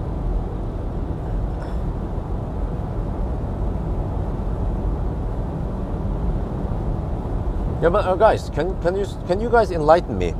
You know Ampera or Volt, the one before Ampera E and Bolt. You know that Bolt Ampera, that one had a fairly big battery. I think it was 34 kilowatt hour battery, wasn't it? But it also had a fossil engine. And is it a parallel hybrid?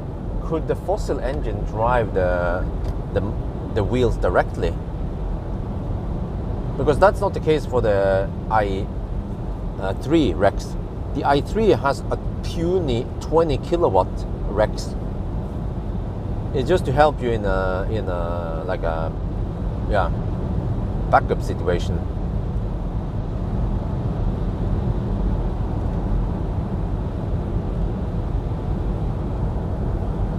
Because I'm trying to find other cars that has similarities to this one, and I think the closest one is the i3, except for that one is a plug-in. This one is not the plug-in.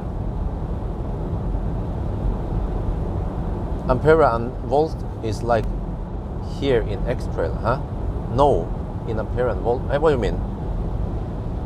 Oh, okay. So, okay, no, as in, yeah, okay. So it's a serial hybrid. Oh, interesting. So actually, you can say that technology is not new. You know, that Nissan didn't really invent that. They didn't reinvent the wheel. It has been done before. In BMW and at least GM has done it, but they just scale things a little bit different by having a tiny battery, no onboard charger, no PDC, so it doesn't work as an EV.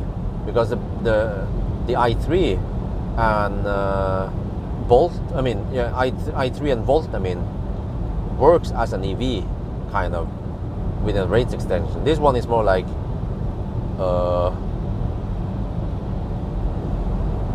a fossil car that has EV properties, kind of.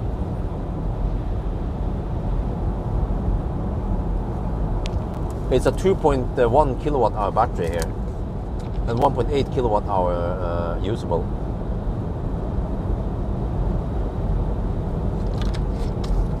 Wait, what the heck? Why did this guy slow down?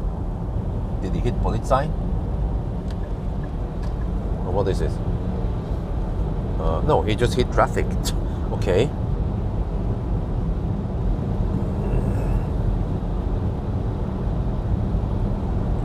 $996. Battery is 200 volt. Really? Wait, it sounds like they just pull out a couple of modules from a bigger battery pack. 200 volt? Interesting.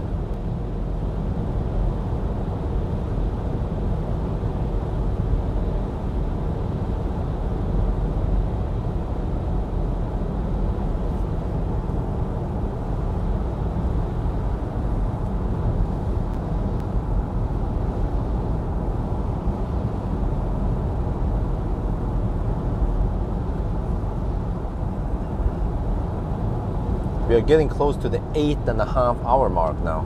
Damn. We're almost done.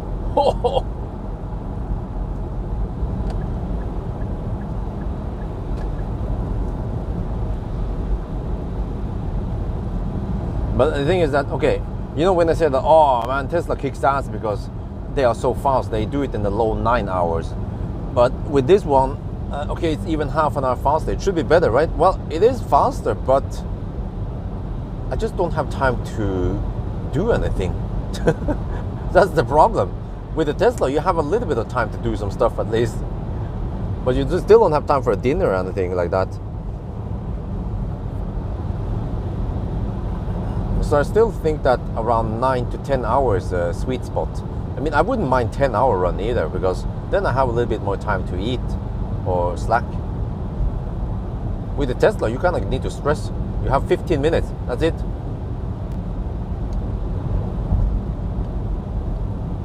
Okay, we hit the 90 zone.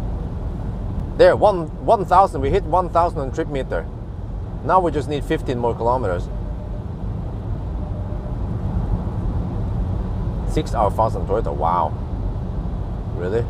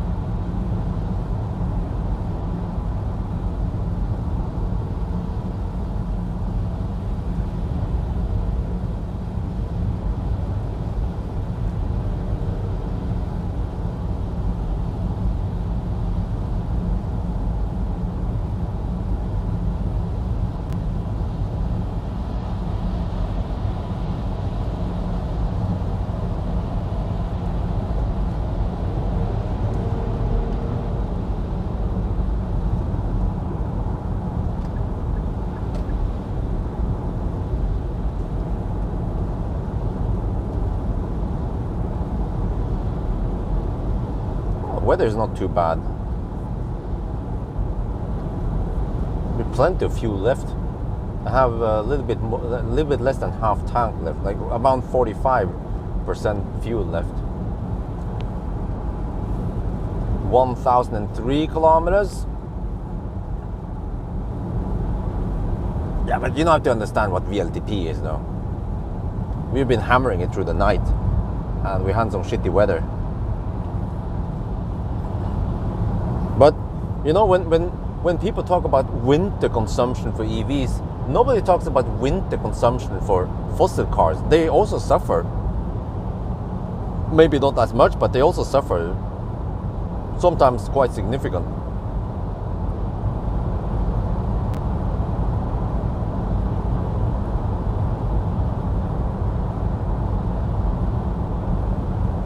I need to test how temperature affects consumption, and also I guess how surface affects it.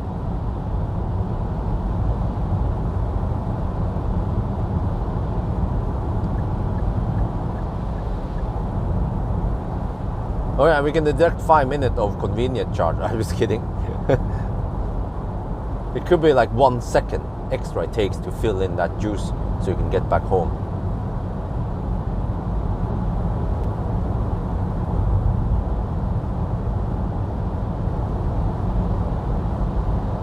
The mother trucker is stuck behind a Ford. Slow poking. Guess he's not too happy.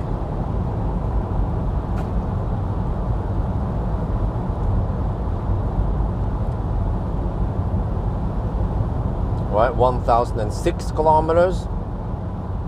Almost done. DUN.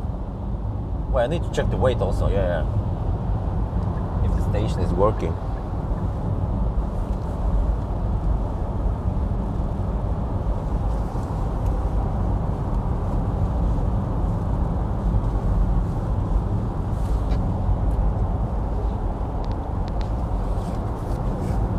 Oh, what the heck happened to the auto steer?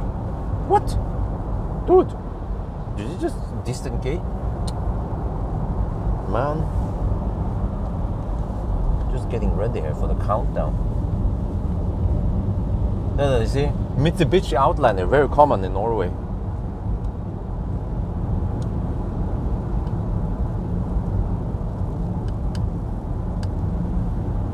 $1,007. 1,007.5.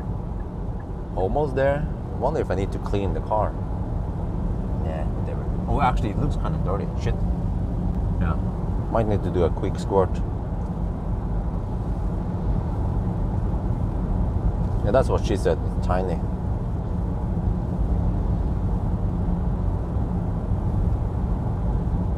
$1,008.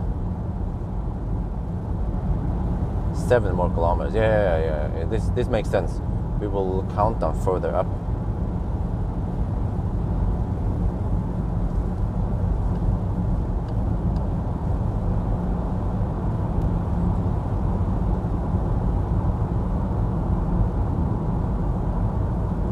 $1,009. But you see, the difference between this car and the other systems I mentioned is that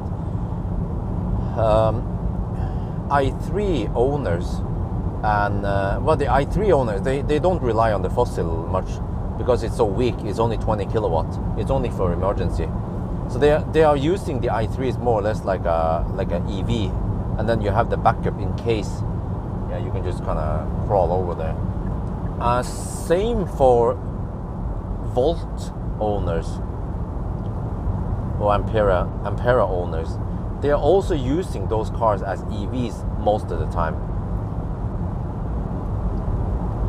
But this car here, we have to use it as a fossil. There's no other way. We can use it as an EV, but it can crawl like 5 kilometers before it stops.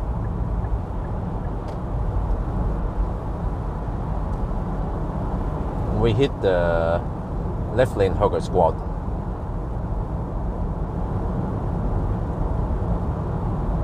There's a P7 X-Bang or Schaubang. Oh, 111 kilometers. Hello, left lane hugger.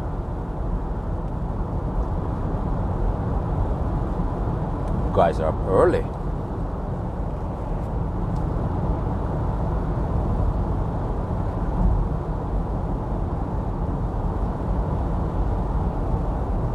Oh, 1,012 kilometers.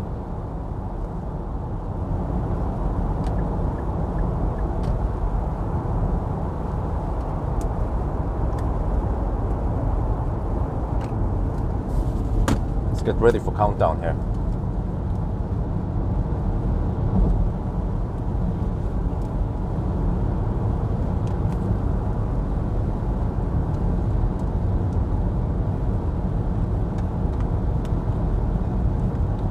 $1,013 kilometers.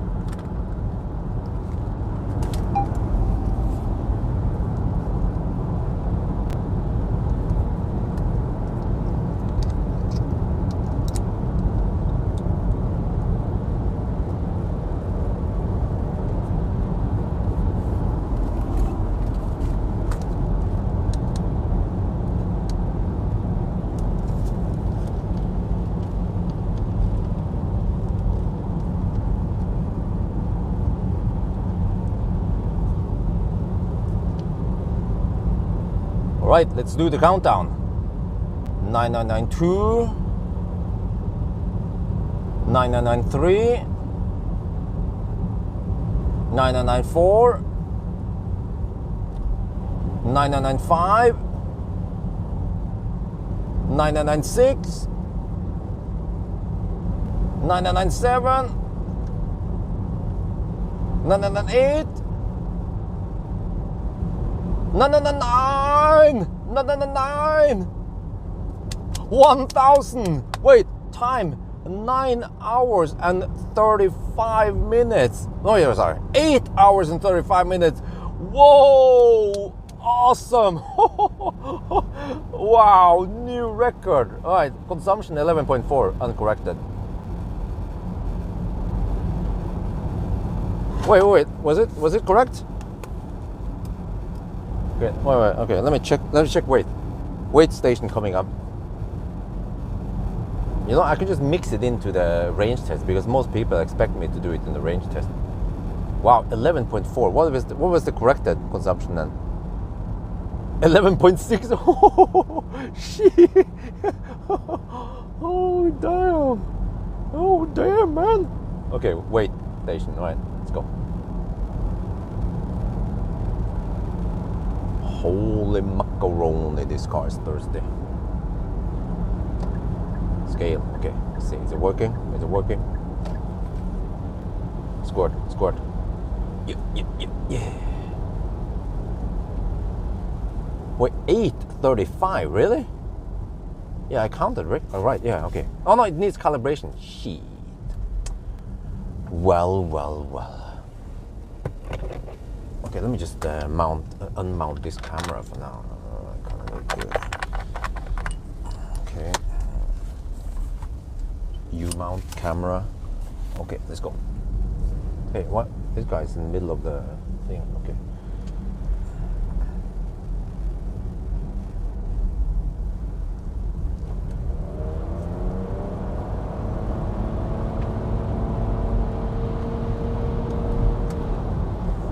Oh shit! I forgot I can't use the bus. I mean, I can't use the EV lane, the Tesla lane. I mean, I'm kind of half EV, you know. Like I have electric motors. I can only drive the wheels with electric motors. Yeah. Or at least, I mean, it should be the person, right? It's based on the person, not the car. Yeah. You know, I'm just the messenger. So I'm Tesla Bjorn. That's why I'm allowed to drive on the bus lane, right? That's how it works.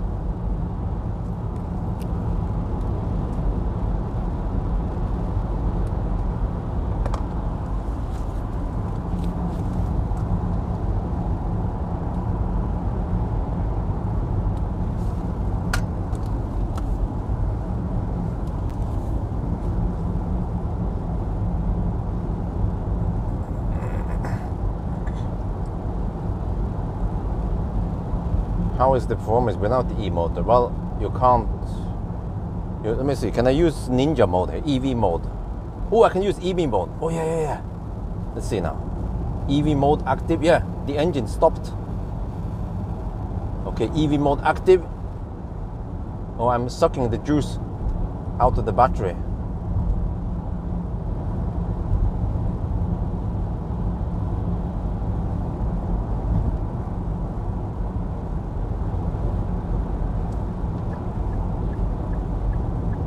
Oh, it's emptying quick now.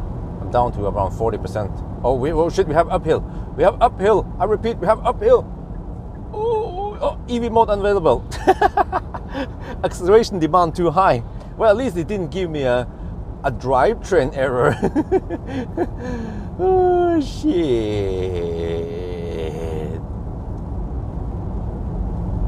Okay, I'm going to try to enable EV mode again on the way down. Because I think with EV mode, I forced the engine off. Otherwise, it might not go off by... Well, we will see, I guess. Let's see what happens once we go down the hill here. Oh, shit. Old habit is that I try to use the bus lane. Yeah, 20 NOK gone. Yeah, you guys have to donate money to me. Okay, the question is, do we go for U-wash or Circle K wash? Okay, let me see.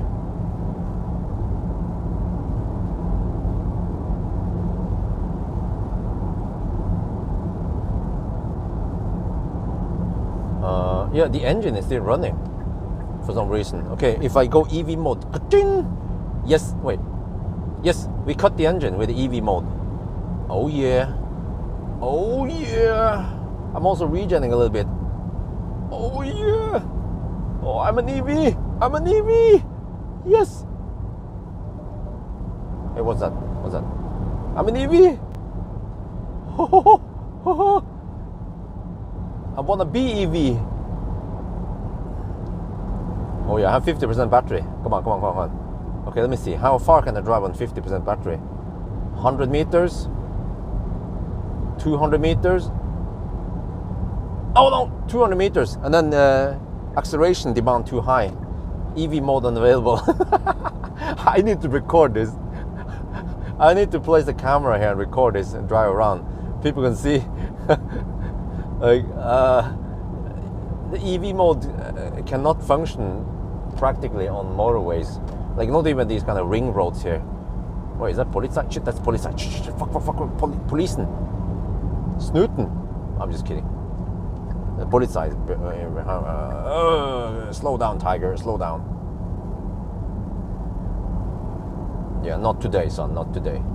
Okay, put it in EV mode again. At least if you're slow poking like a Norwegian, you should be able to use EV mode. Nah, I think I can drive kind of slow in EV mode, like city driving, right? We can try, like near Cleavage or somewhere, or some 50 zones. Oh no, shit! Just accelerate a little bit and EV mode is gone. Okay, try again. EV mode, force EV mode on.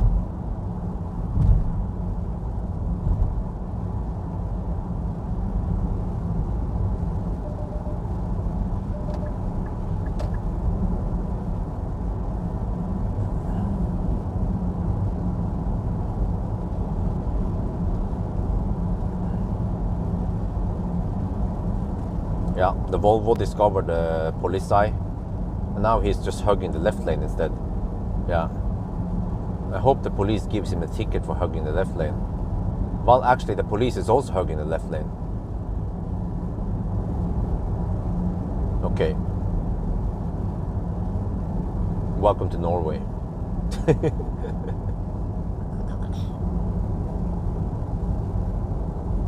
Okay, now they're going too slow, right?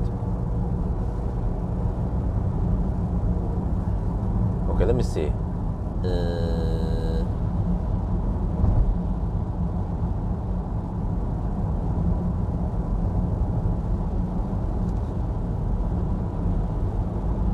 Wow, that Toyota is really pushing it. He's trying to get past the police. Are you crazy, man? You find a bad cop, he will pull you over.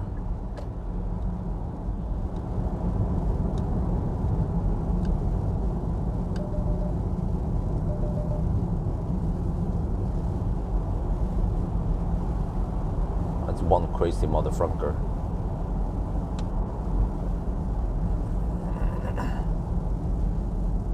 Okay, now these guys are going too slow again.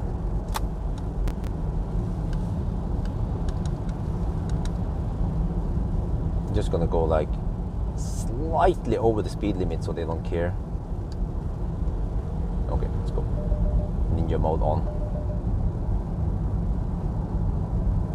Okay, maybe I'll take that. What's it called again? Yeah. Okay. I'm gonna go over here. We're gonna test EV mode.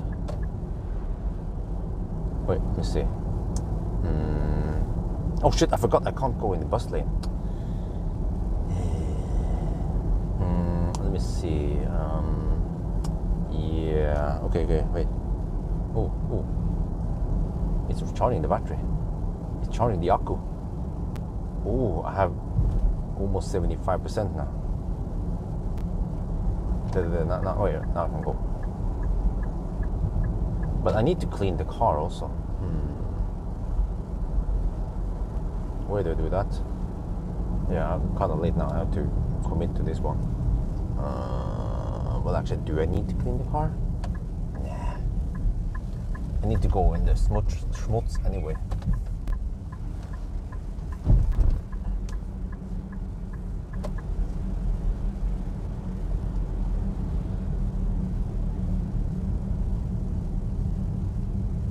Or maybe I'll go to, oh, you know what, on hindsight, I think I need to go to that Christ wash.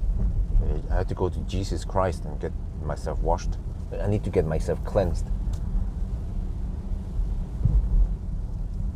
Okay, but before we do that, let's try to see oh shit, how far we can drive in EV mode.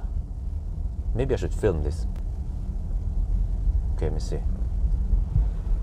But maybe I should save that for the range test. Yeah, I should. This can be like the good shit for the range test. Okay, but we can test here since you guys are here. Okay. I'm gonna try something here. Right. Okay. So what I need to do is since start. Okay. Oh shit. Okay. Park. Oh shit. I have to go now. I have to go. I have 75% battery. Oh, it went into EV mode. Shit. There is a way to charge the battery while you're stationary, which is to put the car in park and then rev it.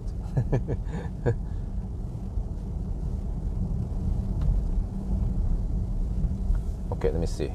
I just need to pull over somewhere, and then we're gonna try some flat driving now. Let's see. Oh, yeah. Oh, yeah.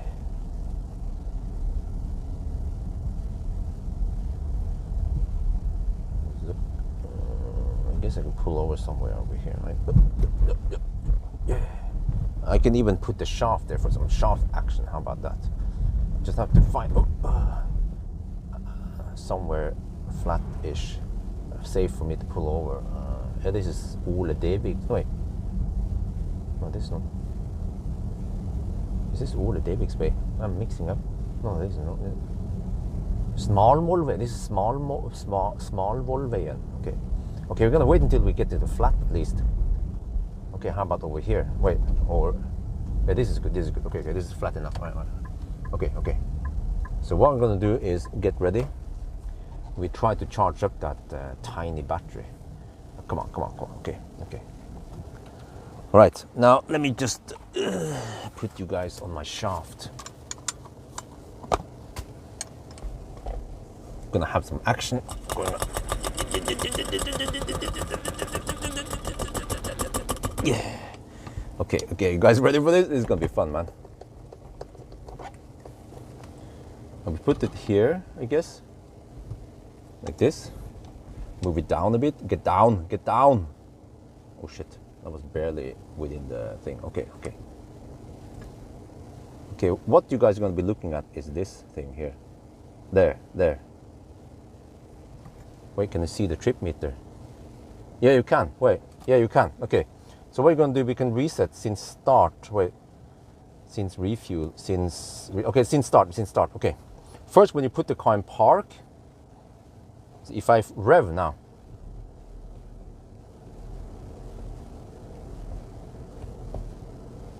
Well, even if you see, I'm charging it.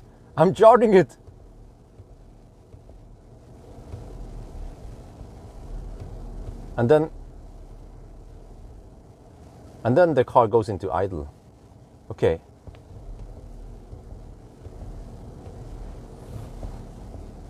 We can just reset this one. Oh, wait. Since start, let's reset this one.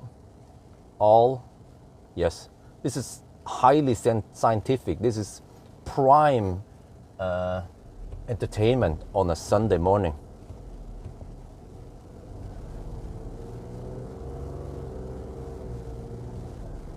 Look at that. We're charging the battery.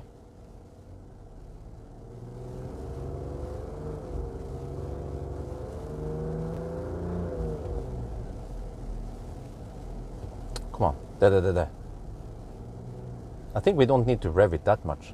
It just sends the leftover power. Actually, we can see it here. I forgot. You can look at it. Look at the energy flow. Okay, look at it. Now it's off, right? And then it fires up. Actually, it doesn't display that it's charging the battery, but it is doing it. Battery saver, no, there's no battery saver, no whole mode or anything like that. Man, I'm going to ruin the engine now. Yeah, actually, exactly, free energy. Is it going up?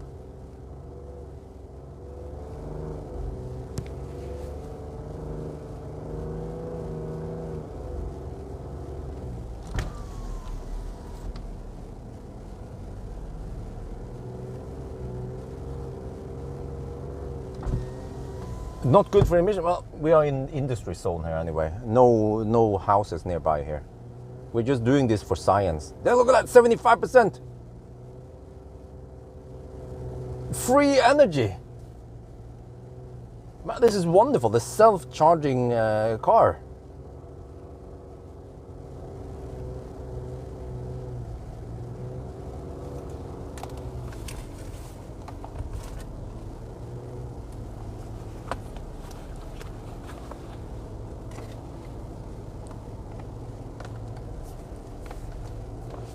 Okay, it seems like it doesn't want to go past 75%.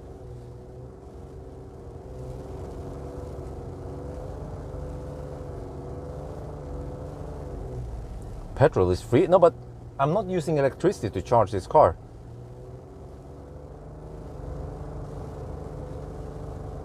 Okay, 2,800 RPM is safe, right? I mean, even if you floor it.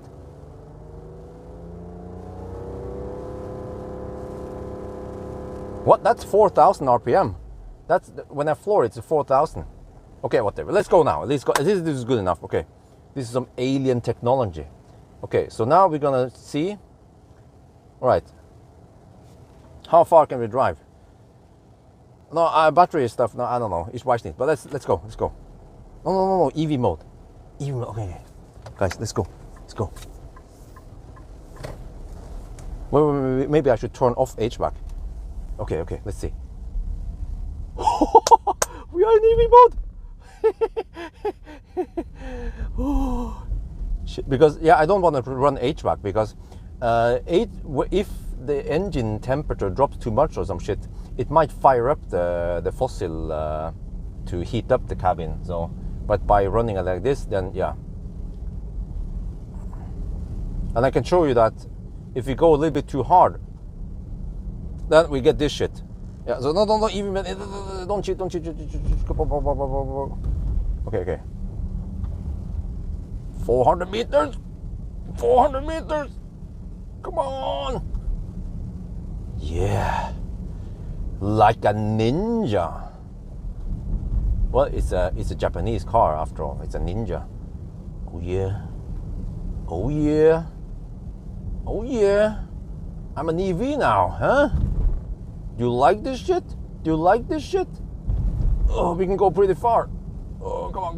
1 kilometer. One. Oh.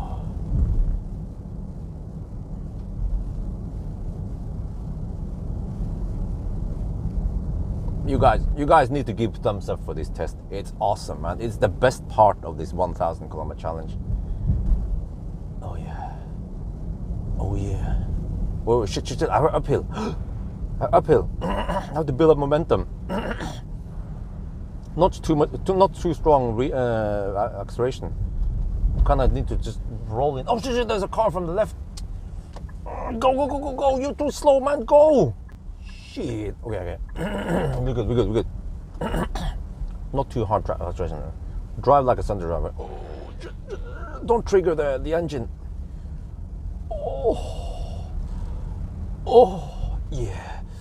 Oh yeah. I can keep going. I ain't done yet. 1.4 kilometers. Oh yeah.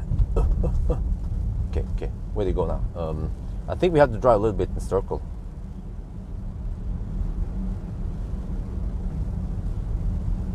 Or wait. No, we can just go home. Yeah. I see now it's gonna run out before we reach home. 1.7 kilometers. Oh. It's like one e-4orce battery, isn't it? Huh? Yeah. Come on. Go. Go, go, go, go, go. Oh, shit, oh, shit. Oh. Okay, okay, slow down, slow down, slow down. Langsam, langsam, langsam, langsam. Okay, Achtung, Achtung. Okay, go, go, go, go. Okay. Yeah. Oh, yeah. 2 kilometers. Huh? Okay, well, minus 1.5%, but yeah, okay, okay. Look at that. Wait, why is the fuel consumption going up? The engine has been cut a long time ago. Oh, it must have been that revving I did. Oh, yeah, okay. Okay, I should have reset. Oh, yeah, the average is going down. Okay, okay, that makes sense, right?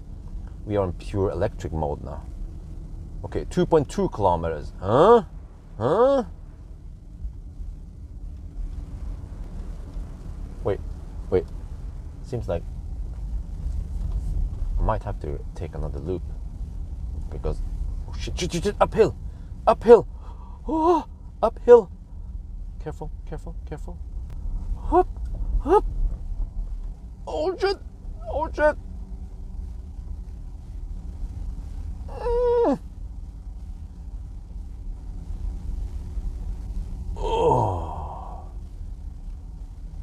Oh, you can't hear the engine.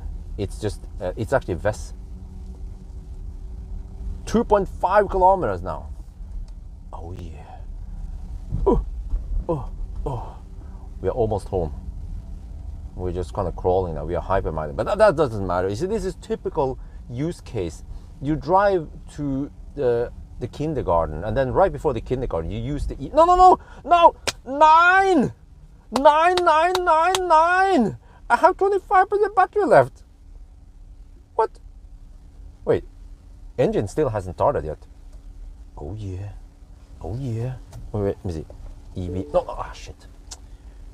Okay, you can drive. Oh, no. Ah, shit. The gas guzzler is activated. Okay, you can drive 2.5 kilometers. That's it. 2.5 kilometers. That is a joke. That is a yoke. Holy crap. Oh, that's Wi-Fi.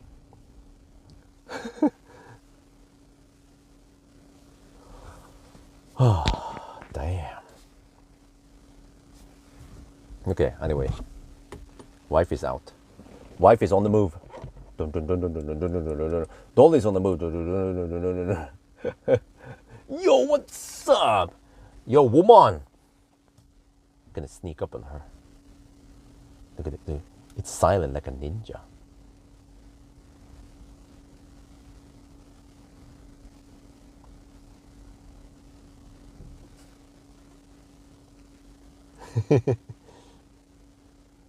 Yeah, I need to go for a longer walk with Dolly. But what the heck? Snow over here? The fuck, man?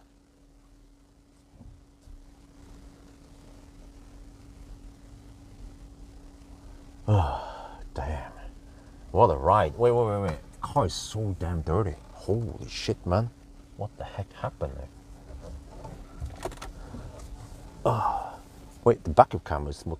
Everything is just dirty right now.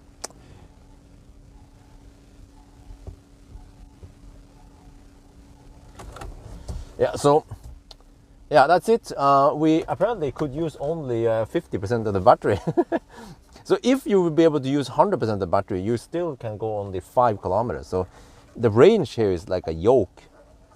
Yeah, but that's what you expected, right? You didn't expect any crazy range with this one.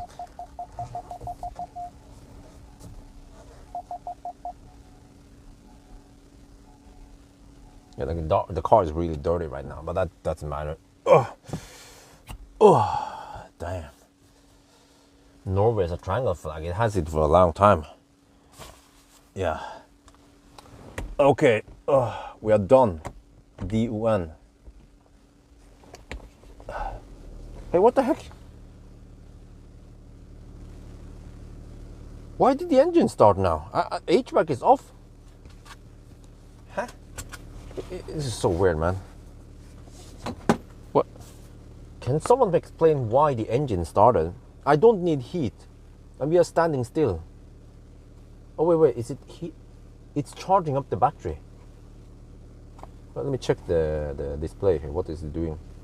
Yeah. Oh, look.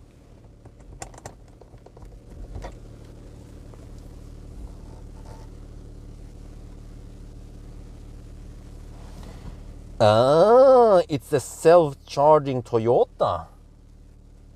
Hey, wait, how long are you gonna charge that thing? Huh? Huh? Dirty fault? No, it's pure. This is pure. Oh, there, it is stopped. And then if you rev it, I guess this engine must have been optimized for start-stop because it gets a lot of start-stop cycles. Okay, maybe I shouldn't rev outside of the house here, freaking Sunday morning. Okay, now it's stopped there. E-power for the win. I mean, I find it quite interesting to try this. Yeah, just to see how this alien technology. Now I'm kind of hot. Yeah. What do you guys think? Would you buy this car? I think it costs around 700k. No, I think it was more. Yeah, it was quite expensive. I wonder if that was before taxes. Let me check here.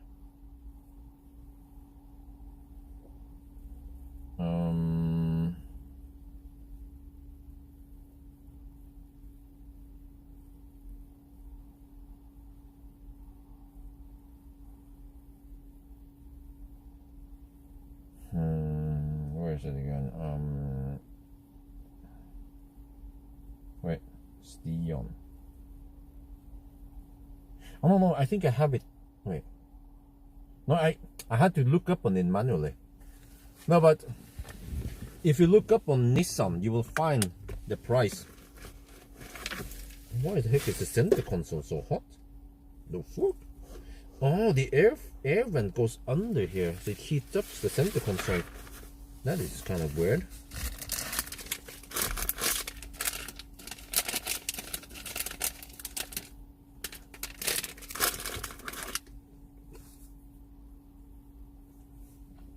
Guys, when you go on a trip, always bring gel. You never know when you run into action, so always have the gel ready. Yeah.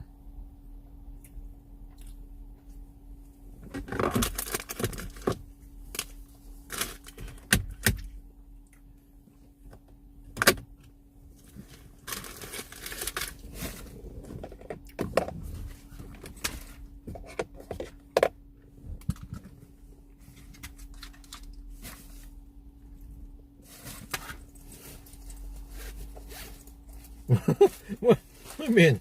No, you know what? No yoke, but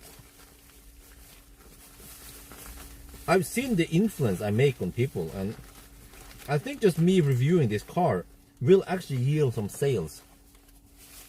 I have reviewed cars that I think people shouldn't buy. I didn't say it directly, but then somehow people are like, oh yeah, I saw your videos and I bought this car based on your video. I'm like, okay. Why didn't you go for an Ioniq instead, or a Tesla, or even a fat e-tron? But they be like, oh, but I like the car. Yeah.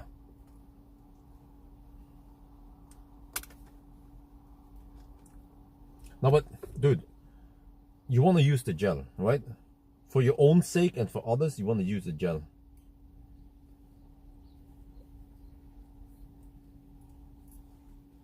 It's better for everyone if you use the gel.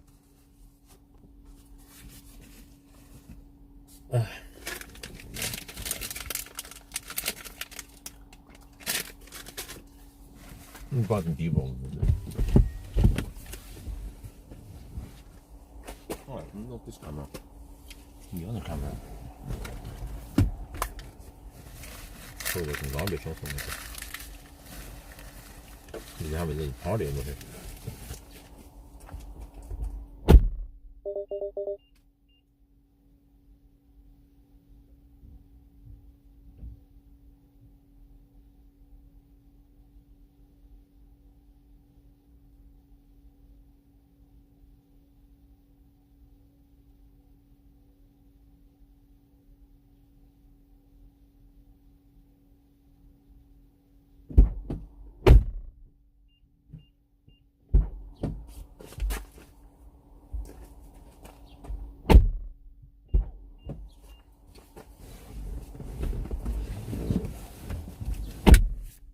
I have to record outside, man.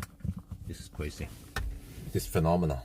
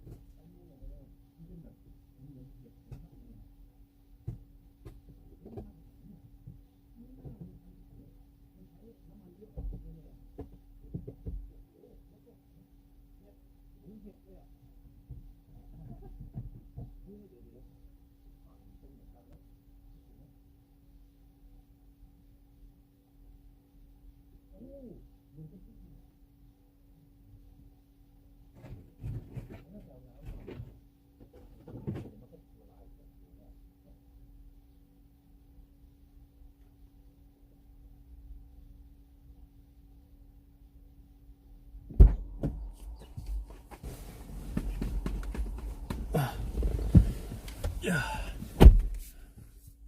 Oh shit, I forgot. Huh? What?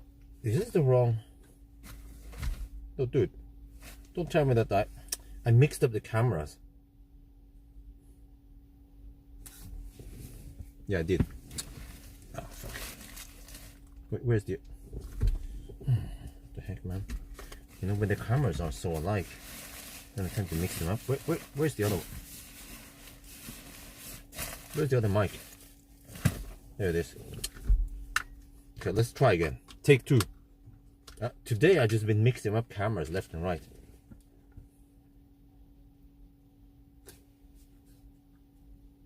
Okay.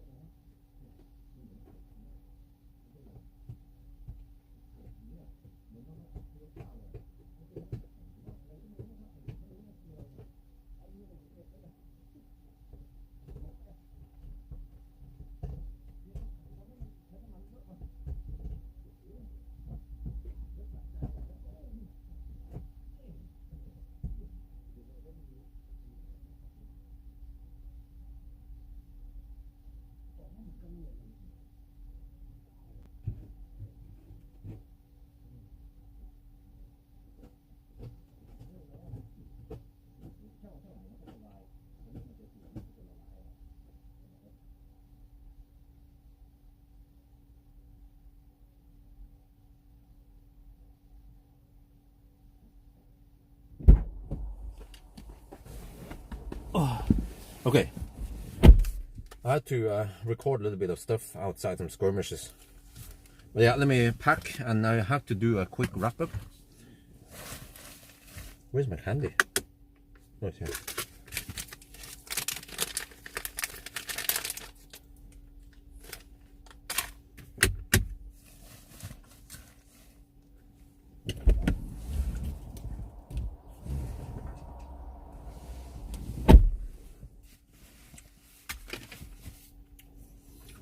Okay. Right now the engine is not running. What if I turn on?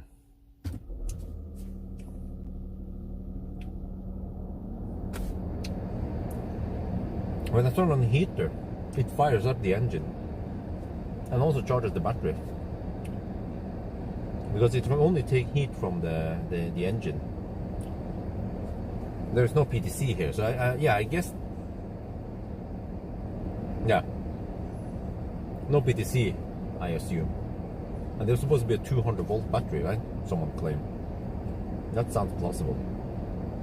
That feeds the motors.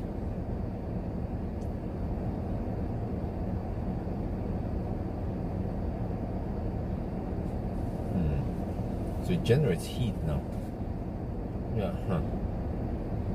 Supposedly the engine fuel rate is 44 grams per second. Wait, or muff? Where was this? 6.7 grams per second. I think that's more. What is that?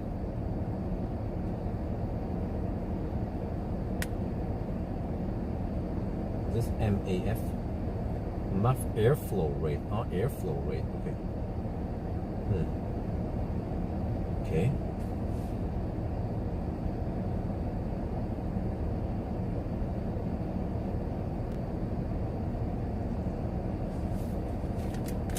Yeah, but Ampere is more like EV. They need to have PTC. This one doesn't need to, because it's heavily depending on the fossil engine.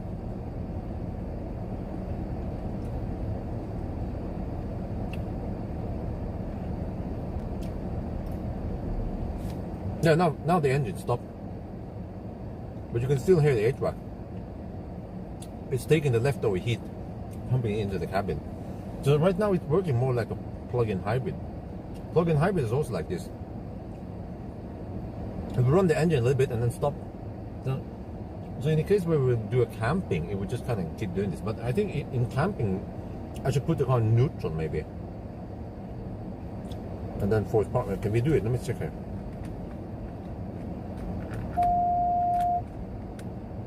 Neutral. Yeah, the park brake and neutral trick works here. Ha! Okay. Heat pump? They don't need heat pump. They already have heat scavenging with massive waste heat. Let me get ready for the conclusion, and then I need to do my shit.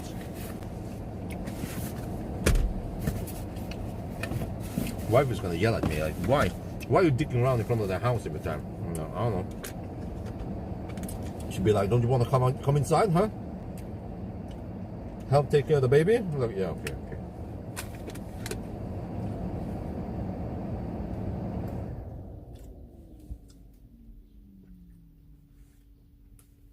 Well, it's getting kind of hot in here.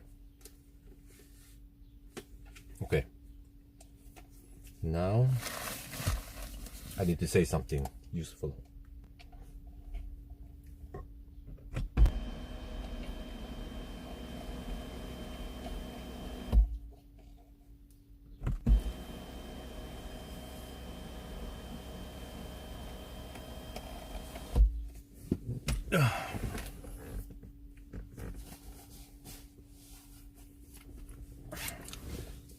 Well, guys, remember that if I need to run some errands, we have alien technology waiting for us. Wait, is it blurry? Yeah, we always have the alien technology ready. So actually the fossil has been sitting here from when I picked it up until now, challenge. And then I guess it's just gonna sit here until I guess need to Yeah, when I'm ready for some range test. Wait, do you need to refill this one? I have. Oh shit! I forgot something. Fuel. We kind of passed that point. Whatever, I guess. We can just calculate fuel based on. I screwed up that one. I should have refueled at Shell Mortensrud. We just have to trust the numbers we see on the screen then. Yeah.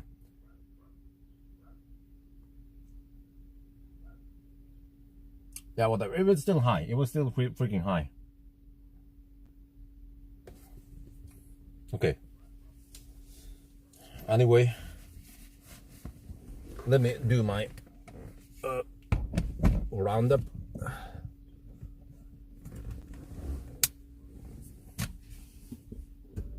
No, that's not Dolly. That's a freaking annoying neighbor's dog. Dolly is not that annoying. She's a nice dog. That's Theo. It's a male dog. Wife is the bitch.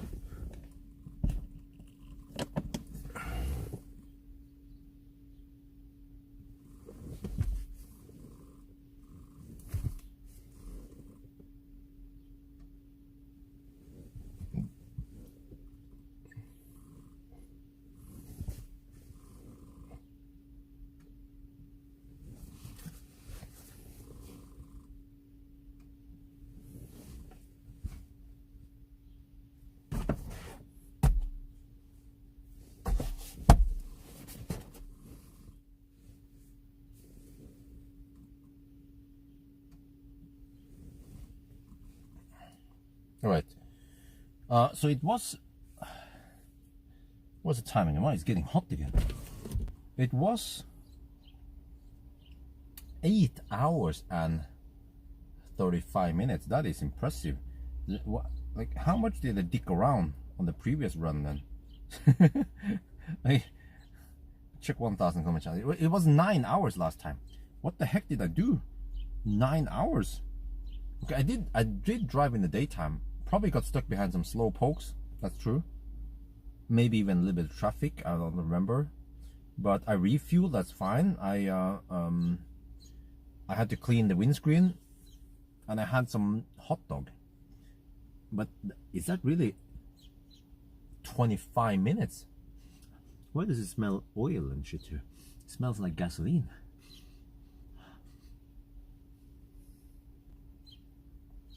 But I guess this is it. This is the fastest way. Like, we have tried. Now this is the reference time. The fastest possible way is 8:35. Yeah, with a little bit. Okay, we might be able to go maybe 5 minutes faster if we didn't refuel. But then I need to pee, man. You know. So, but you can say that the Kia time was maybe the more realistic time, because then most people, they stop and they, yeah, whatever. So,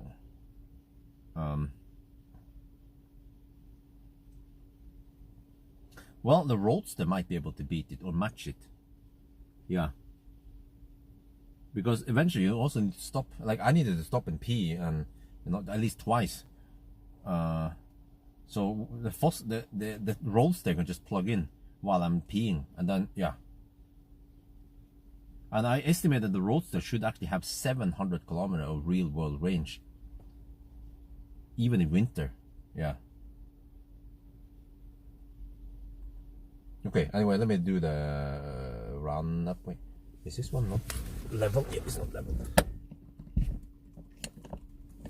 There.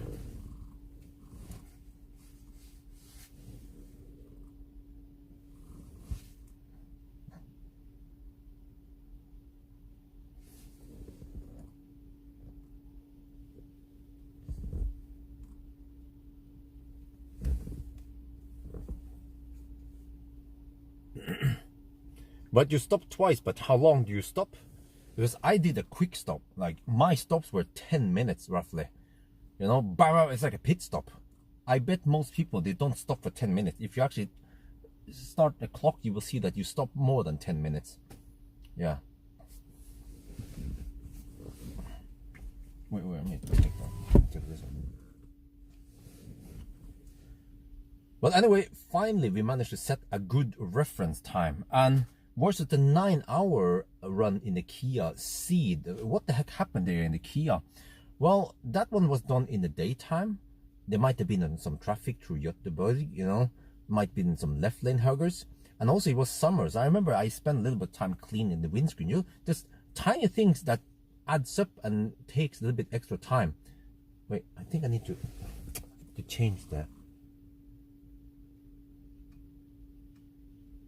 I need to change aperture a little bit. Okay, let's try again. So yeah, 8 hours and 35 minutes is, I think, the fastest way you can possibly go. So versus the 9-hour run I had previously with a Kia. Why was it such a big difference?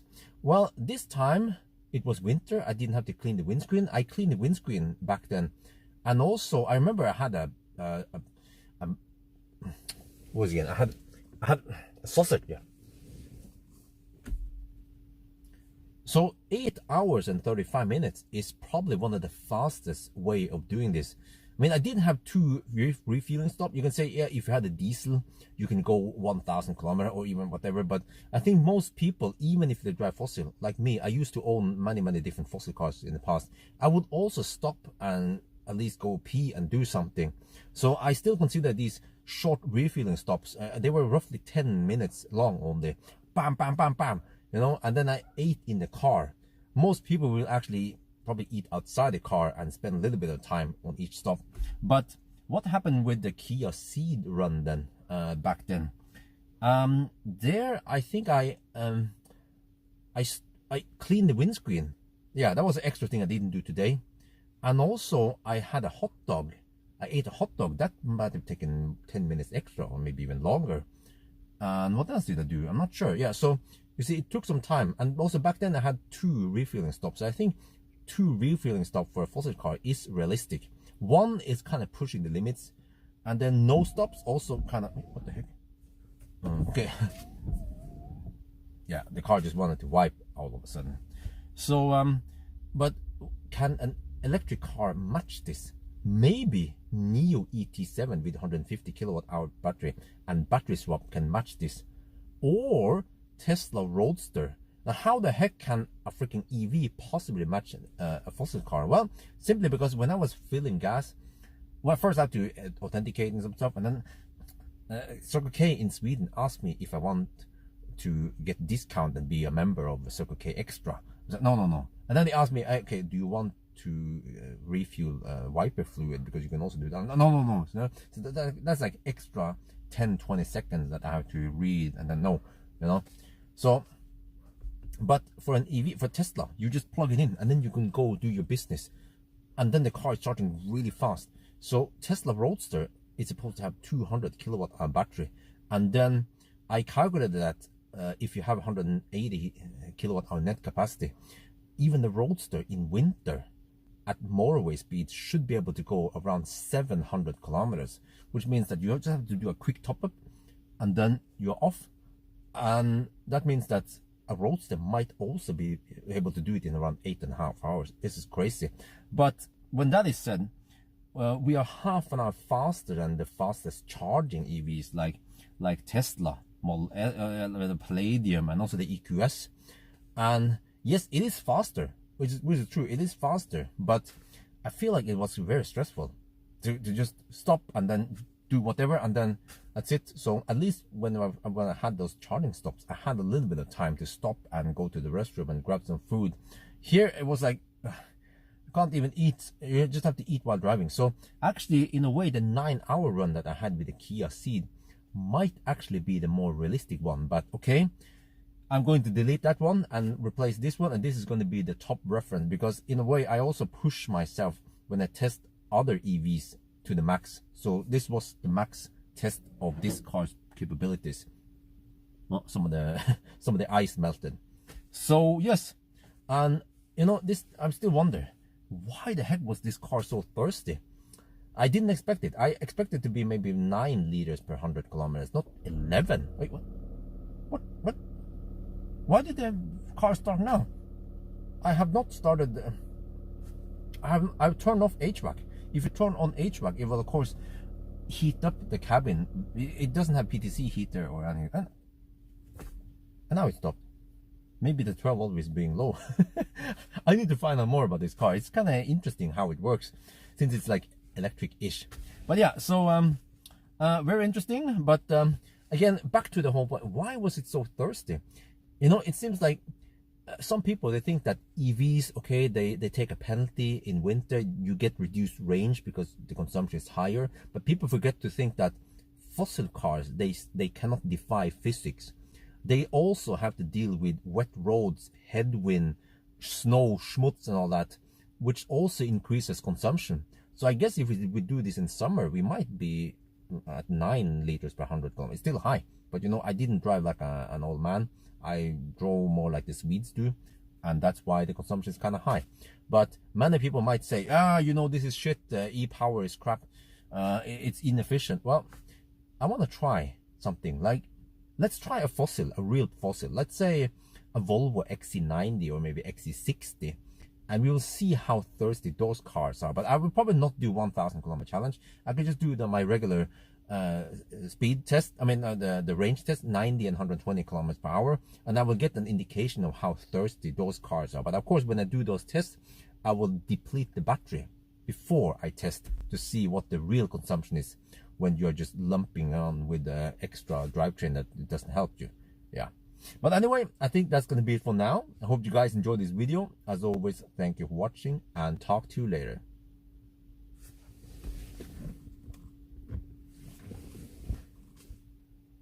โอเคแล้วก็คันนี้นะครับมันใช้เวลาแค่8ชั่วโมง35มันเร็วกว่า Kia C ตั้งเยอะแล้วนะครับแล้วก็ผมไม่รู้ว่าทำไมแต่ว่าวันนี้เราก็ได้เติมน้ำมัน2ครั้งผมก็ว่ามันพอดีนะเพราะว่าโอเคถ้าเป็นรถน้ำมันล้วนหรือว่ารถดีเซลมันอาจจะขับ 1,000 กิโลเมตรได้ไม่ต้องเติมเลยหรือว่าต้องเติมครั้งหนึ่งแต่ว่าผมก็ต้องอดนะครับต้องอดเข้าน้ำแล้วผมก็ว่าเข้าน้ำ2ครั้งมันก็โอเคที่จริงถ้าใจดีน่าจะเข้าสัก3ครั้งก็จะรู้สึกดีกว่านี้นะครับแต่เราพยายามจะพุชให้มันไปเร็วสุดนะครับวันนี้นะครับแต่ว่าถ้าเราเทียบกับตอนนั้นที่เราขับ Kia C นั่นอันนั้นทำไมมันช้ากว่าเพราะว่าตอนนั้นเราก็ใช้เวลาหน่อยเราก็เข้าน้ำเราก็ล้างกระจกเพราะมันเป็นหน้าร้อนแล้วก็มันอาจจะมีรถเยอะเพราะเราขับกลางวันแล้วมันอาจจะมีรถมาแช่เลนแล้วก็ยศบอยมันอาจจะมีรถอะไรช้านิดหน่อยรถติดนิดหน่อยผมจำไม่ได้นะครับแต่ว่าผมก็ว่ามันก็เร็วนะวันนี้นะเราจอดแค่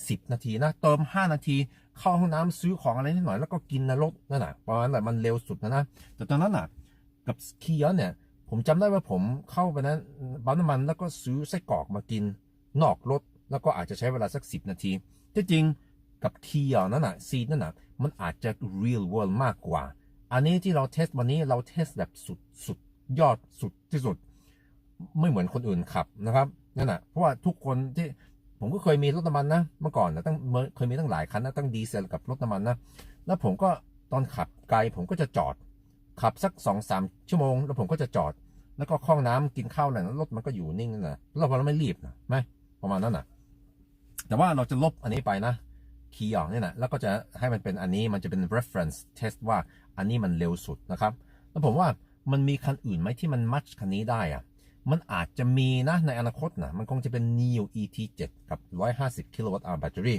แล้วก็แบตเตอรี่ swap นะครับหรือว่า Tesla Roadster นะครับมันอาจจะเร็วกว่านะเพราะ Roadster มันจะมี200 kWh แบตเตอรี่ที่เขาพูดถึงนะRoadster 2020ใช่2020 นั่นที่มันจะมาอีก2อาทิตย์ two Tesla weeks นะครับแล้วก็คันนั้นผมได้คำนวณว่ามันน่าจะเป็นประมาณ180 กิโลวัตต์ net capacity แล้วมันน่าจะวิ่งได้ตั้ง700 กิโลเมตรถึงแม้เป็นหน้าหนาวก็จะ700 กิโลเมตรนะครับก็แปลว่ามันต้องชาร์จนิดเดียวแล้วเราก็ต้องการเข้าน้ำอะไรนิดหน่อยก็คันนั้นมันก็อาจจะเป็นสัก8ชั่วโมงครึ่งนะครับแต่ว่าโอเคผมว่าเนี่ยมันแปลกนิดหน่อยนะว่าคันนี้นะครับมันใช้น้ำมันเยอะมากเท่าไหร่นะตั้ง11 ลิตรเลยนะครับก็100 กิโลเมตรผมก็ไม่เข้าใจว่ามันทำไมมันใช้น้ำมันเยอะขนาดนี้แต่ว่าคนที่เขา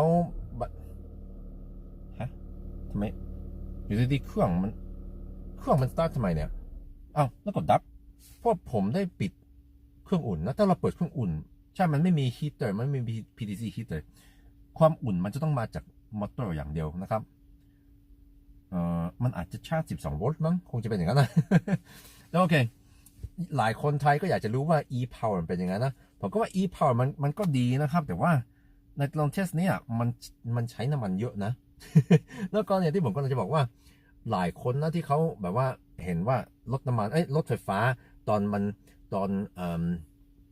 ร้อนมันจะต้องใช้ไฟเยอะขึ้นเพราะมันต้องทำงานกับแอร์หรือว่าตอนมันหนาวหน้าหนาวมันจะต้องใช้ไฟเยอะขึ้นแต่ว่าเขาลืมนึกถึงว่ารถน้ำมันมันก็เหมือนกันนะครับมันต้องใช้น้ำมันเยอะขึ้นเพราะว่ามันมีน้ำบนถนนมันมีลมต้านมันมีอะไรที่มันทำให้รถมันใช้น้ำมันเยอะขึ้นนะครับแต่ว่าเราไม่รู้สึกเพราะว่าเราก็แค่เติมน้ำมันเราแค่เติมน้ำมันแล้วมันก็ไม่ใช้เวลานานขึ้นอ่ะไม่อาจจะช้าลงอีกสัก2 วินาทีแค่นั้นนะใช่ไหมเติมแป๊บเดียวเงินก็ดูดออกไปแล้วแหมเรียบร้อยประมาณนั้นอ่ะแล้วก็แต่ว่าผมก็ว่ามันใช้น้ำมันเยอะนะแต่ว่ามันก็คงจะเป็นอย่างนี้นะกับ SUV รถน้ำมันนะใช่ไหมครับจริงๆถ้าเรามีโอกาสนะผมอยากจะลอง Volvo XC90 หรือว่า XC60 มันมีหลายคนใช้ที่นอร์เวย์หรือว่ายุโรปสวีเดนมีตั้งเยอะเลยนะครับผมอยากจะรู้ว่ามันน่าจะเป็นอย่างนี้ใช่ไหมถ้าเราขับเร็วแล้วก็ถนนมันไม่ดีหรือว่าฝนตกอะไรหิมะอย่างเงี้ยเหมือนวันนี้นะครับเพราะว่าหลายคนเขาอาจจะว่าe-power มันไม่ดีมันเปลืองน้ำมันแล้วเขาคิดว่ารถน้ำมันล้วนหรือว่า plug-in hybrid ใช้น้ำมันน้อยกว่าแต่ว่าเขาอาจจะไม่ได้ขับเร็วเหมือนเราขับนะครับมันเป็นตั้ง110-120ลิมิตแล้วก็อากาศไม่ดีนั่นนะเพราะฉะนั้นถ้าผมมีโอกาสผมอยากจะลองplug-in hybrid แล้วก็จะเทสดูนะเราไม่ขับ 1,000 กิโลเมตรเราจะแค่เทสแถวมิลส์ก็ได้ว่า90 กับ 120 กิโลเมตรต่อชั่วโมงมันใช้ไฟฟ้าเยอะมันใช้น้ำมันเยอะแค่ไหนแล้วเราก็จะเทสคันนี้แล้วนะครับว่ามันใช้น้ำมันเยอะแค่ไหนนั่นนะแล้วก็จะเทียบกันนะครับแต่ว่าคนไทยก็อยากจะรู้ว่า e-power มันเป็นยังไงล่ะตามสเปคของNissan เขาได้เทสดูแล้วเขาก็บอกว่า e-power technology มันจะประหยัดน้ำมัน 20% นะครับโอเคผมไม่รู้ว่าที่มันประหยัดน้ำมัน 20% มันจะต้องมันอาจจะเป็นตอนเราขับในเมืองหรือว่าขับช้าแต่ว่าถ้าเราขับเร็วมันอาจจะเปลืองน้ำมันอันนี้ผมก็ไม่รู้นะครับเพราะว่าเทคโนโลยีนี้มันต่างกันหน่อยกับplug-in hybrid กับอย่างอื่นนะผมจะต้องอธิบายละเอียดในวิดีโออื่นนะวิดีโอนี้มันจะยาวไปแต่ว่าก็แค่บอกว่ามันก็คันนี้มันก็ work เหมือนรถน้ำมันเราก็เติมน้ำมันแล้วก็เราก็ไม่ค่อยรู้สึกอะไรแล้วตอนเราเร่งมันก็ไม่ใช่จะเร็วมากมันไม่ใช่จะเร็วเหมือนรถไฟฟ้านะหลายคนก็บอกว่าว้าวมันมี feeling เหมือนรถไฟฟ้าแต่ว่าผมก็ว่ามันก็รู้สึกช้านะ ประมาณนั้นอ่ะก็สรุปแล้วมันก็คล้ายๆรถน้ำมันอาจจะไม่ต่างกันเยอะแล้วก็คุณอาจจะไม่ประหยัดไฟฟ้าไม่หยัดน้ำมันแต่ว่าผมจะต้องเทสละเอียดหนึ่งตอนเราขับ90 กิโลเมตรต่อชั่วโมงแล้วก็จะดูว่ามันเป็นยังไงนะครับโอเคนั่นคงจะเป็นแค่นี้นะครับขอบคุณที่คุณดูนะแล้วก็เอากลับมากันใหม่สวัสดีครับ That was actually a very long wrap up because I needed to explain to Thai people they have been eager to make a test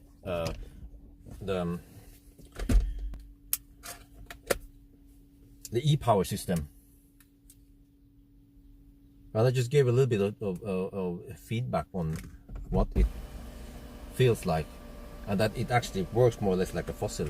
And I don't know how it will perform, like how thirsty it is and all that. Because I suspect that maybe it has been optimized for slower speeds, but not when you hammer in the 120 zone plus VAT. Then it might become inefficient, and maybe in these driving conditions it might also become inefficient, but I don't know. So now I'm gonna get ready to go inside now. I've done my wrap up and I'm gonna go back home, and this was an interesting test.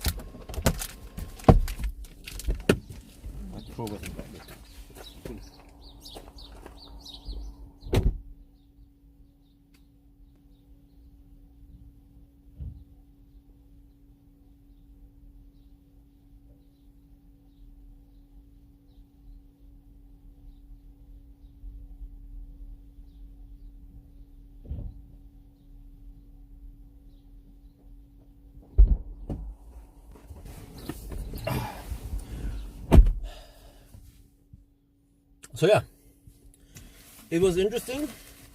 Do you guys have any final thoughts on the e-power system before I end the live stream?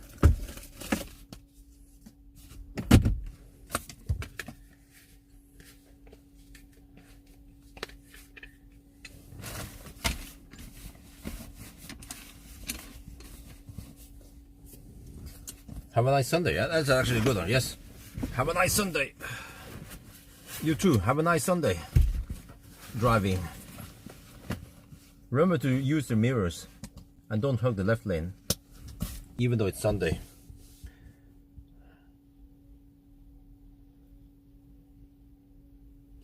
Let me check out this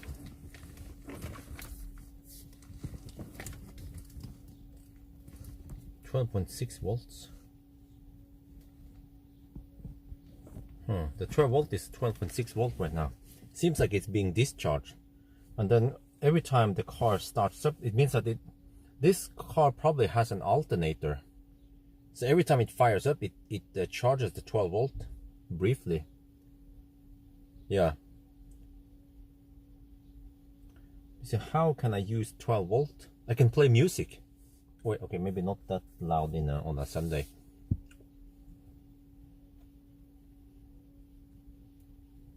Next car will be EQS SUV. Oh yeah, but I still want to. We can see the comments. If lots of people bitch about that e-power is inefficient, then I want to know. Okay, bring it on. Volvo XC90. How thirsty is the XC90, for example? There's an alternator in the car description. Oh, okay. Okay, but how do we use a 12 volt? Oh, I can use high beam maybe. Okay, uses maybe a little bit of 12 volt if you use high beam. Seat heater, of course. Seat heater and front heater, front windscreen heater. Okay, those three things should suck some significant power, maybe 200 watt.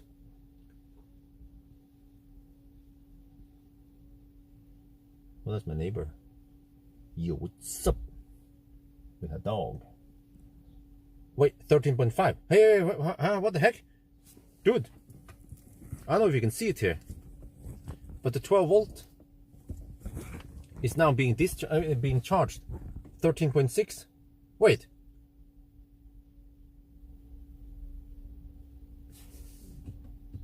Let me turn off this one. Wait, how does this work? 13.2, 13.1, 12.9, 12.8. Now the voltage drops, huh? Why did the voltage go up when I put load on it? And now it drops?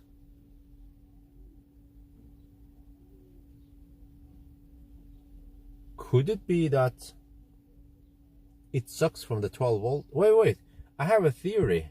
It actually pulls from the battery then. That's the only explanation. Let me check here. I will see if it gets discharged. Oh, now the engine starts, of course. Wait, why did the engine start now? Maybe because the battery is too low. And now it's charging the thing. Trying to understand how this works. Okay, so it might have a DC-DC converter. Ah, and that means you can eliminate the alternator, right? Because the alternator tends to break, and it has some physical moving parts, whereas a DC-DC converter is just electronics. So I think maybe the DC-DC converter is more reliable, maybe even smaller, I'm not sure. Okay, now it's charging the main battery.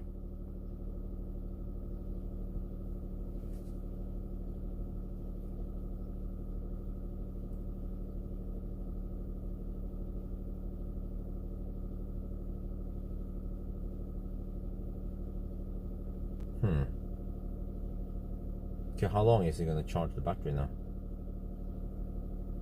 Yeah, you're welcome. I'm just trying to figure out a little bit more. There, it stopped now. Stop. Okay, so now it stopped. The voltage. Ah, you know what? The voltage. Let me check something here. If I throttle, the voltage stays the same when the engine is running, guys. Voltage stays the same, which should mean that there's no alternator, right? Like, can we just put this on a shaft or some shit? I'm gonna end soon, but I just find this very interesting. I want to learn more about how this stuff works.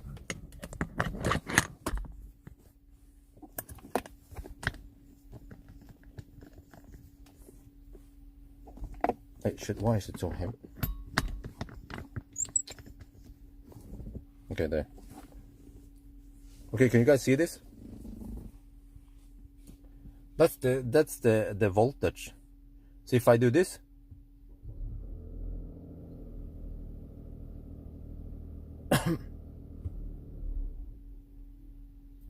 nothing changes. If it had an alternator, it should go up to 14.4 volts, right? Oh, okay. But if I fire up seat heater and stuff, let me see now. Maybe then it will empty out the 12-volt battery. I mean the high voltage battery. Look at that! Look at that! It goes up.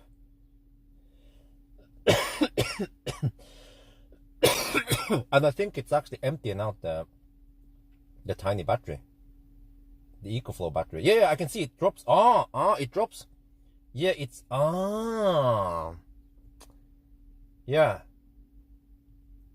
And eventually, when the state of charge on the tiny battery drops, it will then fire up the yeah, I think that's what happened when they did the video shooting. When it fire up the thing, it then charges up the. Okay.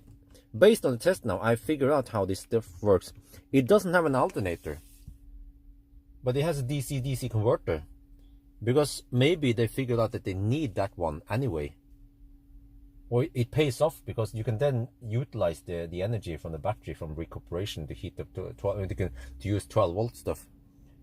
Yeah.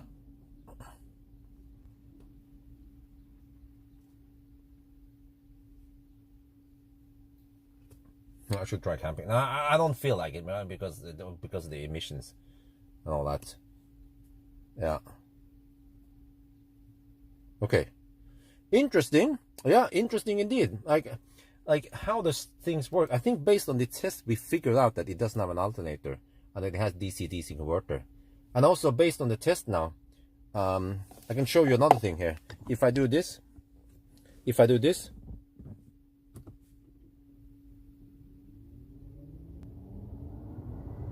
it should kick in the engine. There.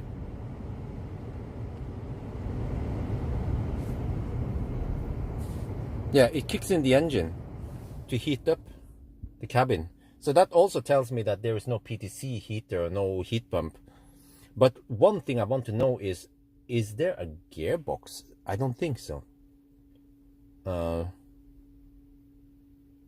Yeah.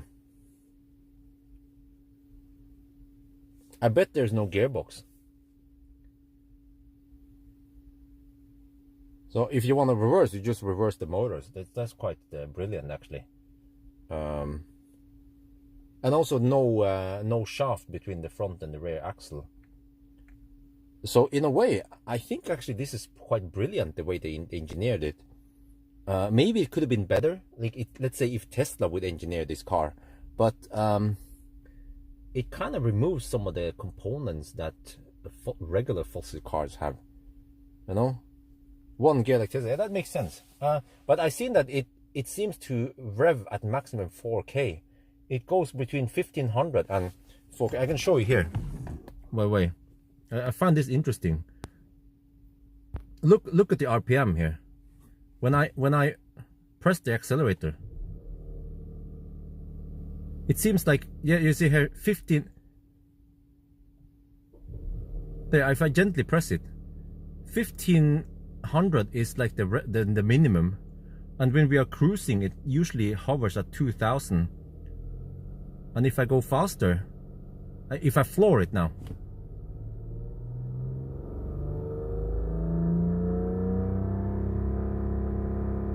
okay, it's freaking Sunday, man. But I show you that 4K was the maximum. I think also during driving, 4K was the maximum. So that's quite narrow RPM band they go for.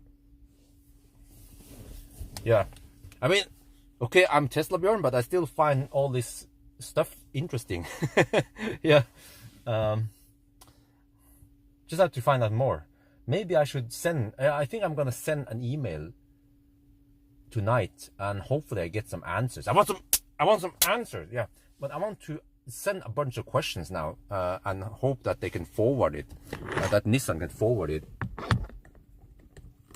So if you guys have questions, you can spam it here, and I can look at the chat and I can send it to Nissan. So, for example, what do we want to know? We want to know if it has a gearbox or not, right? And a clutch. Well, it should have a. Does it have a clutch? And then does it have a generator? It has something that can generate.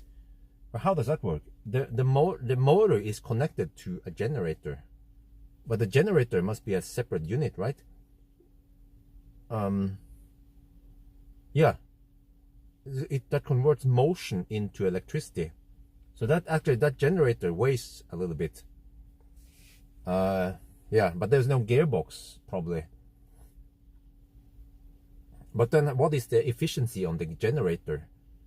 Like, is energy generator inverter wheel, is that better than engine directly to wheels? Well, actually it must be engine, gearbox, and maybe some differential or some shaft, and then wheels.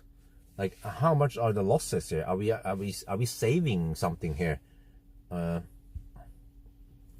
Why does the engine stop at 4,000 RPM? Yeah, that's okay. I will say that I have found the RPM band to be 1,500 to 4,000 RPM.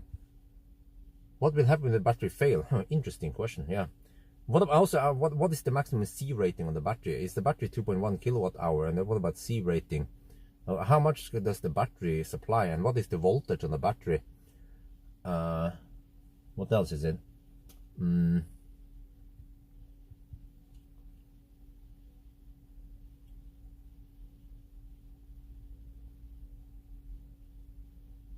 Yeah, it's a 3-cylinder. So a 3-cylinder has a interesting sound characteristics. It sounds actually like a, it actually sounds like a diesel engine in a way, a little bit, but it's not. Yeah. Okay, but I need to wrap up. It's getting kind of late now, or early, yeah, depending on how we see it. So yeah, I guess I'll find out more. Is the battery wear higher? Interesting. Yeah. They are putting some strain on it. I mean, they are discharging and charging it quite fast. I've seen it.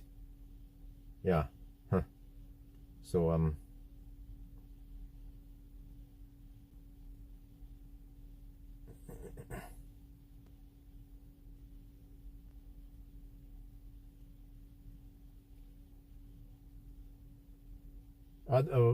what you mean is this is the fastest 1,000 kilometer challenge? Yes, it is.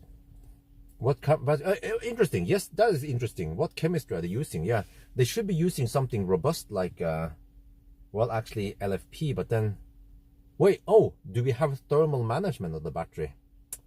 What about if it overheats or if it's too cold? I bet it should.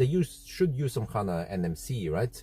LFP would kind of fail in the cold, and I bet there is no thermal management here, no battery heater. I think I already asked him about that when I was in Stockholm. So yeah, what else is it?